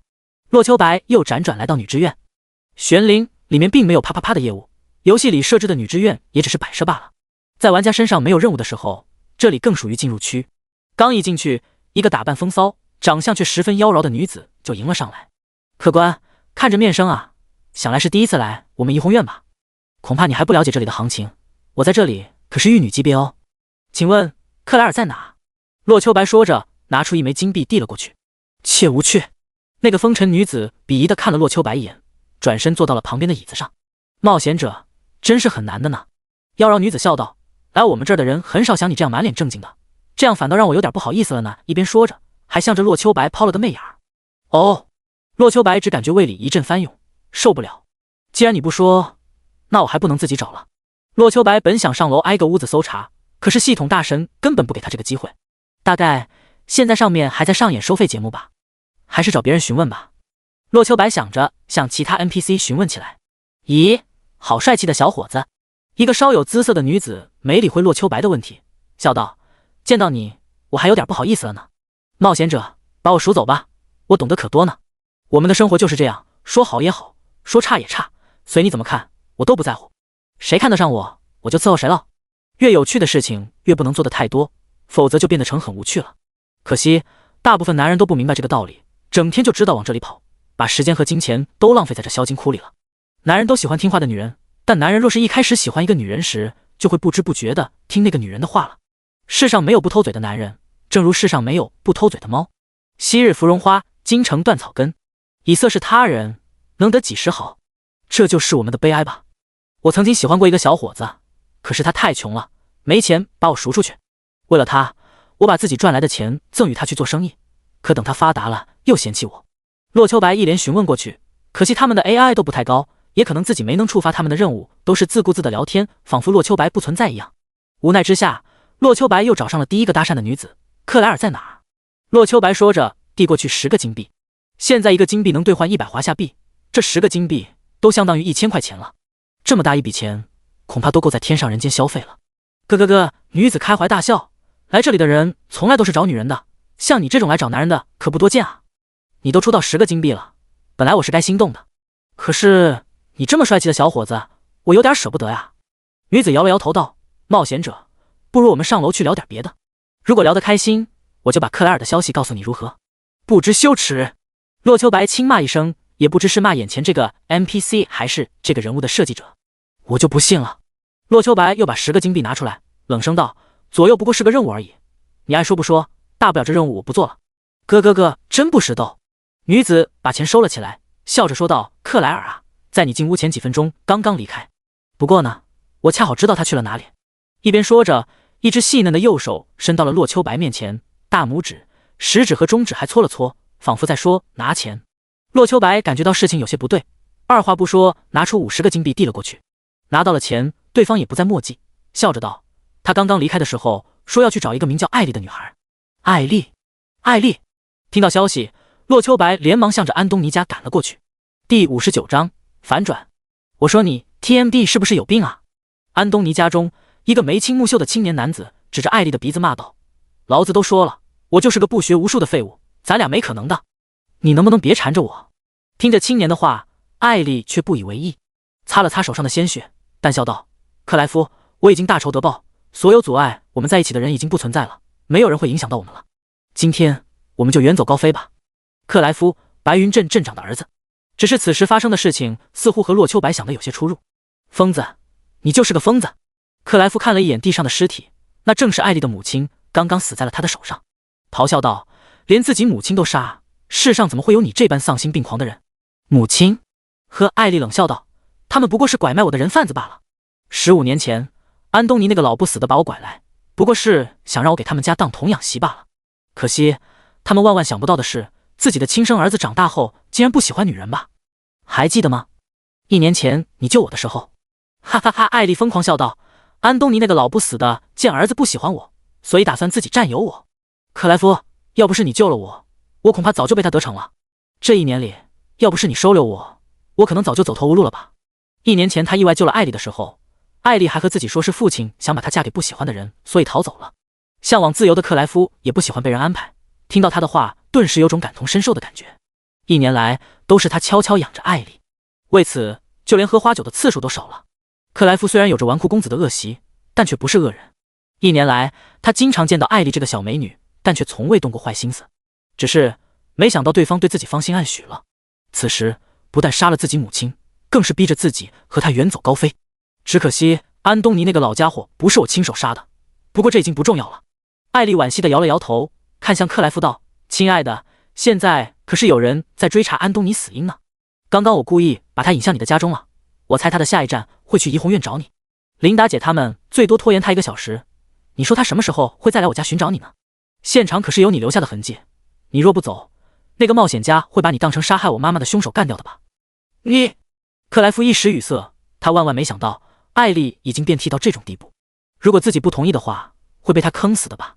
世上竟然有这样的病娇！克莱夫，跟我走吧。艾丽再一次邀请道：“跟我走，或者我们一起死在这里。”你……克莱夫叹息一声，虽然他自信眼前这起凶杀案不至于坑死自己，但难保艾丽不会有其他后手呢。这些明面上的东西都令他难以洗脱嫌疑了，天知道艾丽背地里还做了哪些可能陷害他的事情。毕竟他自己的底子并不那么清白呢。走吧，走吧。克莱夫已经想好了，在取得对方信任之后，立马干掉他。艾丽就是个定时炸弹，随时可能让自己万劫不复。就在克莱夫带着艾丽向外走的时候，突然看到了门口等候着的白马秋水醉花雨。呵呵，意不意外？你怎么这么快就赶来了？艾丽难以置信地看着洛秋白，他去带走克莱夫的时候，可是给了怡红院琳达姐姐10枚金币的，要求就是让对方好好伺候白马秋水醉花雨。为什么还会这么早就过来？该不会不行吧？艾丽思维突然散发了一下，可能这人中看不中用，罪恶指引着我呢。洛秋白中二地说了一句，目光盯着二人道：“说吧，你们打算怎么办？”洛秋白虽然没有看到艾丽杀死自己母亲，但他们的对话还是听到大半的。虽然没有安东尼死亡的证据，但地下躺着的那个中年妇女死于艾丽手下，却是证据确凿。哪怕是游戏，做人也要有道德底线。曾经身为军人，洛秋白的正义是刻在骨子里的，哪怕这是游戏，也该拿下艾丽，把她绳之以法。不过他没有任务啊，没有艾丽母亲的任务，他连捉拿二人的资格都没。也许可以强行拿下克莱夫，但是他感动艾丽一根头发都得享受雷击加蹲监狱，而且还会因为欺负 NPC 引起白云镇的敌视。你想怎么样？艾丽不傻，反而十分聪明。他知道冒险家和他们是完全不同的两类人，眼前这个冒险家堵着他们，无非是为了利益罢了。艾丽看向洛秋白道：“放我们离开，我愿意付出一切代价。”洛秋白摇了摇头道：“你杀了人，哪怕你有冤屈，也该由法律定罪。放你是不可能的。”呵呵，那只是代价不够大罢了。艾丽指了指克莱夫，开口道：“他是无辜的，但是一切证据都指明是他杀了人。你难道要缉拿他去镇长那里领赏？你傻还是我傻？”洛秋白不屑道：“他是镇长的儿子，我拿下他，下一刻就要被整个白云镇通缉了。”洛秋白摆了摆手，开口道：“为什么杀害你的养母？他该死。”艾丽咬牙切齿道：“在得知自己儿子不喜欢女人之后，安东尼那个老畜生想着占有我，而他同样打算把我卖掉。1年前克莱夫救了我，我一直躲在暗处。前几天就是他无意间发现了我，并把我重新带了回来。他已经联系怡红院，打算把我卖掉了。要不是我和琳达姐姐认识，恐怕已经进去当女织女了。这2天他又打算把我卖给其他家里当小妾。如果我不杀他，死的只会是我。是个理由。”洛秋白点了点头。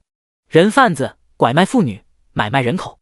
如果艾丽说的是实情，那他死1000次都不为过。但是他却没办法判定艾丽说的是实情。证据。停顿了一下，洛秋白开口道：“他是人贩子的证据。”第60章。达罗克。哪有什么证据？艾丽神色平静地道：“如果我有证据，早就去镇长那里告发他们了。”不对。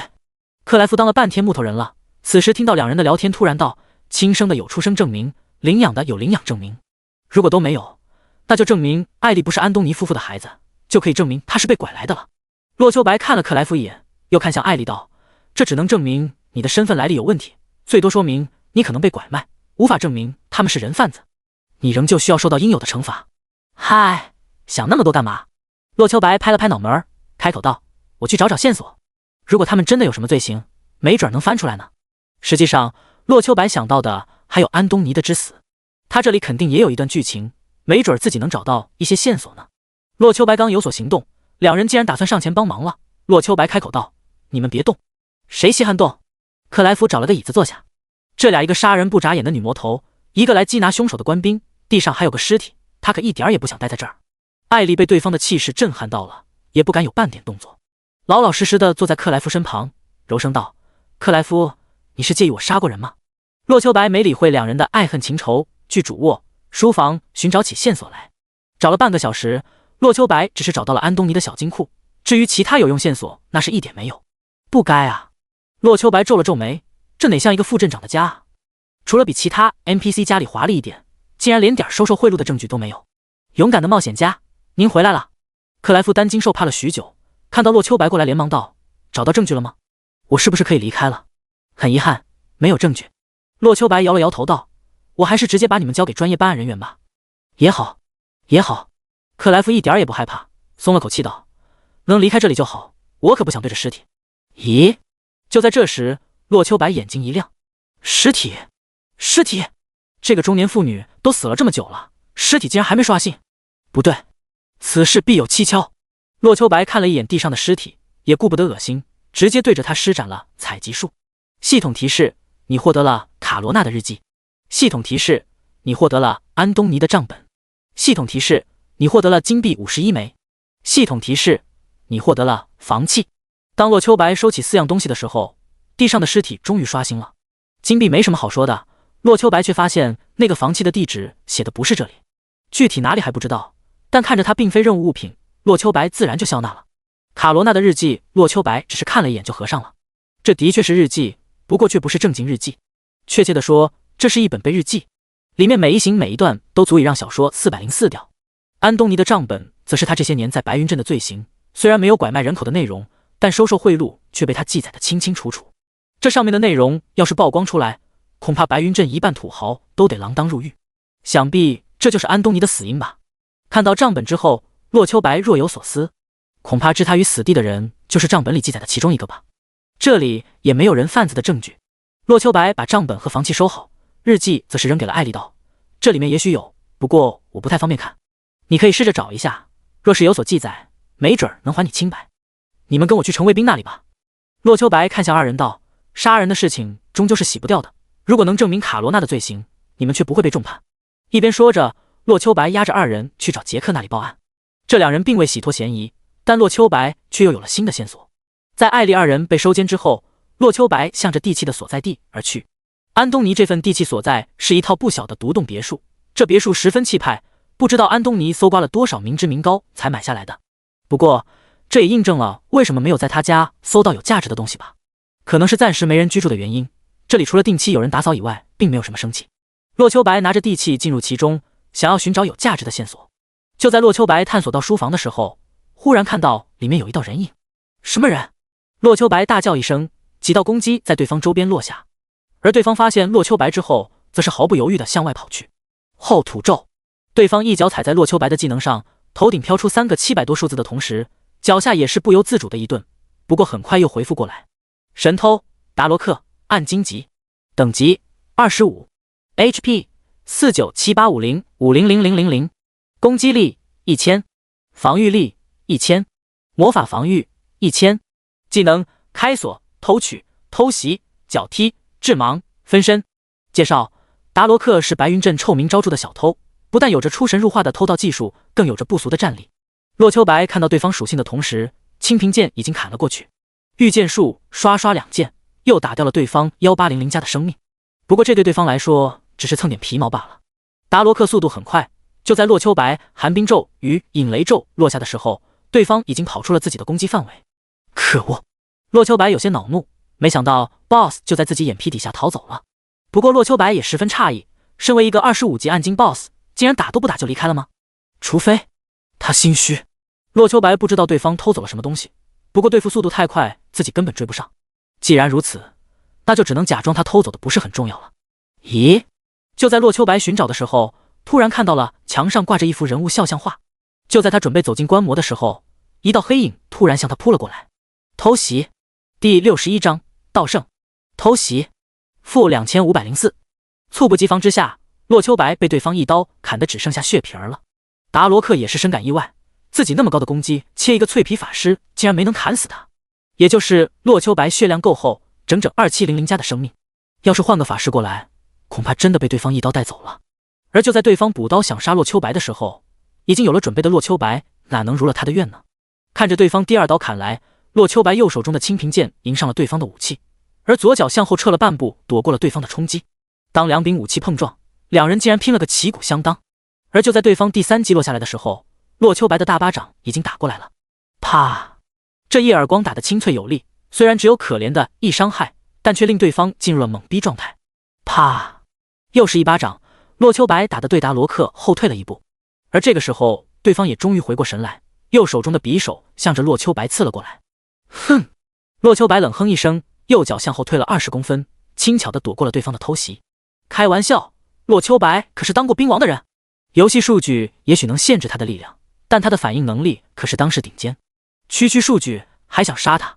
法师那种大范围 AOE 也许有机会，你一个近战的神偷还想杀我，怕不是想多了吧？看着对方气急败坏的样子，洛秋白直接和对方拼起了武器战。只见洛秋白一剑向着达罗克肩膀刺了过去，虽然只是个 AI， 但在洛秋白强大的操作之下，他却有着人性的慌乱。匆忙抵抗间，少了之前刺杀洛秋白的从容。洛秋白却是得势不饶人，手中长剑攻击纯粹是普通攻击，没有实用技能，反而更加得心应手，只打得对方频频后退，却又躲不开洛秋白的攻击范围。洛秋白的攻势不减，每一剑都能带走他1200多的。谦虚的讲，他的输出比当前 99.999% 的玩家都要强大的多。达罗克直接落入了洛秋白的节奏，等待他的只剩下死亡。洛秋白打得不慌不忙，一点都不担心出现意外一般。讲道理，别看人形怪血少，但在玩家眼里，杀人形怪可比杀野兽困难多了，因为他们更加灵活，技能也更加丰富，不需要依靠属性碾压，也能对玩家造成极大的伤害。为什么黑风寨副本只有洛秋白的队伍通关了？就是因为人类 BOSS 真的很难杀。就玩家操作水平而言，90%玩家甚至比不上有智商的人形 BOSS， 有智商的人类怪物甚至不考虑仇恨值，再加上属性碾压，除非职业玩家那种高手，否则玩家只能靠属性超过对方才有通关的希望。而洛秋白眼前的这个达罗克也是如此，别看洛秋白碾压他，但全球有资格跟他单挑不落下风的玩家不超过100个，能单杀的甚至不超过5个。为什么？除了洛秋白无视防御将星月群殴之外，又有几个玩家能破那1000点的防御，又有几个玩家能跟上他的速度？洛秋白甚至怀疑这个 BOSS 出现的不合理性，难道就是为了不让玩家完成吗？如果不是他接了这个任务，就算满身精良装备的职业玩家也未必能在25级单挑 BOSS 吧。在洛秋白对付达罗克的时候，创世纪公司几个程序员正在烦躁地抽着烟。如果有人精通唇语的话，一定会发现王海在说妈的，怎么又是他？洛秋白正在做一个大型任务，他们是知道的，但是没想到好运的遇到了一个不在任务发愁之中的隐藏 BOSS。这个达罗克是一个隐藏 BOSS， 除了洛秋白遇到的这个以外，游戏里还有着几千只。这些人形 BOSS 都属于隐藏职业，在玩家击杀之后，除了正常奖励之外，还必定掉落一个隐藏职业转职证明。目前，除了洛秋白和江心月获得了唯一隐藏职业之外，全球几十亿玩家里还有几千个隐藏职业，比如剑雨潇湘的魔剑士、英雄无敌的龙骑士、王者无双的光明法师，他们这些隐藏职业都是通过类似方法转职成功的。此时，洛秋白眼前这个达罗克就掉落神偷职业的转职证明，可以让刺客职业转职成分支职业神偷。虽然这个隐藏职业不算什么厉害，但光却兼容了刺客所有手段，再加上神偷的某些特色，可以说单凭这个转职，就相当于刺客玩家获得了半个神器了。以目前隐藏职业转职令牌价格来看，只要杀了达罗克，最低也相当于获得了1000万。可是就这么被洛秋白顺手捞到了，这群程序员怎么看怎么不爽。而且这还不是他们最绝望的，这个是谁？神偷啊！根据游戏设定，这个神偷可是偷了很多东西的，死在白马秋水醉花雨手底下，指不定爆出多少东西呢。哎，真想给他个人物状态异常啊！王海嫉妒到流泪，为什么这小子运气就这么好呢？洛秋白完全不知道自己在做任务的时候意外卷入了另一个 BOSS 的环境当中，但就算知道了，他也不会放过眼前这个 BOSS。第一次自己没有留下他也就罢了，既然过来偷袭，那就把他彻底留下吧。眼前这个 BOSS 手段虽然不少，但在洛秋白的手下却没有还手之力。50万的超高血量，没几分钟就见底了，我是不会屈服的。就在达罗克只剩下10%生命的时候，达罗克突然爆发了。只见他身上红光一闪，洛秋白被这一道气浪掀飞出去。好在这道气浪没有实质性伤害，否则洛秋白真可能被 BOSS 送回复活点了。洛秋白再次向着对方攻击了一下，发现对方莫名进入了无敌状态。系统提示：神偷达罗克暗荆棘，在被你打压中领悟了生死真谛，正式进化为道圣达罗克。钻石道圣达罗克，钻石等级25， HP 49785010000000，攻击力2000，防御力2000，魔法防御2000，技能开锁、偷取、偷袭、脚踢、致盲、切割、投掷、分身、窃取、偷学。介绍：道圣，道中之圣，这是刺客职业的分支盗贼中的顶级职业，非顶尖盗贼不可领悟。不但可窃取实物性东西，还能窃取对方的技能与状态。第62章，钻石级。钻石级！看到对方突破，洛秋白吓了一跳。钻石可是暗荆棘之上的等级了，是这个阶段的玩家该遇到的吗？官方早就公布过 BOSS 的级别，从最初的黑铁级开始，依次往上是青铜、白银、黄金、暗金、钻石、传奇、史诗以及虚无缥缈的神话，而且他们也都会掉落自身相应等级的装备。其中传奇和史诗是一个级别，一个代表人形 NPC， 一个代表非人生物，而神话则是传说中的生命。就像洛秋白的便宜老师通天教主以及江心月的老师女娲，他们这个级别只是过场 NPC 罢了，否则的话，那些怪物能在他们手底下走过一个回合。如果说暗荆棘是目前玩家能够接触到的最顶级存在，那钻石级别哪怕到了游戏末期都属于普通玩家手中的极限，哪怕100级的 BOSS 里面，钻石级都能占有一席之地。再往上，恐怕10大中级 BOSS 也就是史诗级罢了。可是洛秋白万万没想到，自己区21级就遇到个钻石级生物，而且还是他逼出来的。看着对方已经回了一半的血，洛秋白不但没有退缩的感觉，反而想要与之一战。钻石级，那又如何？洛秋白冷笑道：“做我剑下亡魂吧。”一边说着，洛秋白一道后土咒落在对方脚下，负501，负503，负502。3个数字从对方头上冒了出来，让洛秋白眉头不由得一皱。减弱了。洛秋白的攻击力在这个 BOSS 身上削弱了30%，无往不利的无视伤害，竟然在这个钻石级 BOSS 身上有所削弱了。这还只是钻石级，那传奇和史诗呢？恐怕得削弱一半吧。这可不是个好消息。洛秋白心中想着，手上的动作却没有停顿，又是一道寒冰咒接御剑术，而达罗克眼中却露出深深的不屑。你以为我还是刚刚的我吗？达罗克一匕首拦下洛秋白的攻击，反手对他刺了过去。洛秋白一个后跳躲开，一滴冷汗却从头顶掉了下来。他发现对方的动作和反应比之前有着不小的提升。达罗克攻击上涨无所谓，因为洛秋白自信不会被 BOSS 打到。达罗克防御翻倍无所谓，因为洛秋白有无视伤害。可是对方的反应速度提升了，却是个不小的麻烦。洛秋白已经没有100%闪避攻击的把握了，躲开了。呵，那又如何？达罗克轻笑一声，右手向着洛秋白的方向一握。系统提示：达罗克使用窃取技能，你失去装备黑绸道袍，杀死对方必定掉落，未杀死对方装备永久消失。只见达罗克一个转身，洛秋白的黑绸道袍已经被他穿在身上。不好！洛秋白大吃一惊，这个 BOSS 竟然可以在战斗之时窃取对方装备，如果把他的清平剑抢走就跑，那自己不得哭死。逃？那不是洛秋白的性格。既然如此，唯有一战。洛秋白二话不说，提剑向着达罗克杀了过去。洛秋白这回是真下狠手了，一点玩闹的想法都没有，一剑剑向着对方咽喉与心脏刺了过去。负657，负2541，负455，负563，负1623。洛秋白一剑剑攻击着，转身时还能来个技能限制达罗克的身影。达罗克从暗金级提升到了钻石级，身体各项属性都有着极大的提升，但是在招式动作上和洛秋白还是有着不小的差距。两人你来我往打了半天，洛秋白虽然命中对方的次数减少了许多，但达罗克却也有了数次命中洛秋白的辉煌时刻。见此情景，达罗克露出了嗜血的笑容。洛秋白砍他100下他都没事儿，他只要出个暴击就能送走对方。和我拼，你拼得起吗？5分钟的战斗过去了，洛秋白砍掉了对方10万生命，而达罗克却是桀桀一笑，向着洛秋白又是伸出了罪恶之手。系统提示：达罗克使用窃取技能，你失去技能天雷影，杀死对方技能回归，未杀死对方技能永久消失。哈哈！达罗克狂笑一声，死在你自己的绝技下吧！一边喊着，一道雷霆从天而降，向着洛秋白劈了过去。天雷影！洛秋白右手清平剑一挥，一道淡青色的锋刃向着天雷影轰击过去。只见两道攻击瞬间相撞，威力大减的天雷影则是继续向着洛秋白劈了下来。负1934，在被削减之后，技能竟然还能打掉自己2/3的生命。系统提示音在洛秋白耳边回响，他却仿佛没有听到一般，也没有补血的想法，手持清平剑向着对方继续砍杀。本来是西幻背景的游戏，在洛秋白凌厉的剑法之下，却打出了武侠的质感。狭路相逢勇者胜，从交战开始就意味着不死不休，今天他们只能有一个活着出去。呵！洛秋白手上的剑一边攻击，左手时而出拳攻击，右脚偶尔向下一踢，时不时的还尝试一下夺刃。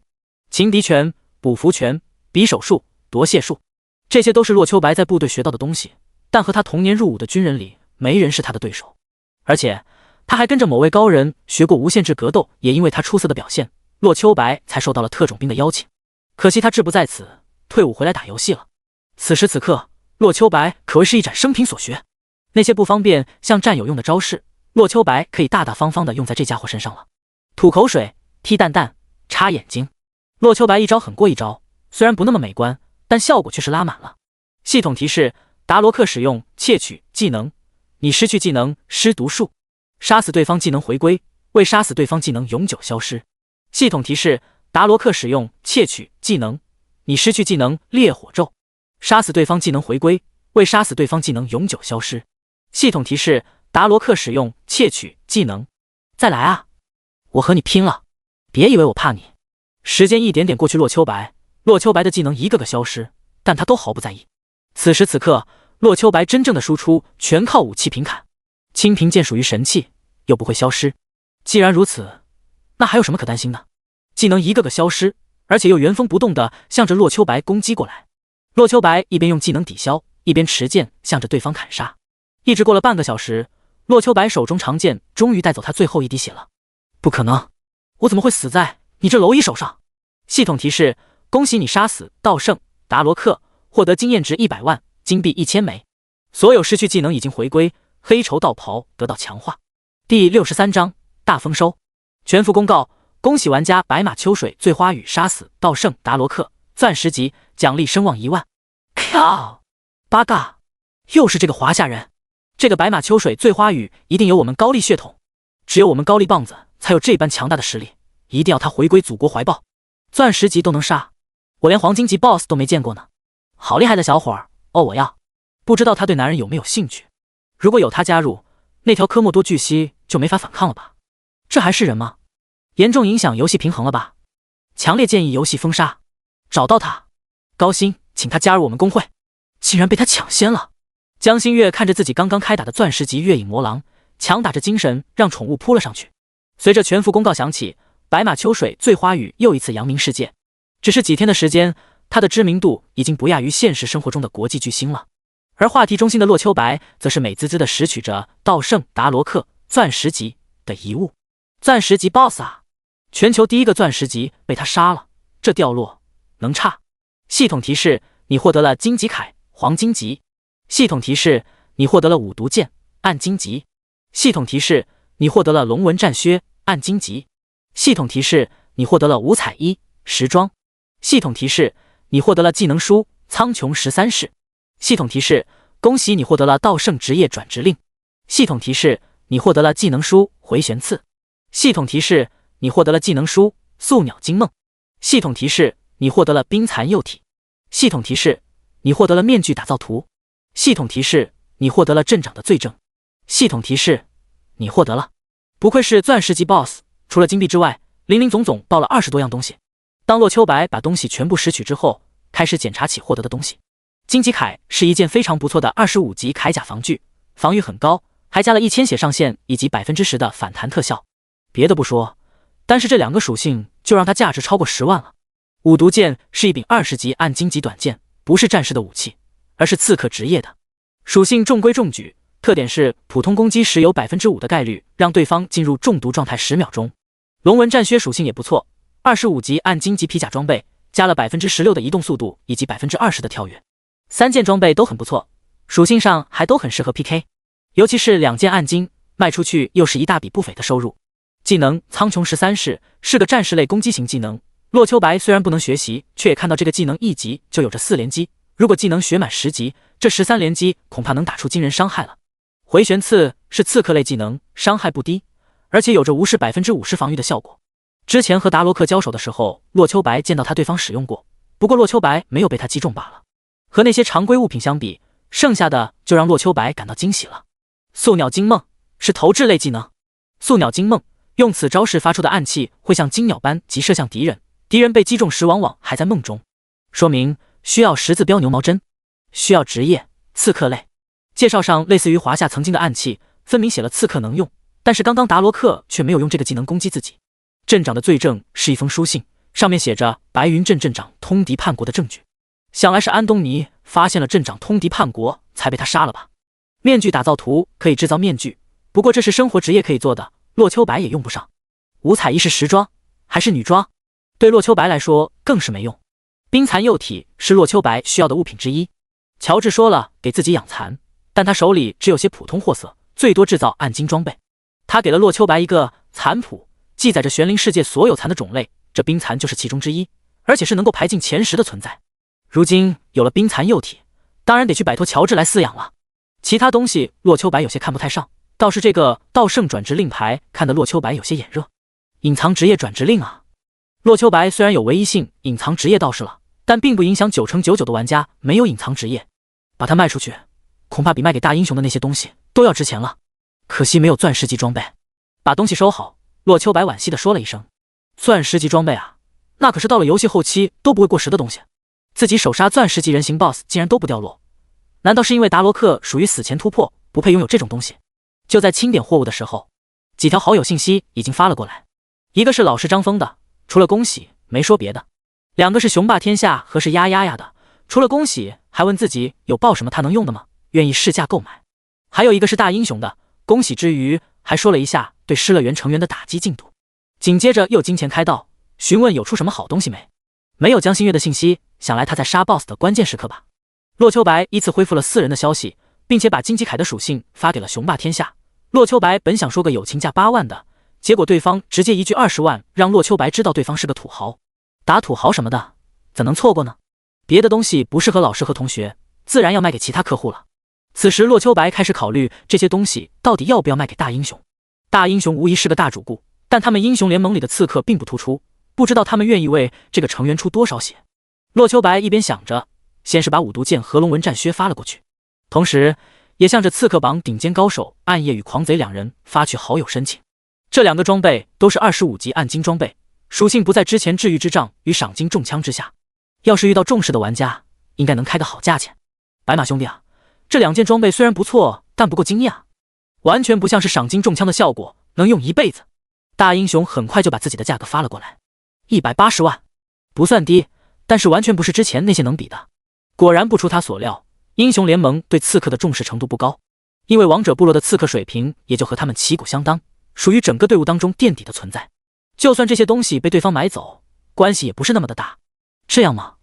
洛秋白见暗夜与狂贼两人没有回复自己，索性不再等了，按照180万的价格把装备卖给大英雄。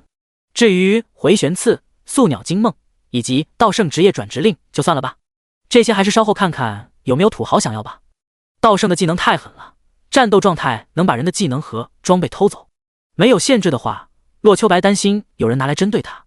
对了，趁着大英雄赶路的功夫，洛秋白突然想起来自己杀死达罗克之后道袍得到加强的消息，一边想着连忙查看了一下自己的衣服。第64章钻石级黑绸道袍。黑绸道袍钻石，等级25级，物理防御500，魔法防御500，五维50，生命值1000，魔法值1000，迅捷，移动速度正 25%， 清醒，异常状态抗性正 25%， 轻价救赎，装备等级5级，耐久度30%。介绍：本是一件普通道袍，被道圣偷走之后，引发他生死道消，被视为不祥的征兆，死亡必定掉落。哈哈哈！看着黑绸道袍的属性，洛秋白大笑出声来。看看，这就是钻石级装备的属性，完全不是暗金装备能够比拟的。尤其是轻价救赎这个属性，让只有21级的洛秋白现在就能穿上了。洛秋白之前还嫌弃自己衣服属性差呢，如今直接翻了倍的提升，还有什么不满的呢？打开装备榜看了一眼，果不其然，排行第3的装备已经被这件黑绸道袍代替了。又查看了一下自己的那些被盗走的技能，洛秋白不由得乐了。但凡被 BOSS 偷走的技能，都被他把技能练满了。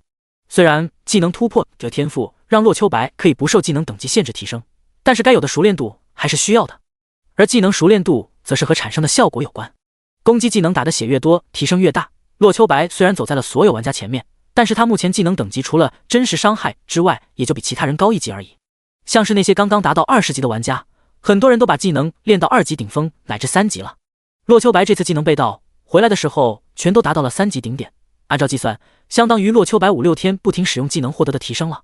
拿出早就买好的技能等级升阶石头，洛秋白把所有技能提了个遍。系统提示：你的御剑术达到4级，解锁技能太极生2仪。系统提示：你的引雷咒达到4级，解锁技能神剑御雷真诀。系统提示：你的地水火风4技能达到4级，解锁技能三花聚顶。随着技能等级提升，又有4个技能被洛秋白获得了。太极生2仪是被动防御技能，太极生2仪1级被动，借力打力，受到攻击时自身只承受 90% 伤害，并且反弹 10% 伤害给对方，每次消耗10 MP， 防御加反弹，这是个不错的技能。而且等到洛秋白把这个技能等级提升上去之后，这个比例还会变得更加离谱。不过这个技能的提升需要他挨揍，每被打掉一次生命都会提升一些熟练度，想把它练上去可比其他技能困难多了。神剑御雷真诀是攻击技能，神剑御雷真诀，道家仙法中的无上奇术，可吸纳万军雷霆为己用，在施法时通过神兵自然而然在施法者身边布下一层无形护罩，以凡人之身引发天地至威，辅以神兵利刃，引下9天神雷，煌煌天威神力，出招时天惊地动，风云变色，真是当者披靡，威力绝伦。对敌人造成 150% 物理攻击，正 150% 魔法攻击，正 150% 雷霆攻击。赋以口诀，可提升 50% 攻击力。口诀：9天玄沙，化为神雷，煌煌天威，以剑引之，消耗1000 MP， 冷却时间60秒。大招，强无敌的大招。洛秋白那些学到4级的技能也就 150% 攻击力而已，现在这个技能相当于3倍了，再加上口诀的话，这个技能就有着 600% 攻击力了。不暴击不念口诀都能6000加伤害，试问当前还有谁能抗下自己一剑？而看到三花聚顶的时候，洛秋白发现自己还是小瞧了道士这个职业。三花聚顶1级，将精气神极致凝练来升华自身。当前阶段每秒钟消耗10 MP， 提升 10% 攻击、防御、速度。很强大的 buff， 而且等到未来技能等级上去了，但是这个 buff 的效果就不会亚于一件神器。白马秋水醉花雨，职业道士，等级21级 ，HP 4110 ，MP 4010，力量281，智力281，体力281，精神281，敏捷281，物理攻击870，魔法攻击870，物理防御1062，魔法防御1062。看似平平无奇的面板，但在清平剑无视防御的作用下，洛秋白随手一个技能都有2000多伤害，最高的甚至有着6000多。而当前玩家主流呢，除了骑士，恐怕2000生命以上的都少吧。20级就获得了正常情况下40级才有资格获得的技能，不知道其他玩家会不会嫉妒我呢？洛秋白看着自己的技能想着，虽然杀完钻石 BOSS 给洛秋白带来的直接提升只有一件护具和技能等级，但实际战斗力上提升了将近1倍，还有远超于一次地狱副本带来的经济收益。不得不说，这个隐藏任务做得真值。当然，如果他要是知道自己打的这个 BOSS 压根不属于任务里面，恐怕就更加高兴了吧。任务已经完成，洛秋白向着别墅外走去。门口不出意外的遇到了来交易的大英雄。白马兄弟实力强大，真是出乎我的预料啊。两人一边交易，大英雄又不死心的向洛秋白透露招揽之意，而洛秋白则是把皮球踢了回去。要求很简单，待遇。只是简单的2个字就让大英雄望而却步了。开玩笑，白马秋水醉花雨一天能赚几百万，他得开出什么待遇来邀请人家？难道把整个俱乐部送给人家？就算他愿意，大老板也不同意啊。告别了对方，洛秋白来到镇长家里，看着那封密函，杰克气得怒拍桌子。没想到托马斯是白云镇的叛徒，看来安东尼就是他派遣达罗克杀了对方。他只是新上任的白云镇副镇长罢了，在这里一点根基都没有。如果想要扳倒在这里经营多年的托马斯，根本就是天方夜谭。此事还需要从长计议。杰克看向洛秋白道：“白马秋水醉花雨，你做得很好，我要去城主那里探寻一下态度才行。”说完，杰克转身离开了屋子。喂，我的奖励呢？洛秋白在后面叫了对方一声，然而对方已经走远了。不对，洛秋白猛然抬起头来，我的任务还没有结束。洛秋白突然想到一件事情，那封信是他从去而复返的道圣达罗克身上爆出来的，也就是说，道圣根本没有从那里找到他想得到的东西。同样表明了，镇长的罪证不一定是安东尼发现的，很有可能是他之前在镇长那里偷到的，所以证据还在那栋别墅里。洛秋白眼睛一亮，想到了那幅人物肖像画，一刻不停地向着别墅而去。当洛秋白再次赶到别墅的时候，发现这里已经燃起大火。洛秋白不怒反喜，这时候能对这里放火的，除了任务目标，他没做其他设想。第65章不能杀。枪-1208-1210。洛秋白御剑术落下，终于看清了对方的身影。护卫队长汤姆，护卫队长汤姆，黄金级，等级35 ，HP 997942100000，攻击力2000，防御力2000，魔法防御1500，技能斩击、重击、冲锋、治愈术、圣光斩。介绍：汤姆是白云镇护卫队长，因迟迟找不到突破之法，被有心人收买利用。安东尼既是为他所杀。竟然是你在杀人！纵火！洛秋白看到对方，却没有因为和对方认识而手下留情。寒冰咒甩出的同时，又在他的脚下放下了后土咒。哼！汤姆看到洛秋白杀来也不敢大意，一个冲锋向着他撞了过去。当的一声，汤姆刺去的长枪与洛秋白手中长剑一个碰撞。-1569。洛秋白力量远弱于对方，这一碰撞让他后退2步。虽然掉了1/3的生命，不过洛秋白也看出了2医生4项所需的伤害兑换经验。100万！当洛秋白被打掉100万生命的时候，2医生4项会升到2级。洛秋白总生命只不过4000出头，想被打掉100万生命，这个过程是困难的。任重而道远啊！洛秋白叹息了一声，手中长剑接连向着汤姆刺了过去。身为35级 BOSS， 汤姆是有些拉胯的。洛秋白有着多次与暗金 BOSS 乃至钻石级 BOSS 战斗的经验，区区黄金 BOSS 真不被他放在眼里。不过就凭他的等级在这儿，洛秋白想要拿下他也需要一定的时间。好在洛秋白杀了达罗克之后实力大涨，战斗不过10分钟，汤姆的血量已经被洛秋白打到了1%以下。此时洛秋白随时都可以击杀对方，但是有一个问题摆在他的面前，对方是城镇 NPC， 哪怕有杀对方的实力，洛秋白也不能再动手了。洛秋白若是杀了对方，就相当于和白云镇决裂，到时候肯定会受到白云镇通缉的。该死的任务，怎么还不给新的提示啊？洛秋白已经看了无数次任务提示，任务上的显示仍旧是寻找杀死安东尼的凶手。你瞎呀？这凶手不就在眼前吗？洛秋白无奈，却不能真正杀了对方。哎，怎么就不杀呢？创世纪公司里面，王海看着洛秋白手下留情，倍感遗憾。洛秋白触发的是一个大型隐藏任务，这个隐藏任务很难，而且故意藏着很多中段就无法完成的暗雷。按照设定，白云镇副镇长的任务会交给本区域等级最高、实力最强的玩家去完成。从玩家被丽莎骗走就开始下套，落入怡红院。在这里，但凡对女织女做点什么404的事情，立刻就会被系统大神制裁，监牢100小时了解一下。第一个雷躲过了，紧接着就是第二个雷，若是没能拦住丽莎带走克莱尔，也就失败了。紧接着第三个，伤害丽莎或者克莱尔，又或者接受对方贿赂，同样会导致失败。拿到地契之后，就是新的任务线索。正常情况下是没有达罗克的。玩家来到别墅，在这里会搜寻到另一个错误导向线索。结果洛秋白来了之后，遇到了随机刷新的隐藏 NPC 达罗克，好死不死达罗克还有白云镇镇长的罪证，这就错误的让洛秋白以为镇长就是幕后凶手，直接拿着证据去找杰克复命去了。从这里，洛秋白的线索就断了。按理说，洛秋白的任务在大火把别墅烧毁之后就彻底失败了，可是他又误打误撞分析出达罗克并非杀安东尼的杀手，去而复返了，正好堵到了放火的汤姆。汤姆的确是杀害安东尼的凶手。洛秋白的意外到来，碰巧在任务失败之前又把任务续上了。正常情况下，20级出头的玩家是无法干掉35级黄金 BOSS 的，也就是说，只要洛秋白在 BOSS 手底下支持半小时，来救火的城卫兵就会得知情况救下玩家。可洛秋白倒好，堂堂35级 BOSS 在他手底下10分钟就败了。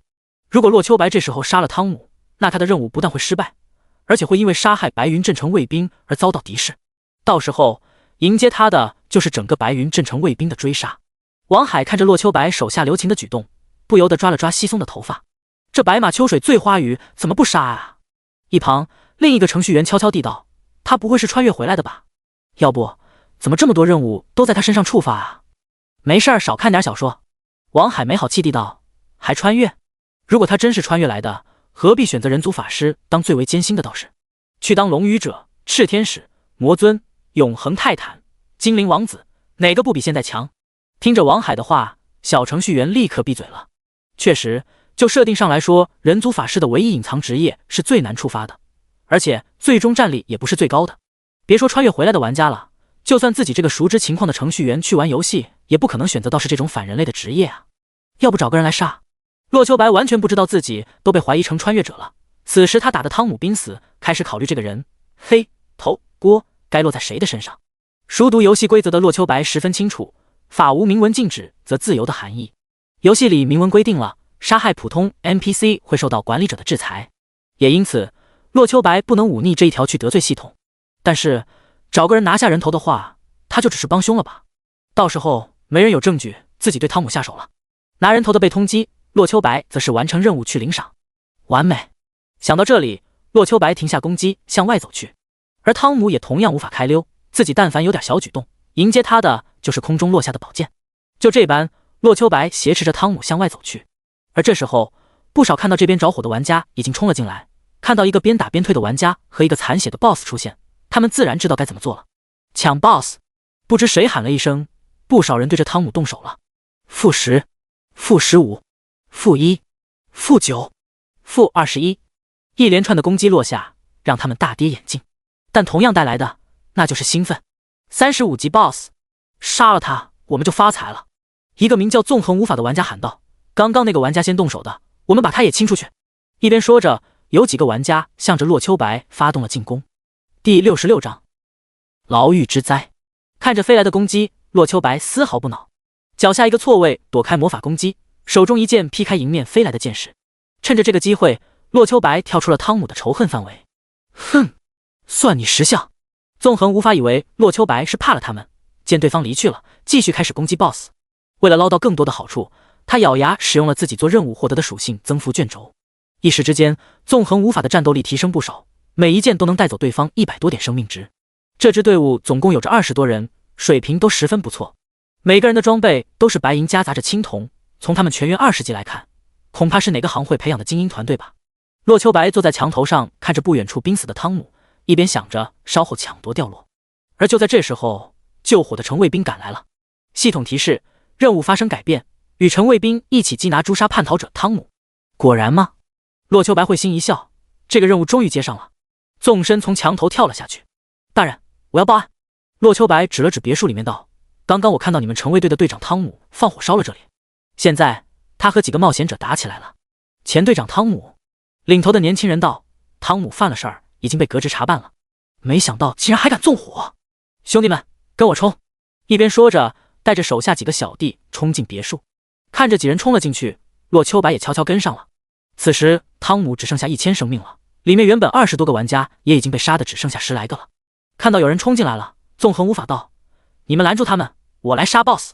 好，那10人一起应下，向着城卫兵杀了过去。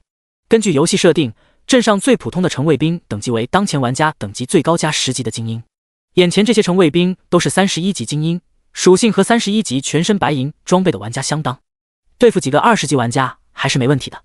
洛秋白才不理会这些，召唤出小白雕之后，直接一道烈火咒过去，落在了纵横无法身上。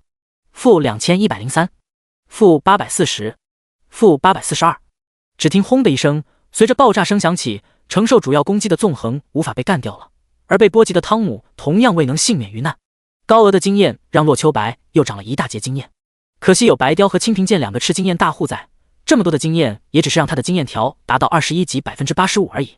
吃下这个 BOSS 的经验，白雕已经达到19级了。不过洛秋白一直没能给他吞噬鸟类，他的属性还是不尽人意。系统提示：你已经击杀了叛逃者汤姆，任务杀人凶手已经完成。后续任务已经展开，请探明汤姆杀害安东尼的原因，并把幕后凶手找到。任务完成了，但又没有彻底完成。洛秋白已经杀死了汤姆，但他幕后之人还需要去寻找。如果是其他人的话，那无异于大海捞针。可洛秋白是普通人吗？洛秋白手中掌握着镇长托马斯的罪证呢，于情于理，他都是自己要调查的第一人选吧。捡起地上的掉落，洛秋白直接向白云镇镇长所在的地方走了过去。运气很不错，汤姆不但掉了他手中那柄35级黄金长剑与一件35级黄金级鞋子以外，之前打算和洛秋白交易的暗金长弓也到手了。铁胎弓，暗金，等级20级，攻击力220，力量20，敏捷20，硬攻，攻击距离加2米，真实伤害，命中敌人时额外造成25点无视防御的攻击。射马，对骑乘状态的敌人额外造成 25% 伤害。一张很不错的弓，3个属性对 PVP 都有着不错的加成，就价值而言绝对不会低于之前卖给大英雄的那几件暗金。至于黄金级长剑与鞋就一般了，属性不错，但是等级太高，短时间里没人用得上，只能留在洛秋白背包生灰了。白云镇历史悠久，历经1000年而不衰落，在这300年来更是把持在您的家族之中。来到镇长家中，洛秋白把镇长的罪证以及汤姆的人头扔在地上，淡淡地道：可以说白云镇兴则您的家族便可昌盛一辈子。然而您却勾结外敌，引黑山军侵略，想要置白云镇于死地。洛秋白冷眼看向托马斯，冷声道：镇长何故造反？哼，造反？托马斯在看到地上的东西之后就知道自己暴露了，虽然心中惊骇，但仍旧保持着云淡风轻的样子。黑山军不过我的妻子罢了，他们不来攻占白云镇，我又如何捞政绩呢？既然被你发现了，那就永远留下吧。说话间，托马斯手中出现了一个法杖，轻轻一点，一道冰锥向着洛秋白急射而来。洛秋白脚下一闪，避过了那一道冰锥，手中天雷影向着对方攻击过去。托马斯，钻石，等级50， HP 未知，技能未知。介绍：托马斯曾是白云镇第一天才，年纪轻轻就达到钻石级的高手，但利益蒙蔽了他的内心，想要引黑山军攻占白云镇，以此为跳板来达到自己不可告人的目的。我知道你们冒险者有神庇护，无法真正杀死。托马斯手一挥，魔法盾抵挡住了洛秋白的天雷影。可是我不需要杀你，只需要将你永远关在这里即可。说着，托马斯的左手在法杖的魔晶上点了一下，霎时间屋中一根顶梁柱突然亮了起来。洛秋白已经感觉到了不对，万万没想到镇长时50级钻石 BOSS， 此时感知到了危机，连忙向外逃窜。想走，晚了。只见发着金色光芒的柱子突然间出现了一股吸力，洛秋白整个人被他吸住了。努力挣扎了2下，发现毫无用处。系统提示：你被托马斯封印，陷入未知地图，无法使用通讯设备。下线后再次上线，仍旧回到这里。靠！洛秋白不由得骂了一声，才21级就要面对50级钻石 BOSS， 世上竟然有这样无耻的任务，而且还要面临未知时间的牢狱之灾。第67章思路。在尝试了自己所有方法无果后，洛秋白就暂时下线了。此时已经到了中午，不过江心月的任务还有一会儿才能完成。趁着这个时间，洛秋白打开电脑查询了一下游戏里的其他新闻。然而让洛秋白感到无语的是，竟然有数百万玩家在官方网站上提议削弱道士这个职业，理由是他太强了。虽然我的确强，可这是你们削弱我的理由。洛秋白吐槽了一声，用身份信息登录了官方账号。游戏账号都是和官方绑定着的，不存在冒名顶替之说。我强就削弱我？那盖茨太有钱了，我们把他的钱平分了吧。姚明太高了，我们把他腿砍了吧。还有那些活了100多岁的人太长寿了，要不要直接杀了？一个个的不从自身找原因提升自己，吵着削弱别人，干脆玄灵玩家太多，不给别人活路，把这个游戏封了吧。洛秋白的话说得毫不留情，而且他本不需要这样做的，不过他就是不爽那些站着说话不腰疼的家伙。有时候人善良是会被欺负的。洛秋白回复之后，看都没看是否会有人回复，直接切换了下一条新闻。而就在这时，他突然看到了一则新闻：袁昆仑第一高手剑雨潇湘脱离袁公会。剑雨潇湘，洛秋白看到这一条消息的时候，瞳孔不由得一缩。在之前的游戏里面，剑雨潇湘可是第一高手来着，也是在他的带领下，原本只是华夏第5的昆仑战队登上了世界第1的宝座。可以说，没有他就没有如今的昆仑。可是这样的强者竟然脱离袁公会了。洛秋白本着好奇心点开了这个帖子，这个帖子是一个知名大 V 发出来的，主要内容是截图了昆仑战队领队昆仑奴的微博消息。洛秋白打开微博看了一下原文，上面只有官方客套的话语，说什么各自安好，望前程似锦之类的空话。不过具体的内容已经明了，剑雨潇湘真的离开昆仑战队了。离开昆仑，恐怕会有很多人去招揽他吧。洛秋白没有多想，反正他招揽不起。继续查看其他消息，有的人嫌弃升级困难，有的人觉得爆率太低，有的人认为怪物太厉害，更多的人说做任务的时候动不动就莫名其妙失败了。洛秋白的目光在任务失败这条消息上多看了2眼，这个玩家接了个任务链，需要连续给不同的 NPC 带口信或者运送物品。可是就在他做了217步的时候，需要找的那个 NCP 忽然死掉了。如果说这个 NPC 先死的话，他的任务肯定会变成其他人。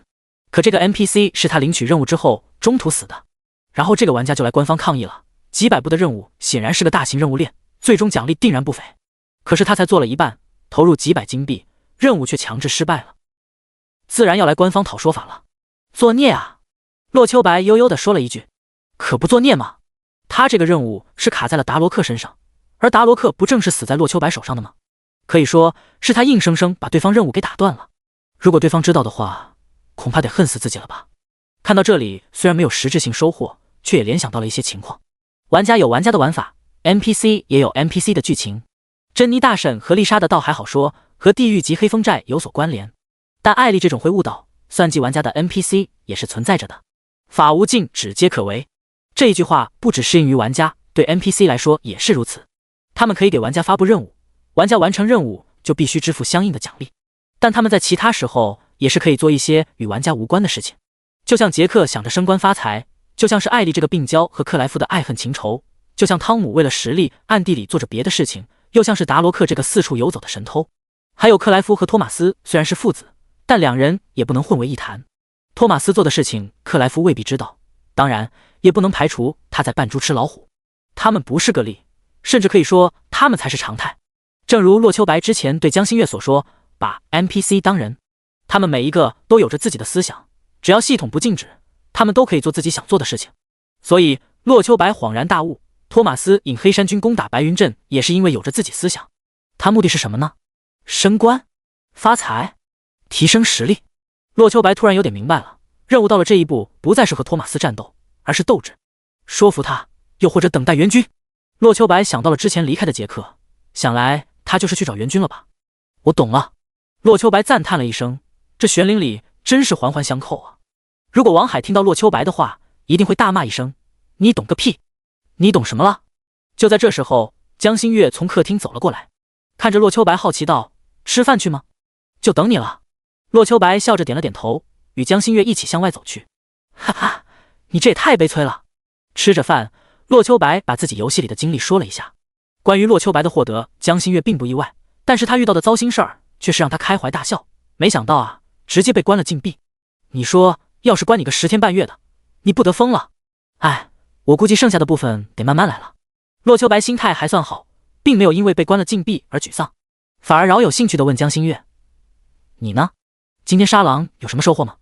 当然了。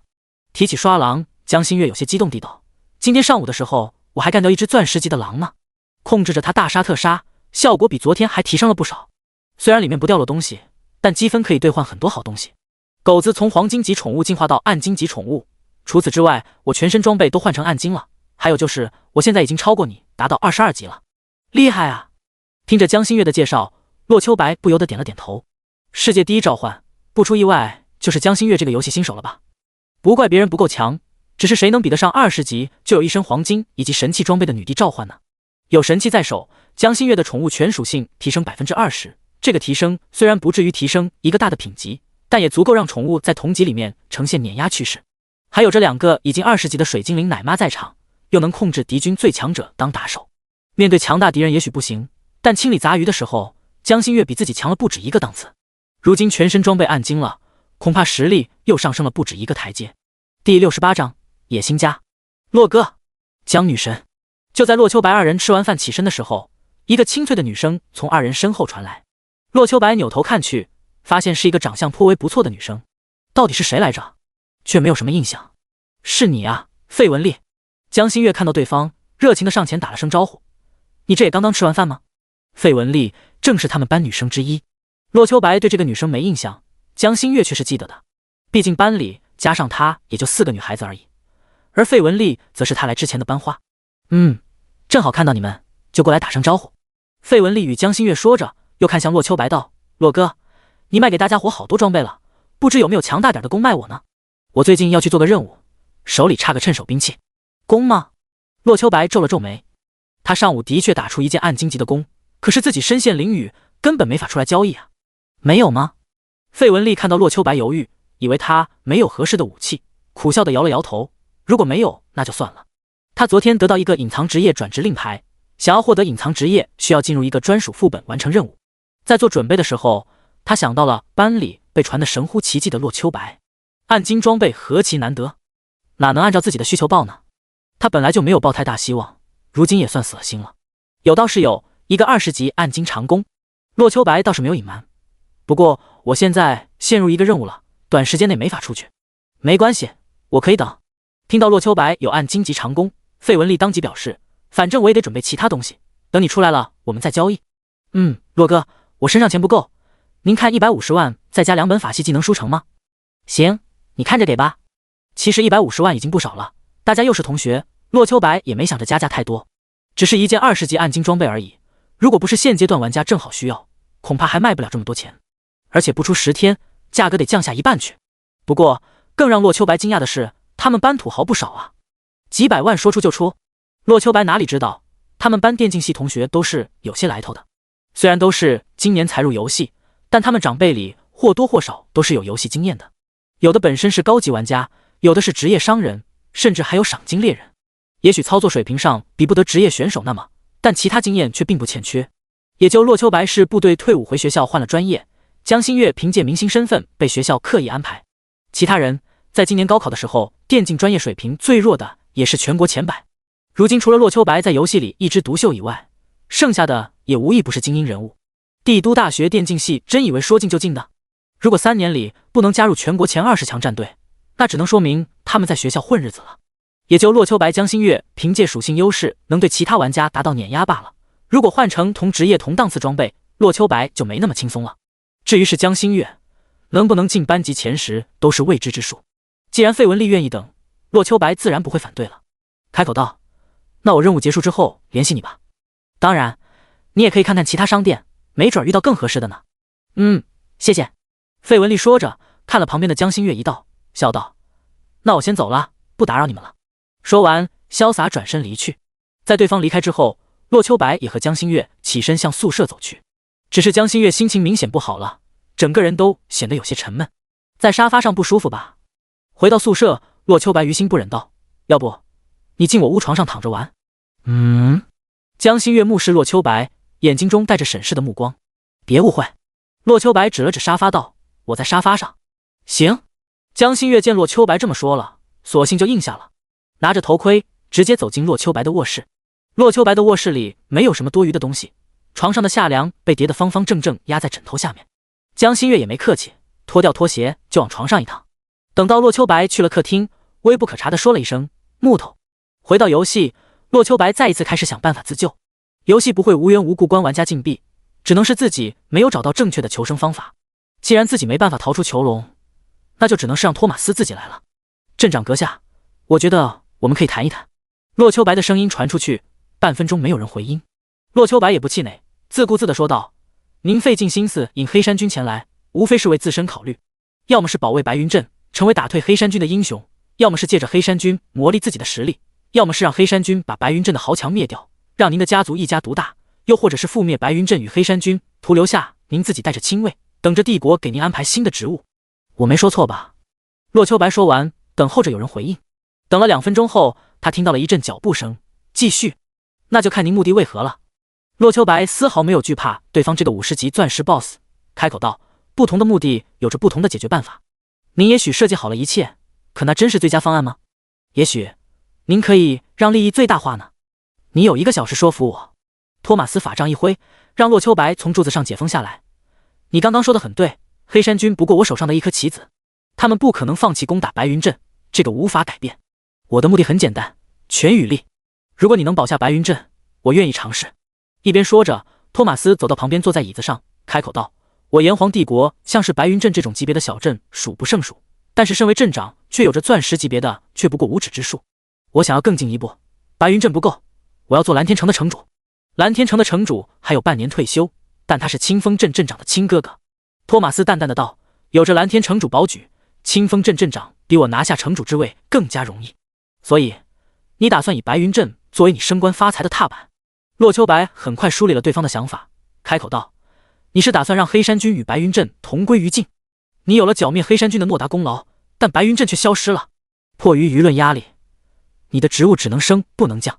就算不让你当蓝天城城主，最起码也会给你不弱于这个级别的官衔。”第69章，阴谋。聪明。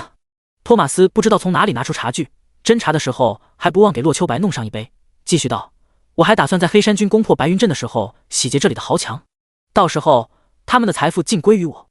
有这些作为依托，我未来未必不能更进一步。”托马斯的阴谋不可谓不狠，可是他这样的计谋真的不能成功吗？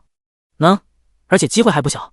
托马斯本人是50级钻石级 BOSS， 他有那个实力更进一步，而且只要事情不被揭露，就不会有问题。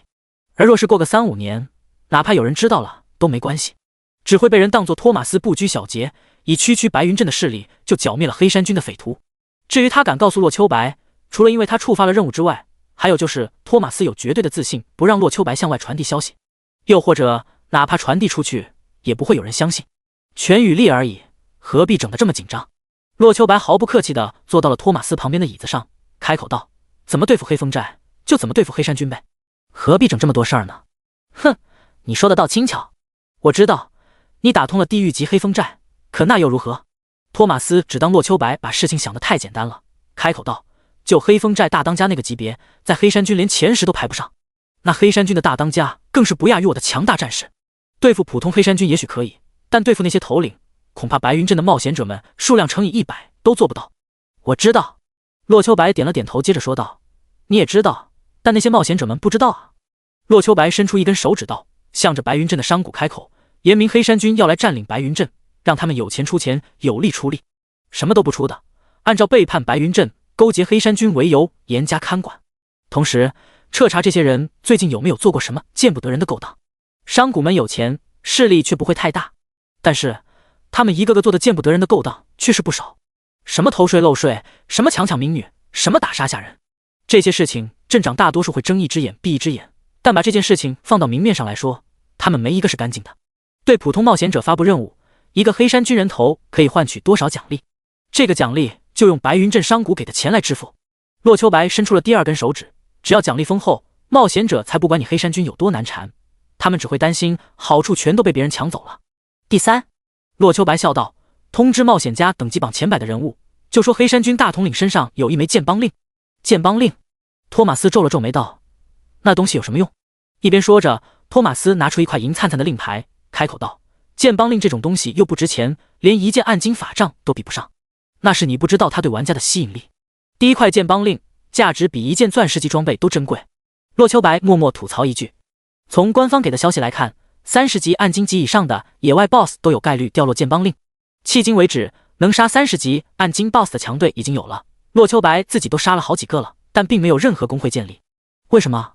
因为这爆率太低了，哪怕首杀都只是不足1%的掉落概率，想拿剑帮令恐怕得多尝试35、40乃至50级的 BOSS 下手才有机会。可是那样的暗金 BOSS 是现在的玩家能够搞定的。不说别的，英雄联盟那种大公会已经推了2次35级暗金 BOSS 了，虽然干掉了 BOSS， 但也损失了几万玩家的等级，计算下来亏大发了。大英雄时不时的找洛秋白联系，其中就有为了剑帮令的原因。你有这个，那就更好操作了。洛秋白眼睛一亮，笑着说道，这东西你有多少？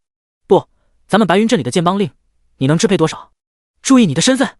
托马斯皱了皱眉道，你只是我的俘虏，你真心打算覆灭白云镇吗？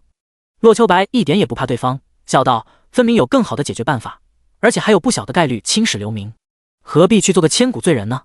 洛秋白能够好言相劝，就是因为这个镇长之前也算兢兢业业，除了引黑山军这个通敌之罪以外，对白云镇的贡献也是很大的。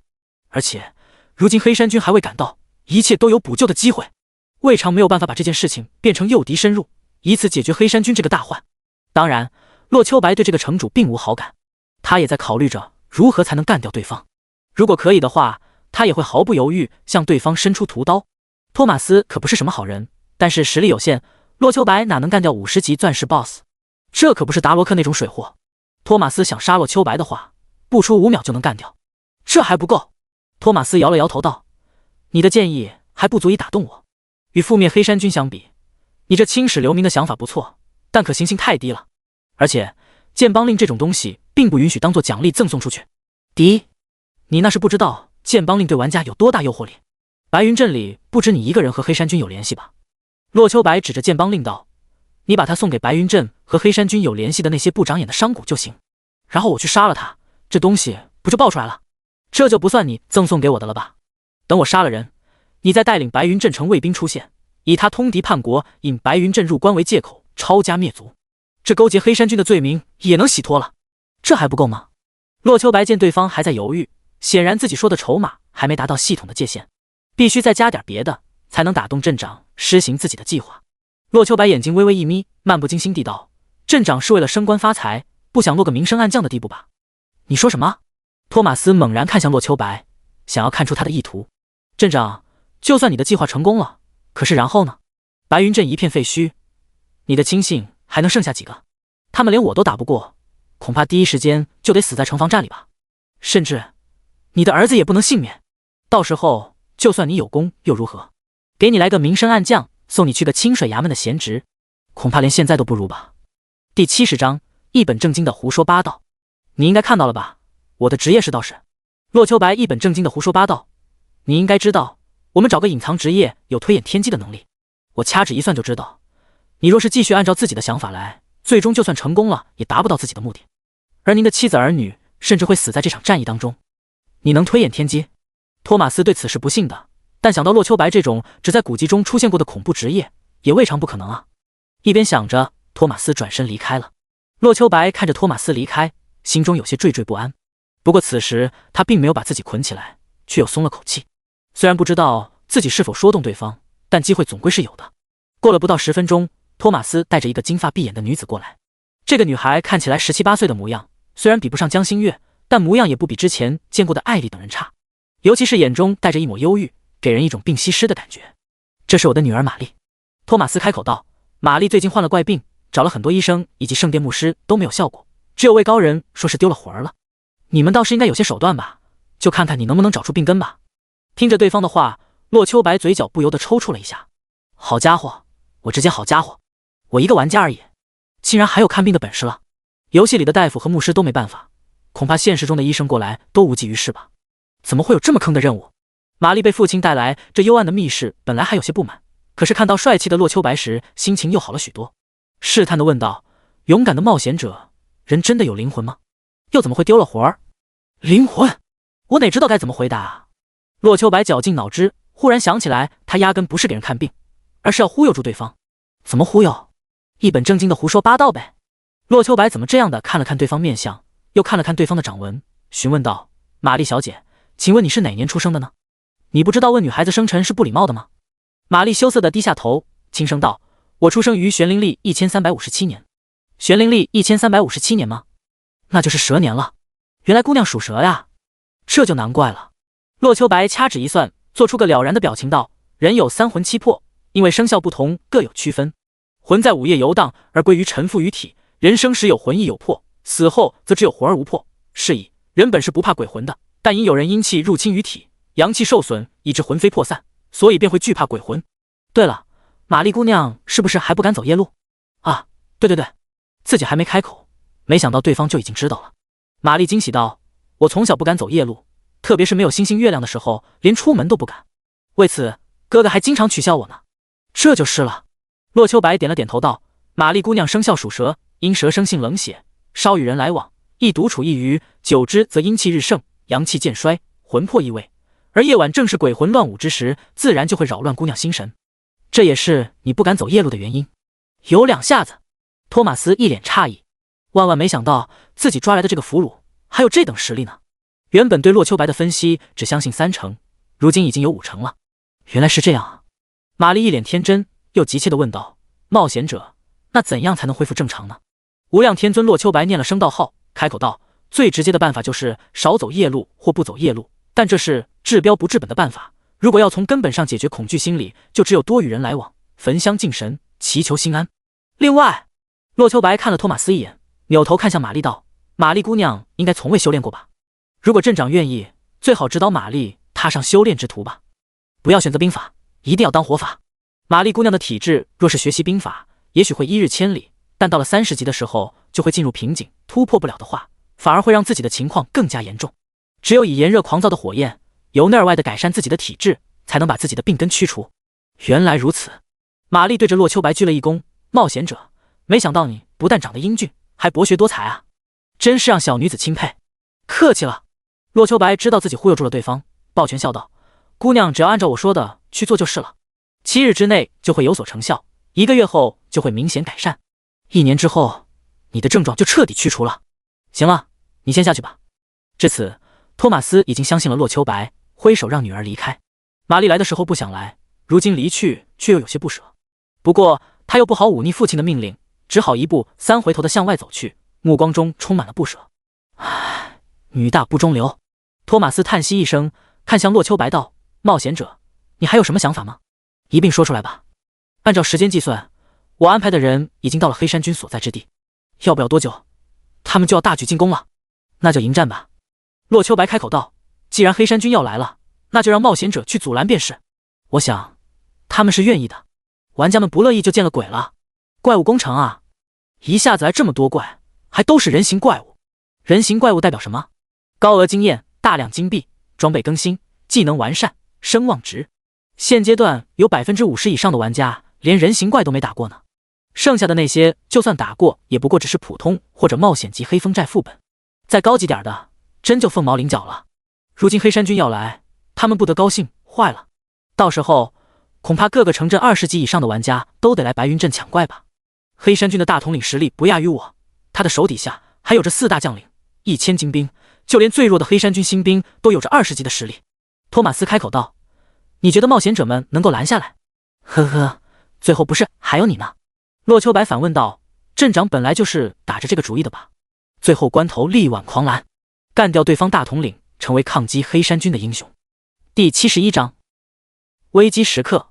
托马斯看了洛秋白一眼道：“你为我出谋划策，我本该放你离开的，但绝不是现在。”洛秋白淡淡的道：“你还没有彻底信我，黑山军还是会来，但是你在什么时候出场还没有做出判断。”洛秋白直视对方：“你再等等冒险者的实力展露出来，看看他们有没有资格保下白云镇，最后再选择留下完好的白云镇还是废墟的白云镇。”唉，托马斯叹息道：“抱歉了，姑且就用这个给你做补偿吧。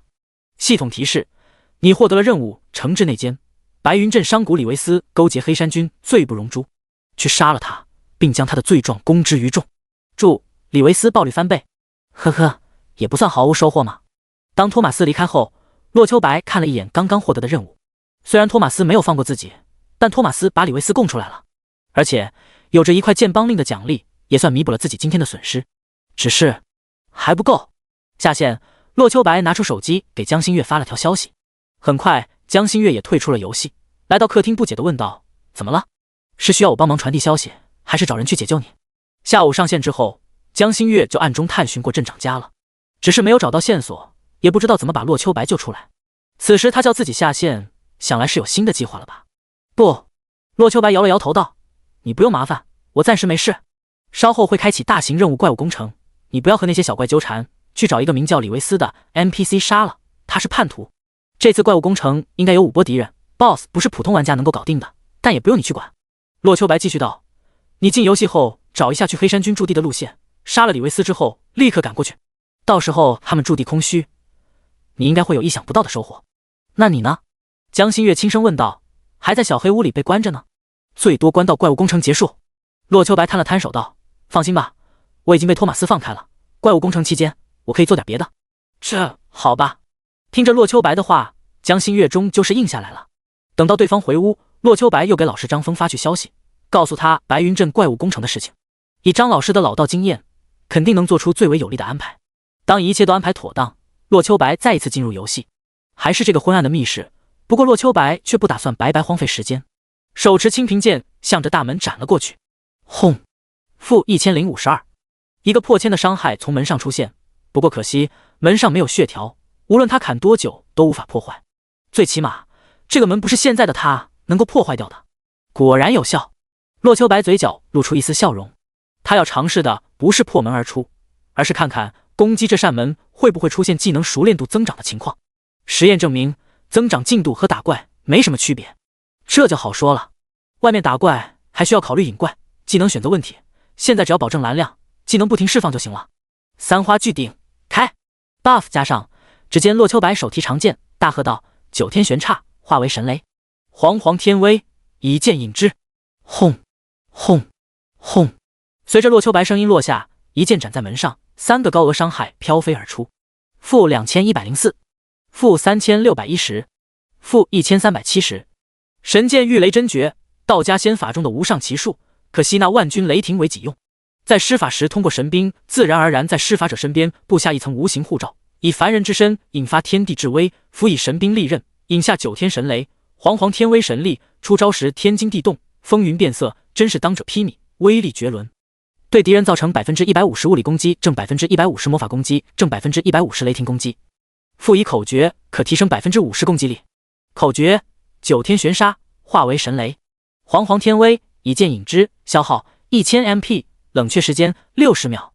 这是洛秋白的御剑术达到4级之后解锁的，也是他目前伤害最高的技能。哪怕不暴击也有左右的攻击，恐怕当前没有哪个玩家能够抵挡得了。就这还只是1级技能，当技能等级上去了，恐怕就更加的不得了。反正出不去，洛秋白就留在这里练技能熟练度了。恐怕今天晚上的时候，这个技能就能达到3级了吧。轰轰轰！一时间，洛秋白留在这里勤加苦练，有着4级魔法源泉，每秒10点回蓝。洛秋白隔1分钟吃一次蓝瓶就能补回消耗掉的 MV。系统提示：黑山军犯上作乱，攻打白云镇，攻城模式还有1小时开始，请玩家踊跃报名，保卫家园。听着系统公告，洛秋白丝毫停顿的意思都没有，这对他来说是早就知道的消息了，而且自己又不能力挽狂澜，与其担心，不如继续练习技能。明外界有一条消息，请注意查收。就在攻城战开启没多久之后，洛秋白收到了一条消息。洛秋白点开一看，发现是母亲大人通过手机发来的。儿子啊，我来看你了，在你门口呢，你开一下门。老妈怎么来了？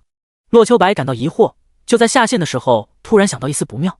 江心月还在卧室呢，这不会是被捉女干了吧？洛秋白瞳孔不由得放大了些许。完犊子了！叮咚叮咚！就在这时，门口又一次响起门铃声。洛秋白不敢耽搁，拿着游戏头盔回了自己屋里。看到江心月正舒舒服服地躺在床上打游戏，连忙给他发了一条消息过去。我妈突然来了，你别出声。发完内容，洛秋白也不等江心月反应，直接走出屋子。开门时还不忘把他的鞋子藏好。妈，刚刚打 boss 呢。呵呵，洛秋白尴尬一笑，您怎么想着来学校看我了？我怎么来了？还不是你这个没良心的，不把签名拿回去，我亲自跑来一趟了。洛母没好气地瞪了儿子一眼，把手中的食盒放在桌上道：牌友们都忙着带孙子外孙呢，我闲着没事儿就过来了。第72章，屋里挺香。呵呵。洛秋白尴尬一笑，他把母亲大人让他找江心月签名的事情给忘了。当然，如果母亲大人知道江心月在他床上的话，没准会兴奋过去。那什么，妈，洛秋白知道母亲过来没正事儿，就放心了，开口道：这宿舍没什么看头，要不我带您在学校转转，没准一会儿能遇到你偶像江心月呢，嘿嘿。帝都大学我比你熟，当年我和你爸也是这儿毕业的。洛母摆了摆手道：不过在这边转转倒是不错，没准遇到我家心月呢。对了，签名呢？我还没遇到江心月呢。洛秋白睁眼说瞎话，等遇到了肯定给你签。成事不足败事有余，洛母失望的摇了摇头，只感觉小孙子孙女遥遥无期，摆了摆手道：你呀，肯定天天在学校打游戏了吧？这可不行，讨不到江心月这样的媳妇，你也得尝试和其他女孩子接触一下。你和班里其他同学没住一块儿，又整天往宿舍里一宅，这可怎么找女朋友？难道等着有个女飞贼溜到你屋里来看上你啊？洛秋白心虚的瞟了卧室一眼。行了，我在这儿都不妄想着回屋打游戏。洛母站起身道：我先走了，有空多出去走走，没准遇到哪个女生看上你呢。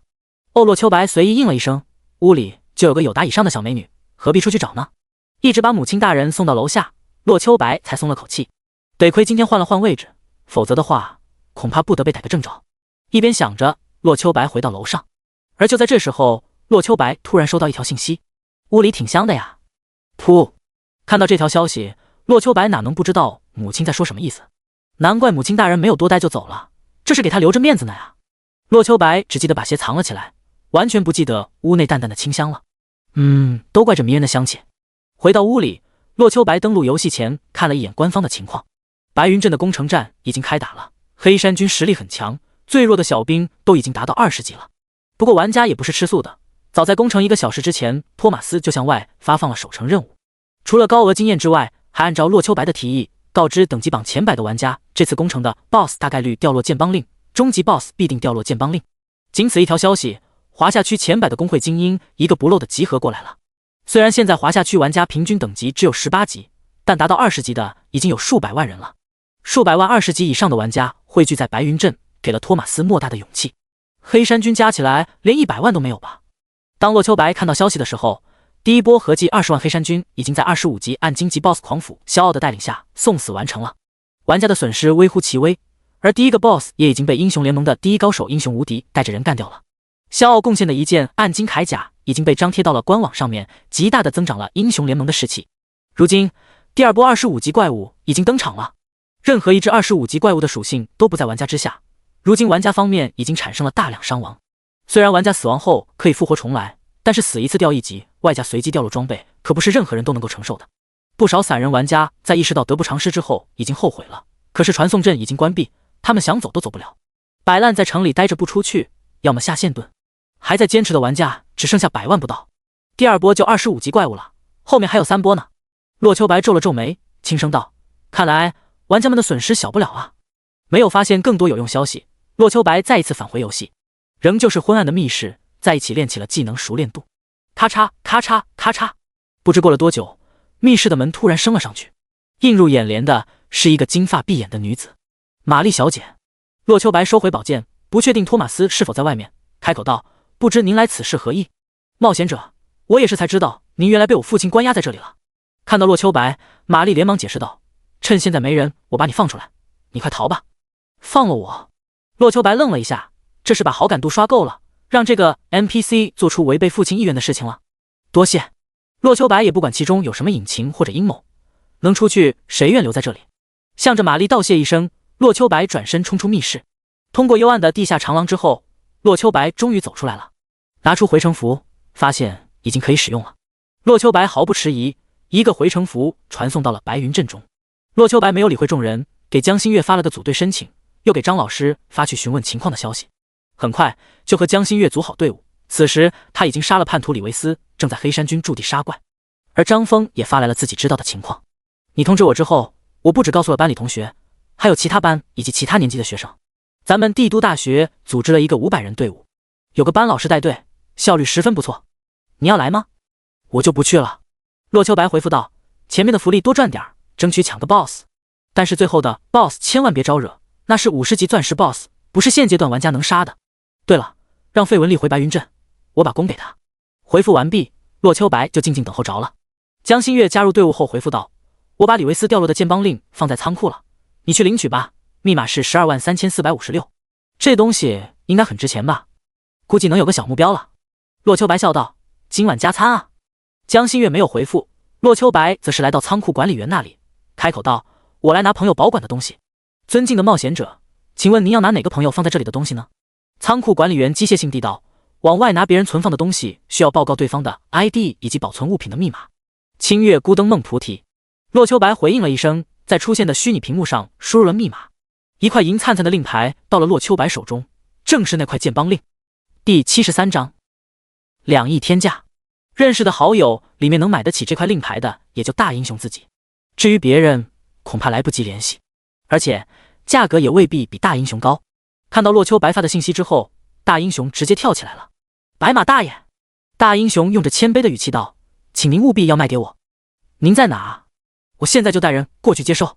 价格？你只有一次优先报价机会，我正在添加其他会长好友呢。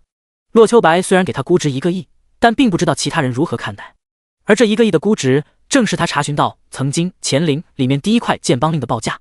别，这东西您务必留给我。大英雄连忙回复道，白马大爷，白马祖宗，看在咱们这么熟悉的份上，我愿出2个亿买下这块剑帮令，您看如何？2个亿。听到这个报价，洛秋白吓得一个哆嗦，哪怕他再大胆往高里想，也不敢报价2个亿啊。行，不过有个条件。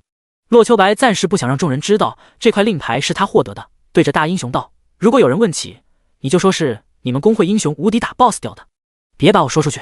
没问题，没问题。大英雄哪里会拒绝这种出风头的好事儿？买来的最多证明财力，自己工会报了第一块令牌，那可是实力的象征。在双方约定好交易之后，费雯丽也已经回城了。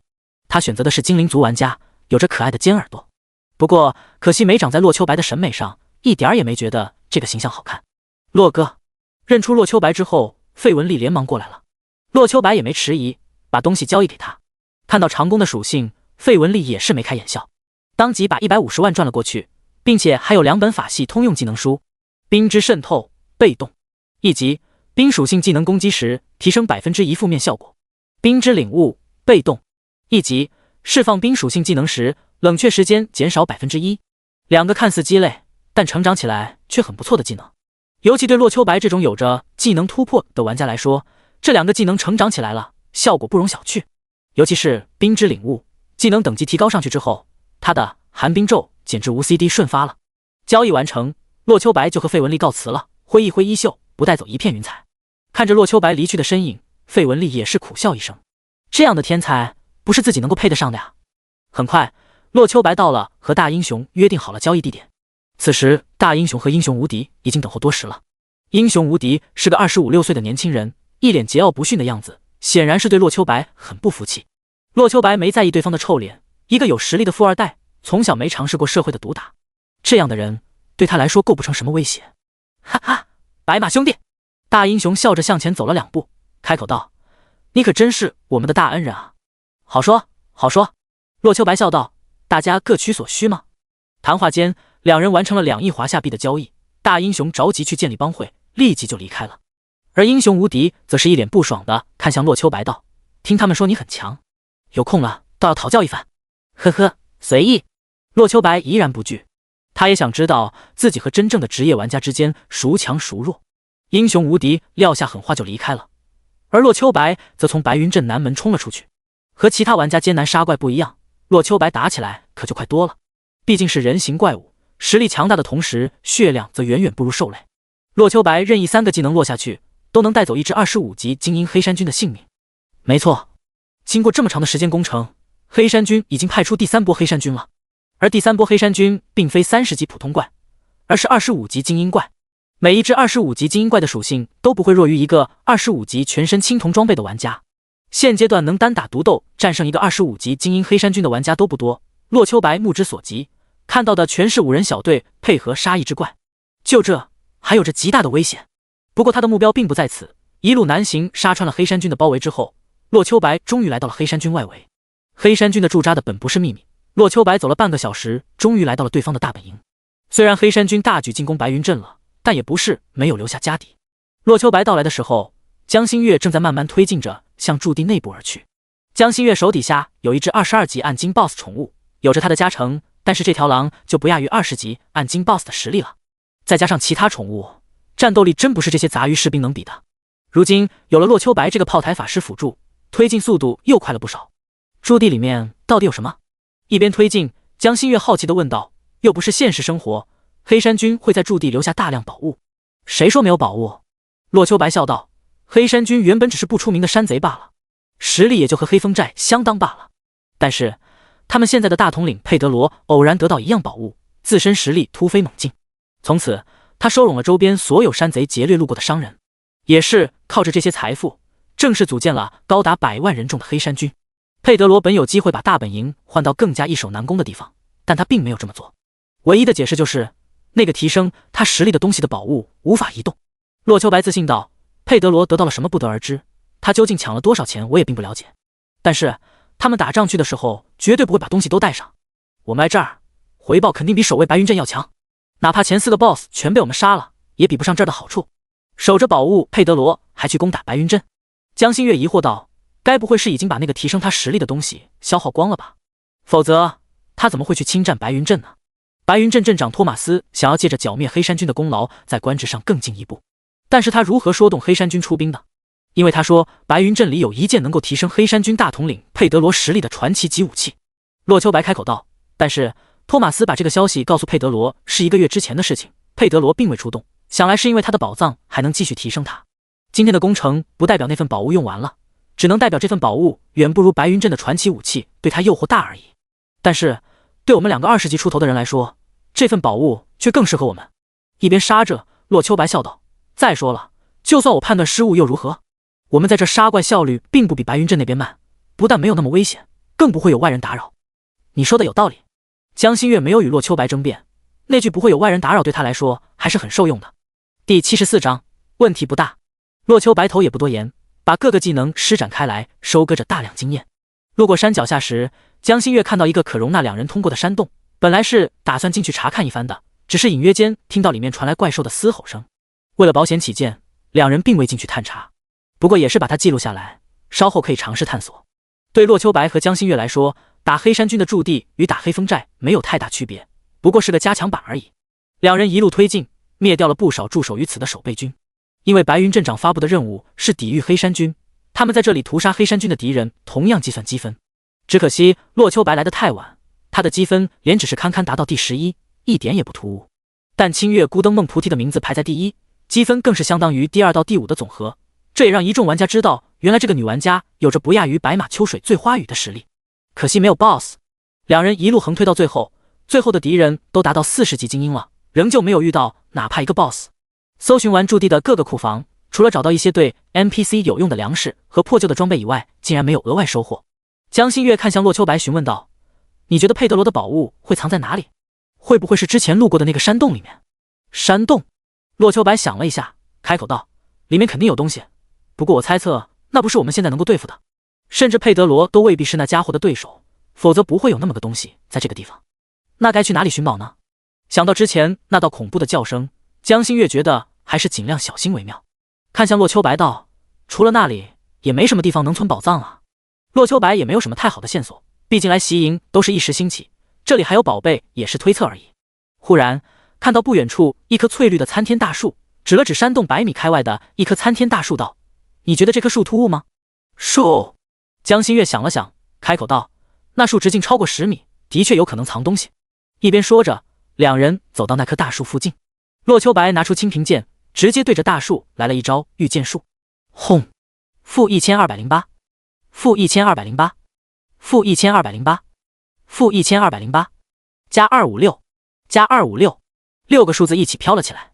其中有2个是那棵树上出现的，而另外4个则是白马秋水醉花雨头顶冒出来的。荆棘树，钻石级 BOSS， 等级50。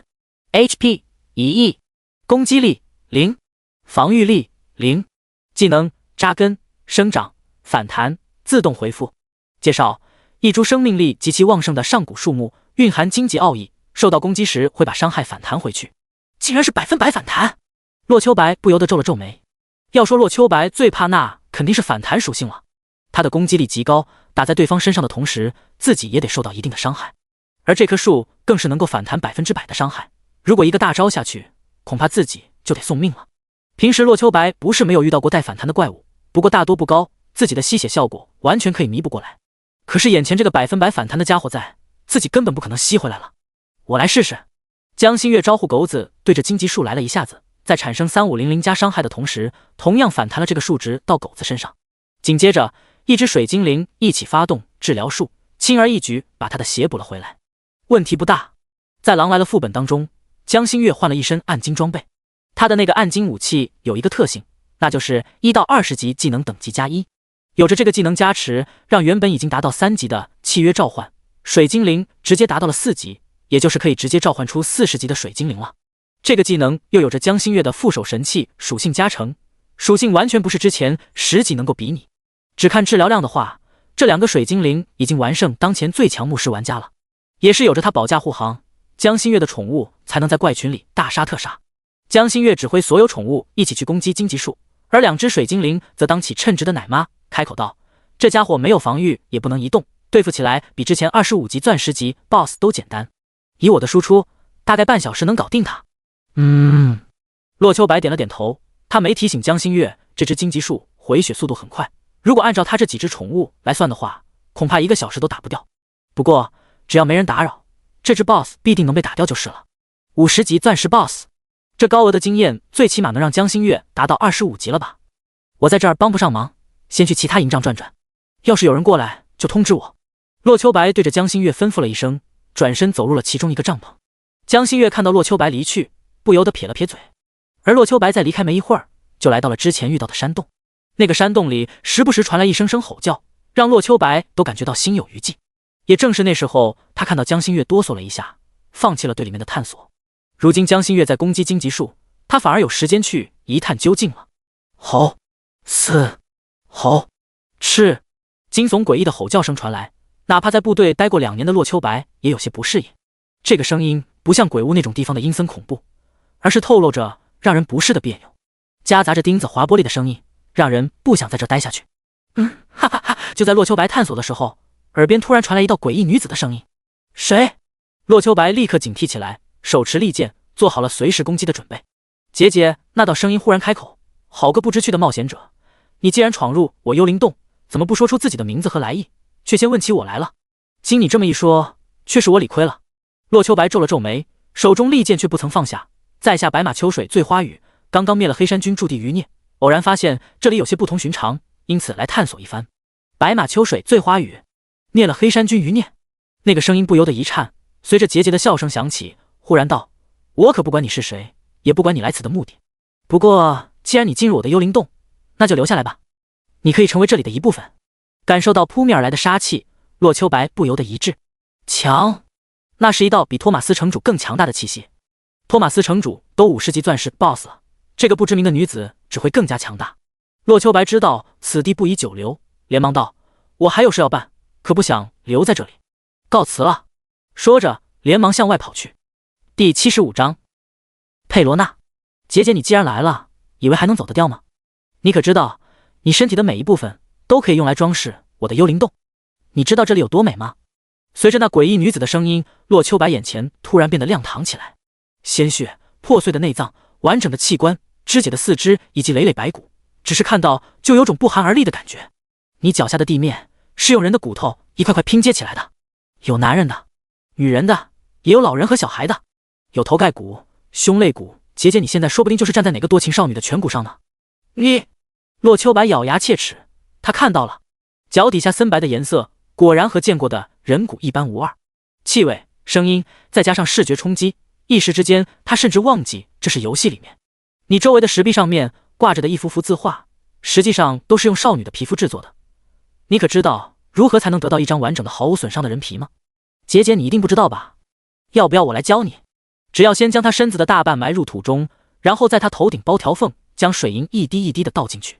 这时候他的身子就开始有变化了，他的嘴被塞住，身子就像蛇一样往上挤，往上挤，但他的皮肤却已经被粘在土上，他的身子就像是个肉球似的挤了出来。节节那白色肉球到了地面上还会跳呢。你这个恶魔！洛秋白咬牙切齿，不是吓的，而是怒的。世上既然有人说这般灭绝人性的话语时还如此云淡风轻。哈哈，我本来就不是人，这里是幽灵洞，而我自然就是幽灵洞主了。那道刺耳的声音伴随着野兽的叫声再次响起。对了，我还忘了告诉你，最后一步就是将一壶滚烫的开水倒在肉球上。混账！洛秋白怒吼一声，手中青平剑对着四周无目的地攻击着。你可知眼前是什么？就在你的眼前有着一个池塘。那道声音再次响起，洛秋白忽然看到脚下的血水，不由得向后退了半步。这可不是那浮着红莲绿荷、有着白鹅嬉戏的池塘，它可有趣多了。节节那声音继续道：这是血池塘，里面没有水，只有血。漂浮在池塘里的是人的心、肝、五脏六腑、眼睛、鼻子、耳朵和舌头。你若一不小心跌下去，那滋味可比你小时候掉在水塘难受多了。哦，受到感官的刺激，洛秋白忍不住干呕起来。他不怕战斗，不怕死人，但是这幅画面着实有些受不了。哈哈，你想不想再往前走呢？那道声音再次响了起来。没事儿，向前走2步，没准儿能遇到你心爱女子的五脏六腑呢。找死！洛秋白再也忍不住了，一招神剑御雷真诀向着虚无的空间斩了过去。负3620，负2104，负1368。3个高额数字飘起，一个身高100米的虚影出现在洛秋白的眼前。幽灵公主佩罗娜，神话，等级100， HP 1万亿。果然，看到对方属性，洛秋白非但没有被吓到，反而一道天雷影劈了过去。你属性太假了！轰！负2630，假的，一切都是假的。就在他提到最后一句话的时候，洛秋白就明白这一切都是幻境了。周围的一切是假的，怪兽的吼叫是假的，就连闻到的血腥也是假的。你……那道虚影感到诧异，竟然有人敢对他动手。可是看到对方的攻击过来，他又不得不做出回应。洛秋白看到一根骨毛刺来，一边闪躲一边回击。你处心积虑的吓唬我，是因为自身实力不足吧？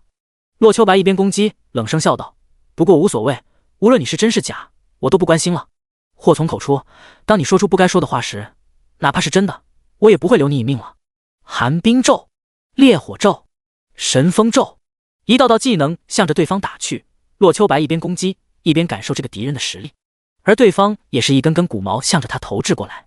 起初洛秋白还闪躲，后来他用技能与之抵挡了2下。5分钟后，洛秋白甚至任由一根骨毛刺过自己的身体。负3541，伤害不低，不过洛秋白却没有害怕。果然吗？洛秋白冷笑一声，这个家伙的确不是什么简单的人物，不过却不会是什么100级神话。且不说游戏里根本不可能让玩家遇到那等实力的敌人，就算遇到了，他幽灵公主有什么资格当神话级 BOSS？ 哪怕他变个60级钻石乃至史诗级 BOSS， 洛秋白都能被吓唬住，可变得太强了，反而露出马脚。这家伙实力绝对不会太高，你应该就是黑山军的大统领的压寨夫人吧？一边攻击，洛秋白反而有了聊天的兴趣。不需要你承认，当然你否认也没用。洛秋白全程开着太极生两仪，硬抗一根骨毛，紧接着一个神剑御雷真诀下去，把自己的生命吸满。佩德罗之所以去抢夺白云镇的武器，应该是他得到的那个宝物已经不足以让他更进一步了。而作为他的压寨夫人，你的实力却还可以用那个宝物提升。很好，现在他归我了。吃！又是一道神剑御雷真诀打掉了佩罗娜近万生命。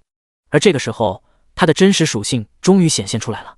欺诈者佩罗娜，钻石级，等级40， HP 49999951，1亿，魔法攻击1000，物理防御2000，魔法防御2000，技能幻术、幻影、真实、虚幻、欺诈、骨毛。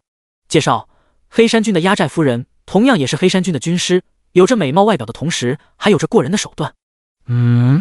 看到对方的属性，洛秋白大概意外，他已经知道对方攻击力不高了，只是没想到竟然这么低。黑山军随便一个20级怪物都有着1000以上的攻击力啊，这钻石级 BOSS 怎么就这么点实力？不对，看着对方的防御，洛秋白顿时明白了，这个 BOSS 主要手段就是幻术，攻击根本不是他的长处。而且一个法系 BOSS 的防御力不在30级暗金 BOSS 大地龙骑吉尔伯特之下，也就是说他的实力最起码也是40级暗金。可是他的血量、品级又实实在在的达到了钻10级，那血量甚至不是一般钻石 BOSS 能够拥有的。那件宝物，洛秋白眼睛一亮，似乎明白那个宝物的主要功效了。第76章东方后，如果不出意外的话，那件宝物的用途就是提升生命值上限。生命值对任何玩家、任何职业都是十分重要的属性。法系用不着力量，物理系对智力的要求也没啥，但只要能够提升，没人会嫌弃生命值太高。不管这个东西在哪，但是只要杀了这个 BOSS， 那东西就归他了。想到这里，洛秋白继续攻击着对方。此时佩罗娜变得慌张起来。平时那些黑山军手下哪个不怕他的幻术手段？可是眼前这个冒险者竟然识破了他的幻术，幻术被破，他的实力直接减少 90%。此时他都提升到钻10级了，竟然连一个22级的冒险者都不如了。他的攻击虽然也能落在对方身上打出不低的伤害，但是对方有吸血效果，只要不能秒杀对方，他的攻击力就只是挠痒痒。他想逃，可是逃不掉，几次往外冲都被洛秋白阻拦下来。他想求救，可是大统领已经带着人去攻打白云镇了，剩下的黑山军也已经被眼前这个可恶的人杀光了。除非……佩罗娜想到了洞穴深处的那个异兽，不过紧接着打了一个寒战。那东西不是他能惹得起的。放了我！为了自保，佩罗娜开口道：“我把宝物给你，你留我一命。”呵呵，杀了你所有东西都是我的。洛秋白不为所动，一个40级钻10级 BOSS 的经验，他怎么可能放弃呢？你想杀我，我也不让你好过。佩罗娜咬着牙向洞穴深处跑去，左右都是死，不如拉个垫背的。洛秋白见对方逃跑，毫不犹豫追了上去。他的攻击毫不停歇，每一剑都带走佩罗娜一截生命。时间一点点过去，洛秋白追着他走到了洞穴深处。而就在这时，他看到了那里锁着一只体型巨大的野兽。洛秋白没有认出对方的身份，但是突然想起一件事情。就在他和佩罗娜展开战斗之后，洞穴内的怪异嘶吼声就结束了。起初他还以为是佩罗娜发出来的呢，如今看来那声音是这个不知名异兽发出的声音。我再说一遍，放了我！佩罗娜站在那只异兽不远处，对着洛秋白道：“你若放了我，那宝物就是你的，否则我宁愿投身这只异兽腹中，也不会把东西留给你。那你去死吧！”洛秋白不为所动，他可不觉得 NPC 会去自杀。既然如此，那就一起死吧！佩罗娜猛然转身，向着那只异兽发动了幻术。洛秋白不知道那只异兽看到了什么，但是那家伙突然暴躁起来，仿佛随时都会挣脱铁链束缚一般。吼！一声声咆哮传来，洛秋白隔着几十米远都有震耳欲聋的感觉。好强！洛秋白不敢大意，这家伙如此强大，哪怕被铁链锁着，他也不太放心。嘿嘿！随着两声尖叫，那只异兽突然伸出了长长的舌头。不！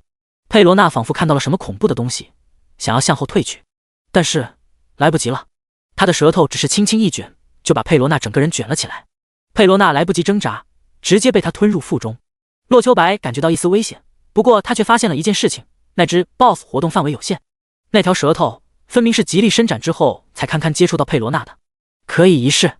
洛秋白小心向前走了几步，然后站在了自己攻击范围的最远处。御剑术！一道御剑术打了过去。洛秋白看到了它的属性：异兽，东方后，钻10级，濒死，等级50 ，HP 10000000100亿，攻击力10000，物理防御2万，魔法防御2万，技能毁灭巨钳，猎刃穿刺。介绍：东方后是一种古老的水生物，被不知名的强者束缚在这里，长期处于虚弱状态。这 TMD 叫虚弱状态，还有100万生命值，你敢叫濒死？洛秋白不知道该如何吐槽了。一招秒杀40级有着 30% 生命的钻10级生物，这竟然还是他虚弱状态做到的。一只满状态达到100亿生命的 BOSS， 确定这是50级钻石 BOSS。 由于走近了几步，洛秋白也看到了这个大家伙的具体状况。这是一只半径5米左右，长得有些像甲虫的生物。在甲靠背面的前方中央有一对单眼，稍后方两侧有一对形较大的复眼，头胸部有6对复肢，看上去诡异异常，有点像放大无数倍的虫子。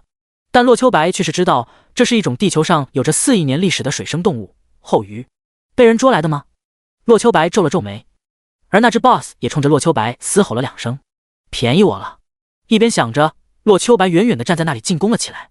御剑术，2剑加起来只带走对方1000生命值，看来这个钻石 BOSS 也有着免疫真实伤害的能力。不过他并不担心，只要 BOSS 不还手，他就能干掉对方。面对这种能秒杀他的 BOSS， 洛秋白可不敢冒险。吼！突然间，一条舌头向着洛秋白伸了过来。轰！当！负4000。洛秋白的一道神风咒与对方的舌头相撞，手中的青平剑也擦出一阵火花。好险！看着剑底的生命值，洛秋白头也不回地向外走去。惹不起，再见，从新吧。一招！这 BOSS 太强了，只是一招不但破了自己2道用来抵挡的攻击，更是险些秒杀自己。回来了。在洛秋白过来的时候，江心月只是把荆棘树的血量打下去2/3。这个 BOSS 虽然不会反击，但他的回血速度超出自己的预料。江心月用了这么久都没能把他杀掉。洛秋白点了点头，看了一眼荆棘树的血量道：那个山洞里有个40级钻石 BOSS， 正好被我克制，可惜最后投入另一只 BOSS 腹中了。最深处有个50级钻石 BOSS， 我不是他的对手。洛秋白把具体情况说了一下，江心月顿时了然。不是洛秋白不够强，只是那个 BOSS 太强大了。50级钻石级 BOSS， 哪怕虚弱状态也足够秒杀当前所有玩家了。洛秋白能够活着回来，只能说明他命大。全服公告：暴风骑士富兰克林被玩家剑与潇湘的团队杀死，奖励其队伍等级+1，声望+1万。二当家被杀了。听到富兰克林死亡的消息，洛秋白微微感到一丝惊讶。第77章，英雄无敌。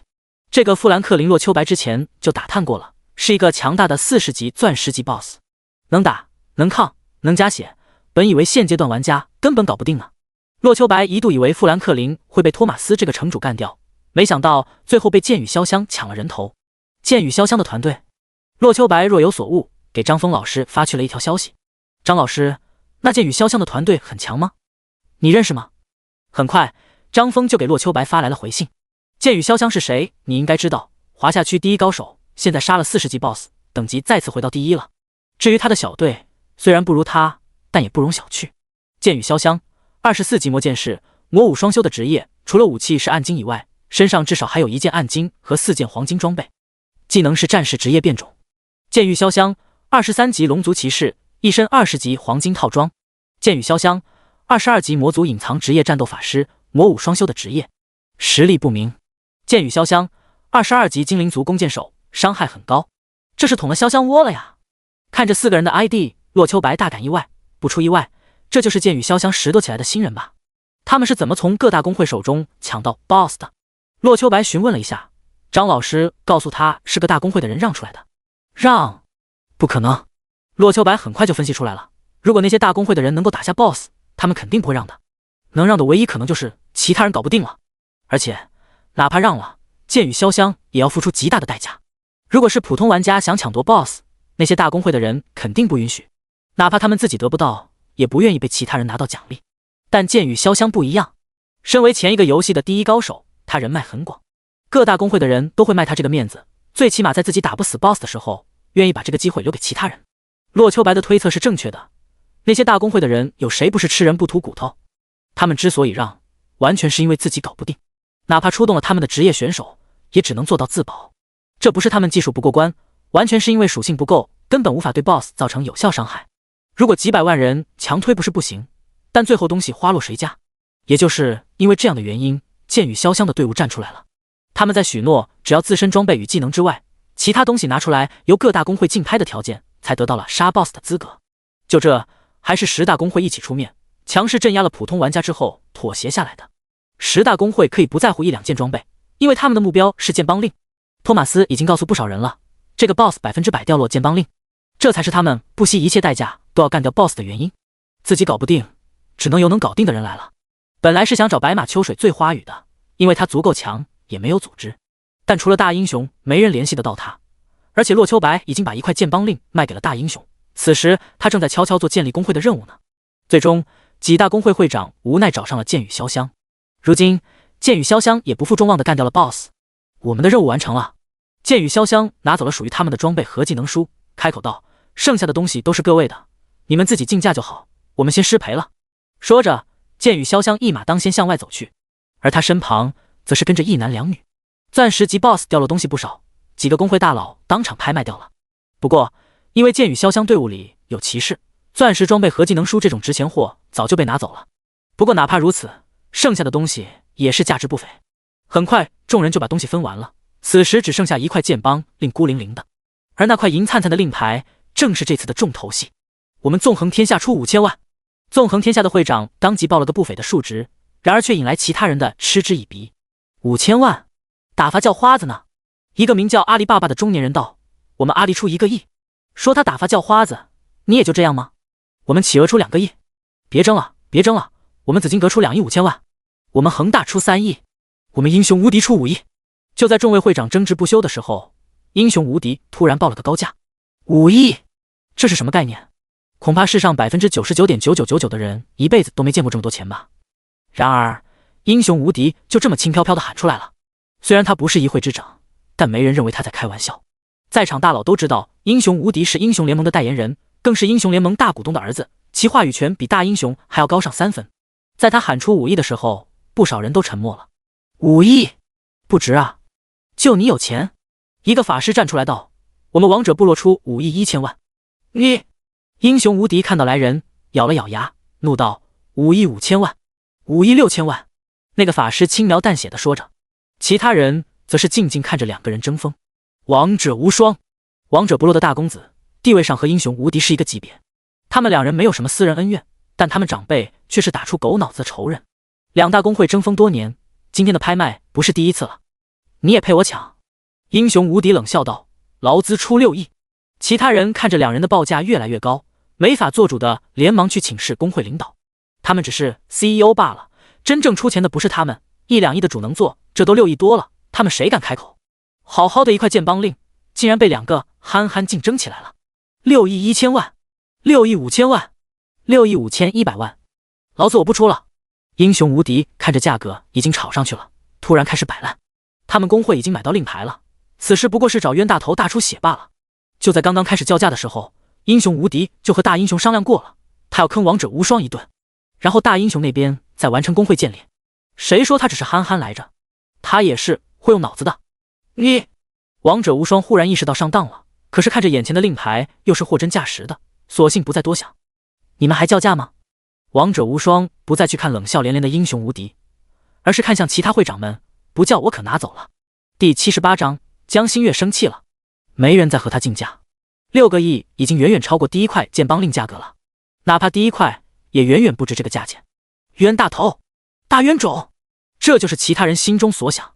各位会长稍后，我让会计给你们打钱去。王者无双说着，已经把令牌拿到了手里。至于抢了东西就跑这种事儿，在场的人没人会这么做。为了几个亿而把工会的脸都丢了，而且还得罪在场几百万玩家，那是作死。就在王者不辣的人把钱转给其他工会会长之后，还不等王者无双开心，突然传来一声消息：全服公告，玩家大英雄建立第一个工会英雄联盟，作为第一个建立工会的玩家，奖励声望值1万，请其他玩家再接再厉。靠！王者无双破口大骂，目光死死地盯着英雄无敌：“你 TM 故意的！”哈！英雄无敌大笑起来：“老子就是故意的，怎么地？有本事打劳资啊！”王者无双死死地盯着英雄无敌。如果平时他真就动手了，可是现在不行。如果剑邦令掉了，那可就白买了。你给我等着！王者无双瞪了英雄无敌一眼，转身向外走去。他们王者部落的根据地不在白云镇，还需要回去建立工会。呵呵，孬种！英雄无敌暗暗可惜了一声，他可是安排了几10个刺客在附近的，只要王者无双敢动手，他就有借口宰了对方。只可惜对方忍住了。突然发现那2个亿花的好爽啊！英雄无敌心里想着，连之前对白马秋水醉花雨的怨气都少了许多。众位会长看着闹剧结束，刚刚没拿到剑邦令的惋惜已经荡然无存，一个个幸灾乐祸起来。一块没什么价值的剑邦令卖了6亿多，他们一个个都分到了好几百万，这些钱相当于白来的，足够买几件暗金装备了。世人只会记得第一，至于这个第二宣传力度就差太远了。至于他们，虽然没有拿到剑邦令，但以他们工会的实力，不出3天肯定能得到的。效果也许不如第一个建立的行会，但也不会比第二个建立行会的人差太多。正反的落差，心里那叫一个舒坦。洛秋白不知道各大会长之间的情况，此时他正在考虑着如何拿下那只东方后。一次逃脱是幸运，要是再来一次的话，一个不注意就得被对方秒了。攻击力过万的 BOSS 杀他真是一个普通攻击的事儿。之前能用技能抵挡2次伤害而侥幸活命，下一次就不一定了。要是能把这棵树搬过去，让他们自相残杀就好了。洛秋白想着，把自己的想法告诉江心月。江心月点了点头，用 BOSS 去干掉 BOSS， 这倒是可以一试。商定好之后，洛秋白拿着青平剑一道御剑术砍在荆棘树的身上，不出意外的反伤，而且就伤害而言，他的威力只是比江心月的一只宠物强上一些。江心月见状，指挥水精灵给洛秋白加了个血，开口道：“何必呢？不怕被烦死啊？”“没事儿，我控制着伤害呢。”洛秋白笑道：“我的输出总比你一只宠物要高啊，而且还自带吸血，给你减轻点压力呢。”洛秋白说着，又是几个技能落下。面对这种零防御的怪物，他的优势并不明显，但是总比江心月的宠物要强一些。江心月见洛秋白坚持，也就没有反对。他对这棵荆棘树的输出被水精灵限制住了。洛秋白有 22% 的吸血在，起码也能提升些输出效率。时间一点点过去，这棵只有反弹技能的荆棘树终于到了濒死阶段。看着江心月有条不紊的输出，洛秋白果断退出了队伍。负2022。系统提示：你杀死50级 BOSS 荆棘树，钻10级，奖励经验500万，声望5万。听着提示音在耳边响起，江心月怒视洛秋白：“你是不是故意的呀？几天前新手村发生的事情再一次重演了。上一次在击杀黑熊 BOSS 的时候，江心月就退出了队伍，让洛秋白吃了铁背熊王的全部经验。而这一次轮到洛秋白了。”随着击杀钻10级 BOSS 的提示音响起，江心月的等级直接冲到了25级，遥遥领先当前所有玩家。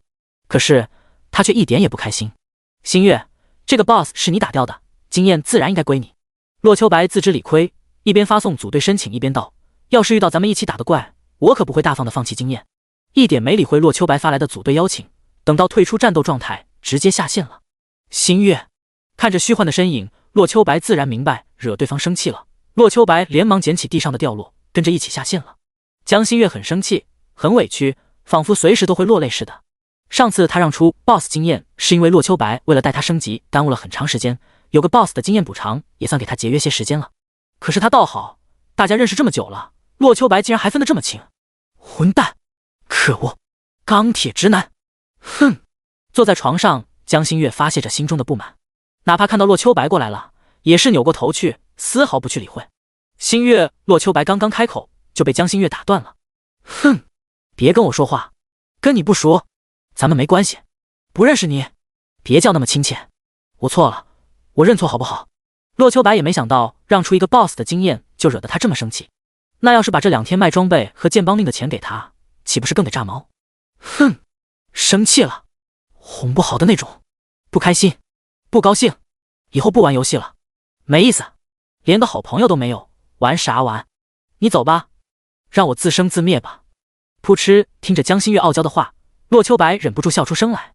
如果之前还担心他生气的话，那他现在的表现傲娇更多吧？笑什么笑？江心月犹如发怒的小老虎一般，怒视洛秋白道：“你惹我生气了，竟然还敢笑！没想到我们国民女神还有如此傲娇的一面啊！”洛秋白一点也不害怕，笑着说道：“作为赔礼，晚上我请你出去吃的吧。”第79章再战东方后，把江心月安慰好了，二人再一次回到游戏。虽然江心月还是一副不开心的模样，但洛秋白知道这多半是装的了，哄哄就好了。江心月走到 BOSS 面前，对他施展心灵控制，然而屡试不爽的技能不起作用了。系统提示：双方无法移动，无法攻击，您确认要控制对方？不能移动吗？江心月见技能无法控制对方，脸上露出了失望的神色。不能移动，那控制这个 BOSS 就毫无意义。引其他怪物来攻击这棵树自杀，根本不切实际。本来还想着控制了这个 BOSS 之后，帮洛秋白把那个东方后干掉去呢，看来这个计策无法施展了。不行就不行吧。洛秋白看到江心月失望的脸色，也就明白了过来。不过他也不伤心，本来这个想法就没有太大操作可能性。这掉落不错呀。洛秋白想着打消江心月的怨念，连忙拿出 BOSS 的掉落，对着江心月道：“荆棘技能书掉出来了呢，正好可以给你的狗子用上。荆棘宠物技能，受到攻击后有 5% 的概率反弹 50% 的伤害给对方。一般般吧。”江心月只是看了一眼，然后就收了起来。这个技能算是不错了，但是自己手底下的狗子并不适合这个技能，只能先拿着，等以后遇到合适宠物再说了。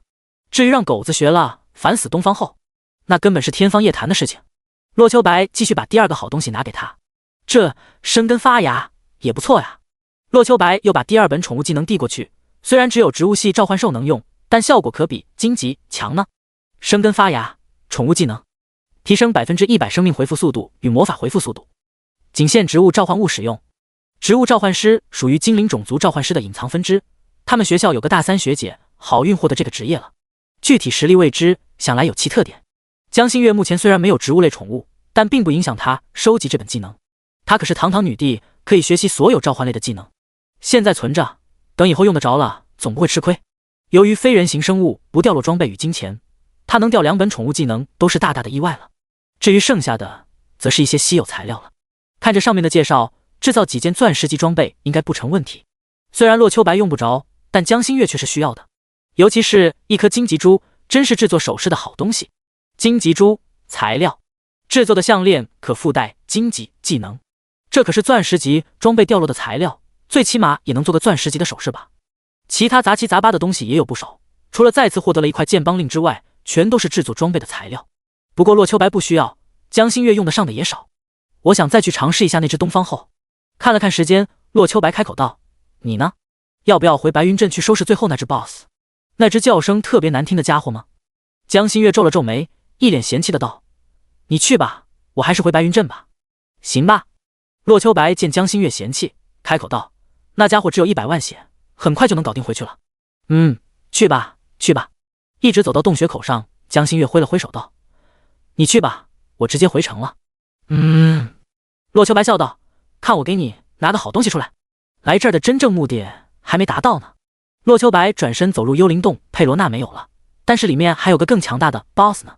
洛秋白之前交手的时候差点被秒，这回仍旧没有太大把握。没一会儿，洛秋白就走到了东方后外面。也许是饱餐了一顿的原因，他的属性又有所增长了。异兽东方后，钻石级，濒死，等级50 ，HP 200000100亿，攻击力1万，物理防御2万，魔法防御2万。技能毁灭巨钳，猎刃穿刺。介绍：东方后是一种古老的水生物，被不知名的强者束缚在这里，长期处于虚弱状态。从之前的100万生命涨到了现在的200万，对其他人来说是质的飞跃，但对 BOSS 来说不过是微不足道的1%罢了。洛秋白不知道自己现在站的位置是否危险，但是再往后走的每一步都格外小心，一步一步。不知是对方真的打不了这么远，还是其他愿意。洛秋白用了1分钟，总共走了10米的距离，对方竟然没有半点攻击的意思。时间一点点过去，洛秋白终于走到了自己能够攻击到的位置。死就死吧，哪怕挂掉，我也要看看和你的差距究竟有多大。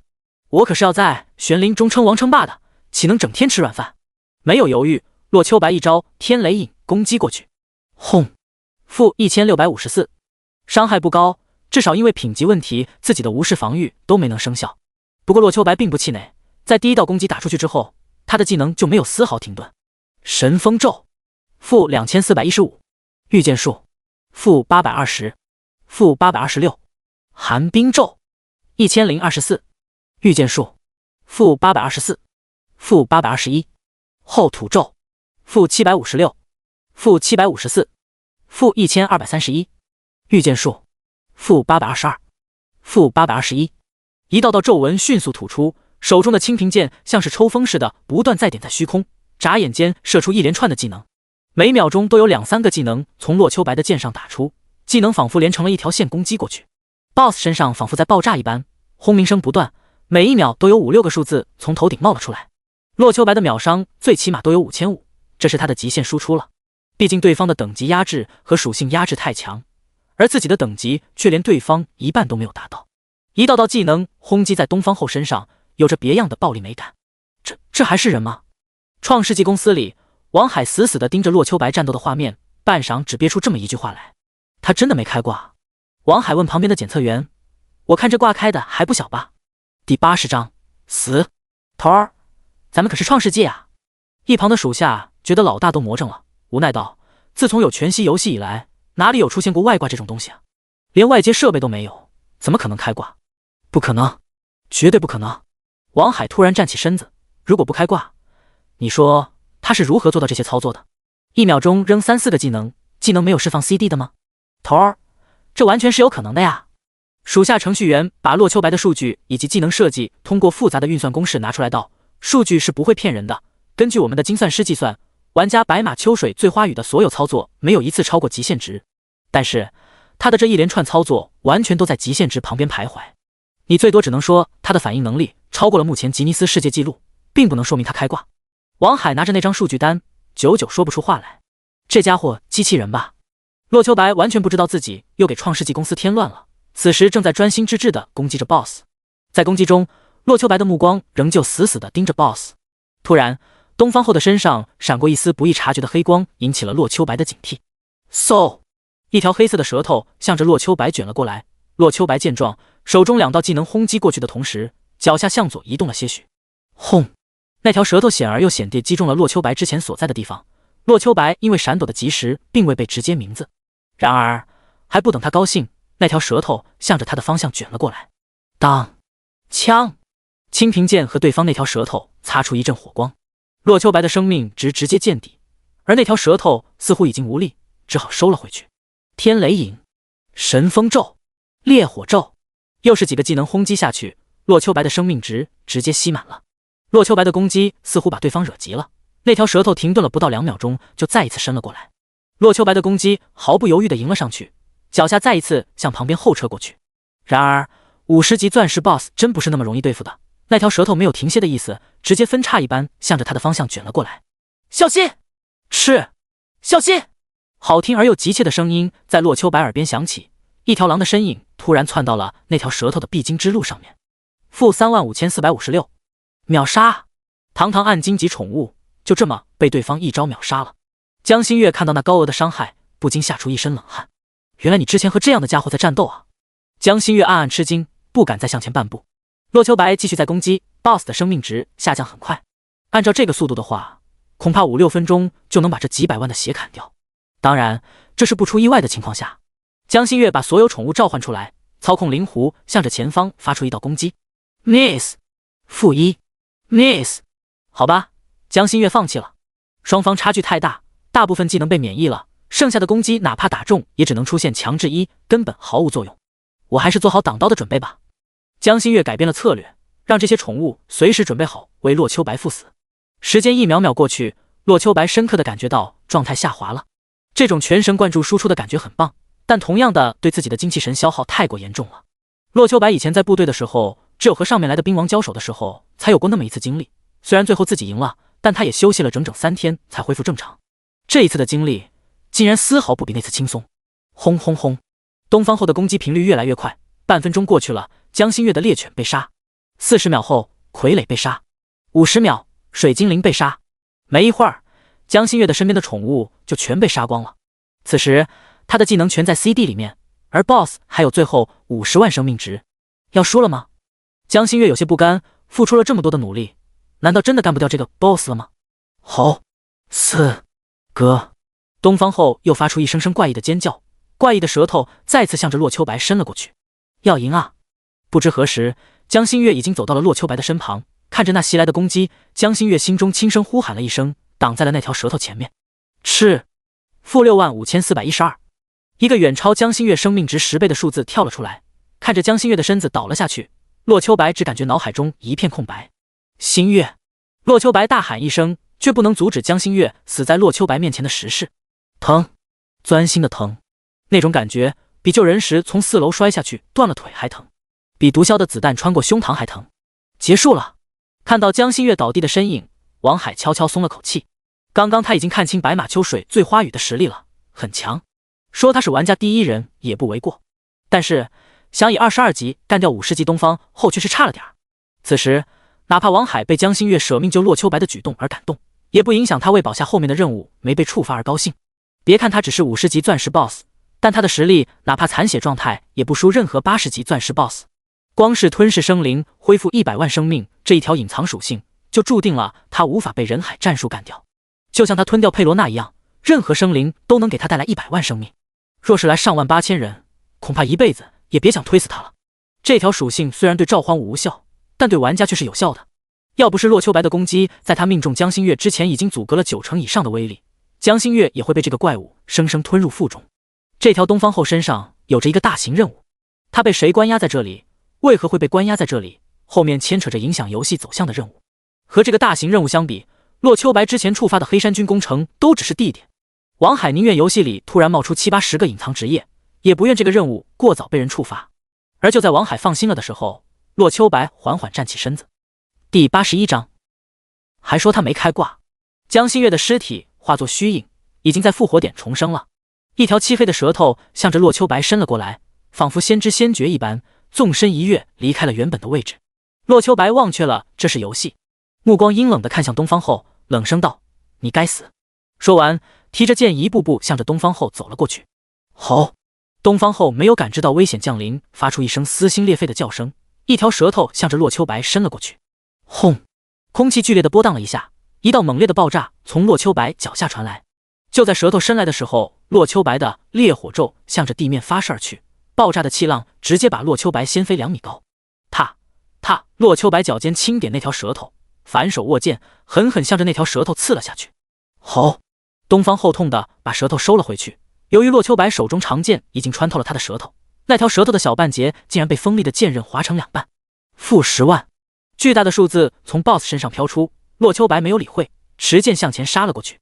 一位母亲用 0.018 秒的反应时间救下了将要被火车压到的孩子，她告诉世人母爱的速度是 0.018 秒。一位妈妈徒手接住了一位从10楼跌落的2岁女孩，她用行动告诉世人，母爱可以让人的手臂承受超过300公斤的重量。一位父亲徒手举起卡车救下了被压住腿的儿子，这些奇迹都是真实发生过的。洛秋白不觉得自己比他们更伟大，但他此时也确实做出了同样令人惊叹的举动。20米，东方后的舌头再一次向洛秋白伸了过来。洛秋白一个铁板桥躲过那道攻击，手中青萍剑连砍，打的那条舌头不得不缩了回去。10米，一条崭新的舌头向着洛秋白伸了过来。洛秋白直接一个后空翻踩在 BOSS 舌头上，把它当作跑道一般向着对方冲了过去。9天玄沙化为神雷，煌煌天威，以剑引之，神剑御雷真诀。-2100，-2059，-1354。洛秋白对这招的威力很满意，但1分钟的 CD 却不那么能够接受。经过洛秋白不停使用，神剑御雷真诀已经被洛秋白升到了3级，而且2次升级之时，洛秋白选择的都是减少技能 CD。48秒，如此大招只需要48秒就能施展一次，虽然和其他技能相比还要长得多，性价比也远远不如，但洛秋白却是知道这一招的上限远不止如此。此时洛秋白距离东方后只有1米远，东方后的其他技能也开始展现出来了。那是一对漆黑的钳子向着洛秋白所在位置剪了过来。两仪生辉，看到那巨大的剪子袭来，洛秋白又做出了令人惊讶的举动。只见他手中长剑连砍，御剑术分别落在2个钳子的关节上面，那巨大的钳子立刻止住了，并且疼痛的向后收缩。两仪生辉，这个技能是太极生两仪达到4级的时候才能点亮的技能，此时的洛秋白并未点亮，也无法正常使用。不过技能虽然是暗的，但洛秋白却已经明白了它的原理。简而言之，4两拨千斤。当学了技能之后，玩家会获得这个技能，拥有这项能力。但洛秋白了解原理之后，同样可以在没有技能的情况下施展出来。这就和他用部队里学的刺杀术，江心月在游戏里施展咏春拳一样，不是技能胜似技能。还说他没挂，王海气得拍桌子，这是人能干出来的事儿？怎么可能？玩家怎么能够做到这些东西？听着王海的话，这次那几个负责测试的工作人员也哑口无言了。白马秋水醉花雨的这些举动，分明就是超出常规，超出他们设计的东西。可是，一切数据偏偏又在合理的范围之内，这分明都是理论办得到，实际不可能的事情。东方后会掉落的那个东西，恐怕要引起游戏中第一次大战了吧？王海有些担忧，这才刚刚开服不到1个星期啊，就把1年后才该出现的东西印出来了。查！王海怒道，调查他账号全部信息，另外邀请他来我们公司参观。说是参观，不过是想要亲自证实一下这个账号到底有没有问题罢了。第一代全息网游到现在已经有近100年历史了，从没有出现过外挂情况。但是保不齐有哪个科学怪才避过重重关卡做到了呢？一个游戏是冲着10年寿命制作的，可要是有外挂存在，恐怕3-5年就得歇菜。寒冰咒、神风咒，洛秋白此时距离东方后不过1-2米的距离，这可以说是在贴脸攻击了。虽然要应付麻烦的大钳子，但只要把握住机会还是没有问题的。东方后是很强，但他的身体只能小范围转身罢了。有大铁链子锁着，洛秋白找了个相对安全的方向全力攻击着。相比于远程，这样反而安全了许多。哦，当然离得近了更需要面对东方后的尖叫声。相较于之前，他的叫声威力翻了何止1倍。这叫声没有伤害，但人听到了却有种头痛欲裂的感觉。枪！吃！洛秋白奋力攻击着，只想尽早干掉这只强大的 BOSS。30万、20万、10万。随着 BOSS 血量下滑，他的状态越来越差，胜利就在眼前。洛秋白看着濒死的 BOSS， 没有半点即将胜利的喜悦之感。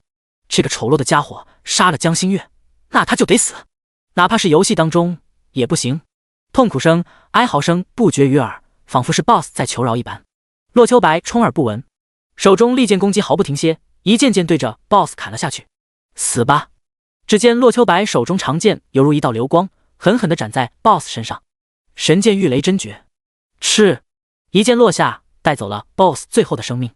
负2108，负2050，负1352。金光连闪，洛秋白的等级猛涨，顷刻间就来到了26级，高居等级榜第1。第82章，抢着吃！呼！随着 BOSS 死亡，洛秋白跟着瘫倒在地。刚刚的状态是他突破极限坚持下来的，如今 BOSS 死亡，心中的那口气宣泄出去，直接退了出来。胡乱的施展着采集术，洛秋白把 BOSS 掉落全部拾取，一直到 BOSS 尸体消失之后，洛秋白直接使用了回城符。身影刚刚凝聚，洛秋白就感觉到有人跑到他的面前。你太棒了！看到洛秋白回城，江心月一脸激动的道：那么强大的 BOSS 都被你干掉了，厉害啊！佩服佩服！心月看到江心月的身影，洛秋白上前送上一个拥抱。而就在这时，系统的警告出现了。系统提示：玩家该行为属于耍流氓行为，请立即停止，若有再犯则受到严厉惩罚。靠！突如其来的提示音打破了两人之间的气氛。江心月看到洛秋白那一脸憋屈的样子，只感觉十分好笑。嘻嘻，江心月上前走了一步，轻轻抱了抱洛秋白道：刚刚你是不是在想这个？我刚想反驳的洛秋白突然间停顿了一下。我狡辩了什么劲儿啊？不就是抱抱吗？人家女孩子都主动了，自己有什么不好意思的？是啊，洛秋白不好意思地道，似乎系统不太允许啊。系统不允许，我允许啊。江心月终究是没有说出那样羞人的话，只是轻轻拍了洛秋白一下，开口道：行了 ，BOSS 干掉了，有没有得到什么好东西啊？看看有没有什么让我们提升实力的东西。外面还有个大家伙正在大杀特杀呢。虽然前面那些攻城的 BOSS 已经没有了，但佩德罗还在。佩德罗是50级钻石 BOSS， 而且他的身旁还有36个准 BOSS 级别的骑兵，相互配合之下，竟然打得玩家节节败退。我还没看呢。洛秋白说着，把东方后掉落的东西拿了出来。无情刺，没有劫，没有消，只有刺。无情的一刺对敌人造成 150% 物理伤害加100力量点无视防御伤害，好像是很强大的技能啊。江心月看了一眼，毫不客气的拿了过来。嘿嘿，反正你也学不了，我就不客气了。双手一拍，一个强大的物理系技能就被江心月学走了。这自然不是召唤师的技能，但谁让江心月喜欢呢？洛秋白自然不会拒绝。非但如此，他还拿出来之前杀到圣获得的东西一并拿了出来。苍穹13式回旋刺宿鸟惊梦，一个战士职业技能，2个刺客职业技能，但江心月这个召唤师看到之后却是满心欢喜的学了去。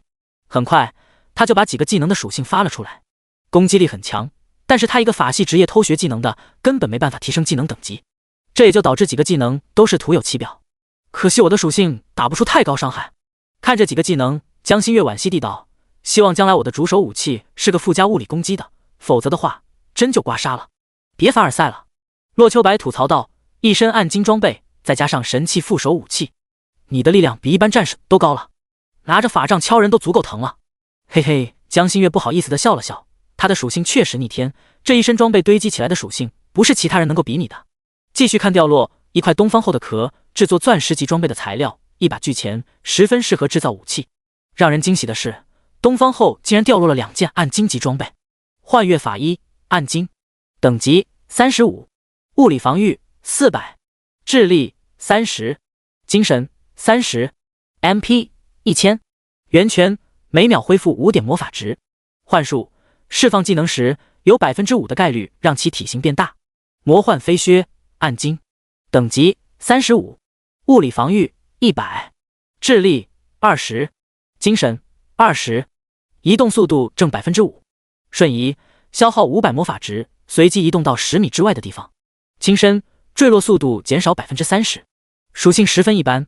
洛秋白猜测这是佩罗娜原本的装备，只是没想到被东方后吃掉之后，连装备都保留下来了。这是最后2样东西了。看完属性，洛秋白拿出一颗蓝色果子，对着江心月道：“生命果实是我之前预想到的宝物，至于另一个，真是意外之喜了。生命果实，东方后体内精华凝聚的果子，药效极其霸道。兽类生物服用后，可使生命值增加1万，生命成长翻倍；人形生物服用，效果只有1/10。这并非单纯提升生命值，而且还有提升生命成长。洛秋白和江心月目前升1级都是提升100点生命值，服用之后会变成110，而且未来升级的时候仍旧按照110提升，再加上基础提升1000点，对玩家来说真是太划算了，基本上相当于一件暗金级加血装备了。看到它的属性，江心月盯着洛秋白毫不客气道：“赶紧吃，别让我生气。这个对你更有用吧？”洛秋白迟疑了一下，看向江心月道：“对我来说，生命值什么的够用就行。与他相比，我更想要的是魔法值提升。”废什么话！江心月怒视洛秋白：“我还没原谅你呢，赶紧吃了它，否则我一直不原谅你。”洛秋白眼睛一亮，惊喜道：“那我吃了你就原谅我？”“没错。”江心月信誓旦旦地道：“你吃吧，吃下去我就原谅你了。”“那好。”洛秋白不再迟疑，把那个蓝色果子吃了下去。系统提示：你的生命值永久性提升1000，生命成长永久提升10%。洛秋白咂了咂嘴道：“效果不错，就是味道不咋的。”心里美着呢吧？江心月没好气地道：“你信不信，就算难吃10倍，也有人抢着要吃。”“信啊！”一边说着，洛秋白仿佛变魔术一般，又拿出一颗生命果实。某人可是说过有人要抢着吃哦。一边说着，洛秋白把第2颗果子举得高高的：“快来抢吧！”“还有一个！”江心月不由得瞪大了眼睛，万万没想到这样的果子竟然有2颗。一时间，他怒视洛秋白：“你套路我！”第83章炎黄盟。洛秋白学着江心月傲娇的模样，笑眯眯的道：“我可没说生命果实只有1颗，但是这玩意儿对玩家来说只能服用1颗，倒是真的。”哼！江心月气呼呼的踢了洛秋白膝盖一下，伸着白嫩的小手道：“给我，您请享用。”玩归玩，闹归闹，当一切平息之后，也该恢复原样了。洛秋白把果子递给江心月，他服用后同样得到了提升。东方后血量不正常的高，这东西是他凝结的果实，自然也会有这个效果了。洛秋白开口道：“佩罗娜那只菜鸟恐怕只是暗金级 BOSS， 他能达到40级钻石，应该也是服用了这个果子的缘故。佩德罗能够提升到40级钻石，应该也多亏了他。可能吧。”江心月对这种谜题不感兴趣，看向洛秋白道：“东西分完了，我们去干掉佩德罗。那是只50级钻石 BOSS， 其他玩家应该不是他的对手，只能看我们了。还有最后一个东西没看呢。”洛秋白晃了晃手中漆黑色的令牌道：“不想知道他是干嘛的吗？休想套路我！”江心月摇了摇头，爱说不说。哼！洛秋白发现江心月也是学聪明了，干笑2声道：“也没啥，不过是空间穿梭令牌罢了。”来到白云镇外，洛秋白终于看清了外面的战斗情况。此时，佩德罗的疾风36骑正在左右冲杀，所过之处，玩家无一生还。佩德罗是50级钻石 BOSS， 他的36个属下也都是50级准 BOSS。这些准 BOSS 分开来算，都有着远超同级精英怪的实力，配合阵型之后，更是不会弱于一只50级钻石级 BOSS。玩家们才20出头的等级，哪里是对方的对手？然而，哪怕是虎入羊群的屠杀，却有着一股玩家在顽强抵抗着。他们等级并不突出，装备并不精良，就连顶尖高手都是一个没有。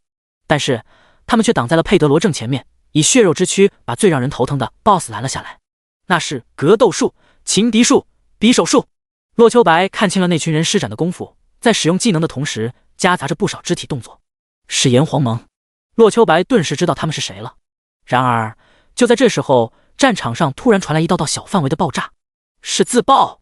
洛秋白瞪大了眼睛，虽然不知道炎黄盟的玩家为何都有自爆，但他却知道不能再等下去了。扭头对江心月道：“心月，我去帮忙，你去杀一只骑兵控制。”说完，向着 BOSS 冲了过去。看着远去的洛秋白，江心月不由得撇了撇嘴。不过，他也知道现在不是询问的时候，听话的去找一只疾风骑的麻烦。佩德罗是50级钻石 BOSS， 以大欺小，他仿佛开了无双一般，每一枪都能带走一个玩家的生命。本来是一面屠杀的情况，只是没想到被一群不要命的玩家阻拦下来了。这些玩家仿佛不把自己的生命当回事一般，他们的生命仿佛只是为了阻拦自己1秒钟，为此竟然不要命的扑了上来。不过佩德罗却没有客气，随手一枪就能带走一个性命，技能一用，更是几十条生命被他带走。1个、2个、3个，佩德罗也不知道自己杀了多少。但绝对不会少于1万。隐约间，佩德罗都有种快要突破瓶颈的感觉。NPC 也是能够升级的，他们除了自我修炼、互相切磋之外，在屠杀玩家的时候同样能够强化自己。佩德罗很享受这种感觉，他觉得把眼前数百万玩家屠杀一空之后，自己能成为55乃至60级 BOSS， 死战不退。一个个玩家奋勇上前，哪怕防御最高的骑士和盾战都没能阻拦住 BOSS 的脚步。哪怕这是游戏，他们也拿出了最为神圣的态度。他们的牺牲也不是全无用处。就在大后方那铺天盖地的魔法与箭矢落下，佩德罗身上出现无数1、2的伤害，累积下来，每一秒也带走着佩德罗近万生命。哪怕他回血速度极快，佩德罗此时的生命值也只剩下 70%。凭你们也想杀我？佩德罗不屑地举起手中长枪，一个突刺下去干掉了眼前的战士。与此同时，他的头顶出现了个加9527的绿色数字，虽然不多，但也彰显着他有回血技能。什么？一个正在指挥的粗犷汉子大吃一惊，他是炎黄盟如今的会长铁血军魂。炎黄盟始建于第1代全息网游，属于半官方半民间的组织。他们这个工会只招收部队退伍的人员，在这里每个成员每个月都有着5000华夏币的补贴，算是给退伍军人们找了一份安逸的工作。部队下来的人可能在别的地方没有一技之长，但是身手和服从命令上却属于整个游戏最顶级的。他们从不在于工会之间的竞争与排名，不圈地练级，不霸占 BOSS， 但每逢国战期间又是站在第一线的。用他们的话说，既然现实中无法杀敌，那就在游戏里保家卫国。因此炎黄盟的成员在玩家里面有着极高的评价。就像这一次怪物工程，在其他玩家能够应付赚取高额经验的时候，炎黄盟没有派出一兵一卒。一直到第4波怪物拦不下怪物时，数百万炎黄盟成员冲了上来，而分配战利品时，他们仍旧分文不取。而到了如今最后这个 BOSS， 大多数工会已经自保退出了，他们仍旧站在第一线抗击着。只是此时他们也看不到胜利希望了。团长，这可怎么办？一个年轻战士脸色铁青，看着不远处的 BOSS 道，这个回血技能的 CD 只要短于3分钟，我们就没办法把它拿下。看来常规手段拿不下了。铁血军魂脸色铁青，万万没想到这个 BOSS 这么难缠，那就只能用非常规方法了。在进入游戏的时候，铁血军魂获得过一个极其强的状态类技能自爆，永久消耗自身1点生命值或魔法值上限，给自己人施加一道光环，以一个等级与身上随机一件装备为代价，对敌人造成玩家生命值加1000的无视防御的伤害。凭借这个技能，他自信能干掉这个 BOSS， 只是苦了掉级掉装备的弟兄们了。铁血军魂苦笑着摇了摇头，看向旁边的年轻人，小玉，和你哥哥妹妹们走吧，你们没必要牺牲在这里。团长，被称为小玉的玩家敬礼道，咱们炎黄盟没有孬种，身为军人，我不会退；身为军属，他们也不会走的。既然要施展自爆，那就从我开始吧。说完，他向着 BOSS 冲了过去。第84章，黑山军大统领佩德罗。剑狱潇湘本名萧玉，是今年刚刚退伍新人。退伍之后就跟着2个妹妹陪哥哥一起进入游戏里打拼，有着部队训练来的本领，剑狱潇湘的水平也是突飞猛进。虽然技术还比不上那些职业玩家，但他的潜力可是得到大哥剑狱潇湘认可的。此时，只见那个勇猛的骑士已经持枪杀了出去，看到那骑着犀牛的佩德罗，毫不犹豫冲了上去，吃我一枪。剑狱潇湘虽然是骑士职业，但他还没有达到骑乘坐骑的时候，手中持着长枪自下而上，向着佩德罗刺了过去。霸王枪，这一枪是剑狱潇湘最为强大的技能，有着 50% 无视防御的效果。负314，微不足道的伤害从 BOSS 头顶飞起，剑狱潇湘头也不回地向前方跑去，反正是要死了，索性把 BOSS 向外引一些吧。蝼蚁去死！佩德罗看到刚刚打了自己的人还想离开，这哪能让他如愿？只是一个转身的事情，一枪向他刺了过去。赤焰剑！就在这时，一个持剑男子从另一个方向杀了过来，剑身带火，狠狠地刺在了佩德罗胯下的坐骑上面。灭魂棍！和他配合的是一个容貌精致的少女，手中一根长棍，跟着他一起打了过去。破甲剑！远远的，一个精灵族少女手持短弩，将一根箭矢射入犀牛厚厚的皮层里面。吼！坐骑吃痛，双腿高抬，险些把佩德罗掀飞出去。你们都该死！佩德罗目光阴冷地看了伤到他的3人一眼，却没有第一时间杀过去。之前那些只能打他1、2滴血的蝼蚁，他没放在眼里。可是眼前这4个人不一样，竟然都有打他3位数生命的能力。大哥，3妹、4妹。萧玉没想到哥哥和妹妹都冲过来了，一边牵引 BOSS 一边道：“咱们不是他的对手，我拦下他，你们快走。”开玩笑，我们怎么会留你一人在这里呢？萧剑嘴角带着笑容，仿佛不把生死放在心上。让你去参军真是对了呀。炎黄盟真是了不起，只恨我当年没去部队走上一遭，但今天能够并肩作战，我岂会放过这个机会？同是风华正茂，怎能甘拜下风？就是的，二哥。潇潇见 BOSS 不理会自己，手中一边扔出一个小魔法刮痧，一边道：谁说女子不如男？你和大哥都来了，我和四妹怎能跑路呢？没错。潇湘一道普通攻击带走佩德罗10点生命，开口道：了不起掉上1级而已，和你相比，这又算得了什么？有着萧家4兄妹的加入，一时之间竟然减少了不少伤亡。不过众人都看得出，他们几个根本坚持不了多久。果不其然，不到半分钟的时间，战斗法师剑与潇湘率先被 BOSS 一个横扫清空生命值，紧跟着佩德罗一个冲锋，连带着精灵弓箭手剑与潇湘以及周边20多个法师与弓箭手被带走。他们放在普通玩家里还算不错，但是和顶尖高手相比，就有着不小差距了。哪怕剑与潇湘足够强大，在等级有着巨大差距的情况下，也并没有太大用处。当然，他们都被铁血军魂加持了自爆效果，每个玩家牺牲的时候都带走 BOSS 1节生命。寒冰咒负2001。就在炎黄盟以自杀方式杀 BOSS 的时候，洛秋白终于赶到了。一道弥漫着蓝光的法术从洛秋白的青平剑上划过，落在了佩德罗身上。顷刻间，这只 BOSS 身上结出一层淡淡的薄雾。黑山军大统领佩德罗，钻石，等级50 ，HP 654505631100000000，攻击力8000，防御力4万，魔法防御2万。技能：骑士基础技能战争践踏、愤怒一击、冲锋、冲撞。介绍：佩德罗本是一个普通山匪，好运获得了一份宝藏，让他实力飞速提升。在收拢100万山匪后，自号黑山军，无恶不作。洛秋白的等级和佩德罗没法相比，但是他的技能和装备却十分强大，哪怕是50级钻石 BOSS， 竟然也被他的技能打得停顿了一刹那。所有近战全部离开！一边喊着，洛秋白手上的攻击也没有停顿，他的每一道攻击都能带走 BOSS 至少2000生命，那效率甚至不亚于众人的自爆。和东方后相比，这个 BOSS 并没有那么强大。别看他移动速度不慢，攻击力也足够秒杀当前任何玩家，但在洛秋白看来，他比黑风寨中级 BOSS 强不了多少。是你，洛哥。剑与潇湘虽然不认识白马秋水醉花雨，但看他那一身道士打扮，哪能不知道这是一个不亚于他的强大高手白马秋水醉花雨。在乾陵的时候，玩家第一高手是他剑与潇湘，但自从玄灵开服，他的地位早就受到威胁了。究其原因，还是他剑号时的天赋比较平庸，不如那些运气爆表的玩家。眼前的白马秋水醉花雨就是其中之一。虽然他不知道对方获得了什么强大天赋，但看着这强大的杀伤力，应该是无视敌人防御的技能吧。不过此时不是多想的时候，有了对方帮忙，应对起来更加方便了。剑与潇湘攻击力不足，但是控场能力却是不错。有他在这里，洛秋白的容错率高了不少。同样认出洛秋白的还有剑与潇湘，不过他认识的并非玩家中的白马秋水醉花雨，而是现实中的洛秋白。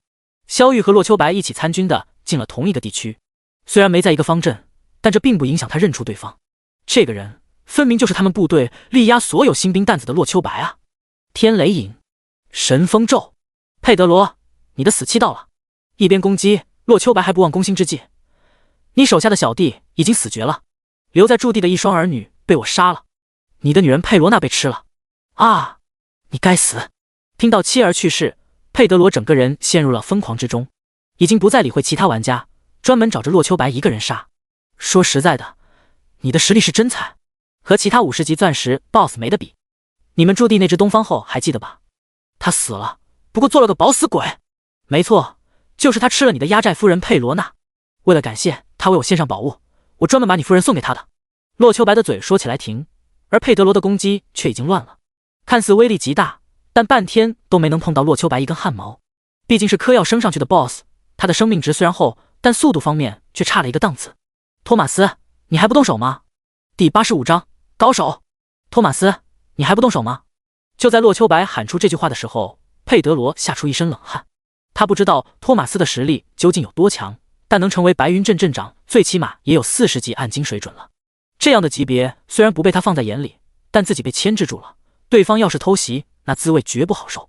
然而，就在他回头看去的时候，却发现什么都没有。哼！洛秋白轻笑一声，手中的攻击不断。而佩德罗知道自己被戏耍之后，奋力向着洛秋白攻击过去。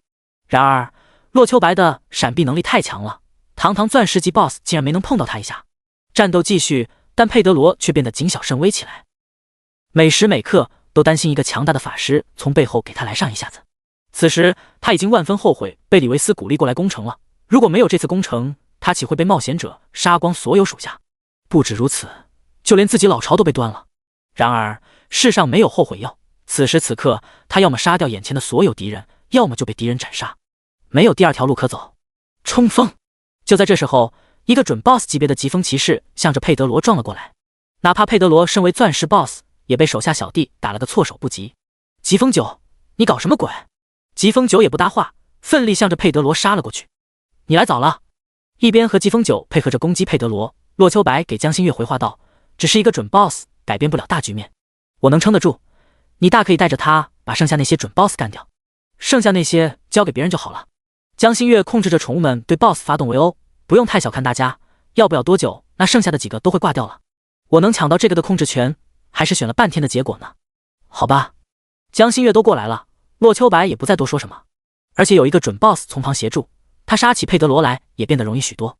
这疾风骑士的确比不上佩德罗，但防高血后的他战斗起来毫不含糊。有着江心月的2个水精灵在后面为他加血，用他当盾真是再合适不过了。洛哥，一边战斗，剑玉潇湘跑到了洛秋白身侧，惊喜道：真的是你啊！咦，萧玉！洛秋白此时才看清剑玉潇湘的脸，这不是他的战友萧玉吗？剑玉潇湘，萧玉，好吗？没想到竟然是熟人啊！嘿嘿，当初退伍时听说洛哥要来打游戏，还以为你说笑呢，没想到是真的。萧玉高兴地笑了笑，刚入部队那会儿，两人可算是好朋友了。他能从当初性格懦弱的少年成长为合格的士兵，也是多亏了洛秋白呢。虽然大家在部队见面次数不多，但他却没忘记这个老大哥。此时不是叙旧的时候，我们先杀 BOSS。 洛秋白一个后土咒救下险些丧命的剑雨潇湘道：没见你老大差点被干死啊！靠！剑雨潇湘看了一眼大哥那边，果然被打的就剩个血皮了。几人奋力攻击着 BOSS， 不过大家也都能看出来，除了洛秋白和江心月还有些输出之外，其他的人纯粹是在打酱油。哪怕玩家第一高手剑雨潇湘，也不过是做些细微的控场而已。要说输出，那就差的太多了。论输出，谁能比得上有900加真实伤害的洛秋白呢？时间一点点过去，疾风36期已经被各大公会的玩家干掉了。虽然只是准 BOSS 级别，但掉落的东西却是不错，几乎每一只都有一件黄金装备，外加一个骑士技能。虽然比不上 BOSS 的产出，但也算是大丰收了。就在各大公会干掉准 BOSS 之后，几个会长一起向着铁血军魂走了过来。铁血团长，紫金阁的会长走过来询问道：不知这最后 BOSS 的产出可否相授呢？炎黄盟的玩家并不追求强大装备和技能，他们要的是为所有成员谋福利。对他们来说 ，BOSS 产出也就是钱而已。如果能够卖掉或者换一批提升多数人实力的东西，那可真是求之不得。在平时，他们都是这么做的，也因此炎黄盟成员身上很少见到顶尖装备。然而，本是十拿九稳的买卖，铁血军魂却摇头了。各位会长，铁血军魂看了众人一眼，开口道：我们的人虽然牵制住了这个 BOSS， 但主要杀怪的却是他们几个。BOSS 产出的问题不该问我们，而是他们。一边说着，铁血军魂指了指洛秋白4人。在场众会长也是认出了剑雨潇湘，毕竟之前第4波的 BOSS 就是他们打下来的。但如今更光彩夺目的却是另外一男一女。男的一身道袍，手持长剑，秒伤超过3000；女的一身漂亮时装，控制着好几只宠物对 BOSS 进行围杀。他们是白马秋水醉花雨和清月孤灯梦菩提。白马秋水醉花雨和清月孤灯梦菩提可是游戏中的名人。自开服以来，他们2个登上全服公告的次数比一个大公会所有人加起来都多。再看看如今排行榜上，等级前2、声望前2、宠物第1、装备前3，全都是他们2人的名字。这说明什么？顶尖高手。各大会长都是管理型人才，他们的水准也许不高，但眼界还是有的。此时他们远远看着4个人围攻 BOSS， 都能看出谁是主力，谁在划水。剑雨潇湘不用多说，那是前灵第1高手，实力之强，那是所有人公认的。就算现在玄灵刚刚开服，职业玩家里也没说谁有把握打赢对方。此时剑雨潇湘的表现也不让人失望。战斗过程中，哪怕50级钻石 BOSS 也奈何他不得。只是让众人没想到的是，旁边的白马秋水醉花雨操作水平竟然不亚于剑雨潇湘。没错，操作水平。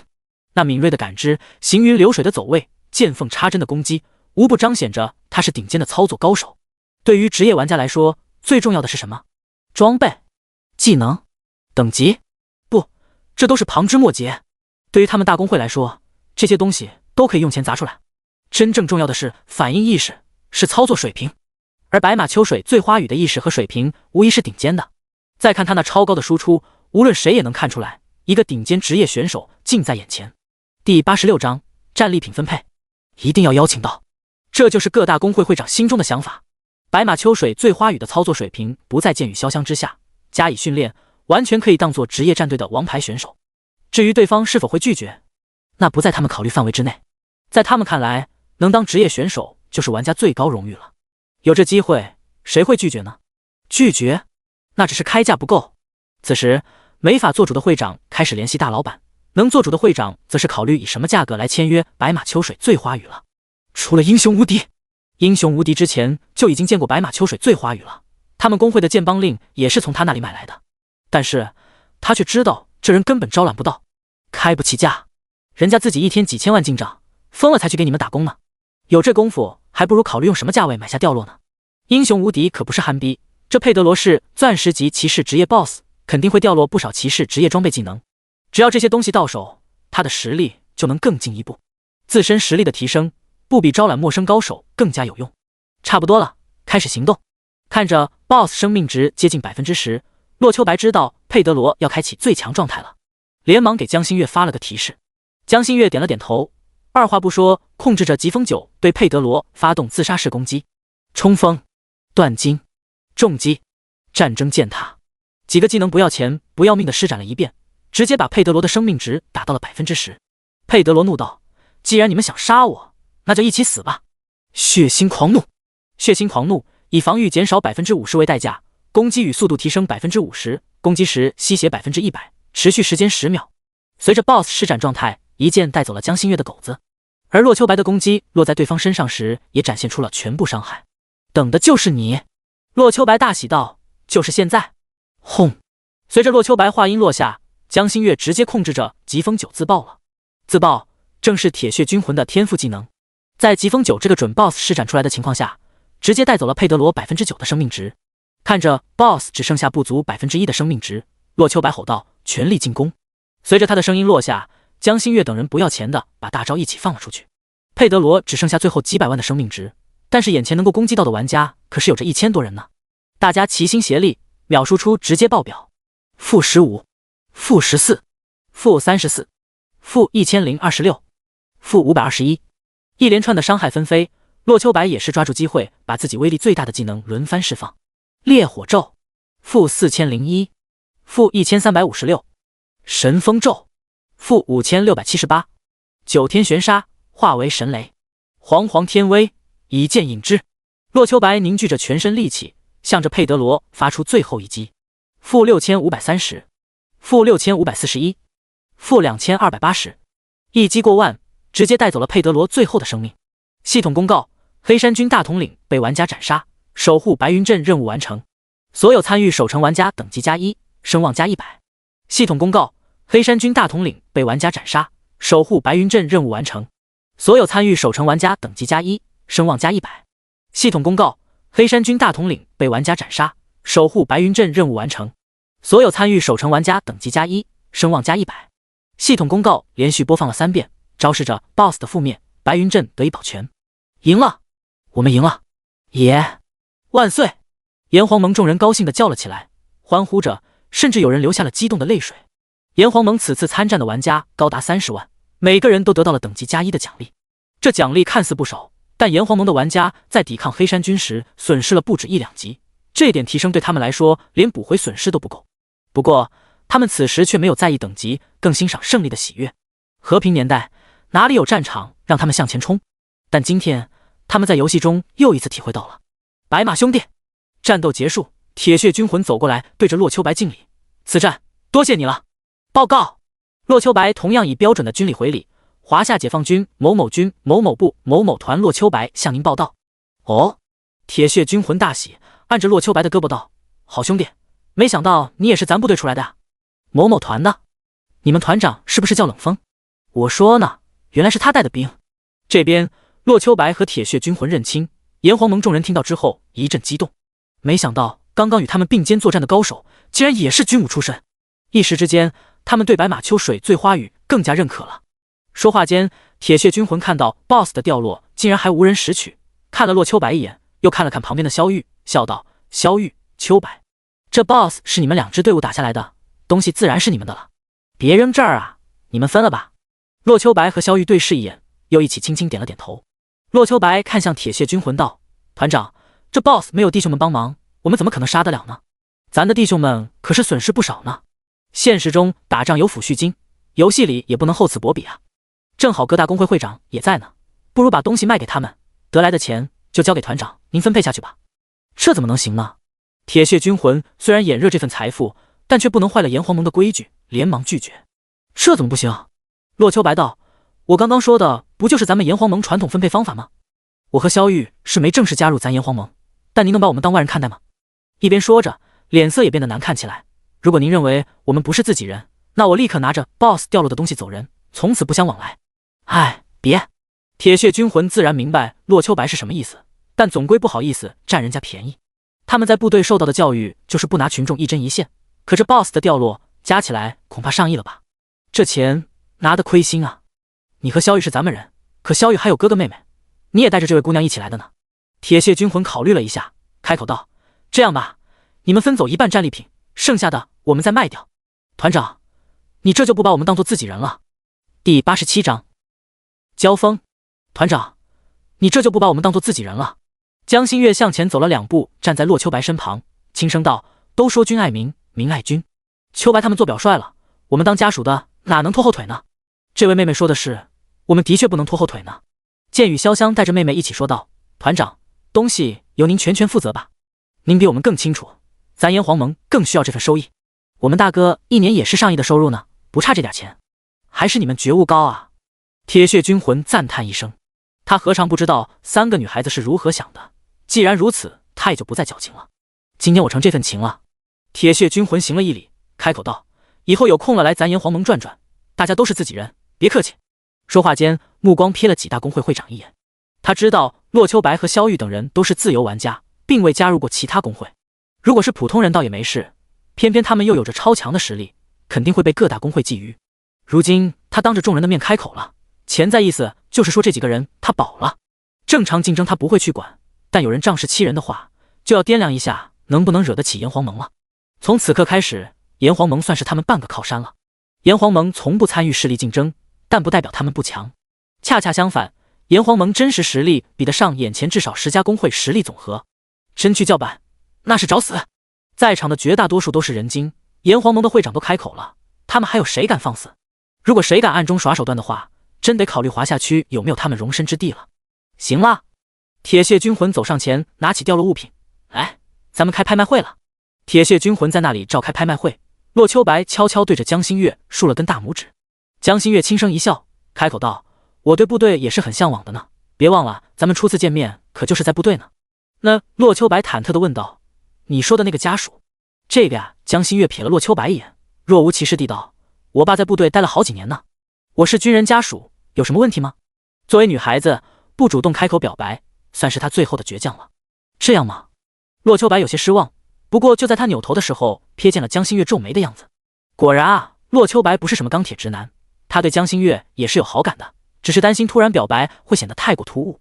不过都到这份上了，他也知道自己该表示一下了，轻轻拽了拽江心月鲜嫩的小手，指了指萧家兄弟的方向道：我去和他们打声招呼，我有一种预感，将来还会和他们有所交集。去吧。江心月点头道：我也和那2个美女去打个招呼。说着，他走向了剑雨潇湘2姐妹的方向。白马秋水醉花雨。洛秋白走到萧家兄弟面前，一边打招呼一边发出好友深情。剑雨潇湘。萧剑点下同意，笑着说道：之前就听萧玉说他在部队多亏你的照顾，做哥哥的早该登门感谢了，没想到今天在这里见面了。呵呵，萧兄客气了。洛秋白并不鞠躬，笑着说道：萧玉是个人才，他有天赋有毅力，哪怕没有我，他也能在部队过得很好。听说你退出昆仑了，下家找了吗？为什么要下家？我不能自立吗？果然如此，看来我们会是竞争对手了。彼此，有一个劲敌在，游戏才有意思嘛。若是无敌了，还有什么乐趣？呵呵。作为曾经的第一高手，你以前可是我的偶像呢。以前，现在我照样有这份能力，是吗？不见得吧。你有你的优势，我又何尝没有呢？也是，我的底牌刚刚落得差不多了，你却隐藏着不少呢。不过，你确定对我有用？谁知道呢？也是，不过我可取而代之。那就放马过来吧。现在的你不行，不一定哦。呵呵，呵呵，比比，那就比比。你们在说什么啊？萧玉看着大哥和洛秋白两人打着机锋，根本没懂他们在说什么。哼，洛秋白和萧剑相视一笑，然后一同转身向前走去。是个劲敌。洛秋白暗暗心惊，刚刚两人看似在对话，实际上也都在找着彼此的破绽。然而，洛秋白寻了半天都没有找到对其一击必杀的希望。两人都是隐藏职业，都有着彼此不为人知的手段。洛秋白武器是神器，道袍是一件钻石级装备，而对方则是一身25级暗金，无论攻击防御血量都在自己之上。若是真正动手的话，洛秋白发现自己和对方胜负也就5-5开而已。还得努力啊。洛秋白看了一眼技能书，等他把技能等级再提升一些，应该就更有把握了。我出10万。就在洛秋白准备寻找江心月离开时，突然听到江心月的在叫价，扭头看去，发现他正在和那些工会会长竞价呢。莫非有适合心月的东西？洛秋白心有疑惑，脚步却没有停下。当他走过去之后，顿时明白他们在竞争什么了。火之参悟，那是一本全职业通用的技能书，可以提升火属性技能效果。洛秋白自身有同类的冰属性技能，没想到这个 BOSS 掉落了火属性的。这种技能对玩家刷图的提升并不大，但是放在职业选手里面就是另一番风景了。每个玩家能够学习的技能数量都是无限的，哪怕略有提升的技能，职业玩家都不会错过吧。江心月和这群会长竞争这种技能，恐怕吃力不讨好吧。然而令洛秋白意外的是，在江心月出价之后，各大会长竟然都放弃竞拍了。既然清月美女想要，那我们就不竞争了吧。要我说，你直接拿走也应该啊。不止1个、2个，而是在场所有工会会长一起放弃了对这个技能的竞争。原来如此。洛秋白明白了，这分明是向他们卖好呢。第88章自立。时间不长，交易就彻底完成了。佩德罗掉落的东西不少，除了几个上千万的钻石级装备以外，新出的一枚剑邦令也卖了2000多万，而销售的最贵物品则是一个整整5000万的坐骑蛋。没错，佩德罗的坐骑被爆出来了，30级骑士就能骑成坐骑了。对于骑士来说，一个强大的坐骑比一件同档次装备还要珍贵。而这个钻石级坐骑，哪怕到了玩家100级的时候，也只有顶尖玩家有资格拥有。这时候得到，简直是影响平衡的东西了。看看英雄无敌获得坐骑蛋之后的表情就知道了，他赚大了。白马兄弟，清月美女。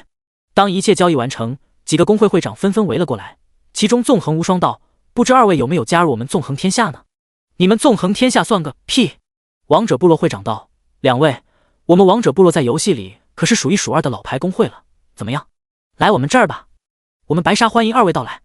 你们一个个比得上我们企鹅吗？两位，还是来我们这儿吧。10几个顶尖工会的大佬纷纷向着洛秋白二人抛出橄榄枝，不过洛秋白二人哪有加入他们的想法？各位，其实之前我们就已经收到过邀请了。洛秋白一本正经的胡说八道。当时英雄联盟的会长大英雄邀请我们加入战队时，给我们开的条件是年薪1个亿。1个亿！众人忍不住倒吸一口冷气。在场众人都是一方大佬，他们公司都能拿出1个亿来，但是这1个亿是用来发展行会的，用在一个玩家的工资上，哪怕职业选手也没这么高啊。别看一个佩德罗的掉落就能卖1个亿，那是因为他掉落的东西能够用在很多人身上。就拿剑邦令来说，早别人1天就能抢占先机，那是其他工会后面努力1个月都难以抹平的优势。至于那些装备，别看一个个都百万千万，这可是能够循环利用的，淘汰下来还能留给手底下其他人用，等彻底没价值了还能卖掉回本一些。可是花1个亿邀请电竞选手加入呢，首先要考虑对方能不能给自己赚回来。年薪1个亿开出去了，平时的福利能少，还要花钱给他配备装备技能吗？这些装备所有权还属于工会，但使用权却是对方。技能的话，对方离开的时候甚至能直接带走。而对方是否能够和自己战队其他成员达到有效配合，能不能在各种电竞比赛上获得荣誉，这些都是要考虑的事情。后续培养资金甚至比邀请加入花的还要多。目前各大战队职业玩家的薪酬都不低，正式成员年薪都在100万，年薪1000万的每个战队也就几个王牌能够达到，而年薪过亿的电竞选手全华夏也挑不出10个来。人家大英雄都开价1个亿了，他们还能高得到哪里去？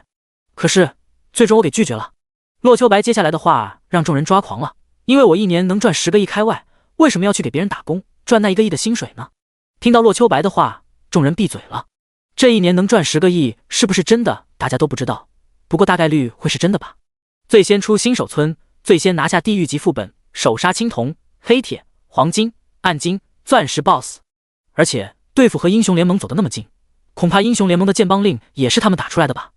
也许不会卖到6、7亿的天价，但是绝对不会少于2亿吧。一个星期赚2亿，一年赚10亿，还不是简简单单？这样的人当金主爸爸都可以了，怎么可能来他们这里当战队成员？抱歉，是我们想到了。众会长一起摇了摇头，看来这个人才是争取不到了。不出意外的话，这还会是一个强大的对手。大家相识一场，将来合作的机会还是很多的嘛。洛秋白拒绝加入对方之后，却没想过和对方把关系弄僵，给众人发去好友添加，以后常联系啊。对于添加好友这种事儿，众人自然不会拒绝。他们都看得出来，白马秋水醉花鱼所图甚大。如果不出意外的话，这是一个即将崛起的大佬。当交易完成，各大会长都离开了。洛秋白再次来到铁血军魂身旁，拿出一块令牌道：“团长，我想这东西您是用得着的吧？”这是剑帮令。看着洛秋白手中的剑帮令，铁血军魂沉声道：“秋白，你这是做什么？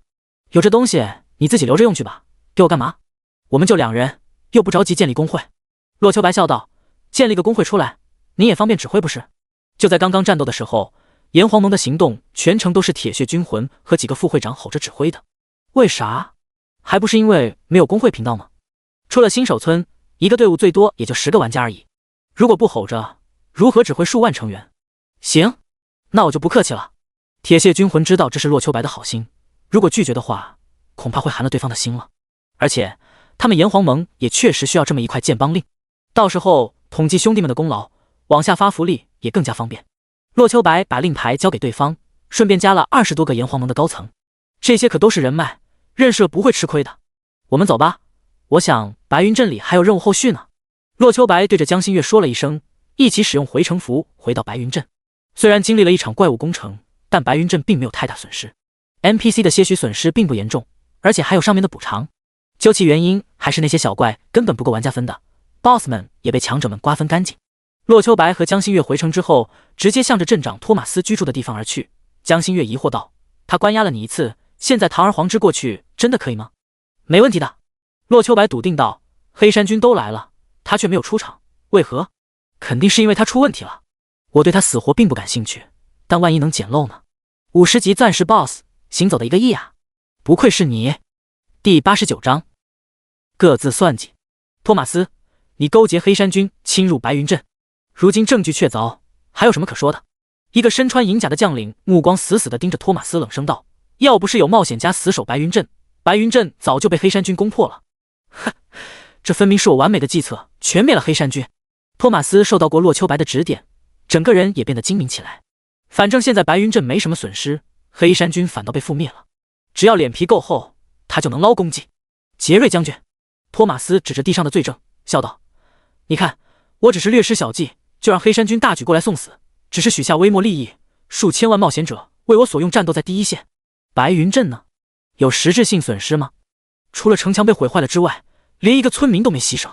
将军要是怪罪在下，那我负责出钱修理城墙好了。”你，银甲将军被对方厚颜无耻的话说得哑口无言，悄悄看了一眼旁边的老杰克。老杰克也没想到托马斯竟然如此厚颜无耻，这托马斯分明没安好心，想用整个白云镇的牺牲来为自己加官进爵。可是如今这副局面，还真没法治他的罪，因为白云镇没损失，如今还真就如托马斯所言的那般，他有功无过。银甲将军冷笑道：“按你的意思，本将军还得奖赏你喽？难道本城主不该受到嘉奖吗？”托马斯愣了愣神，开口道：“100万黑山军在本城主的计策下灰飞烟灭，将军，您征战这么多年，立下无数汗马功劳，应该知道黑山军的危害有多大吧？我不该受到奖赏吗？”这托马斯真是和你一样无耻啊！洛秋白和江心月赶到之后，就看到了双方对峙的局面。听着托马斯的话，江心月真叫一个无语。这托马斯就这么堂而皇之把黑的说成白的，着实让人气愤啊！无耻的是他，又不是我。洛秋白才不觉得自己无耻，不过他倒是能够比对方做得更加彻底。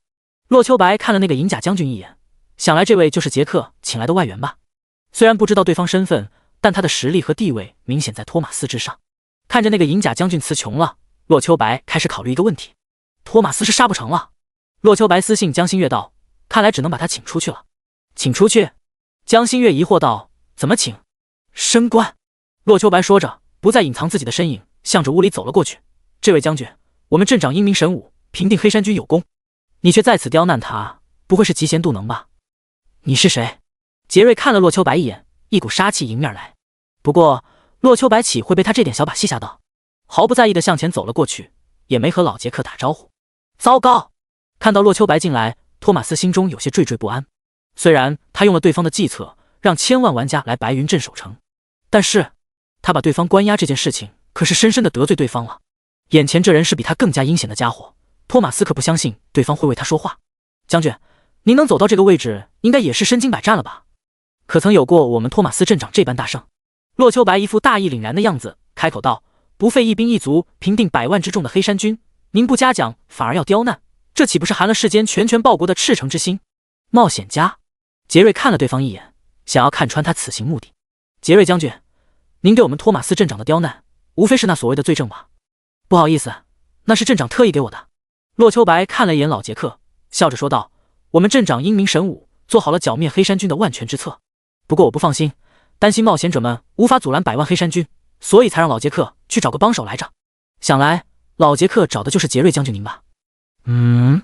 老杰克眼睛一亮，似乎跟上了洛秋白的节奏，看向杰瑞将军道：没错，是这样的，杰瑞，我怕你不愿出兵，所以才故意说托马斯叛变的，否则你怎么会带着20万白马骑过来呢？不过看来是我多虑了，你带来的那些兵一个都没用上。叔叔。杰瑞一时之间没明白叔叔的意思，想要询问却被他制止了。原来副镇长是您的叔叔啊，那我们就是一家人了呀。哼，洛秋白开怀大笑，继续道：杰瑞将军，您觉得我们镇长的计谋怎么样？有没有一代军师的水平？他还有着50级钻石级实力呢，就算在你们军队里都属于顶尖强者之列了吧？如此文武双全的人，您就不心动吗？咦？杰瑞眼睛一亮，他似乎知道眼前冒险者的想法了。他对白云镇可没什么忠诚，跟着叔叔过来，完全是因为对方长辈身份请求的缘故。而杰克叔叔的目标正是白云镇镇长，本来想问罪托马斯，然后让杰克叔叔上位的，如今看来完全可以把托马斯调入自己军队啊，给叔叔扫清障碍的同时，还能让自己多个强力属下。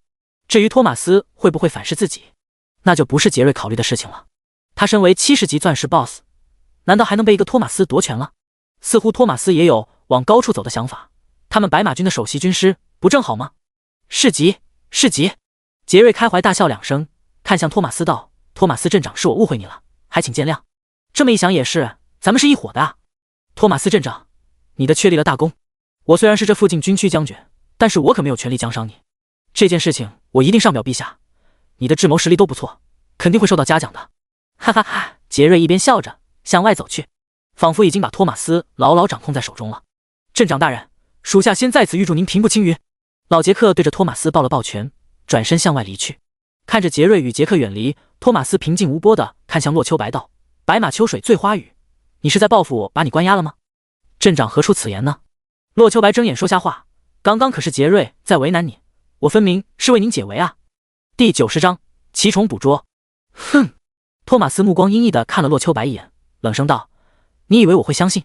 随便你信不信，反正我是信了。洛秋白一点不怕他，虽然打不死对方，但有江心月在这儿，他逃命还是能做到的。镇长，您的计划已经完成了呀。洛秋白信誓旦旦地道：黑山军被灭，白云镇近乎无损，您的名声定然大涨，那个杰瑞也会把您的功绩上表，您升官发财指日可待。你听着洛秋白的话，托马斯体会到了刚刚杰瑞的心情。嘿嘿，洛秋白心中暗爽，继续道：镇长，你的目的都达到了，还有什么不满的呢？来，笑一个。哼！托马斯冷哼一声，一甩袖子向着屋内走去。虽然一切都在自己计划之内，计划更是超额完成了，但此时此刻他却怎么也高兴不起来。儿子向来不听话，他早就放弃了，如今女儿也开始叛逆了，他这个老父亲真是操碎了心啊。这就完了？江心月看着3个 NPC 离开，好奇道：他们不打起来吗？应该是还有后续剧情吧。洛秋白摇了摇头，开口道：本来就是捡漏来的，既然托马斯不给奖励，那就找老杰克去。在托马斯这里走了个过场，两人又来到了老杰克的住处。老杰克似乎早就预料到2人会到来了，手边已经沏了一壶茶。看到二人进来，笑道：“哼，白马秋水醉花雨，还有清月孤灯梦菩提，没想到你们成长这么快，才不过几天时间就有如此实力了。”您客气了。洛秋白笑道：“刚刚我替托马斯说话，扰乱了您的计划，还请见谅。”呵呵，这都是小事儿，而且我觉得你的计策更加合适。老杰克邀请二人坐下，一边沏茶一边说道：“有你们冒险家帮忙，白云镇得以保全，并且全歼黑山军。托马斯是个人才，他所做的那些事情还不足以杀他。既然如此，不如让他戴罪立功。有您侄子在，把他调入军部却是不难。说起来，他真是连升3级了呢。”洛秋白拿起一个茶杯，轻轻吹了口气道：“托马斯离开，您就可以正大光明上位了吧？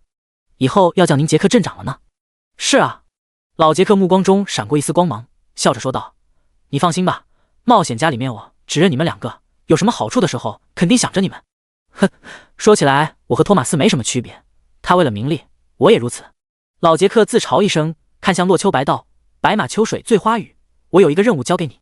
系统提示：老杰克向你发布任务，装备打造。白马军最近刚刚招收了2万新兵，希望你为他们打造2万人份的武器与铠甲。提示：领取任务后可获得装备打造图、无尽空间带、零食。任务完成后获得无尽空间带、永久、传奇级兵器1件、自身能用的技能书1本，所有技能经验提升至本级100%。接受。”毫不犹豫，洛秋白接取了这个任务。无尽空间带可以让自己包裹无上限，而技能经验直接拉满，更是能节约自己不少打怪时间。至于传奇级武器，那不就是钱吗？归根到底，这个任务就是花钱而已。他刚刚赚了2个亿，难道砸钱还不能把这个任务完成吗？更何况奖励里面有个传奇级武器，洛秋白甚至觉得那个武器的价值就足够完成这个任务了。老杰克让我帮他带回来2万白马坐骑。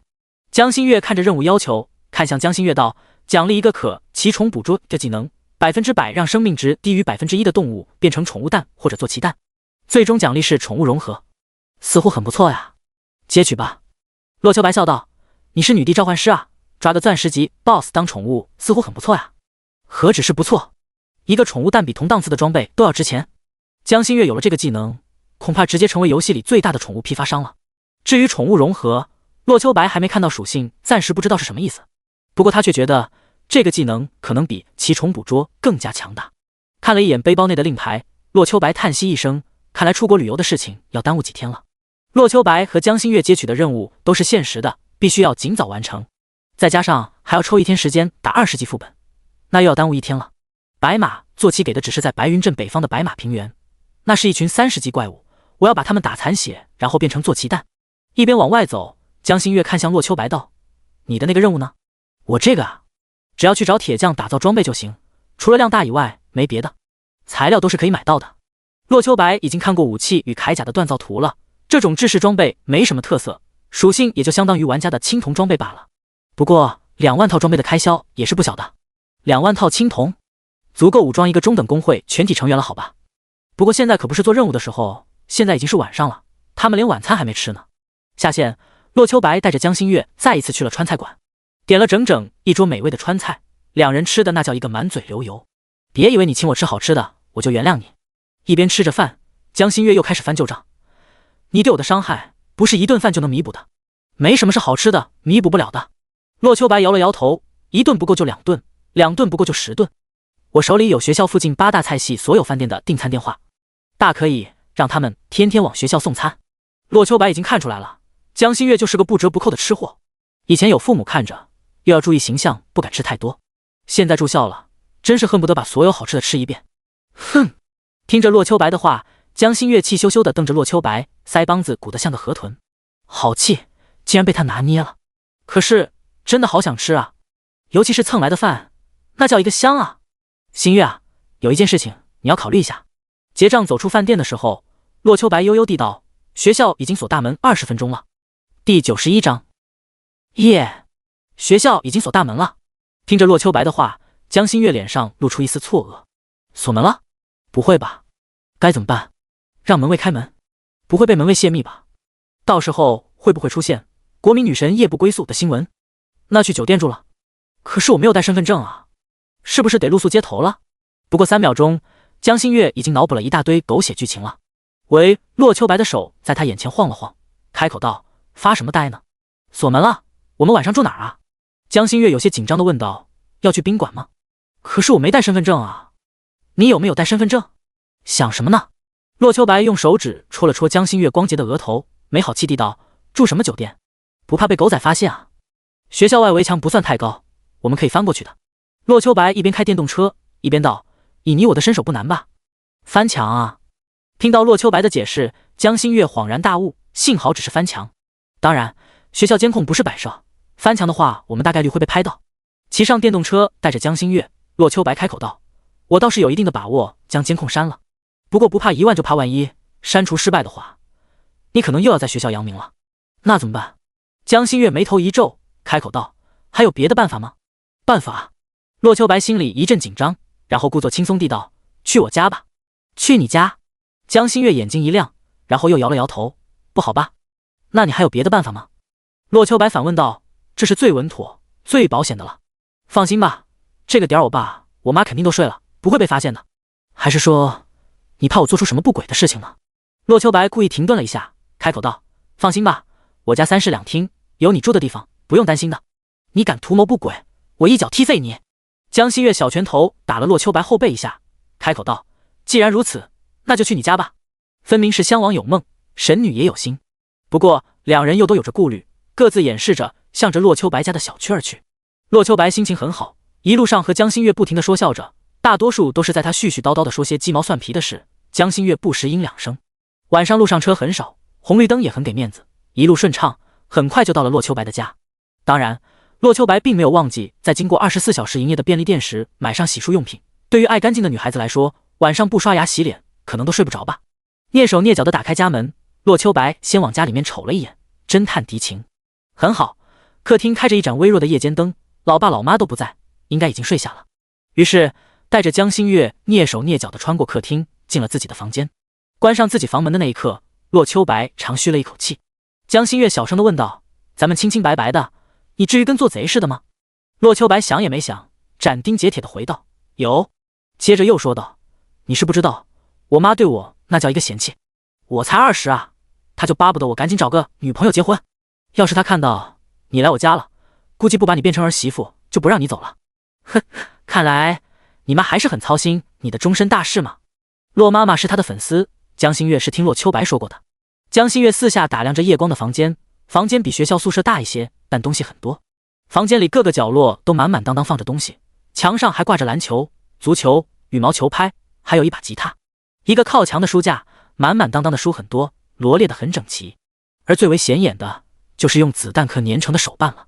一张不算大的床，床上是最简单的被褥，叠得还算整齐的放在床角。一张酒红色的电脑桌，桌上有台电脑，看起来像是有人经常打扫。没有发现明星海报，也没有各种什么奇奇怪怪的东西，挺干净，挺自律的呢。这是江心月的印象。我先去洗漱了。江心月脸色羞红，拿着刚刚买的丹心走到了盥洗室里。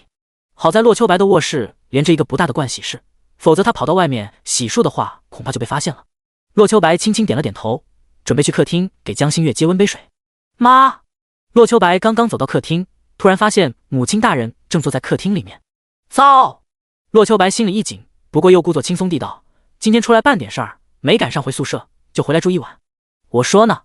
洛母白了洛秋白一眼，淡淡地道：“我还以为是小偷呢，都差点去厨房拿菜刀了。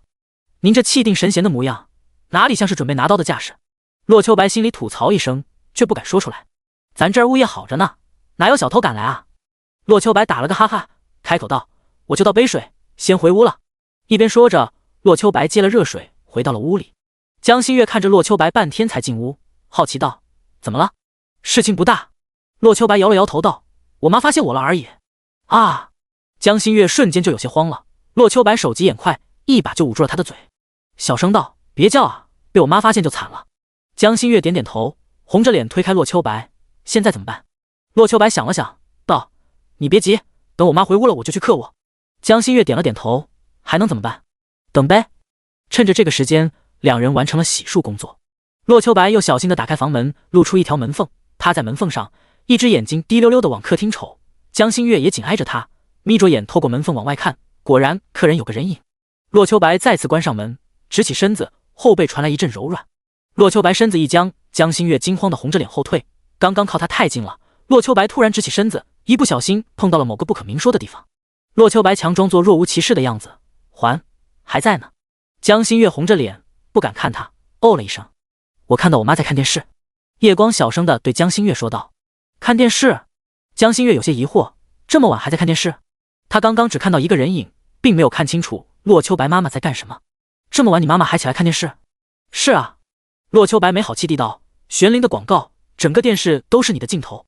哦，江心月红着脸低下了头，这样的脑残粉真是让人又爱又恨啊。江心月有些心虚地问道，不会是你妈妈发现了吧？不会。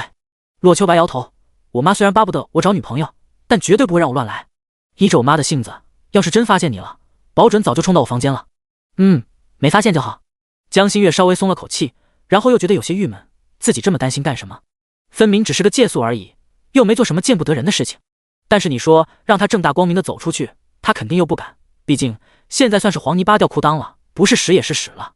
要是真敢出去，巴张嘴也说不清了。况且他这身份……又过了一会，洛秋白前前后后又偷偷看了2次，但是老妈一直在客厅看电视，好像一点要回去睡觉的意思都没有。想了想道，你先睡吧，我把我妈劝回去之后就直接回客卧了。江心月点了点头，等到洛秋白出门之后才解开衣服躺在床上。洛秋白若无其事地坐在旁边，依附和母亲聊天的样子。妈，还不睡呢？睡不着。洛母看都没看儿子一眼，继续盯着电视道，儿子不争气，20岁了都不带个女朋友回家，还不允许我看他偶像姐妹啊。哼，洛秋白总感觉母亲大人意有所指，心虚地道，看您这么喜欢玄灵，不如建个账号打游戏吧。第一高手白马秋水醉花雨带你升级，这可是别人求都求不来的。打怪升级就算了吧。洛母一脸嫌弃地道，旅个游逛个街什么的倒是可以，我已经让你爸给我订购头盔了，估计明天下午就能到货。那感情好啊。洛秋白笑着说道，您平时又没啥事儿，来游戏里总比您整天搓麻有意思啊。洛秋白继续道，妈，熬夜可对身体不好，您早点回去睡吧，别看了呀。也是，有点困了。洛母打了个哈欠，关了电视，起身向着客卧走去。哎，妈！洛秋白连忙道，您走错了，那是客卧。没错呀。洛母点了点头，你爸呼噜声太大，你不在的这2年，我都是和他分开睡的。你也赶紧回屋睡吧，明天不得回学校呢。分开睡？洛秋白愣了愣神，我爸打呼噜吗？好像没有吧。就在愣神之际，洛母已经走到了客卧里面，一时之间只留下洛秋白在客厅里傻傻的呆着。要不我今晚住客厅得了。你怎么又回来了？江心月看到洛秋白的身影，连忙紧了紧被子道，不是说你去客卧睡吗？我妈嫌我爸呼噜声太吵，她去客卧，我就只能回来了。洛秋白吐槽一声，开口道，你放心，你睡床，我打地铺就行了。江心月听着洛秋白的话，气成了一只河豚。他答应过来，就是因为洛秋白说房间足够的。如今成这个局面，他也会不好意思的啊。这让他怎么想我啊？江心月一阵紧张，会不会怀疑我是个随便的女孩？就在江心月纠结之时，洛秋白眼巴巴地看着他，问道，行吗？江心月没说话，脸颊有些微红，声若蚊蝇地嗯了一声，最终还是答应了。不答应能怎么办呢？关灯，睡觉。今晚多云，月亮都被云朵给遮住了，又是月底，没什么月光，关了灯，整个房间就陷入了几乎伸手不见五指的黑暗。当然，江心月睡的是床，洛秋白打地铺。黑暗里，江心月躺在洛秋白的床上，盖着洛秋白的被子，脸蛋一直红扑扑的，幸亏关了灯，洛秋白也看不见。洛秋白的被子刚刚晒过，被套也是新换的，没什么异味。但江心月盖在身上，却清晰的能闻到浓浓的属于洛秋白身上的味道，说不出好闻不好闻，也说不出是什么味，但这种味道让江心月一直心乱如麻，脸红心跳。第92章黑龙潭。清晨，洛秋白5点就带着江心月开溜了。他知道父亲大人起床时间，要是再晚一些的话，没准就要撞上了。由于学校大门开没有开，两人直接在附近的公园完成了晨练。吃过早饭之后，两人一起回了宿舍。也许是由于昨晚的经历，两人的关系又密切了不少。虽然没人捅破这层窗户纸，但距离恋人关系也就一线之隔了。回到游戏，洛秋白和江心月分别去做各自的任务。江心月的任务就是收集坐骑蛋而已，把那些怪物打残血之后收成宠物即可。而洛秋白则是需要收集好2万份材料去找铁匠。如果是往常，洛秋白要收集这么多材料还需要费时费力，但昨天他刚刚结交了炎黄盟众位高层啊。炎黄盟的收入来源主要就是打金和出售材料。洛秋白找他们购买材料，简直就是照顾对方生意啊。不过，洛秋白并没有第一时间去询问铁血军魂，而是在拍卖行看了一眼各种材料的报价。洛秋白知道，如果自己直接去找对方的话，铁血军魂肯定会给自己按最低价甚至赔钱价出售。洛秋白可以占别人便宜，但不能那么对自己人。他知道，如果给高了，对方不会接受，会被对方认为是侮辱。因此，洛秋白直接明确了市价。按照今天的物价计算，一套装备得5000啊！不看不知道，一看吓一跳。洛秋白也没想到，完成这个任务竟然要花一个小目标。不过，洛秋白还是决定把这个任务做出来。一个小目标又如何？和任务奖励相比，还是奖励更加吃香啊！洛秋白找出铁血军魂的联系方式，给他发去一则消息：团长，我来求救了。铁血军魂很给面子，简直就是秒回：秋白，怎么了？遇到什么危险了？我需要一批材料，打算从团长您那里购买。洛秋白也没见外，直接把2张装备制作图发了过去。团长，就是这上面的材料。这材料很普通啊，你在哪？我找人给你送过去。洛秋白看着对方的回复，连忙道：团长，这是我刚刚接到的一个任务，一共需要2万份材料，您帮我准备一下吧。咱就按照市价结算，千万别给报低了呀。洛兄弟，真是不知道该怎么感谢你了，大恩不言谢，这单生意我接下了。铁血军魂不笨，他知道这是对方特意为炎黄盟着想。炎黄盟的成员不少，技术水平也比得上各大工会精英团，但是工会性质决定了他们的福利却很一般。昨天杀的 BOSS 让他们赚了1个亿，今天这份清单的材料钱除去成本也能让他们赚4000万开外。一切尽在不言中，铁血军魂没有多说什么，只是找来负责人督促他把东西全部备齐。这一边，洛秋白在把事情委托出去之后，一下子扎进了副本任务。如今已经26级了，也该把20级副本刷通了。如今20级往上的玩家已经不少了，虽然不是所有人都能通过地狱级副本，但是20级勇士副本已经有人通过了。黑龙潭副本记录：第一，勇士级潇湘阁1小时27分钟；第二，勇士级英雄联盟2小时6分钟；第三，勇士级王者荣耀2小时11分钟；第四，勇士级炎黄盟2小时21分钟；第五，冒险级纵横天下1小时54分钟。已经有4个队伍通过了勇士级，而排在第5名的却只有冒险级。洛秋白确认之后，一下子扎进了黑龙潭简单副本。说是黑龙潭，不过这里的 BOSS 只是个有着一丝龙族血脉的巨蟒而已。洛秋白进去之后，没有理会路上的小怪，直接冲着 BOSS 杀了过去。黑泽蟒，等级25， HP 20万，攻击力1500，防御力1500，魔法防御1000，技能蛇吻、绞杀、黑龙摆尾。简简单单一个 BOSS， 洛秋白根本没把他放在眼里，几个技能轰击过去，直接就通关了。3分21秒，洛秋白相信自己的用时是最短的。不过这只是普通副本，根本没资格进入排行。紧接着是冒险级，冒险级的难度增大了不少，主要是之前几个精英怪进化成准 BOSS， 准 BOSS 进化成 BOSS 了。洛秋白没有放过 BOSS 掉落，最终用了10分钟才打通冒险级副本。1小时后，黑龙潭副本记录再一次刷新了。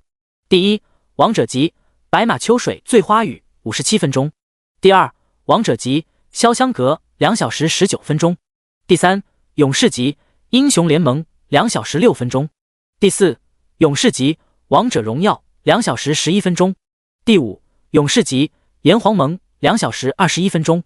洛秋白以不足1小时的时间强势刷新王者级副本时间，而潇湘阁也已经打通了王者级副本。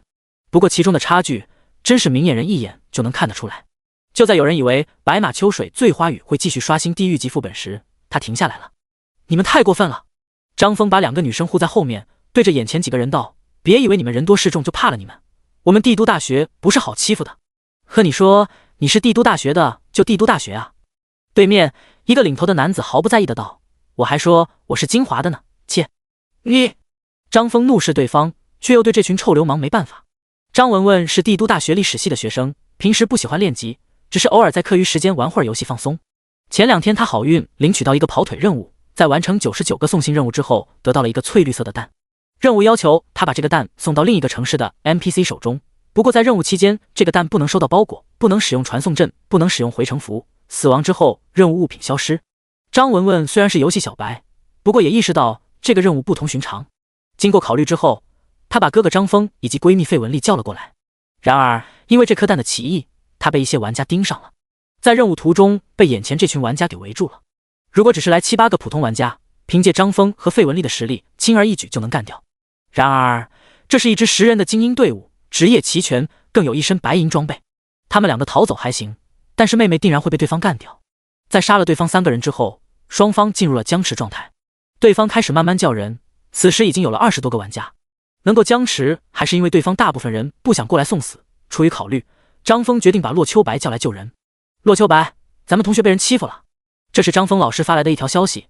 洛秋白收到消息的第一时间就问清地址杀了过去。通过传送阵，洛秋白到了距离最近的城市。当他看到那群人的时候，已经是40分钟之后。洛秋白知道张老师是在拖时间，看样子已经到了，马上就要动手了。第93章德鲁伊。既然谈不妥，那就不谈了，给脸不要脸的东西。领头的巨人族骑士见对方油盐不进，对着手下道：“给我把这个男的和后面那个女的一起杀了。”他感觉到那个淡不凡，生怕战斗时把他打坏了，因此想让对方主动交出来。既然不交，那就硬抢吧。看着对方冲了上来，张峰立即持剑迎了上去。他的属性并不比这些人强多少，能打赢2、3个都是靠技术来的。而身后费雯丽也开始大杀特杀。费雯丽已经完成了隐藏职业转职任务，又有着暗金武器在手，她的杀伤力真是全场最强了。对方之前也正是忌惮她才没有强行攻击，但此时既然要战斗了，她也被众人专门针对上了。铺天盖地的剑矢魔法向着她飞了过来，只是几秒钟就把她的生命值打得见底了。哪怕她已经秒杀了4个人，但她也是随时面临着回复火点报道的可能。烈火咒、神风咒、天雷影。就在费雯丽即将被对方秒杀的时候，洛秋白的攻击落下了。只是简单的几个攻击就已经打得对方7零8落。那个领头的人吓得肝胆俱裂，他哪里见过这个架势，连忙求饶道：“别动手，误会。”就在对方还没说完话的时候，洛秋白的攻击已经落下了，丝毫没有理会是否误会，几十号人尽数被洛秋白洗劫一空。秋白，张峰看到是洛秋白到来，心中大喜。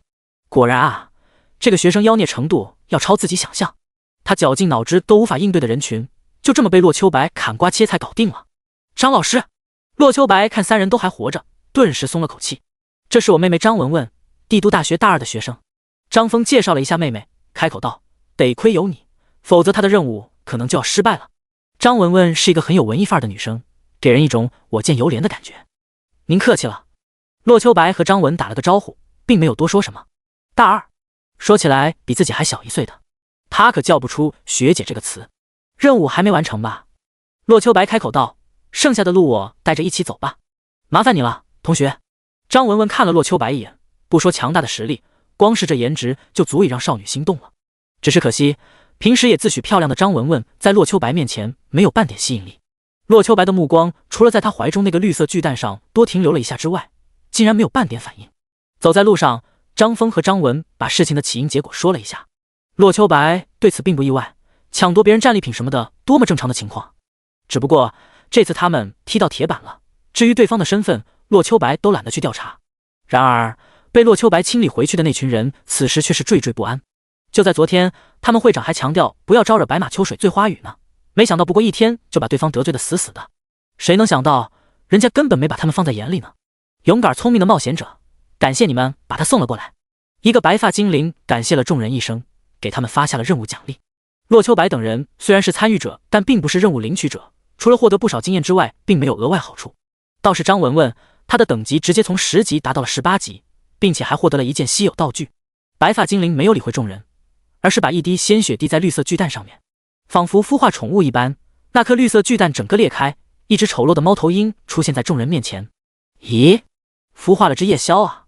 洛秋白看到那只猫头鹰，顿时大失所望，还以为会是什么强大的宠物或者坐骑呢，没想到只是一只夜枭。果然还是不行吗？白发精灵失望地摇了摇头，他的脸色仿佛又苍老了一分。看来德鲁伊的荣耀真的无法在炎黄大陆出现了。德鲁伊？洛秋白眼睛一亮，看向对方道：“老人家，你说这只夜枭是德鲁伊？”哎，白发精灵叹了口气，看向洛秋白道：“年轻的冒险者，你听说过德鲁伊的由来？”这个洛秋白张了张嘴，他只是听过这个名字，但对于他的由来就不得而知了。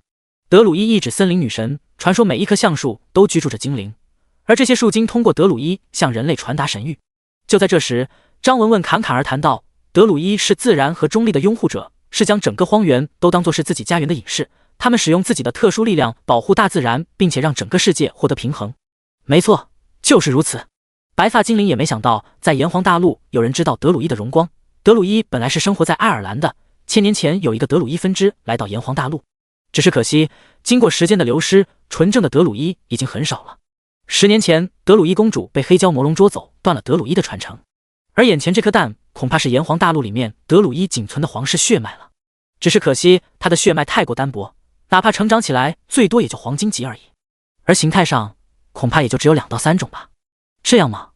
洛秋白眼珠一转，开口道：“那德鲁伊公主的血脉应该很强吧？她被黑胶魔龙抓走，把她救出来不就好了？”救？没错，可以救回来。白发精灵眼睛闪过一丝光亮，目光看向洛秋白道：“我通过秘法得知，德鲁伊公主虽然还很虚弱，但是她的确还活着。冒险者，你愿意去黑龙潭救回德鲁伊公主吗？我愿意给你丰厚的奖励。”黑龙潭？洛秋白眼睛一亮，这不正是他正在刷的副本吗？看来这是地狱级副本的分支任务了。洛秋白不动声色地道：“你能给我什么奖励？那黑胶魔龙10年前能抓走德鲁伊公主，现在实力岂不是更强？我得看看任务奖励是否值得我去冒这个险。”奖励？白发精灵思索了一下，看了一眼手中的夜宵道：“我愿意把它送给你，一个将来能达到黄金级的德鲁伊作为伙伴协同作战。一只黄金级宠物，我可用不着。”洛秋白不屑道：“如果只是这样的话，那就算了吧。小子，你放尊重点。”白发精灵道：“德鲁伊怎么可能成为宠物？他只是在你身边协同作战而已，感情还不如宠物呢。”洛秋白露出鄙夷的神色，看来这德鲁伊命该如此啊，那就算了。一边说着，洛秋白准备回白云镇了。冒险者，请留步。第94章，拯救公主。我愿意把这个和这只德鲁伊送给你。白发精灵拿出一个翠绿色小瓶子道：“这是一滴传说级精灵的精血，它有一定的概率把德鲁伊的潜力提升到暗金级，就给你当做定金吧。”这样吗？洛秋白看了一眼小绿瓶，顿时有了一个大胆的想法。那我就勉为其难答应你吧。洛秋白看在任务奖励的份上，领取了这个任务。系统提示：你领取了任务拯救公主娜塔莎。10年期，德鲁伊公主被黑胶魔龙捉走，如今黑胶魔龙突破在即，德鲁伊公主即将面临生死危机。勇敢的冒险者，去吧，把她救回来。任务奖励：德鲁伊幼崽传说级精灵精血。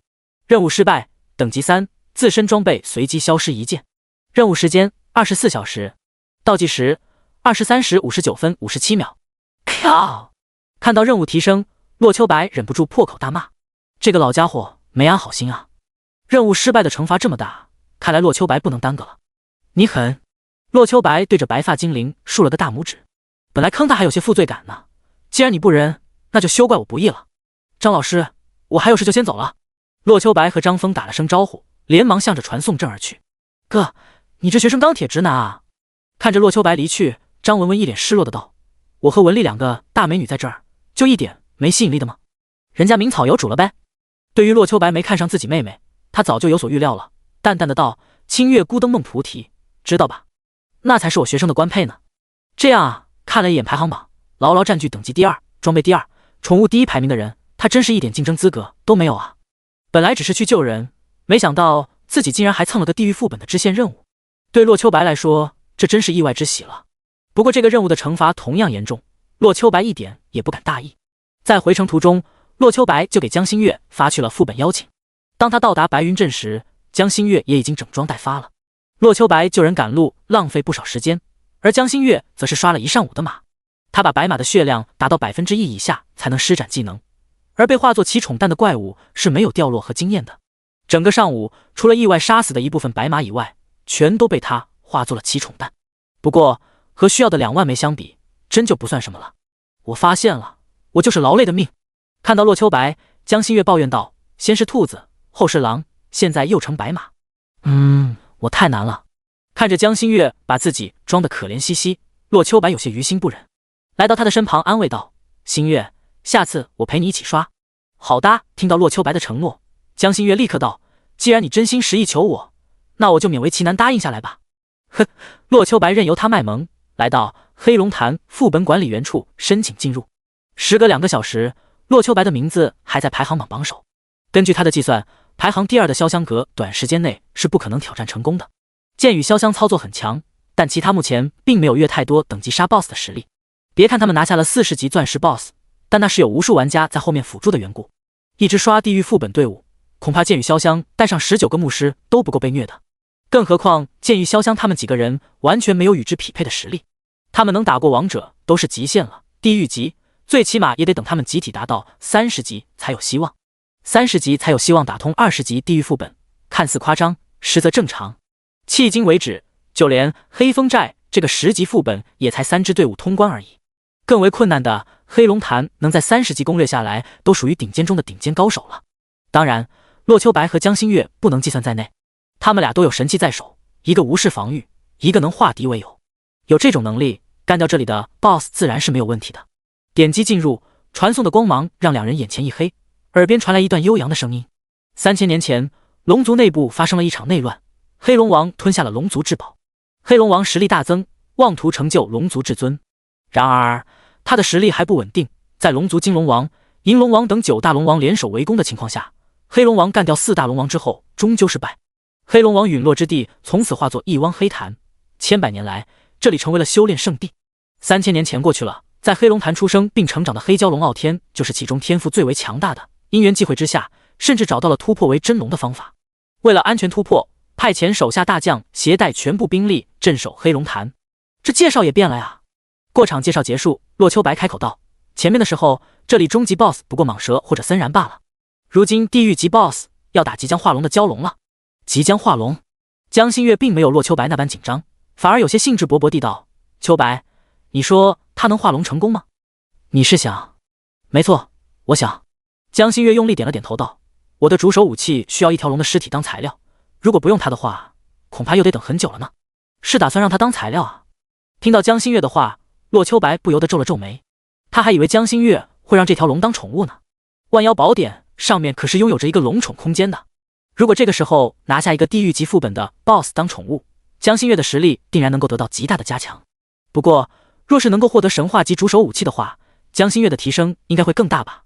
好，洛秋白点了点头道：那我就帮你完成了它。江心月点了点头，与洛秋白一起向前去杀怪物。血蟒，等级25， HP 5万，攻击力1500，防御力1000，魔法防御500，技能蛇吻。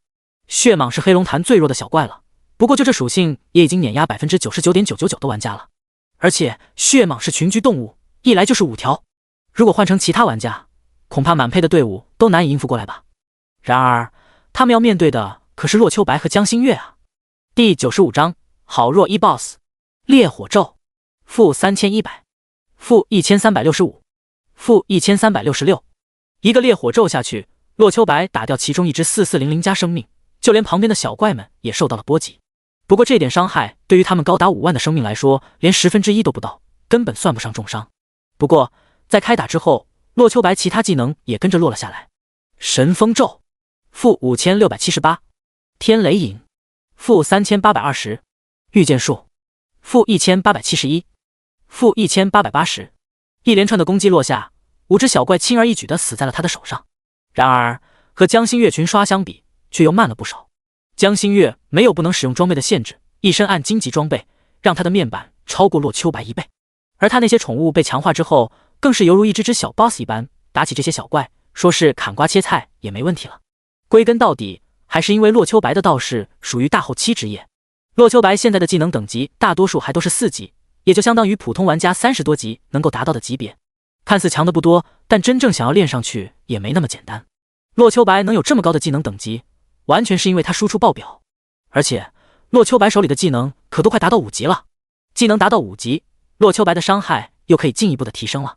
若是完成收集2万套装备的任务，他的技能更是可以达到6级的地步。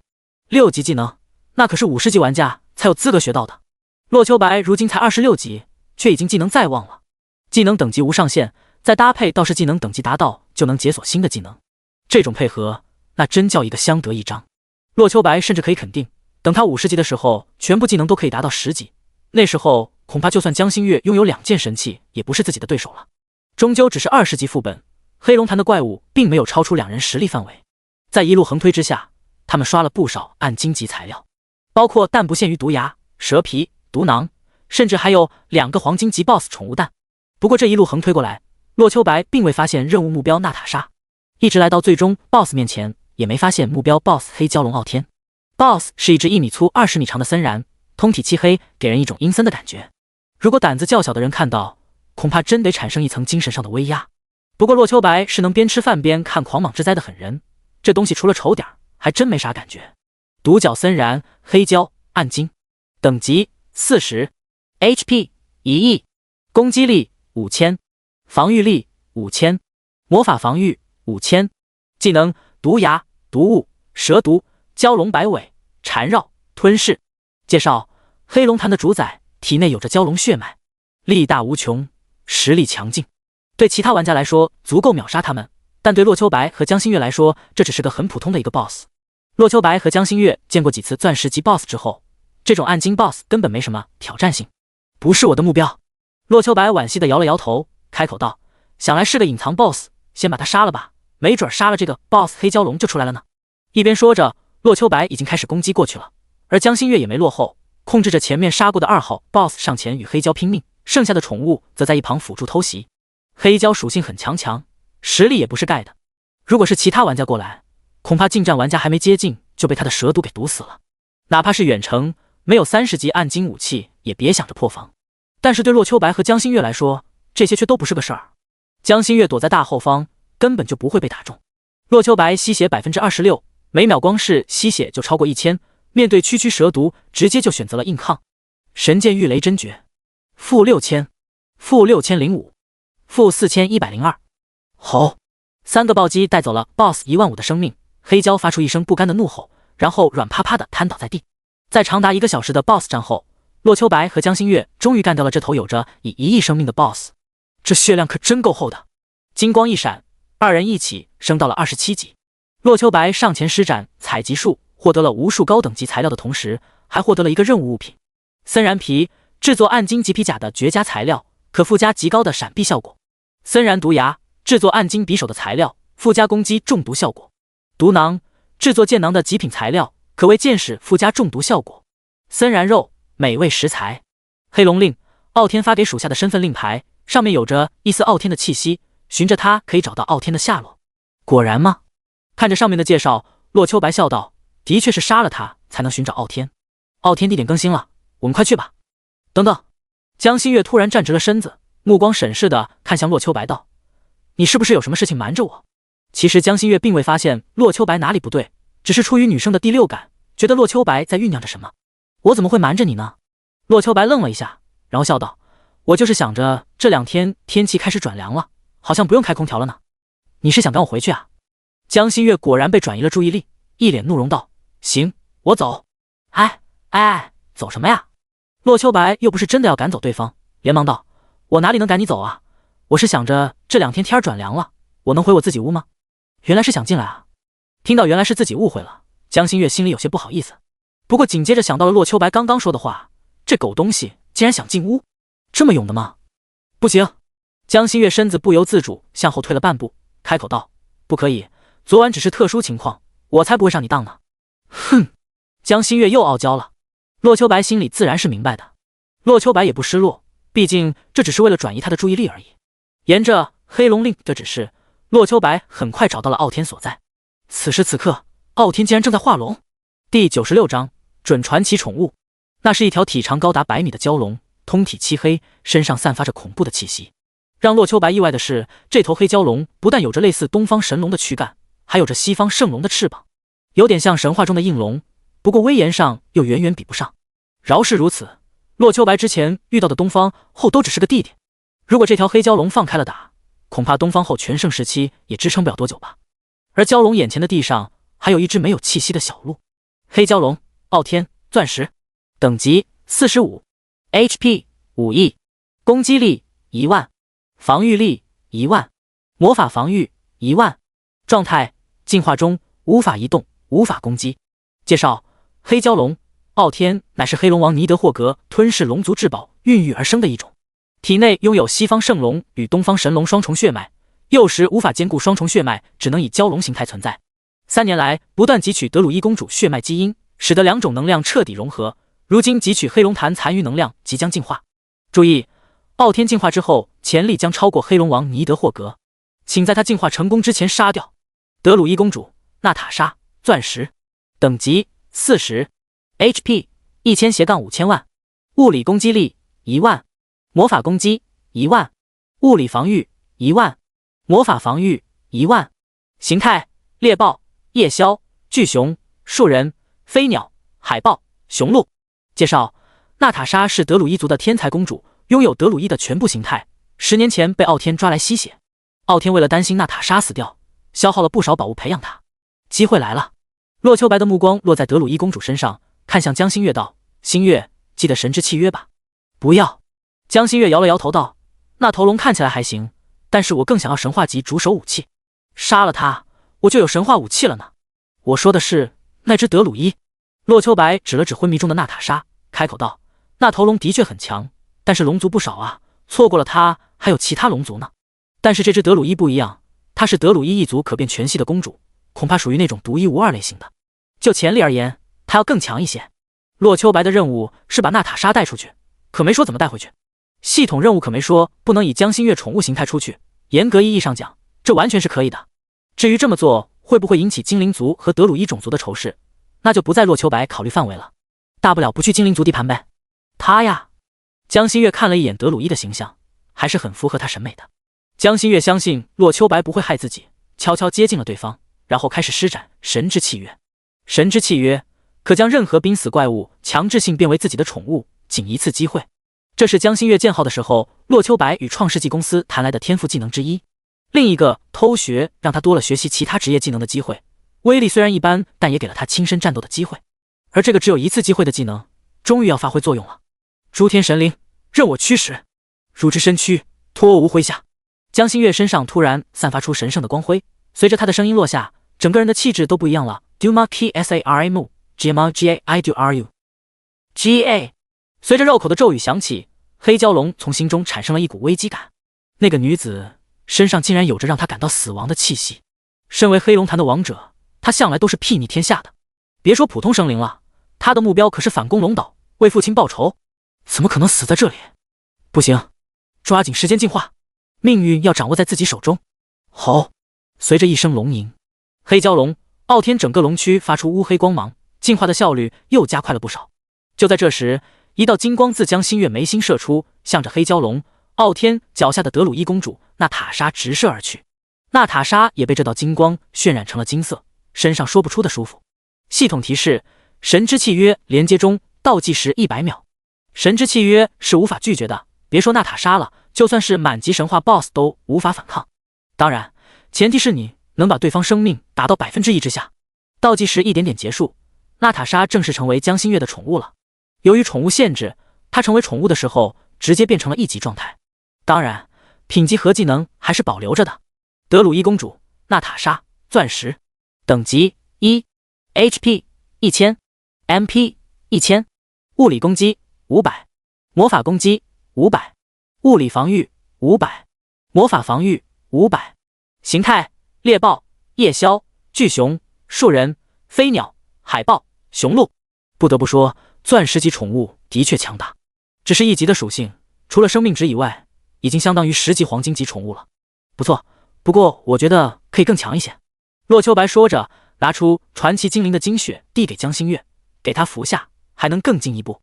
传奇精灵的精血蕴含着大量能量，有一定概率让品质低于传奇级的精灵族或者德鲁伊得到进化。这正是之前那个给洛秋白任务的白发精灵给洛秋白的东西。那家伙给洛秋白发布任务的时候，直接要求1天完成。试问，当前除了洛秋白之外，还有多少人有资格进地狱级黑龙潭副本？这个任务摆明了不想让玩家完成，得亏遇到了洛秋白，否则的话，谁领取谁牺牲。等级3，身上装备消失1件，这样的损失，试问谁受得了？从领取任务的时候，他就没想着正经完成这个任务，拿到对方准备给他的那只弱鸡德鲁伊。他的目标从一开始就是这只德鲁伊公主。至于传奇精灵的精血，不过是赠品罢了。传奇精灵的精血可以给那个弱鸡德鲁伊使用，自然也可以给这只德鲁伊公主了。在江心月把东西喂给德鲁伊公主之后，她的身上出现了一层红雾。洛秋白知道进化开始了。系统提示：您的宠物德鲁伊公主娜塔莎服用传奇精灵的精血得到进化。系统提示：您的宠物德鲁伊公主娜塔莎进化为准传奇级。德鲁伊公主娜塔莎准传奇，等级1 ，HP 2000，MP 2000，物理攻击1000，魔法攻击1000，物理防御1000，魔法防御1000。形态：猎豹、夜枭、巨熊、树人、飞鸟、海豹、雄鹿。好强！江心月看着新宠物的属性，那叫一个满心欢喜。完了！创世纪公司王海看到江心月的宠物，直接瘫倒在地上，马上给他们两个发出邀请。王海怒道：“让他们来创世纪公司参观。”第97章黑龙。王海感觉最近短短1个星期，自己的寿命都被这两人摧残的少了几十年，一定是开挂了，否则怎么可能做到？王海怒气冲冲地捶着大腿，双眼猩红，仿佛要择人而是一般。拯救那塔莎特的任务前面都没有问题，难度上来说，只要能通关地狱级黑龙潭，然后把娜塔莎带出去即可。可是谁能想到，一次性天赋技能神之契约被用在这里呢？和那只东方后一样，德鲁伊公主娜塔莎身上可是有大型任务链的，如今成为了玩家的宠物，这相当于整条任务链都要断掉了，那可是无数程序员和设计师的心血啊！年轻时王海也是职业玩家，就是因为有着对游戏的热爱，他在退休之后才加入创世纪公司参与游戏开发。游戏中出现高手，他乐见其成，但是他绝不允许有人开挂毁掉几十万人精心制作的游戏。吼！随着一声龙吟响起，黑蛟龙傲天的进化也到了尾声，最后的 BOSS 战了。在娜塔莎成为江心月新宠物的时候，洛秋白紧了紧手中清平剑道：“心月，一会儿要拼命了。”江心月把所有宠物召唤出来，做好了与之战斗的准备。黑龙傲天史诗，等级30，HP 5亿，攻击力1万，防御力1万，魔法防御1万，技能龙爪、龙威、龙吟、神龙摆尾、黑龙吐息。介绍：黑蛟龙傲天乃是黑龙王尼德霍格吞噬龙族至宝孕育而生的一种，体内拥有东方神龙与西方圣龙两种血脉，经过多重炼化，如今已进化完成。虽然现在只是史诗级，但已有成为神话级的希望。进化成史诗级了，并且还打通了成为神话级 BOSS 的潜力。看着介绍，洛秋白露出难以置信的神色。BOSS 进化了，别看属性没有上涨，等级更是掉了不少，但洛秋白可以肯定，现在的他比之前强了不止1倍。品级的优势的确可以靠等级抹平，但是品级带来的优势也不是等级抹平属性就足够了。就拿装备来说，他手中神话级的清平剑也就510攻击力，看起来还不如30级暗金呢。但是洛秋白却自信，2个40级暗金带来的提升也比不上他手中清平剑。为什么？还不是品级带来的附加更强吗？眼前的黑龙就是如此，看似等级下降，属性没有提升，但却比之前强大太多了。等他再恢复原本等级时，恐怕打之前的自己10个都轻而易举。传奇与史诗是一个档次，人形生物是传奇，而非人形生物是史诗。哪怕游戏里的终极 BOSS 也不过是史诗级而已。至于神话级，那都是如通天教主、女娲一般的背景板，根本不会正式出现在大众面前。可是眼前这条黑龙竟然有成为神话级的可能，哪怕只是可能，这也代表着他前途不可限量。只要不死，最起码也能成长到终极 BOSS 的级别。洛秋白看向江心月道：“地狱级副本的终极 BOSS 我们已经杀了，隐藏任务也已经完成了。坦白来说，这条龙根本不是我们必杀任务。”江心月点了点头，的确如此，任务里并没有杀傲天的要求。只是江心月不甘心地看了黑龙一眼，这家伙可是有神话级潜力啊！如果能成为自己的武器材料，那该多好啊！别想太多了。洛秋白看向江心月道：“你先出去吧，这都中午了，该去吃午饭了。那你呢？”江心月脱口而出：“是不是想要留下？”我不许说谎。江心月目视洛秋白：“我希望你说实话。”好吧，我想试试。洛秋白知道瞒不过去，开口道：“心月，你知道的，我想当职业玩家，想当游戏第一人。如果是毫无希望的神话级 BOSS， 我肯定不会理会。不过只是30级传奇级，我未必没有一战之力。”行。洛秋白本以为很难才能说服对方，没想到江心月满口答应下来了。只见他一脸苦涩的道：“我留下只是累赘，你去吧，我等着你凯旋。”说完，江心月不舍得拿出回城符，消失于洛秋白的眼前。艾洛秋白叹息一声，他知道刚刚让江心月离开肯定伤他的心了。不过面对最终 BOSS， 他再也没有用啊。与其白白牺牲，还不如把损失降到最低呢。那接下来就是我们之间的战斗了。洛秋白看向黑龙，傲天手持长剑向着黑龙杀了过去。三花巨顶开！三花巨顶3级，将精气神极致凝练来升华自身。当前阶段每秒钟消耗30MP， 提升30%攻击、防御、速度。这个技能很强，但只是3级就能给自己带来30%全属性增幅了。自从洛秋白获得以后就经常开着，只可惜升级速度太慢，这么久才到3级。御剑术，洛秋白手中青平剑脱手而出，刷刷2剑向着黑龙斩去。负1501，负2531，两个数字从黑龙头顶飘出，但对于黑龙来说却有些不痛不痒。吼！人类，你惹怒我了！傲天瞥了地面的洛秋白一眼，冷声道：蝼蚁般力量竟然能够伤害到我，总会有地上的生灵敢于直面巨龙的威严。傲天淡淡的说了一声，一尾巴向着洛秋白扫了过去。普普通通的一个甩尾，却有着排山倒海之势。来了！洛秋白感受到恐怖的威压，知道后退是没有用的，索性接连几个技能轰击过去。神风咒，负4013；烈火咒，负2863；负1203；寒冰咒，负1998。几个技能打下去，虽然威力削弱不少，但起码还是能够造成有效伤害的。就在那条尾巴到来之际，洛秋白举起手中长剑，太极生2仪，负4021加135，两个数字分别从洛秋白头顶飘了起来。与此同时，黑龙的身上也冒出一个501的伤害。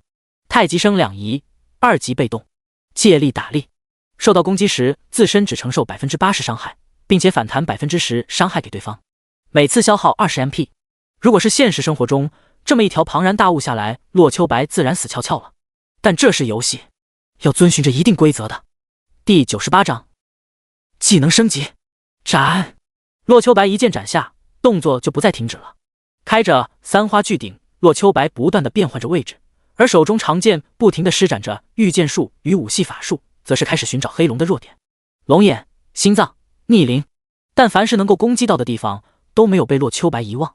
寒冰咒、烈火咒、神风咒、后土咒、天雷影乃至不常用的尸毒术，都在傲天身上的不同位置用了不下100次。不过这头黑龙真是不弱，洛秋白尝试了多个部位，也只是发现它对火属性的抵抗弱一点，打在眼睛上的时候有着不输于天雷影的威力。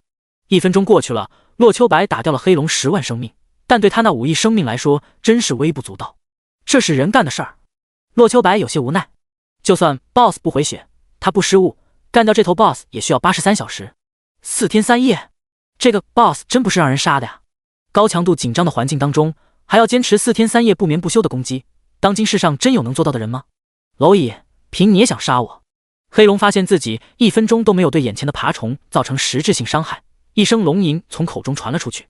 龙吟，声波类攻击技能，对周围造成70%物理攻击，正70%魔法攻击，伤害随着距离变远降低。负2010，负3050。一声龙吟，竟然还出现了一个暴击伤害。得亏洛秋白距离对方较远，而且生命值远超当前玩家。2个高额伤害从洛秋白头顶冒出，此时他的生命值只剩下1/10。烈火咒，负3002，负1301。神风咒，负5624。2道攻击下去，洛秋白的生命吸回来一部分。就在 BOSS 回气的时候，又是几道御剑术把生命值吸满。你杀不了我，那迟早就会死在我的手上。洛秋白冷笑着在龙躯上翻转攻击。系统提示：你的御剑术经验已满，5级了。洛秋白眼睛一亮，一边向后退一边打开技能栏。御剑术4级，道是控制法剑的普通进攻手段，既可远程操控，又可近战持有。每一击造成65%物理攻击力，正65%魔法攻击力。洛秋白早就买了几十个技能升级时，此时技能经验满了，洛秋白连忙把御剑术提升到了5级。系统提示：你的御剑术达到5级，解锁新技能逍遥游。逍遥游被动，精妙步法，增加移动速度与闪避率。虽然只是增加移动和闪避，但对洛秋白来说却是极其重要的。有了这个技能在，洛秋白的生存空间又能提升不少。随着御剑术等级达到5级，其他技能也是接连突破。10分钟后，烈火咒达到5级，威力获得不小的提升。又过了3分钟，太极生2仪达到4级，解锁新技能2仪生辉。两仪生辉是一个借力打力的技能，在洛秋白手上用起来那叫一个得心应手。15分钟后，神风咒达到5级，威力大大提升。17分钟后，寒冰咒、后土咒、天雷影先后达到5级。这3个技能的威力并没有提升，但他们的 CD 则缩短到了3秒。强控制类技能 CD 只有3秒，再加上清平剑减少 27% CD， 技能 CD 只剩下微不足道的 2.19 秒。恐怕当前最强控制系玩家也不过如此吧。然而，哪怕这些技能升级了，洛秋白的胜率依旧渺茫。很好，洛秋白强打精神，技能等级的提升让他屠龙效率再次提升。之前还需要83小时，现在看来用61小时就够了。可恶的洛秋白，竟然嫌弃我！就在洛秋白杀 BOSS 的时候，江心月已经下线来到餐厅。平时都是洛秋白负责点菜买饭，今天他自己过来，着实有些不习惯了。尤其是少了洛秋白在身旁，又有不少同学大着胆子过来找他要签名。好在帝都大学的学生素质都很高，并没有出现让人引起不适的举动。一边吃饭，江心月只为自己实力不济而自责。平时打小怪的时候，仗着手底下的宠物横行无忌，可是面对真正强者的时候，他的不足就一览无余了。不只是缺少真实伤害不能破防，还有操作技巧上面和洛秋白有着不小的差距。我的咏春拳还很不足啊。江心月想着，是不是也该学点其他手段？师傅，我想学鞭法和步法。江心月给教导自己武功的师傅发去一条信息，希望能够学点其他功夫。心月，我们又见面了。就在江心月起身准备回宿舍的时候，一个闷骚男挡在了他身前。你是谁？江心月看着他手中的鲜花，不由得露出厌恶的神色。我不认识你，别叫那么亲密。我姬太美啊。闷骚男摆了个自以为帅的姿势，开口道：全明星战队的副队长。心月，你也是大明星呢，来我们战队吧。里面的队友全都和我们一样。全明星战队，这是几个娱乐圈大佬组织的工会名下战队，他们把明星包装成高手，把高手包装成明星，只要长得符合大众审美，随便弄点作品出道就能成为这个战队的成员。全明星战队总共有着100来个成员，他们工会的成员全是这些明星的脑残粉。今天评论个4小花旦，明天来个糖果超甜，今天唱跳篮球，明天大碗吃面，反正不干正事儿。但是人家的脑残粉舍得花钱，甘心奉献，把自己千辛万苦打来的金币、材料乃至装备和技能奉献给自己的偶像，一个个还甘之如饴。除了内部经常有成员为了偶像而撕逼内战之外，可谓是发展最为和谐迅速的工会。没兴趣。江心月没认出来眼前的姬太美，但是他知道全明星战队的，对他来说这样的工会毫无意义。心月，姬太美不死心，这可是他看上的女人，自然要想尽办法弄到手。就在他的手即将拍在江心月肩膀上的时候，江心月仿佛有所感知，转身一个侧踢踹了过去。姬太美的身子直接腾空而起，向后飞了4、5米远。姬太美连吭都没吭一声，直接晕死过去。不过从她那嫣红的裤子上可以看出，她这次直接可以改名叫姬美了。整个餐厅顿时变得鸦雀无声，仿佛被施展了定身术一般。万万没想到，江心月这么个小美女，竟然有着这般强大的战斗力。那一脚的风采，恐怕世上9成9的人做不到吧？想打我主意？哼！江心月冷哼一声，一边往回走，一边打电话。爸，又有人打我主意。你找罗律师帮个忙，准备打官司吧。对了，出于人道主义，让林然医生给他订个 ICU 吧。第99章龙卫反杀。时间过了1个小时，黑龙仍旧没能杀掉这个蝼蚁一般的家伙，哪怕命中对方，可也一招秒杀不了对方。在自己第2招攻击到来之时，他又能回满血了。这么赖皮的家伙，真是平生仅见。黑龙能看出来，这一切都是那柄剑的缘故。如果没有那柄剑，他杀眼前这个家伙，真是和碾死蚂蚁没什么区别。清平剑神话级，品质神话级，随着玩家等级提升而提升。状态已绑定。物理攻击510，魔法攻击510，五维27，无视物理及魔法防御。暴击概率正27%，吸血正27%，暴击伤害正27%，基础伤害正27%，攻击速度正27%，释放速度正27%，减少 CD 正27%。因为清平剑是魔物双攻的缘故，它的基础攻击力只有同级同频武器的70%，而且它上没有任何威力强大的主动技能，没办法发出强大的攻击技能。但是清平剑仍旧能够立足于神器行列，为何？就因为它的强大。整柄剑没有半点废物属性，伊舍尔的被动效果随着等级提升还能提升，这也正是洛秋白能够越级挑战的底气所在。如果只是一柄普通暗金武器的话，别说挑战黑龙了，他那低面板可能连剑与潇湘都打不过。不能再等下去了，黑龙刚刚突破，没准会引起强者的觊觎。如果再不走的话，没准就要被强者抓走当坐骑了。就在这时，黑龙以排山倒海之势向着洛秋白一个俯冲。洛秋白之前已经经历过无数次俯冲了，看到他过来，接连几个技能扔出去，带走了黑龙10000生命。这铺天盖地的技能下去，直接把黑龙的俯冲趋势抵消大半，哪怕被撞到，也不会被秒杀了。然而就在这时，本该撞上洛秋白的黑龙突然张开了嘴巴，血盆大口，足足有着5米多，嗷呜一口，洛秋白就被吞入腹中。吼黑龙一声龙吟，洛秋白感觉到那声波冲着他冲击过来，整个人直接晕了过去。哼，吞了你，再炼化那柄剑，我的实力一定能更进一步。黑龙心里想着，直接冲破天际。系统提示：您被黑龙傲天吞入腹中。黑屏了5分钟，洛秋白终于有了感知。当他得知自己被吞入黑龙腹中之后，一时之间不知道说什么好了。钻到对方肚子里反杀，这可是孙悟空的绝活。那句嫂嫂张开嘴，我要出来了过了数千年，依然被人们铭记。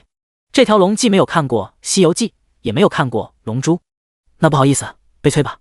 御剑术-3014，-3102，刷刷2剑打在黑龙肠子上面，硕大的字数让洛秋白吓了一跳。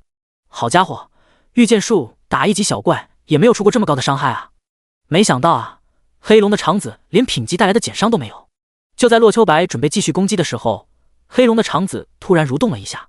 洛秋白眼疾手快，连忙用手中长剑扎在黑龙肠子里面。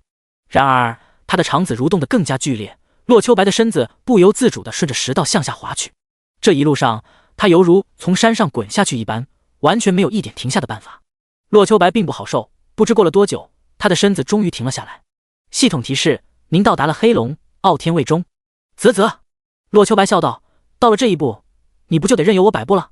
烈火咒-5013，-2341，两个巨大的数字飞起，洛秋白却并不满足，技能不要钱的向着黑龙卫攻击过去。吼！黑龙长啸一声，直接冲破了壁障，向着远处飞去。全副公告：史诗级 BOSS 黑龙傲天问世，龙族玩家生命值加100。随着全副公告响起，龙族玩家欢呼起来。那可是龙啊！龙族在任何游戏里面都是霸主级别的存在，哪怕野外那些拥有一丁点龙族血脉的怪物，都比其他怪物要强出不少。纯种龙族，那得是什么级别的存在？别看玩家里面有神族、魔族、龙族、泰坦族、精灵族以及人族，但是除了个别流落在外的半血精灵，以及个别拥有某个种族一丁点血脉的怪物之外，一个人族以外的纯种种族都没有。如今龙族问世，是不是代表着龙族玩家要崛起了？黑龙傲天，江心月不由自主地抬起头来，难道秋白失败了？一边想着，给洛秋白发去一条信息：龙族问世了，那我这龙骑士就要成真了。英雄联盟的当家高手英雄无敌眉开眼笑，对着手下人道：据打探和龙有关的副本和任务，老子崛起的机会来了，抓紧时间找龙族宝藏。龙族骑士求祖，防高雪后。本人龙族战士，有家的吗？龙，不少人开始寻找龙族的足迹，无论是宠物、坐骑、技能。与此同时，洛秋白仍旧在黑龙肚子里疯狂攻击着。黑龙自然感知到那个蝼蚁还在他肚里搅动风雨，不过他没在意，找了一个水潭，一个猛子扎入水中，大口大口把河水灌入肚里。哼哼哼，淹死你！这是打算喝水淹死我啊！看着滔天洪水，洛秋白皱了皱眉，不过却并没有失了方寸。要是傲天吃点土、咽点石头什么的，他还会担心这些东西砸死他。可是喝水淹死他，你好歹把胃盛满了好吧？其实不是黑龙不想把胃填满，而是他根本做不到。洛秋白在他肠胃里开了那么多口子，水流下来的时候就有不少流失掉了。洛秋白游到最上方，左手捏住一块壁垒，好让自己不掉下去，能够呼吸，而右手的剑则是一招招向着黑龙轰击而去。吃！御剑术！御剑术！虽然不如之前那么舒服，但能攻击不错了，挑啥啊？毕竟傲天已经没有抵抗能力了，洛秋白解决这个家伙只是时间问题。此时洛秋白1分钟能打50万生命了，他干掉 BOSS 只需要16、17个小时而已，还以为是个对手呢，没想到变得如此无趣。洛秋白暗自吐槽着，只是他还没高兴起来，自己也开始掉血了。什么情况？洛秋白不明白哪里来的攻击，连忙查看系统消息。系统提示：黑龙傲天的胃酸熔对你造成每秒钟750点伤害。胃酸！洛秋白顿时明白了，他的左手就在黑龙胃上放着呢，那胃酸相当于不停地腐蚀着他的左手。如果是现实生活中，他的手早就溃烂了，但游戏里面却要遵循规则，掉血的同时被吸血弥补了。洛秋白根本没有太大伤害。系统提示：黑龙的胃酸融合水形成弱酸，对你造成每秒钟75点伤害。突然又有一条信息跳了出来，有过之前胃酸准备，洛秋白立即懂了，这应该是系统给剧情 BOSS 赋予的能力。毕竟孙悟空的故事流传千古，肯定有玩家会用类似的情况钻进 BOSS 肚子里面取巧，用胃酸来攻击，这和中毒差不多的意思。慢慢的，你就扛不住了。不过洛秋白是一般人吗？每秒攻击8、9千，吸血达到2000加，区800多点中毒效果，对他来说没有负担。第100章斩龙。洛秋白是幸运的，他的吸血达到20%以上，秒伤近万。有这个数据的人，整个游戏里就他一个。黑龙傲天是悲催的，连胃酸这种手段都被克制住了。攻击继续，洛秋白下手是毫不留情。1小时后，系统提示：黑龙的胃酸溶对你造成每秒钟750点伤害。系统提示：黑龙的胃酸融合水形成弱酸，对你造成每秒钟150点伤害。2小时后，系统提示：黑龙的胃酸溶对你造成每秒钟750点伤害。系统提示：黑龙的胃酸融合水形成弱酸，对你造成每秒钟225点伤害。3小时后，系统提示：黑龙的胃酸溶对你造成每秒钟750点伤害。系统提示：黑龙的胃酸融合水形成弱酸，对你造成每秒钟300点伤害。洛秋白的攻击不变，但黑龙对他的秒伤越来越高了。除了每秒固定的750伤害，胃酸伤害每小时提升75点。当16小时之后，他的回血速度就不足以弥补损失了。系统提示：您的左手承受10小时胃酸伤害，获得技能黑龙毒手。黑龙毒手将融合黑龙之毒形成的技能，将毒素运转于左手，向着敌人拍击，对10米内单个敌人造成100%物理攻击，正100%毒素攻击。冷却时间10秒，消耗50MP。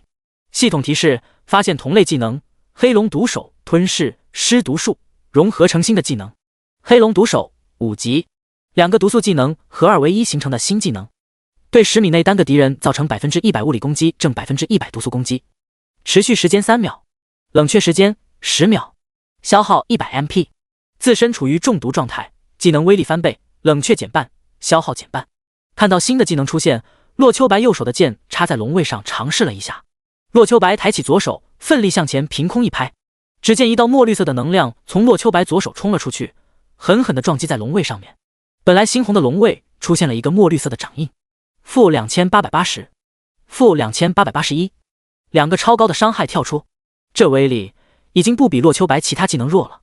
这还不算，1秒钟后 BOSS 身上又跳出5003和2881两个数字，竟然出暴击了。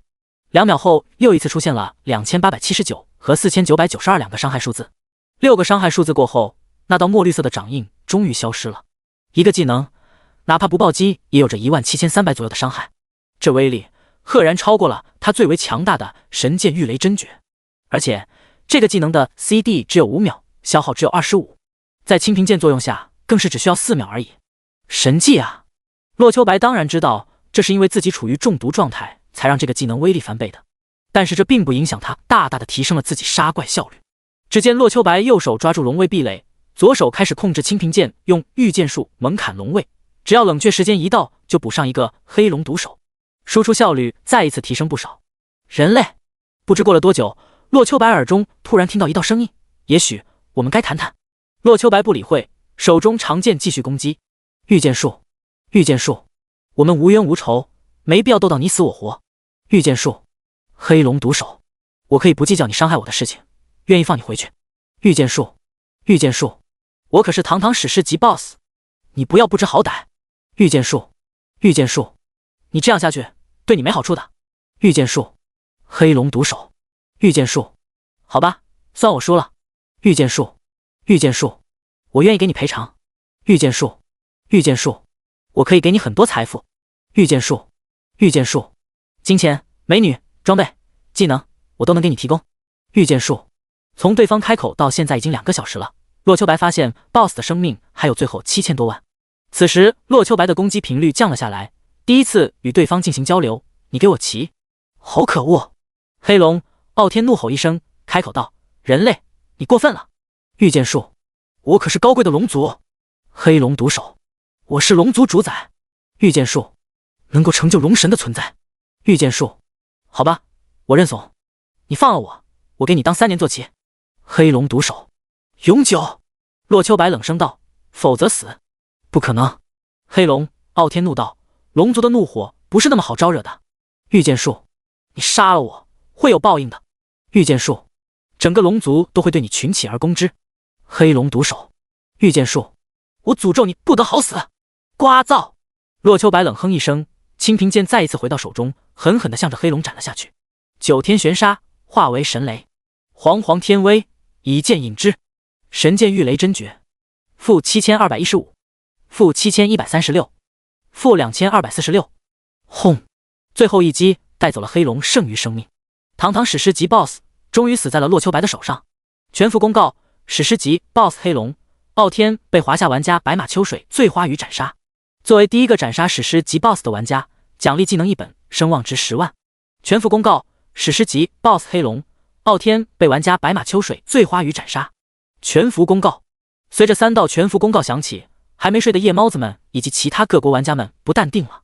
史诗级 BOSS 就这么被杀了，我连暗金都没见过呢，就有人杀史诗级 BOSS， 要不要这么狠？我们玩的不是一个游戏吧？这白马秋水醉花雨一定有我们高丽棒子血脉，快让他回国吧。八嘎！若是有他加入，别说科莫多巨蜥了，就是大象也不是不可能啊。他一定是个英勇的男人，只有这样的人才配得上我。不可能，绝对不可能！白马秋水醉花雨大大你在哪？我要当你女朋友。强烈建议削弱道士职业，太逆天了。3分钟后，系统再次发飙，全服公告：玩家白马秋水醉花雨斩杀黑龙，引起龙族愤怒，龙王发布永久性任务报仇雪恨。所有龙族玩家攻击白马秋水醉花雨不会受到红名惩罚，斩杀白马秋水醉花雨无条件等级提升1级。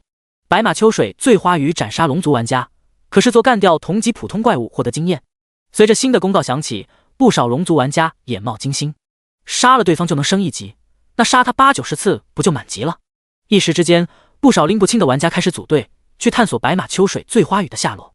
这其中包括之前添加洛秋白为好友的各大公会会长，他们虽然不好意思直接撕破脸皮，但暗中安排几个人还是可以的。谁能挡住升级的诱惑呢？在外界纷纷扰扰的时候，洛秋白却表现得十分淡定。系统提示：您的任务拯救公主娜塔莎已经完成，任务完成了，不用担心被老精灵扣除3级以及1件装备。这也让洛秋白松了口气，真损失1件装备的话，他还真舍不得呢。看着眼前这条长达100米的龙尸，洛秋白正不停地使用着采集术。系统提示：你获得了龙鳞1001片。系统提示：你获得了龙脊骨1根。系统提示：你获得了龙角2个。系统提示：你获得了龙肉10份。系统提示：你获得了完整的龙筋1根。系统提示：你获得了完整的龙皮1张。系统提示：你获得了龙肝1份。系统提示：你获得了龙血10份。系统提示：你获得了龙蛋1颗。系统提示：你获得了技能书5本。系统提示：获得道具逆鳞1片。系统提示：获得转职道具黑龙令1块。看着龙尸消失，洛秋白知道东西全都被他收起来了，发财了呀！这条龙太给力了。洛秋白只是粗略看了一眼，报的材料起码值10个小目标。当然，这些东西不是一个公会吃得下的。哈欠困意袭来，洛秋白看了一下时间，发现已经是凌晨5点多了。